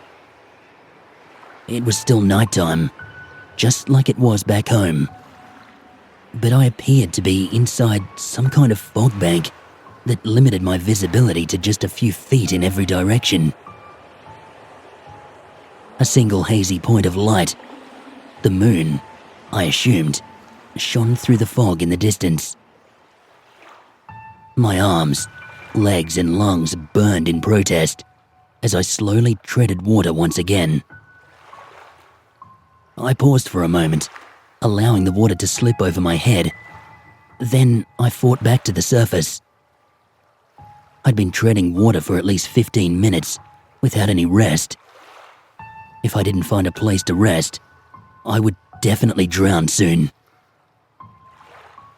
That thought surged a shot of adrenaline through me. Help! Help! I shouted. Is anyone there? The words had barely escaped me when the fog bank rolled past, giving me a clear view of my surroundings. I was treading water on the calm surface of a lake. All around me, fog banks were moving across the surface of the water, like implacable glaciers slowly sliding down a mountainside. And off in the distance, I caught sight of a large metal truss bridge hanging perhaps 20 feet over the surface between the fog banks. I immediately started swimming towards it, hope rising in my chest.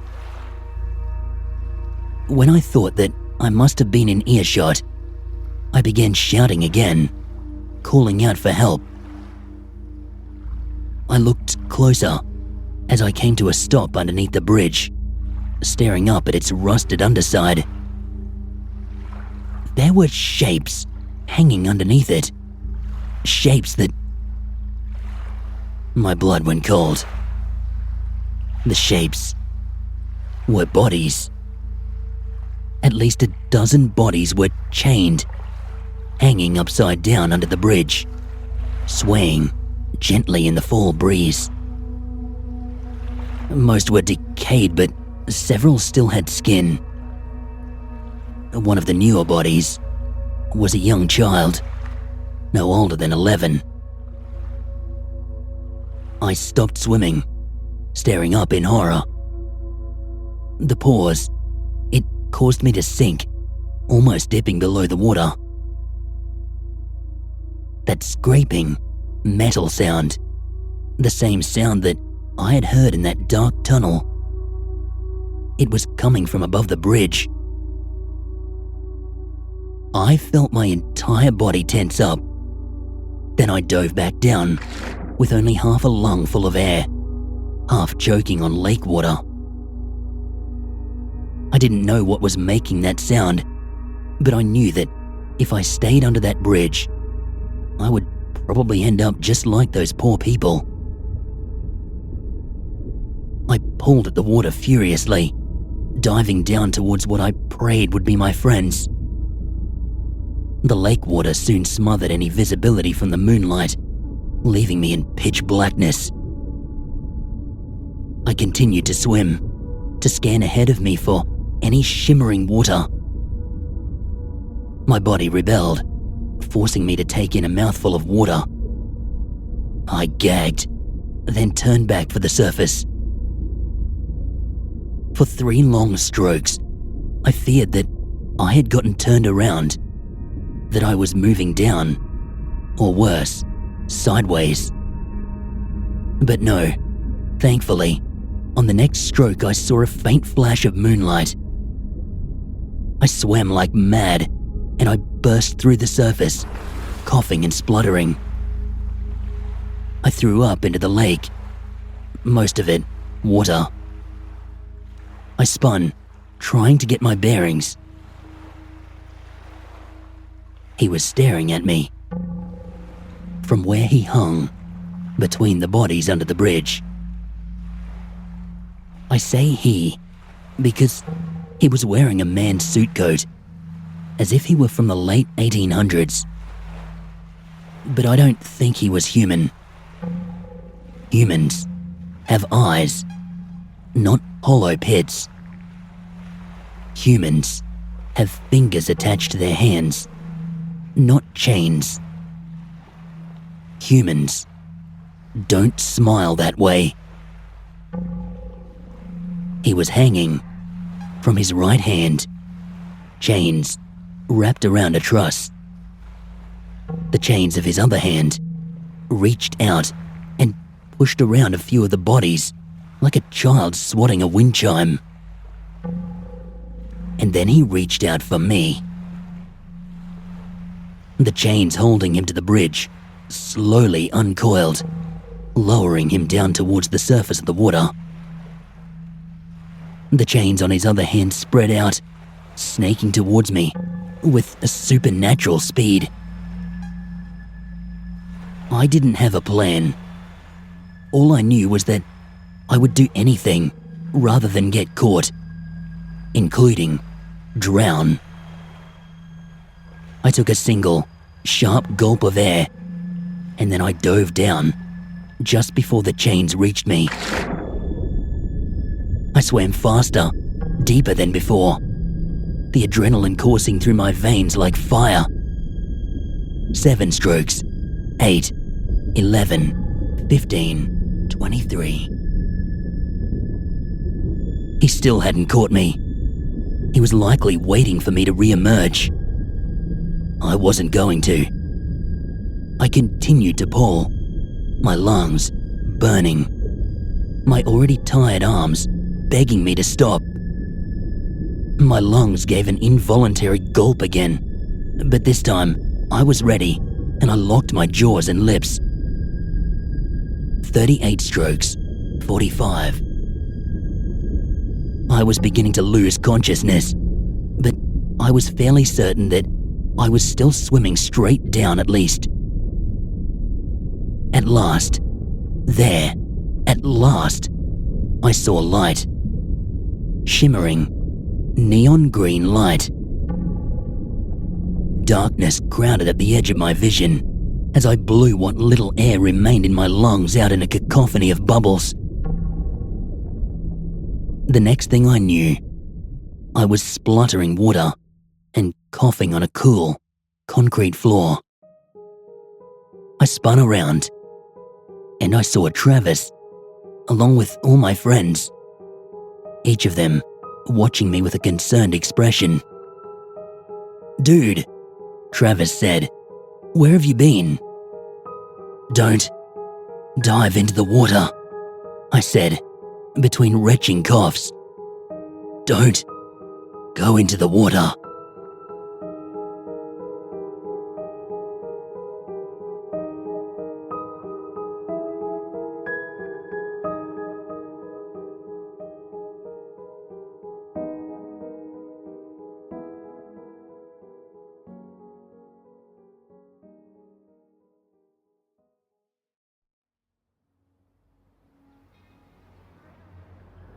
The sun is a relentless overlord. Its fiery gaze scorches the earth beneath my boots as I lead my team through the jagged maw of the canyon. Every step I take is an act of defiance against the unforgiving terrain of the American Southwest. The canyons around us are like the ribs of some ancient, slumbering beast, and we, mere mortals, dare to tread upon its bones. "Keep close," I call out, my voice barely carrying over the sound of our synchronized footsteps that reverberate against these oppressive walls. The echo serves as a haunting reminder that, in this place, nature does not yield. It dominates. My fingers brush against the worn leather of my satchel. It's heavy with the tools of our trade, but it's my resolve that truly weighs on me. As we venture deeper, the silence is absolute, save for the occasional clatter of a loose stone kicked down the path by one of us. Each echo, it feels like a taunt, as if the canyon itself is mocking our pursuit of knowledge, our hunger to unearth secrets long buried within its sinewy depths. I squint against the glare of the sun, which seems to aim its blistering rays with some malicious intent. Even the air we breathe, it is tinged with the taste of dust and desolation. A stark reminder of how inhospitable this ancient land is to those who dare to unveil its mysteries. The heat wraps around us like a shroud, suffocating, unyielding.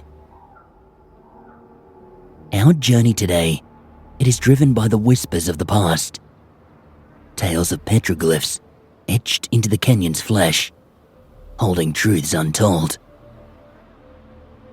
With each step, the anticipation builds within me, a gnawing curiosity that has become my constant companion. It's that very curiosity which has led me here, where the lines between academic pursuit and outright obsession blur.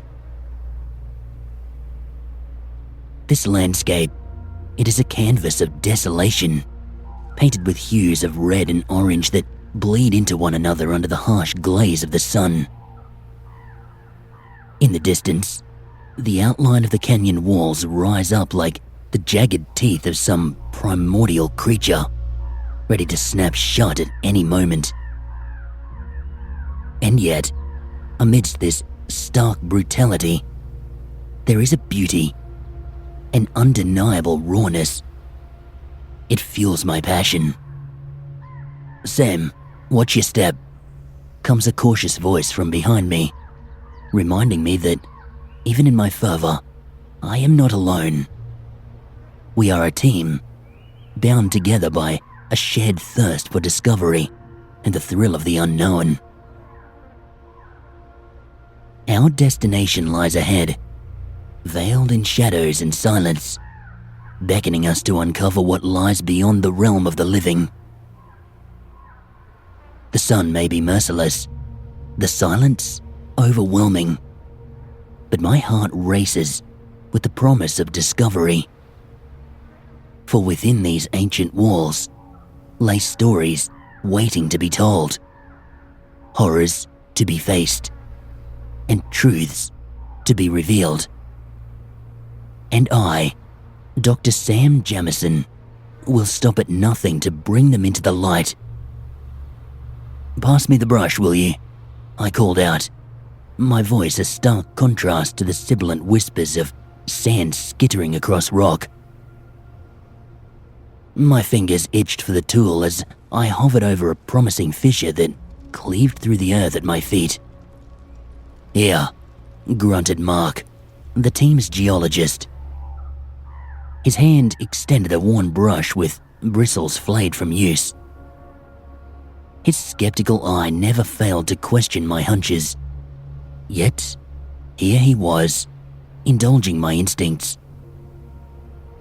Our relationship was a dance of respect and rivalry, each step measured, each turn sharp with silent challenges.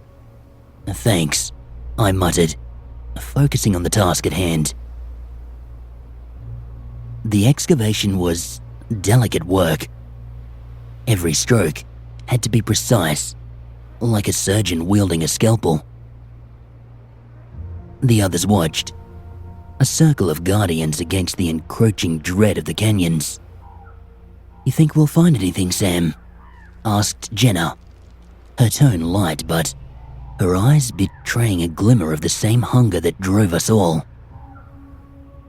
She was the youngest of us, eager and bright, her presence a balm to the raw edges of our group's dynamics. "Something's calling to us from these stones," I replied, more to myself than to her. "I can feel it." The sun bore down, an unyielding overseer, as we worked in tense silence. Time slipped by unnoticed, measured only by the shadows that began their slow crawl across the canyon floor. And then, my brush caught on something. A line. No, several lines, etched into the rock. With each careful sweep, a form emerged. Grooves, deepened by ancient hands, revealing a petroglyph so old it seemed to pulse with the weight of eons. Look at this, I breathed, my heart pounding with triumph. The image sprawled before us was both mesmerizing and malevolent. Some kind of creature with limbs too many to count. A body twisted in shapes unnatural. Its eyes hollow pits that seemed to stare back from the abyss of time. Impossible. Mark's voice trailed off, his usual skepticism swallowed by the sight. The depiction was a grotesque mockery of life. Limbs contorted, fangs bared in a silent snarl. Claws that suggested not just predation, but an intelligence behind the hunt. Sam, what is that? Jenna's voice quivered, the notes of excitement now etched with fear. Shh. I hushed her, my gaze locked onto the carving. Was it my imagination, or has the air around us grown colder? An omen, Mark ventured, his face unreadable. Or maybe a warning. Neither, I said, the scientist within me refusing superstition. It's a piece of history, a chapter of a story long forgotten. But, even as I spoke, the unsettling sense of being watched crept over me. A prickle on the skin, which defied reason. We stood together, a fellowship circled around an ancient horror, bound by the thrill of discovery and a dawning realization that some secrets might have been meant to stay buried in this unforgiving embrace of the canyons. The silence was almost suffocating as we stood encircled by the ancient stone gallery, the weight of 1,000 sun-baked days pressing down on our shoulders. My breaths came in short, sharp bursts, my mind refusing to untangle the disturbing collage of images which were chiseled into the canyon walls. Looks like the local boogeyman, Dan joked, breaking the silence as he traced a finger along the jagged outline of the creature.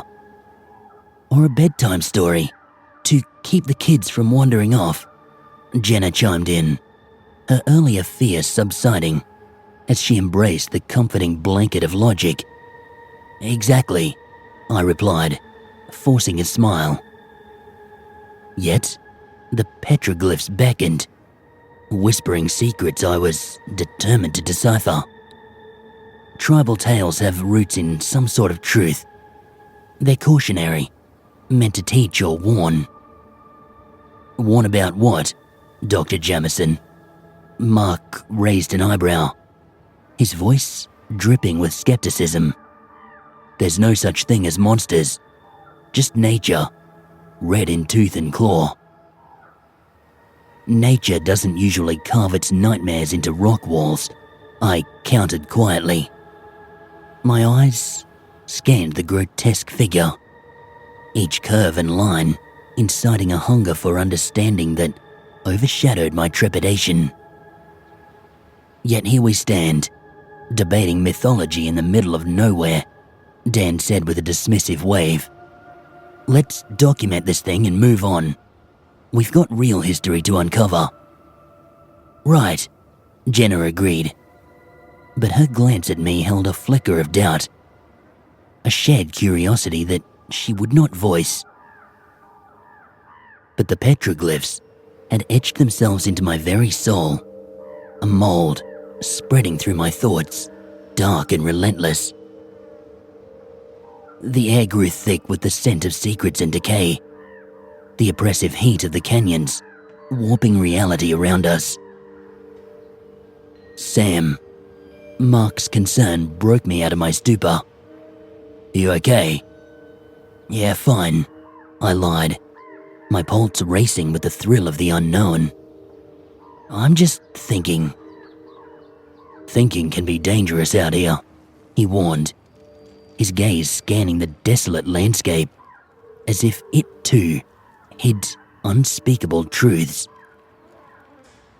Sometimes, danger is necessary to unearth the past, I muttered, more to myself than him, my resolve hardening like the rocks that cradled the cryptic chronicles of an ancient terror. Something stirred within me, a primal fear, mingled with a scientist's zeal. I needed to know, to understand what the petroglyphs truly represented. "Let's set up camp," I announced, tearing my gaze away from the haunting image. "Tomorrow, we delve deeper. Into the canyon, or into the legend?" Dan asked, half mocking, half curious. "Both," I whispered, the word hanging in the air, a portent of horrors yet to come.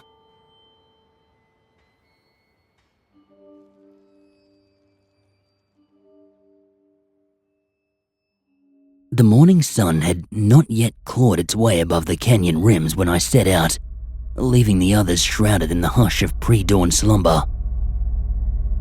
My boots crunched on the gravel-strewn path, a staccato accompaniment to the thrumming of my heart.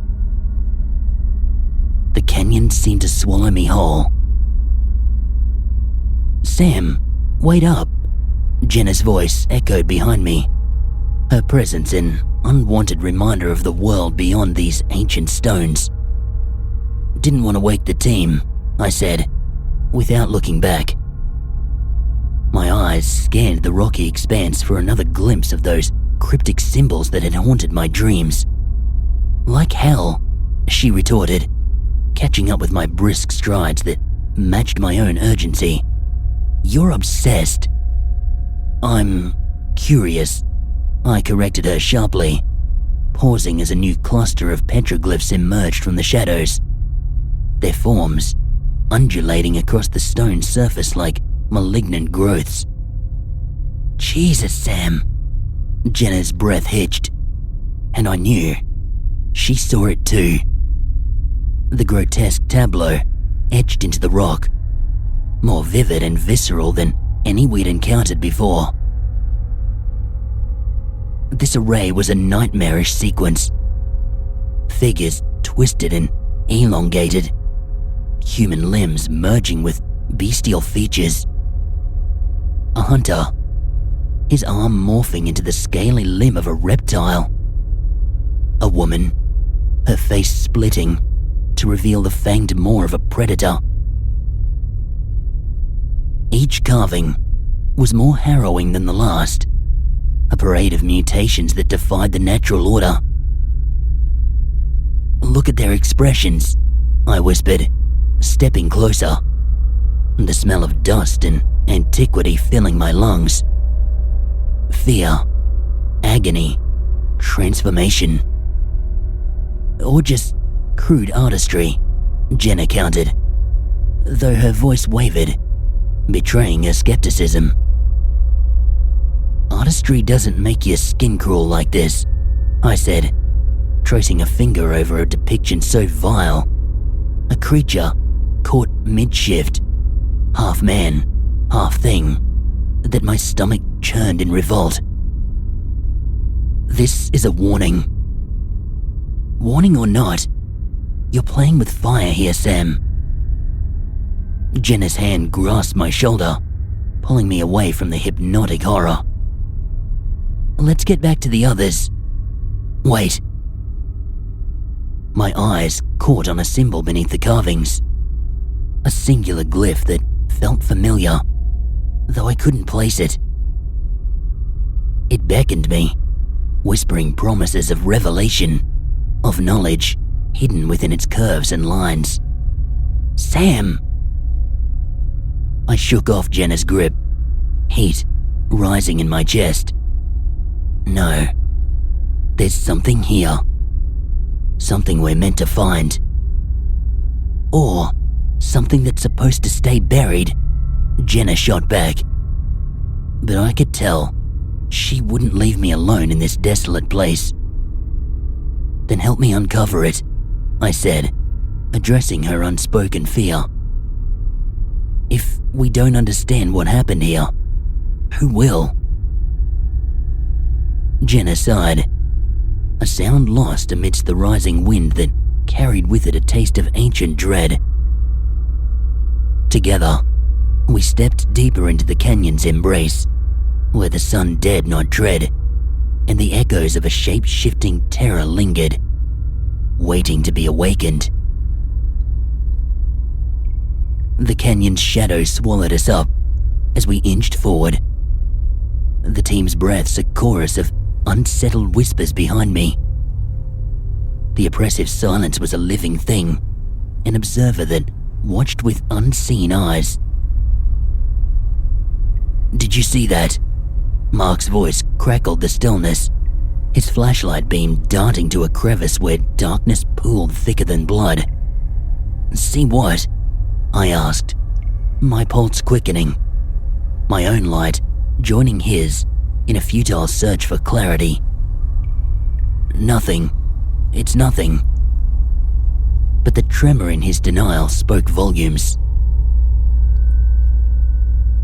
The petroglyphs seemed to throb with a malevolent life as we passed. Their grotesque figures, casting elongated shadows that danced and twisted on the rock face. Each step felt like a descent into the bowels of some ancient beast, the air growing thick, heavy with the scent of wet earth and decay. "Guys, this isn't right," Lisa murmured, her voice barely above a whisper. "We're rational people. We shouldn't let these carvings get to us." "Then why do I feel like we're being hunted?"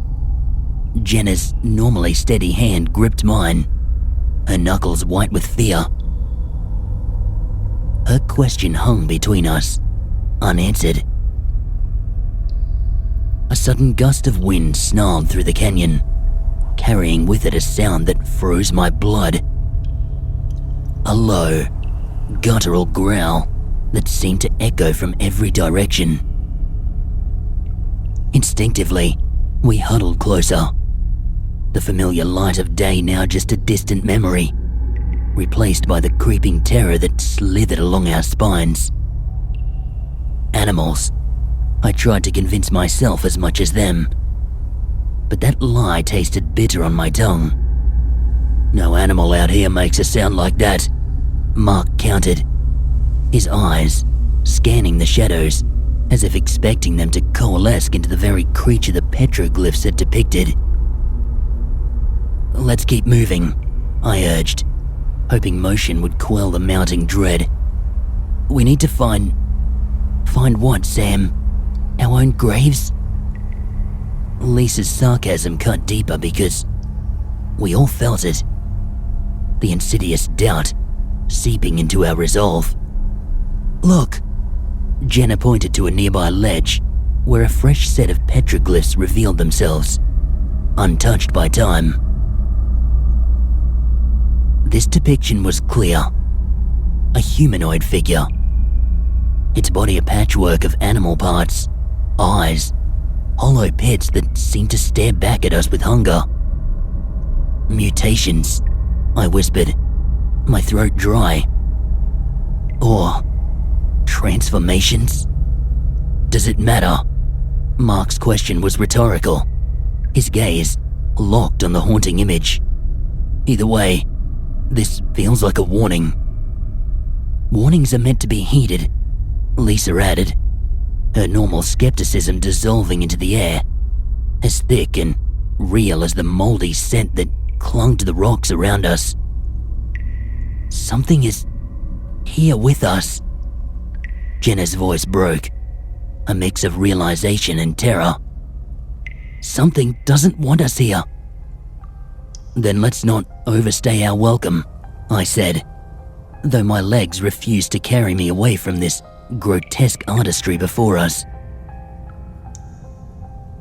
As we attempted to retreat, a chorus of whispers rose from the canyon depths, words indecipherable, yet laden with intent. "Did you hear that?"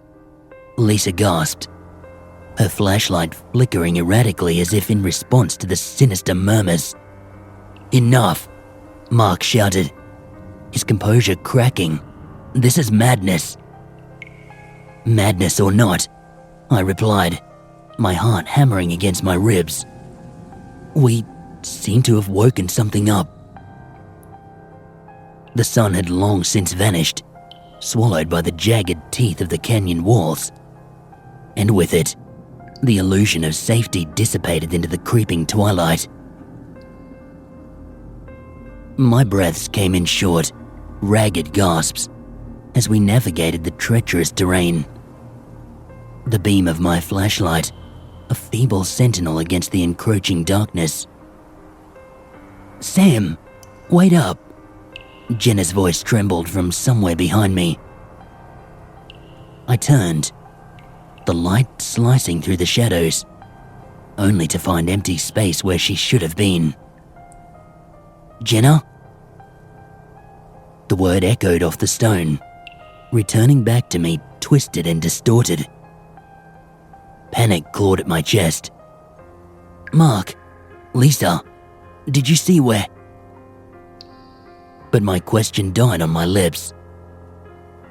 The spot where Mark had just been surveying the area was now a void. No sign of struggle, no cry for help. He had simply vanished into the abyss that this place had become. "Lisa," I called out, desperate for the comfort of another human voice. "Here," she replied, but her voice was quivering, a thin thread of sound barely reaching me. "We need to stick together." "Agreed," I managed to say, though my throat felt like it was closing in on itself. We huddled close, our flashlights casting eerie, dancing shadows that seemed to mock our plight. "Something is hunting us," Lisa whispered, her words laced with a terror that mirrored my own. "Taking us," I corrected grimly, "one by one, like prey." We moved cautiously, the oppressive silence of the canyon weighing heavily upon us. The walls felt like they were closing in, suffocating, alive with the malevolent presence we could feel but not see. Each step became a silent prayer not to be the next to disappear into the merciless gasp of the unseen predator. Then, it happened. A soft scuff of sand alerted us, and we whirled around, our lights converging on a figure emerging from the dark. But it was not Jenna, nor was it Mark. It was something else. Something grotesque. Something utterly terrifying. This thing before us was a chimera of flesh and nightmare. Its body, a sickening tapestry of human and animal parts, stitched together by some unholy will. "Oh my God!" Lisa's voice was little more than a horrified whisper. "Run," I said, the word barely escaping me as this thing took a loping step towards us. Our feet pounded against the earth, a desperate rhythm as we fled. I dared a glance over my shoulder, witnessing this thing as it shifted again, its form blurring into something even more monstrous. Part man, part beast, all terror. The unspeakable sight seared itself into my mind, a vision of pure dread that promised nightmares for whatever days I had left. "Keep moving," I urged Lisa, who needed no convincing. We ran blindly, knowing that survival meant distance from that which sought to add us to its grotesque composition. As we escaped into the relative safety of the moonlit expanse beyond the canyon's grip, I knew one thing with chilling certainty. The horrors of the past were very much alive, and we had stirred them from their ancient slumber.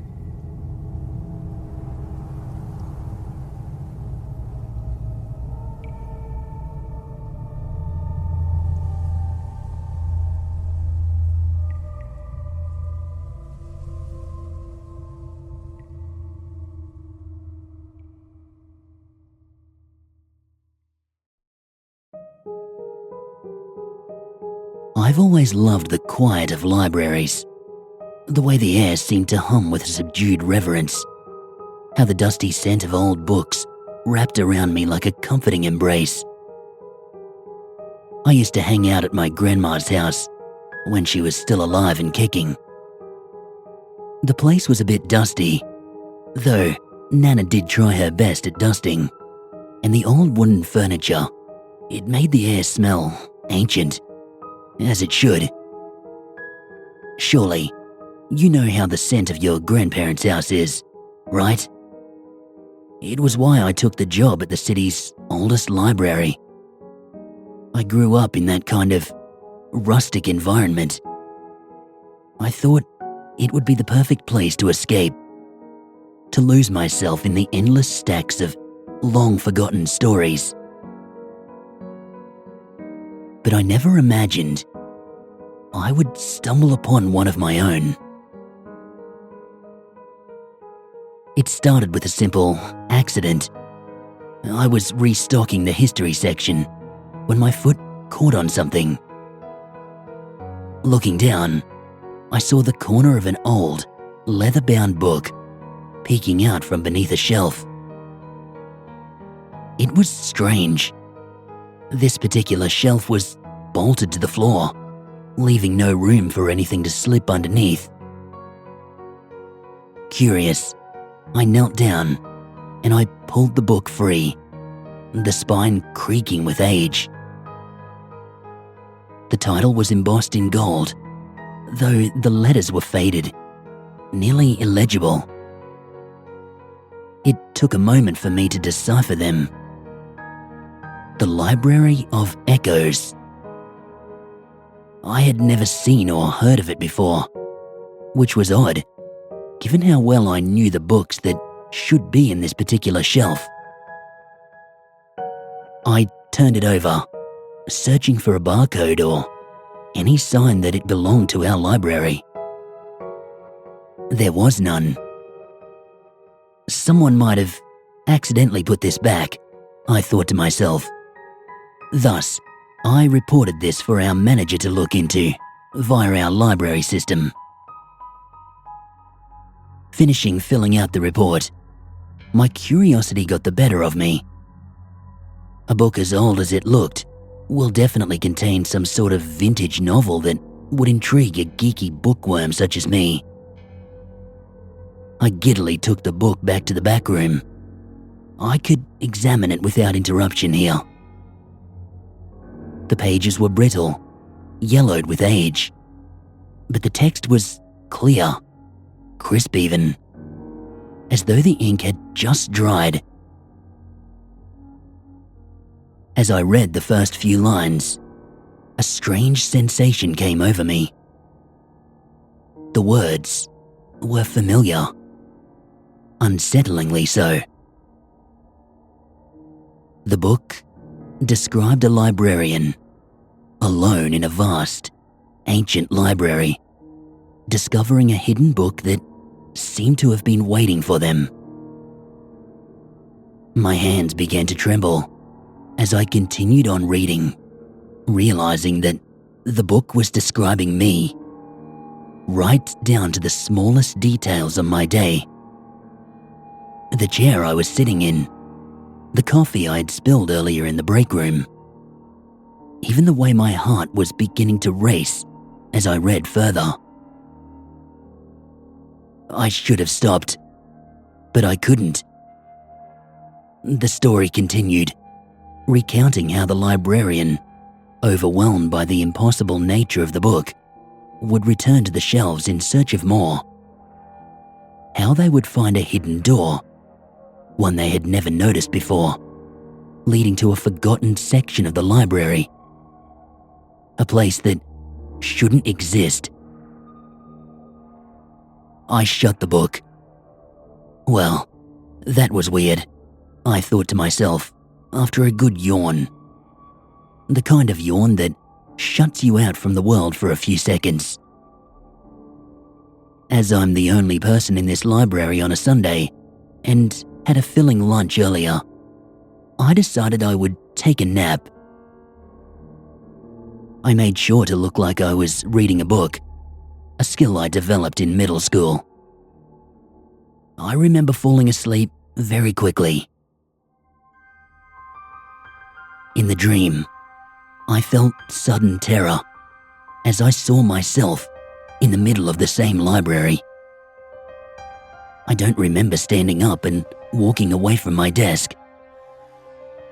Driven by a mix of fear and compulsion, I walked through the labyrinth of shelves until I saw it. The small, narrow door at the end of an aisle I knew had been empty, just waiting to be found, as it had said in the book. The wood was ancient, the paint peeling, yet it called to me, pulling me forward with an irresistible force. I grasped the cold, brass handle, and I pushed it open. The air beyond was different, colder, heavier, thick with the scent of mildew and something else, something I couldn't quite place.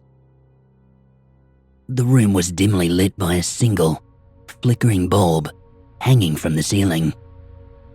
It was casting long, shifting shadows across the walls. Shelves lined the room, filled with more books, each one seemingly older than the last. I picked up the first book that caught my eye. It was thick, bound in cracked leather, and as I opened it, I felt a wave of nausea wash over me. The words were in a language I could not understand, the letters twisting and contorting on the page, as if they were alive. Then suddenly, the book's cover became as hot as the sun. I screamed in pain as I dropped the book, my charred hands shaking uncontrollably. But it was too late. The door behind me slammed shut, the echo reverberating through the room like a gunshot. I was trapped. Panic set in, but my body refused to move, held in place by some unseen force. The books on the shelves began to hum, a low, guttural sound that resonated deep within my bones. I realized then that the room itself was alive. The books were its organs, the shelves, its bones, and me, its prey.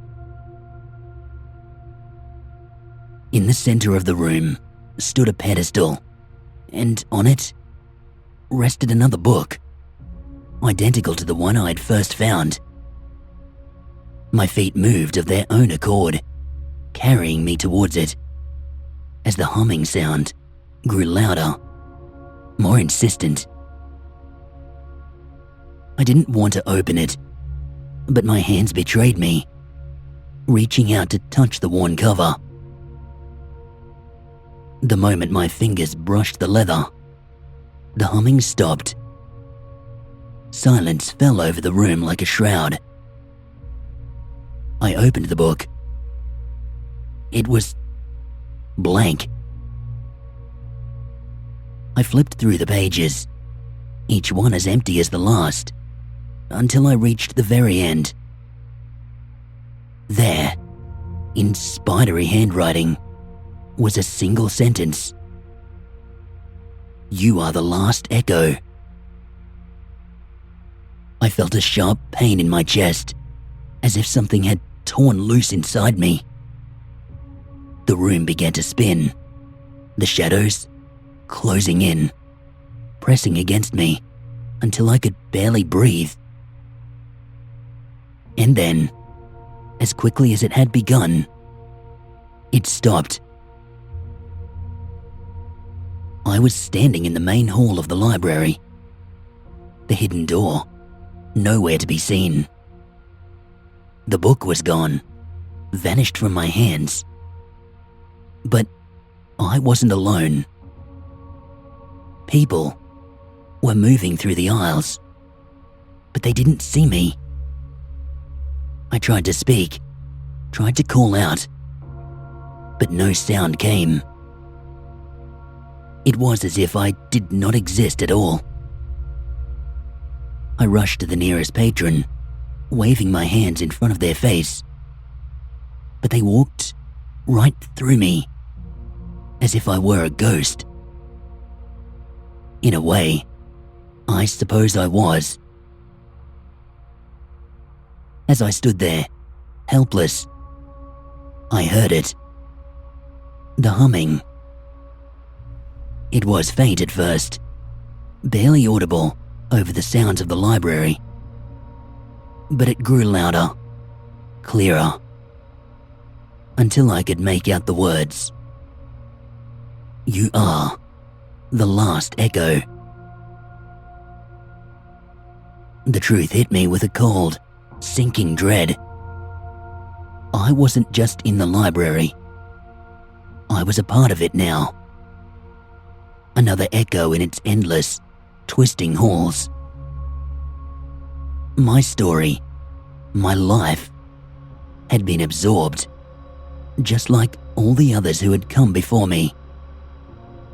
And the library would continue to grow, to feed on the souls of those who wandered too far into its depths.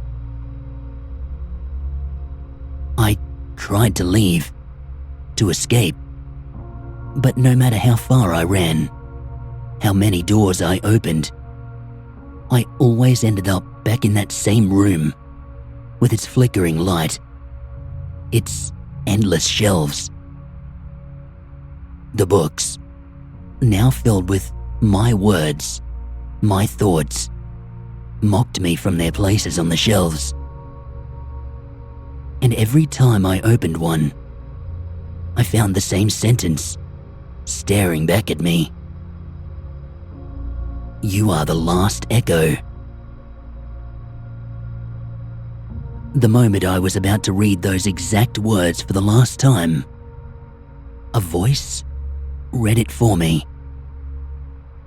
It did not sound human. Not at all. It sounded like it was being read in an infinitely large room, resonating every word. It was deafening. I felt my eardrums disintegrate. I could feel blood gushing out of my ears, down to my neck. This was the worst pain I've felt in my entire life. It may even be the worst thing a human could feel before dying. I would never wish this excruciating pain upon anyone. Before I could feel the thick, crimson blood drip down my chest, I woke up. I woke with a start, my heart racing as the oppressive darkness of the library faded away. I was still in my chair, surrounded by the stacks of old, dusty books. My drool pooling in one area of my desk. The late afternoon light streaming through the tall windows. I let out a shaky sigh, relieved that it had all just been a daydream, a twisted product of my overactive imagination. I glanced at the clock on the wall, noting that only a few minutes had passed since I had dozed off. I chuckled nervously at myself rubbing my temples to dispel the lingering unease. The Library of Echoes wasn't real. It couldn't be. Just a product of my mind blending the musty atmosphere of this ancient building with the unsettling stories I'd been cataloguing all day. But as I stood up to leave, something caught my eye. A book that I did not remember pulling from the shelf sat open on the desk in front of me. The pages were filled with names, hundreds of them, written in an elegant, flowing script. I skimmed the list, my eyes widening as I saw the last name written at the bottom. It was mine.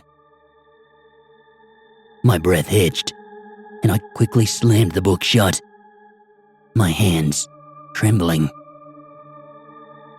I forced a mocking laugh, trying to convince myself it was just another part of the dream that had bled into reality. Screw you, library. Screw you. I muttered to myself as I laughed, trying to make light of the situation. But as I turned to leave the library, the shadows seemed to grow longer, the air colder, and I swear, I heard faint whispers echoing through the aisles. You are the last echo. I hurried out, my footsteps echoing unnaturally loud in the empty space. As I reached the door, I glanced back one last time. Everything seemed normal. Just an old library, filled with dusty books. But as I stepped outside, into the fading daylight, I couldn't shake the feeling that something was watching me. Something that had followed me out of the dream and into the waking world. And when I looked at the windows, I could have sworn I saw a faint reflection of someone or something standing where I had just been.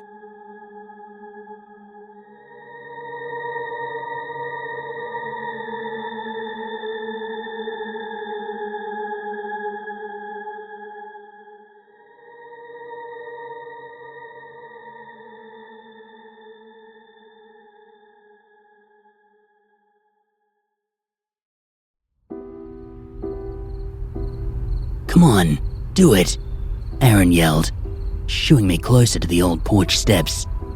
Go in, don't be a wuss. They won't, they're too much of a bitch, Danielle said from behind him. Her arms were crossed and she was giving me the look that said she was right and I wasn't. Not by myself I won't, I replied. This place is old as hell. No way I'm going in alone, whether it was haunted or not. If I'm getting asbestos exposure, so are one of you. This place has asbestos? Aaron asked, confused. Danielle just sighed, rolling her eyes at her idiot brother. This place hasn't had a living soul in 50 years. They can't sell the damn thing and nobody wants to tear it down, she said. I was still hesitating on the steps, staring up at the rickety, 2-story house. One of the upper windows was busted, and it looked like a wooden step to the porch would crack under the weight of a leaf, much less if we tried to climb it. This place was a safety violation more than it was a home. Kind of hard to sell a house after a group suicide happened in it, I muttered. Seeing the front door was slightly open. A cold breeze blew by, cutting the still October air with chill. This place has a bad history behind it, going back almost a century at this point. Everyone's been saying it's haunted, and it's usually one of those rites of passage for kids on Halloween to walk through the door and prove their courage. They say if you go in the basement, you can see the bloodstains, Aaron said, sounding far too excited about the prospect. Then you go in. Danielle nudged him further. He just shrugged, stepping up to the stairs behind me. I'll go down to the basement if you go too, he said, looking over to me with his eyebrows raised.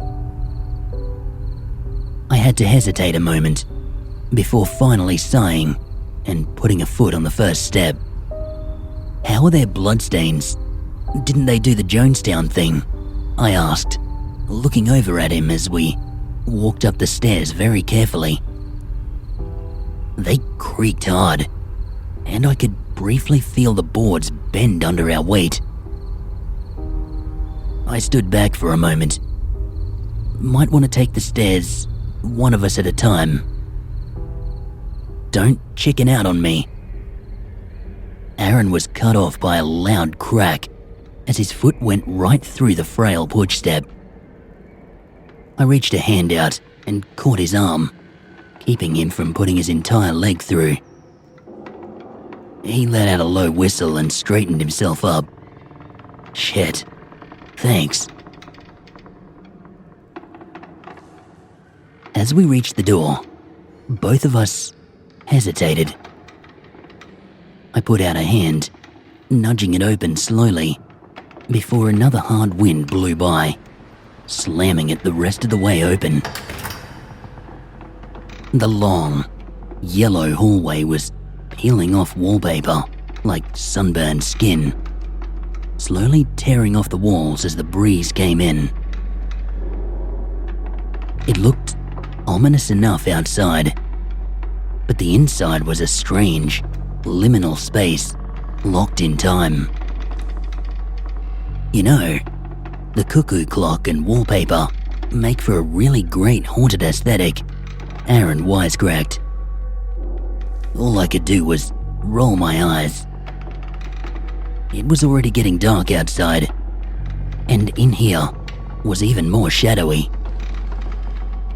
I pulled out my phone and I turned on the flashlight.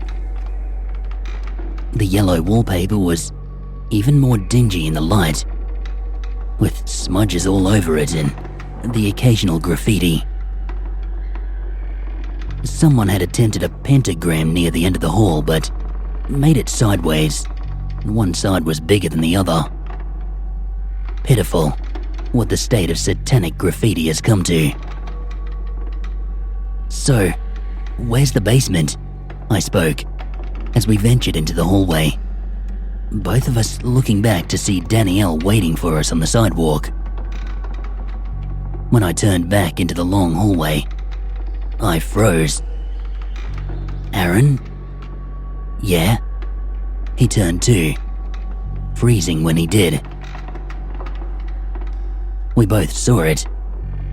A massive, tall figure standing around the corner at the end of the hall, just barely peeking around.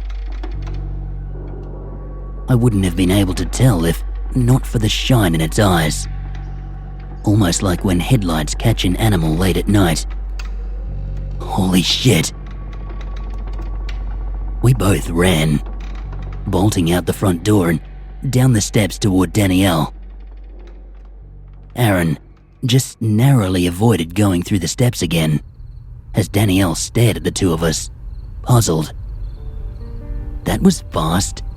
She gave a snarky comment, as Aaron and I looked at each other. You saw it? I asked, to which he nodded. There's no way that we could have imagined it. Those eyes were staring at us from around the corner, studying us. There was something in there. Please, you two are just messing with me. Probably came up with this while you were standing in there. She rolled her eyes, heading towards the porch. No, really, there was something around the corner of the hall. It was staring at us, Aaron said, pleading with her not to go in. Seriously, we should just go. No, I'm going to show you both that you're wimps. Danielle was holding her head high as she walked up the steps and right on in. We could see her phone light click on from the sidewalk, watching as it swept the area. See? Nothing here. We know what we saw, Danny. Aaron was yelling again. Suddenly, a scream cut the air, and Danielle's light disappeared through the entryway. Damn it. We both ran back up the steps and into the house, switching flashlights on again and looking around. I raised my voice as much as I dared to. Danielle, where are you? That thing at the end of the hall, it wasn't there anymore, with the peeling wallpaper in its place. We kept on walking, slowly, as we tried to find her. There was only one door to pass on our way through, and the small room inside was mostly just an inky black, with a single, final ray of sunshine coming through a cracked window. It almost looked like it was falling on a person in the corner, but when I shined my phone light over, it was just a chair. I almost smacked myself for falling for the obvious haunted house cliche, but my heart was pounding hard enough to justify it. Danny, Aaron shouted again, louder than I did. We reached the end of the small hallway, hesitating for a moment before peeking around the corner. Are you there? Shit! Something flew at Aaron from around the corner with a scream, taking him back against the wall. I jumped back, trying to avoid whatever it was, as laughter suddenly cut the air. Damn it, Danny. Aaron was shouting now, leaning back against the wall, peeling wallpaper, curling over his shoulders like fingers. She was standing back in the hallway, holding a mask on a little mannequin head, eyes glowing green in our flashlight glare. The hell is that? Guessing this is what scared the crap out of you two. She was still laughing, holding her new head up high. Now, we could see it was just a mask, propped on a stick basically, with a huge wad of tape near the bottom that must have been holding it on the wall. I've got to say, it's not a bad idea. You are the worst sister on earth, Aaron muttered at her, turning his head back towards the front door. I thought you were going to the basement, she teased him. I could only roll my eyes, not able to take any of their sibling pissing matches seriously. I'm going. Can we please just go home? Aaron was groaning, turning back to his sister. She tossed aside the mannequin head, leaning back against the wall and crossing her arms, staring down at her brother. I guess you're just not brave enough. I could mention to Kelsey Barry how you screamed when a mask flew at you, she threatened. Aaron turned red, rolling his eyes and looking up at the sky in exasperation. Fine. Where the hell is it? He asked. Danielle just shrugged her shoulders, trying to push herself off the wall that she was leaning on. The wallpaper still looked like it was curling around her, peeling off the walls. She tried again, making a larger effort to get further from the wall, pushing hard. Aaron just shook his head again, moving towards her. Seriously? Don't you think you're playing your cards too close together? I'm not screwing around. She sounded a little more frantic, still trying to push herself off those walls. Now, the wallpaper was sticking to her, like it was pulling her back in, looking more and more like cruel, jagged fingers trying to take her. It won't let me go. Aaron, help! Aaron grabbed one of her arms, trying to tug her off the wall. No good. He looked back at me, and I grabbed her other arm. Now, it was like we were playing tug of war. Us versus the house with Danielle on the line. And we lost. I don't know if I saw the wallpaper suddenly yank her into the wall, but I swear, for just a moment, it looked like dozens of hands came out to grab her. She let out part of a scream before it was cut off abruptly, with no echo hanging in the still air. Aaron and I felt ourselves hit the wall hard as her hands left ours, bringing us into collision with the wallpaper. Where did she go? He looked at me, the dim lights from our phones highlighting the fear in his eyes from below. We have to find her. Where did she go? She couldn't just be gone, right? That's not possible. Hey, chill out. We're gonna find her. She's gotta be around here somewhere. Maybe she just fell through. Is there a rip in the wallpaper? I began feeling along the wall, trying to see if it pressed inward at any point. But I only hit solid wood and drywall. Aaron! Her voice echoed faintly from deeper inside the house. We both turned, flashing our lights down the hallway. This one leading off to branching stairs. Danny, where are you? He shouted back. The two of us rushing to the stairwell. Aaron! She yelled again, still not responding. Her voice was coming from the second set of stairs though, the ones leading down. Guess we found the basement, he said, hurrying down the stairs towards a small door. Aaron slammed through it fast, almost collapsing on the concrete on the other side. Danielle! I was right after him, bursting through the door, stopping as I saw what was in the room. Danielle was not there. At least, I don't think she was. Maybe she was somewhere in the mess.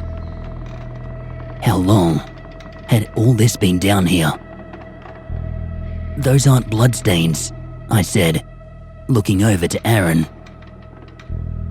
He was still on the ground, frozen in fear at the sight before us. There was a massive pit in the middle of the concrete floor. Shadows from our flashlights playing off the side as Aaron slowly inched towards it.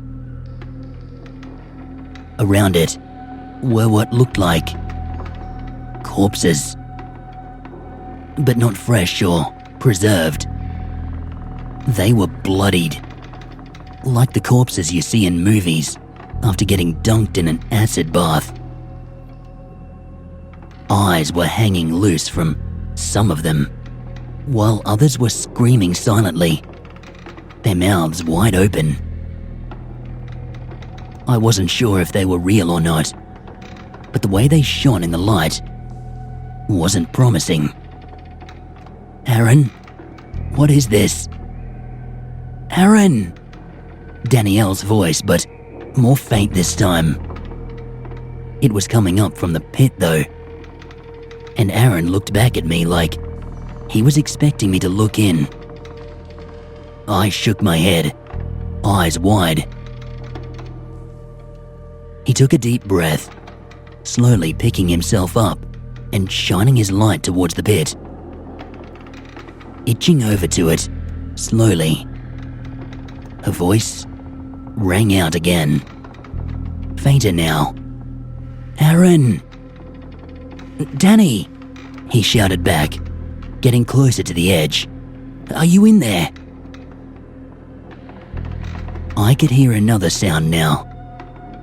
It was more faint, but it was coming from the pit, just like hers.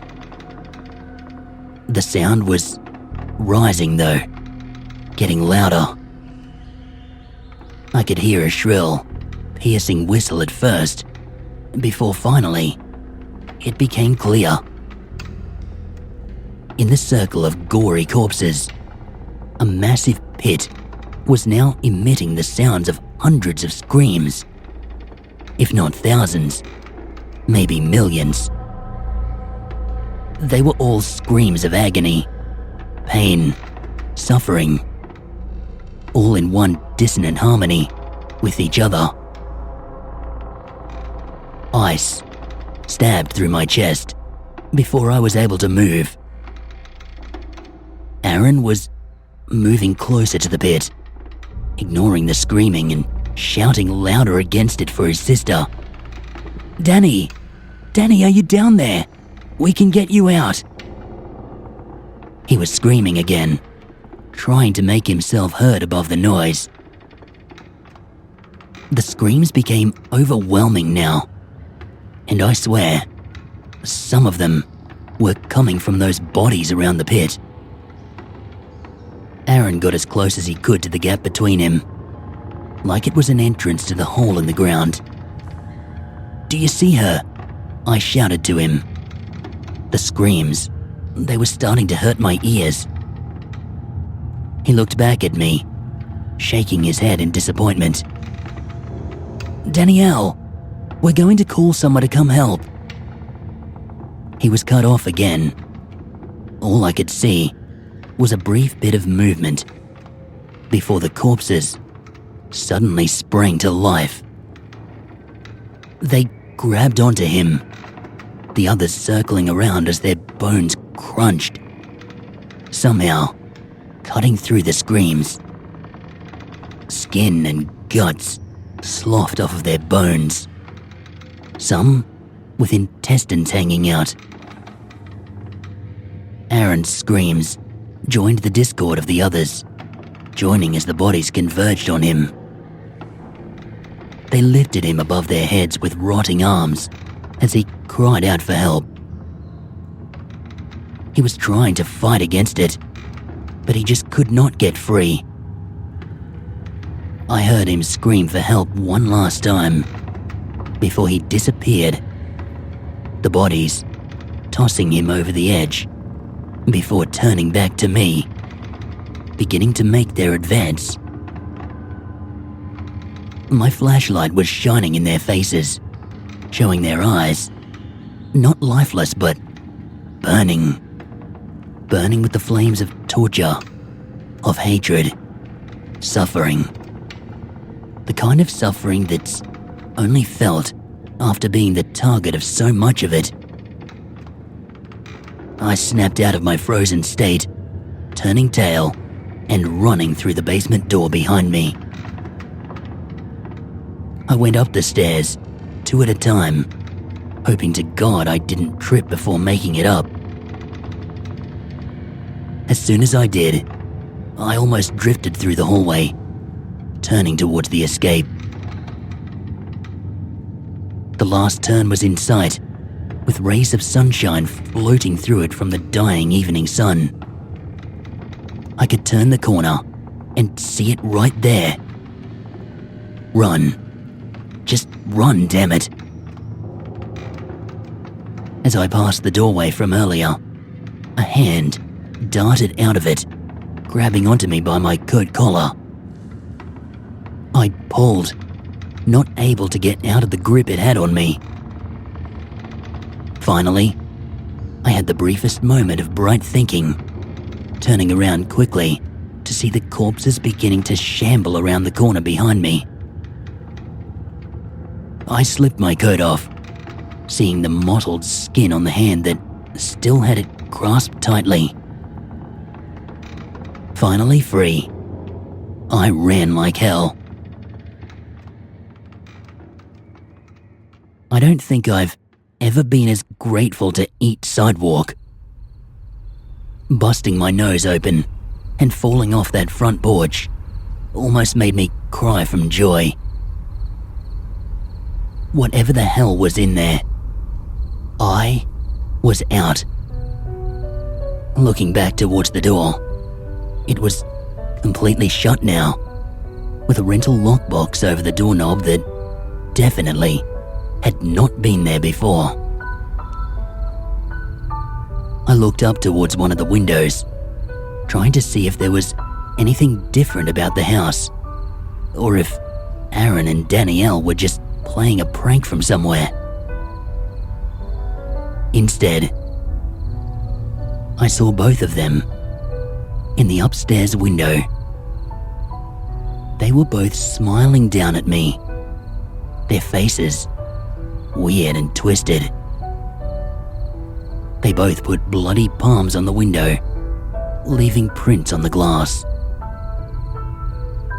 I could just barely make it out in the dimming light, but their eyes stuck with me.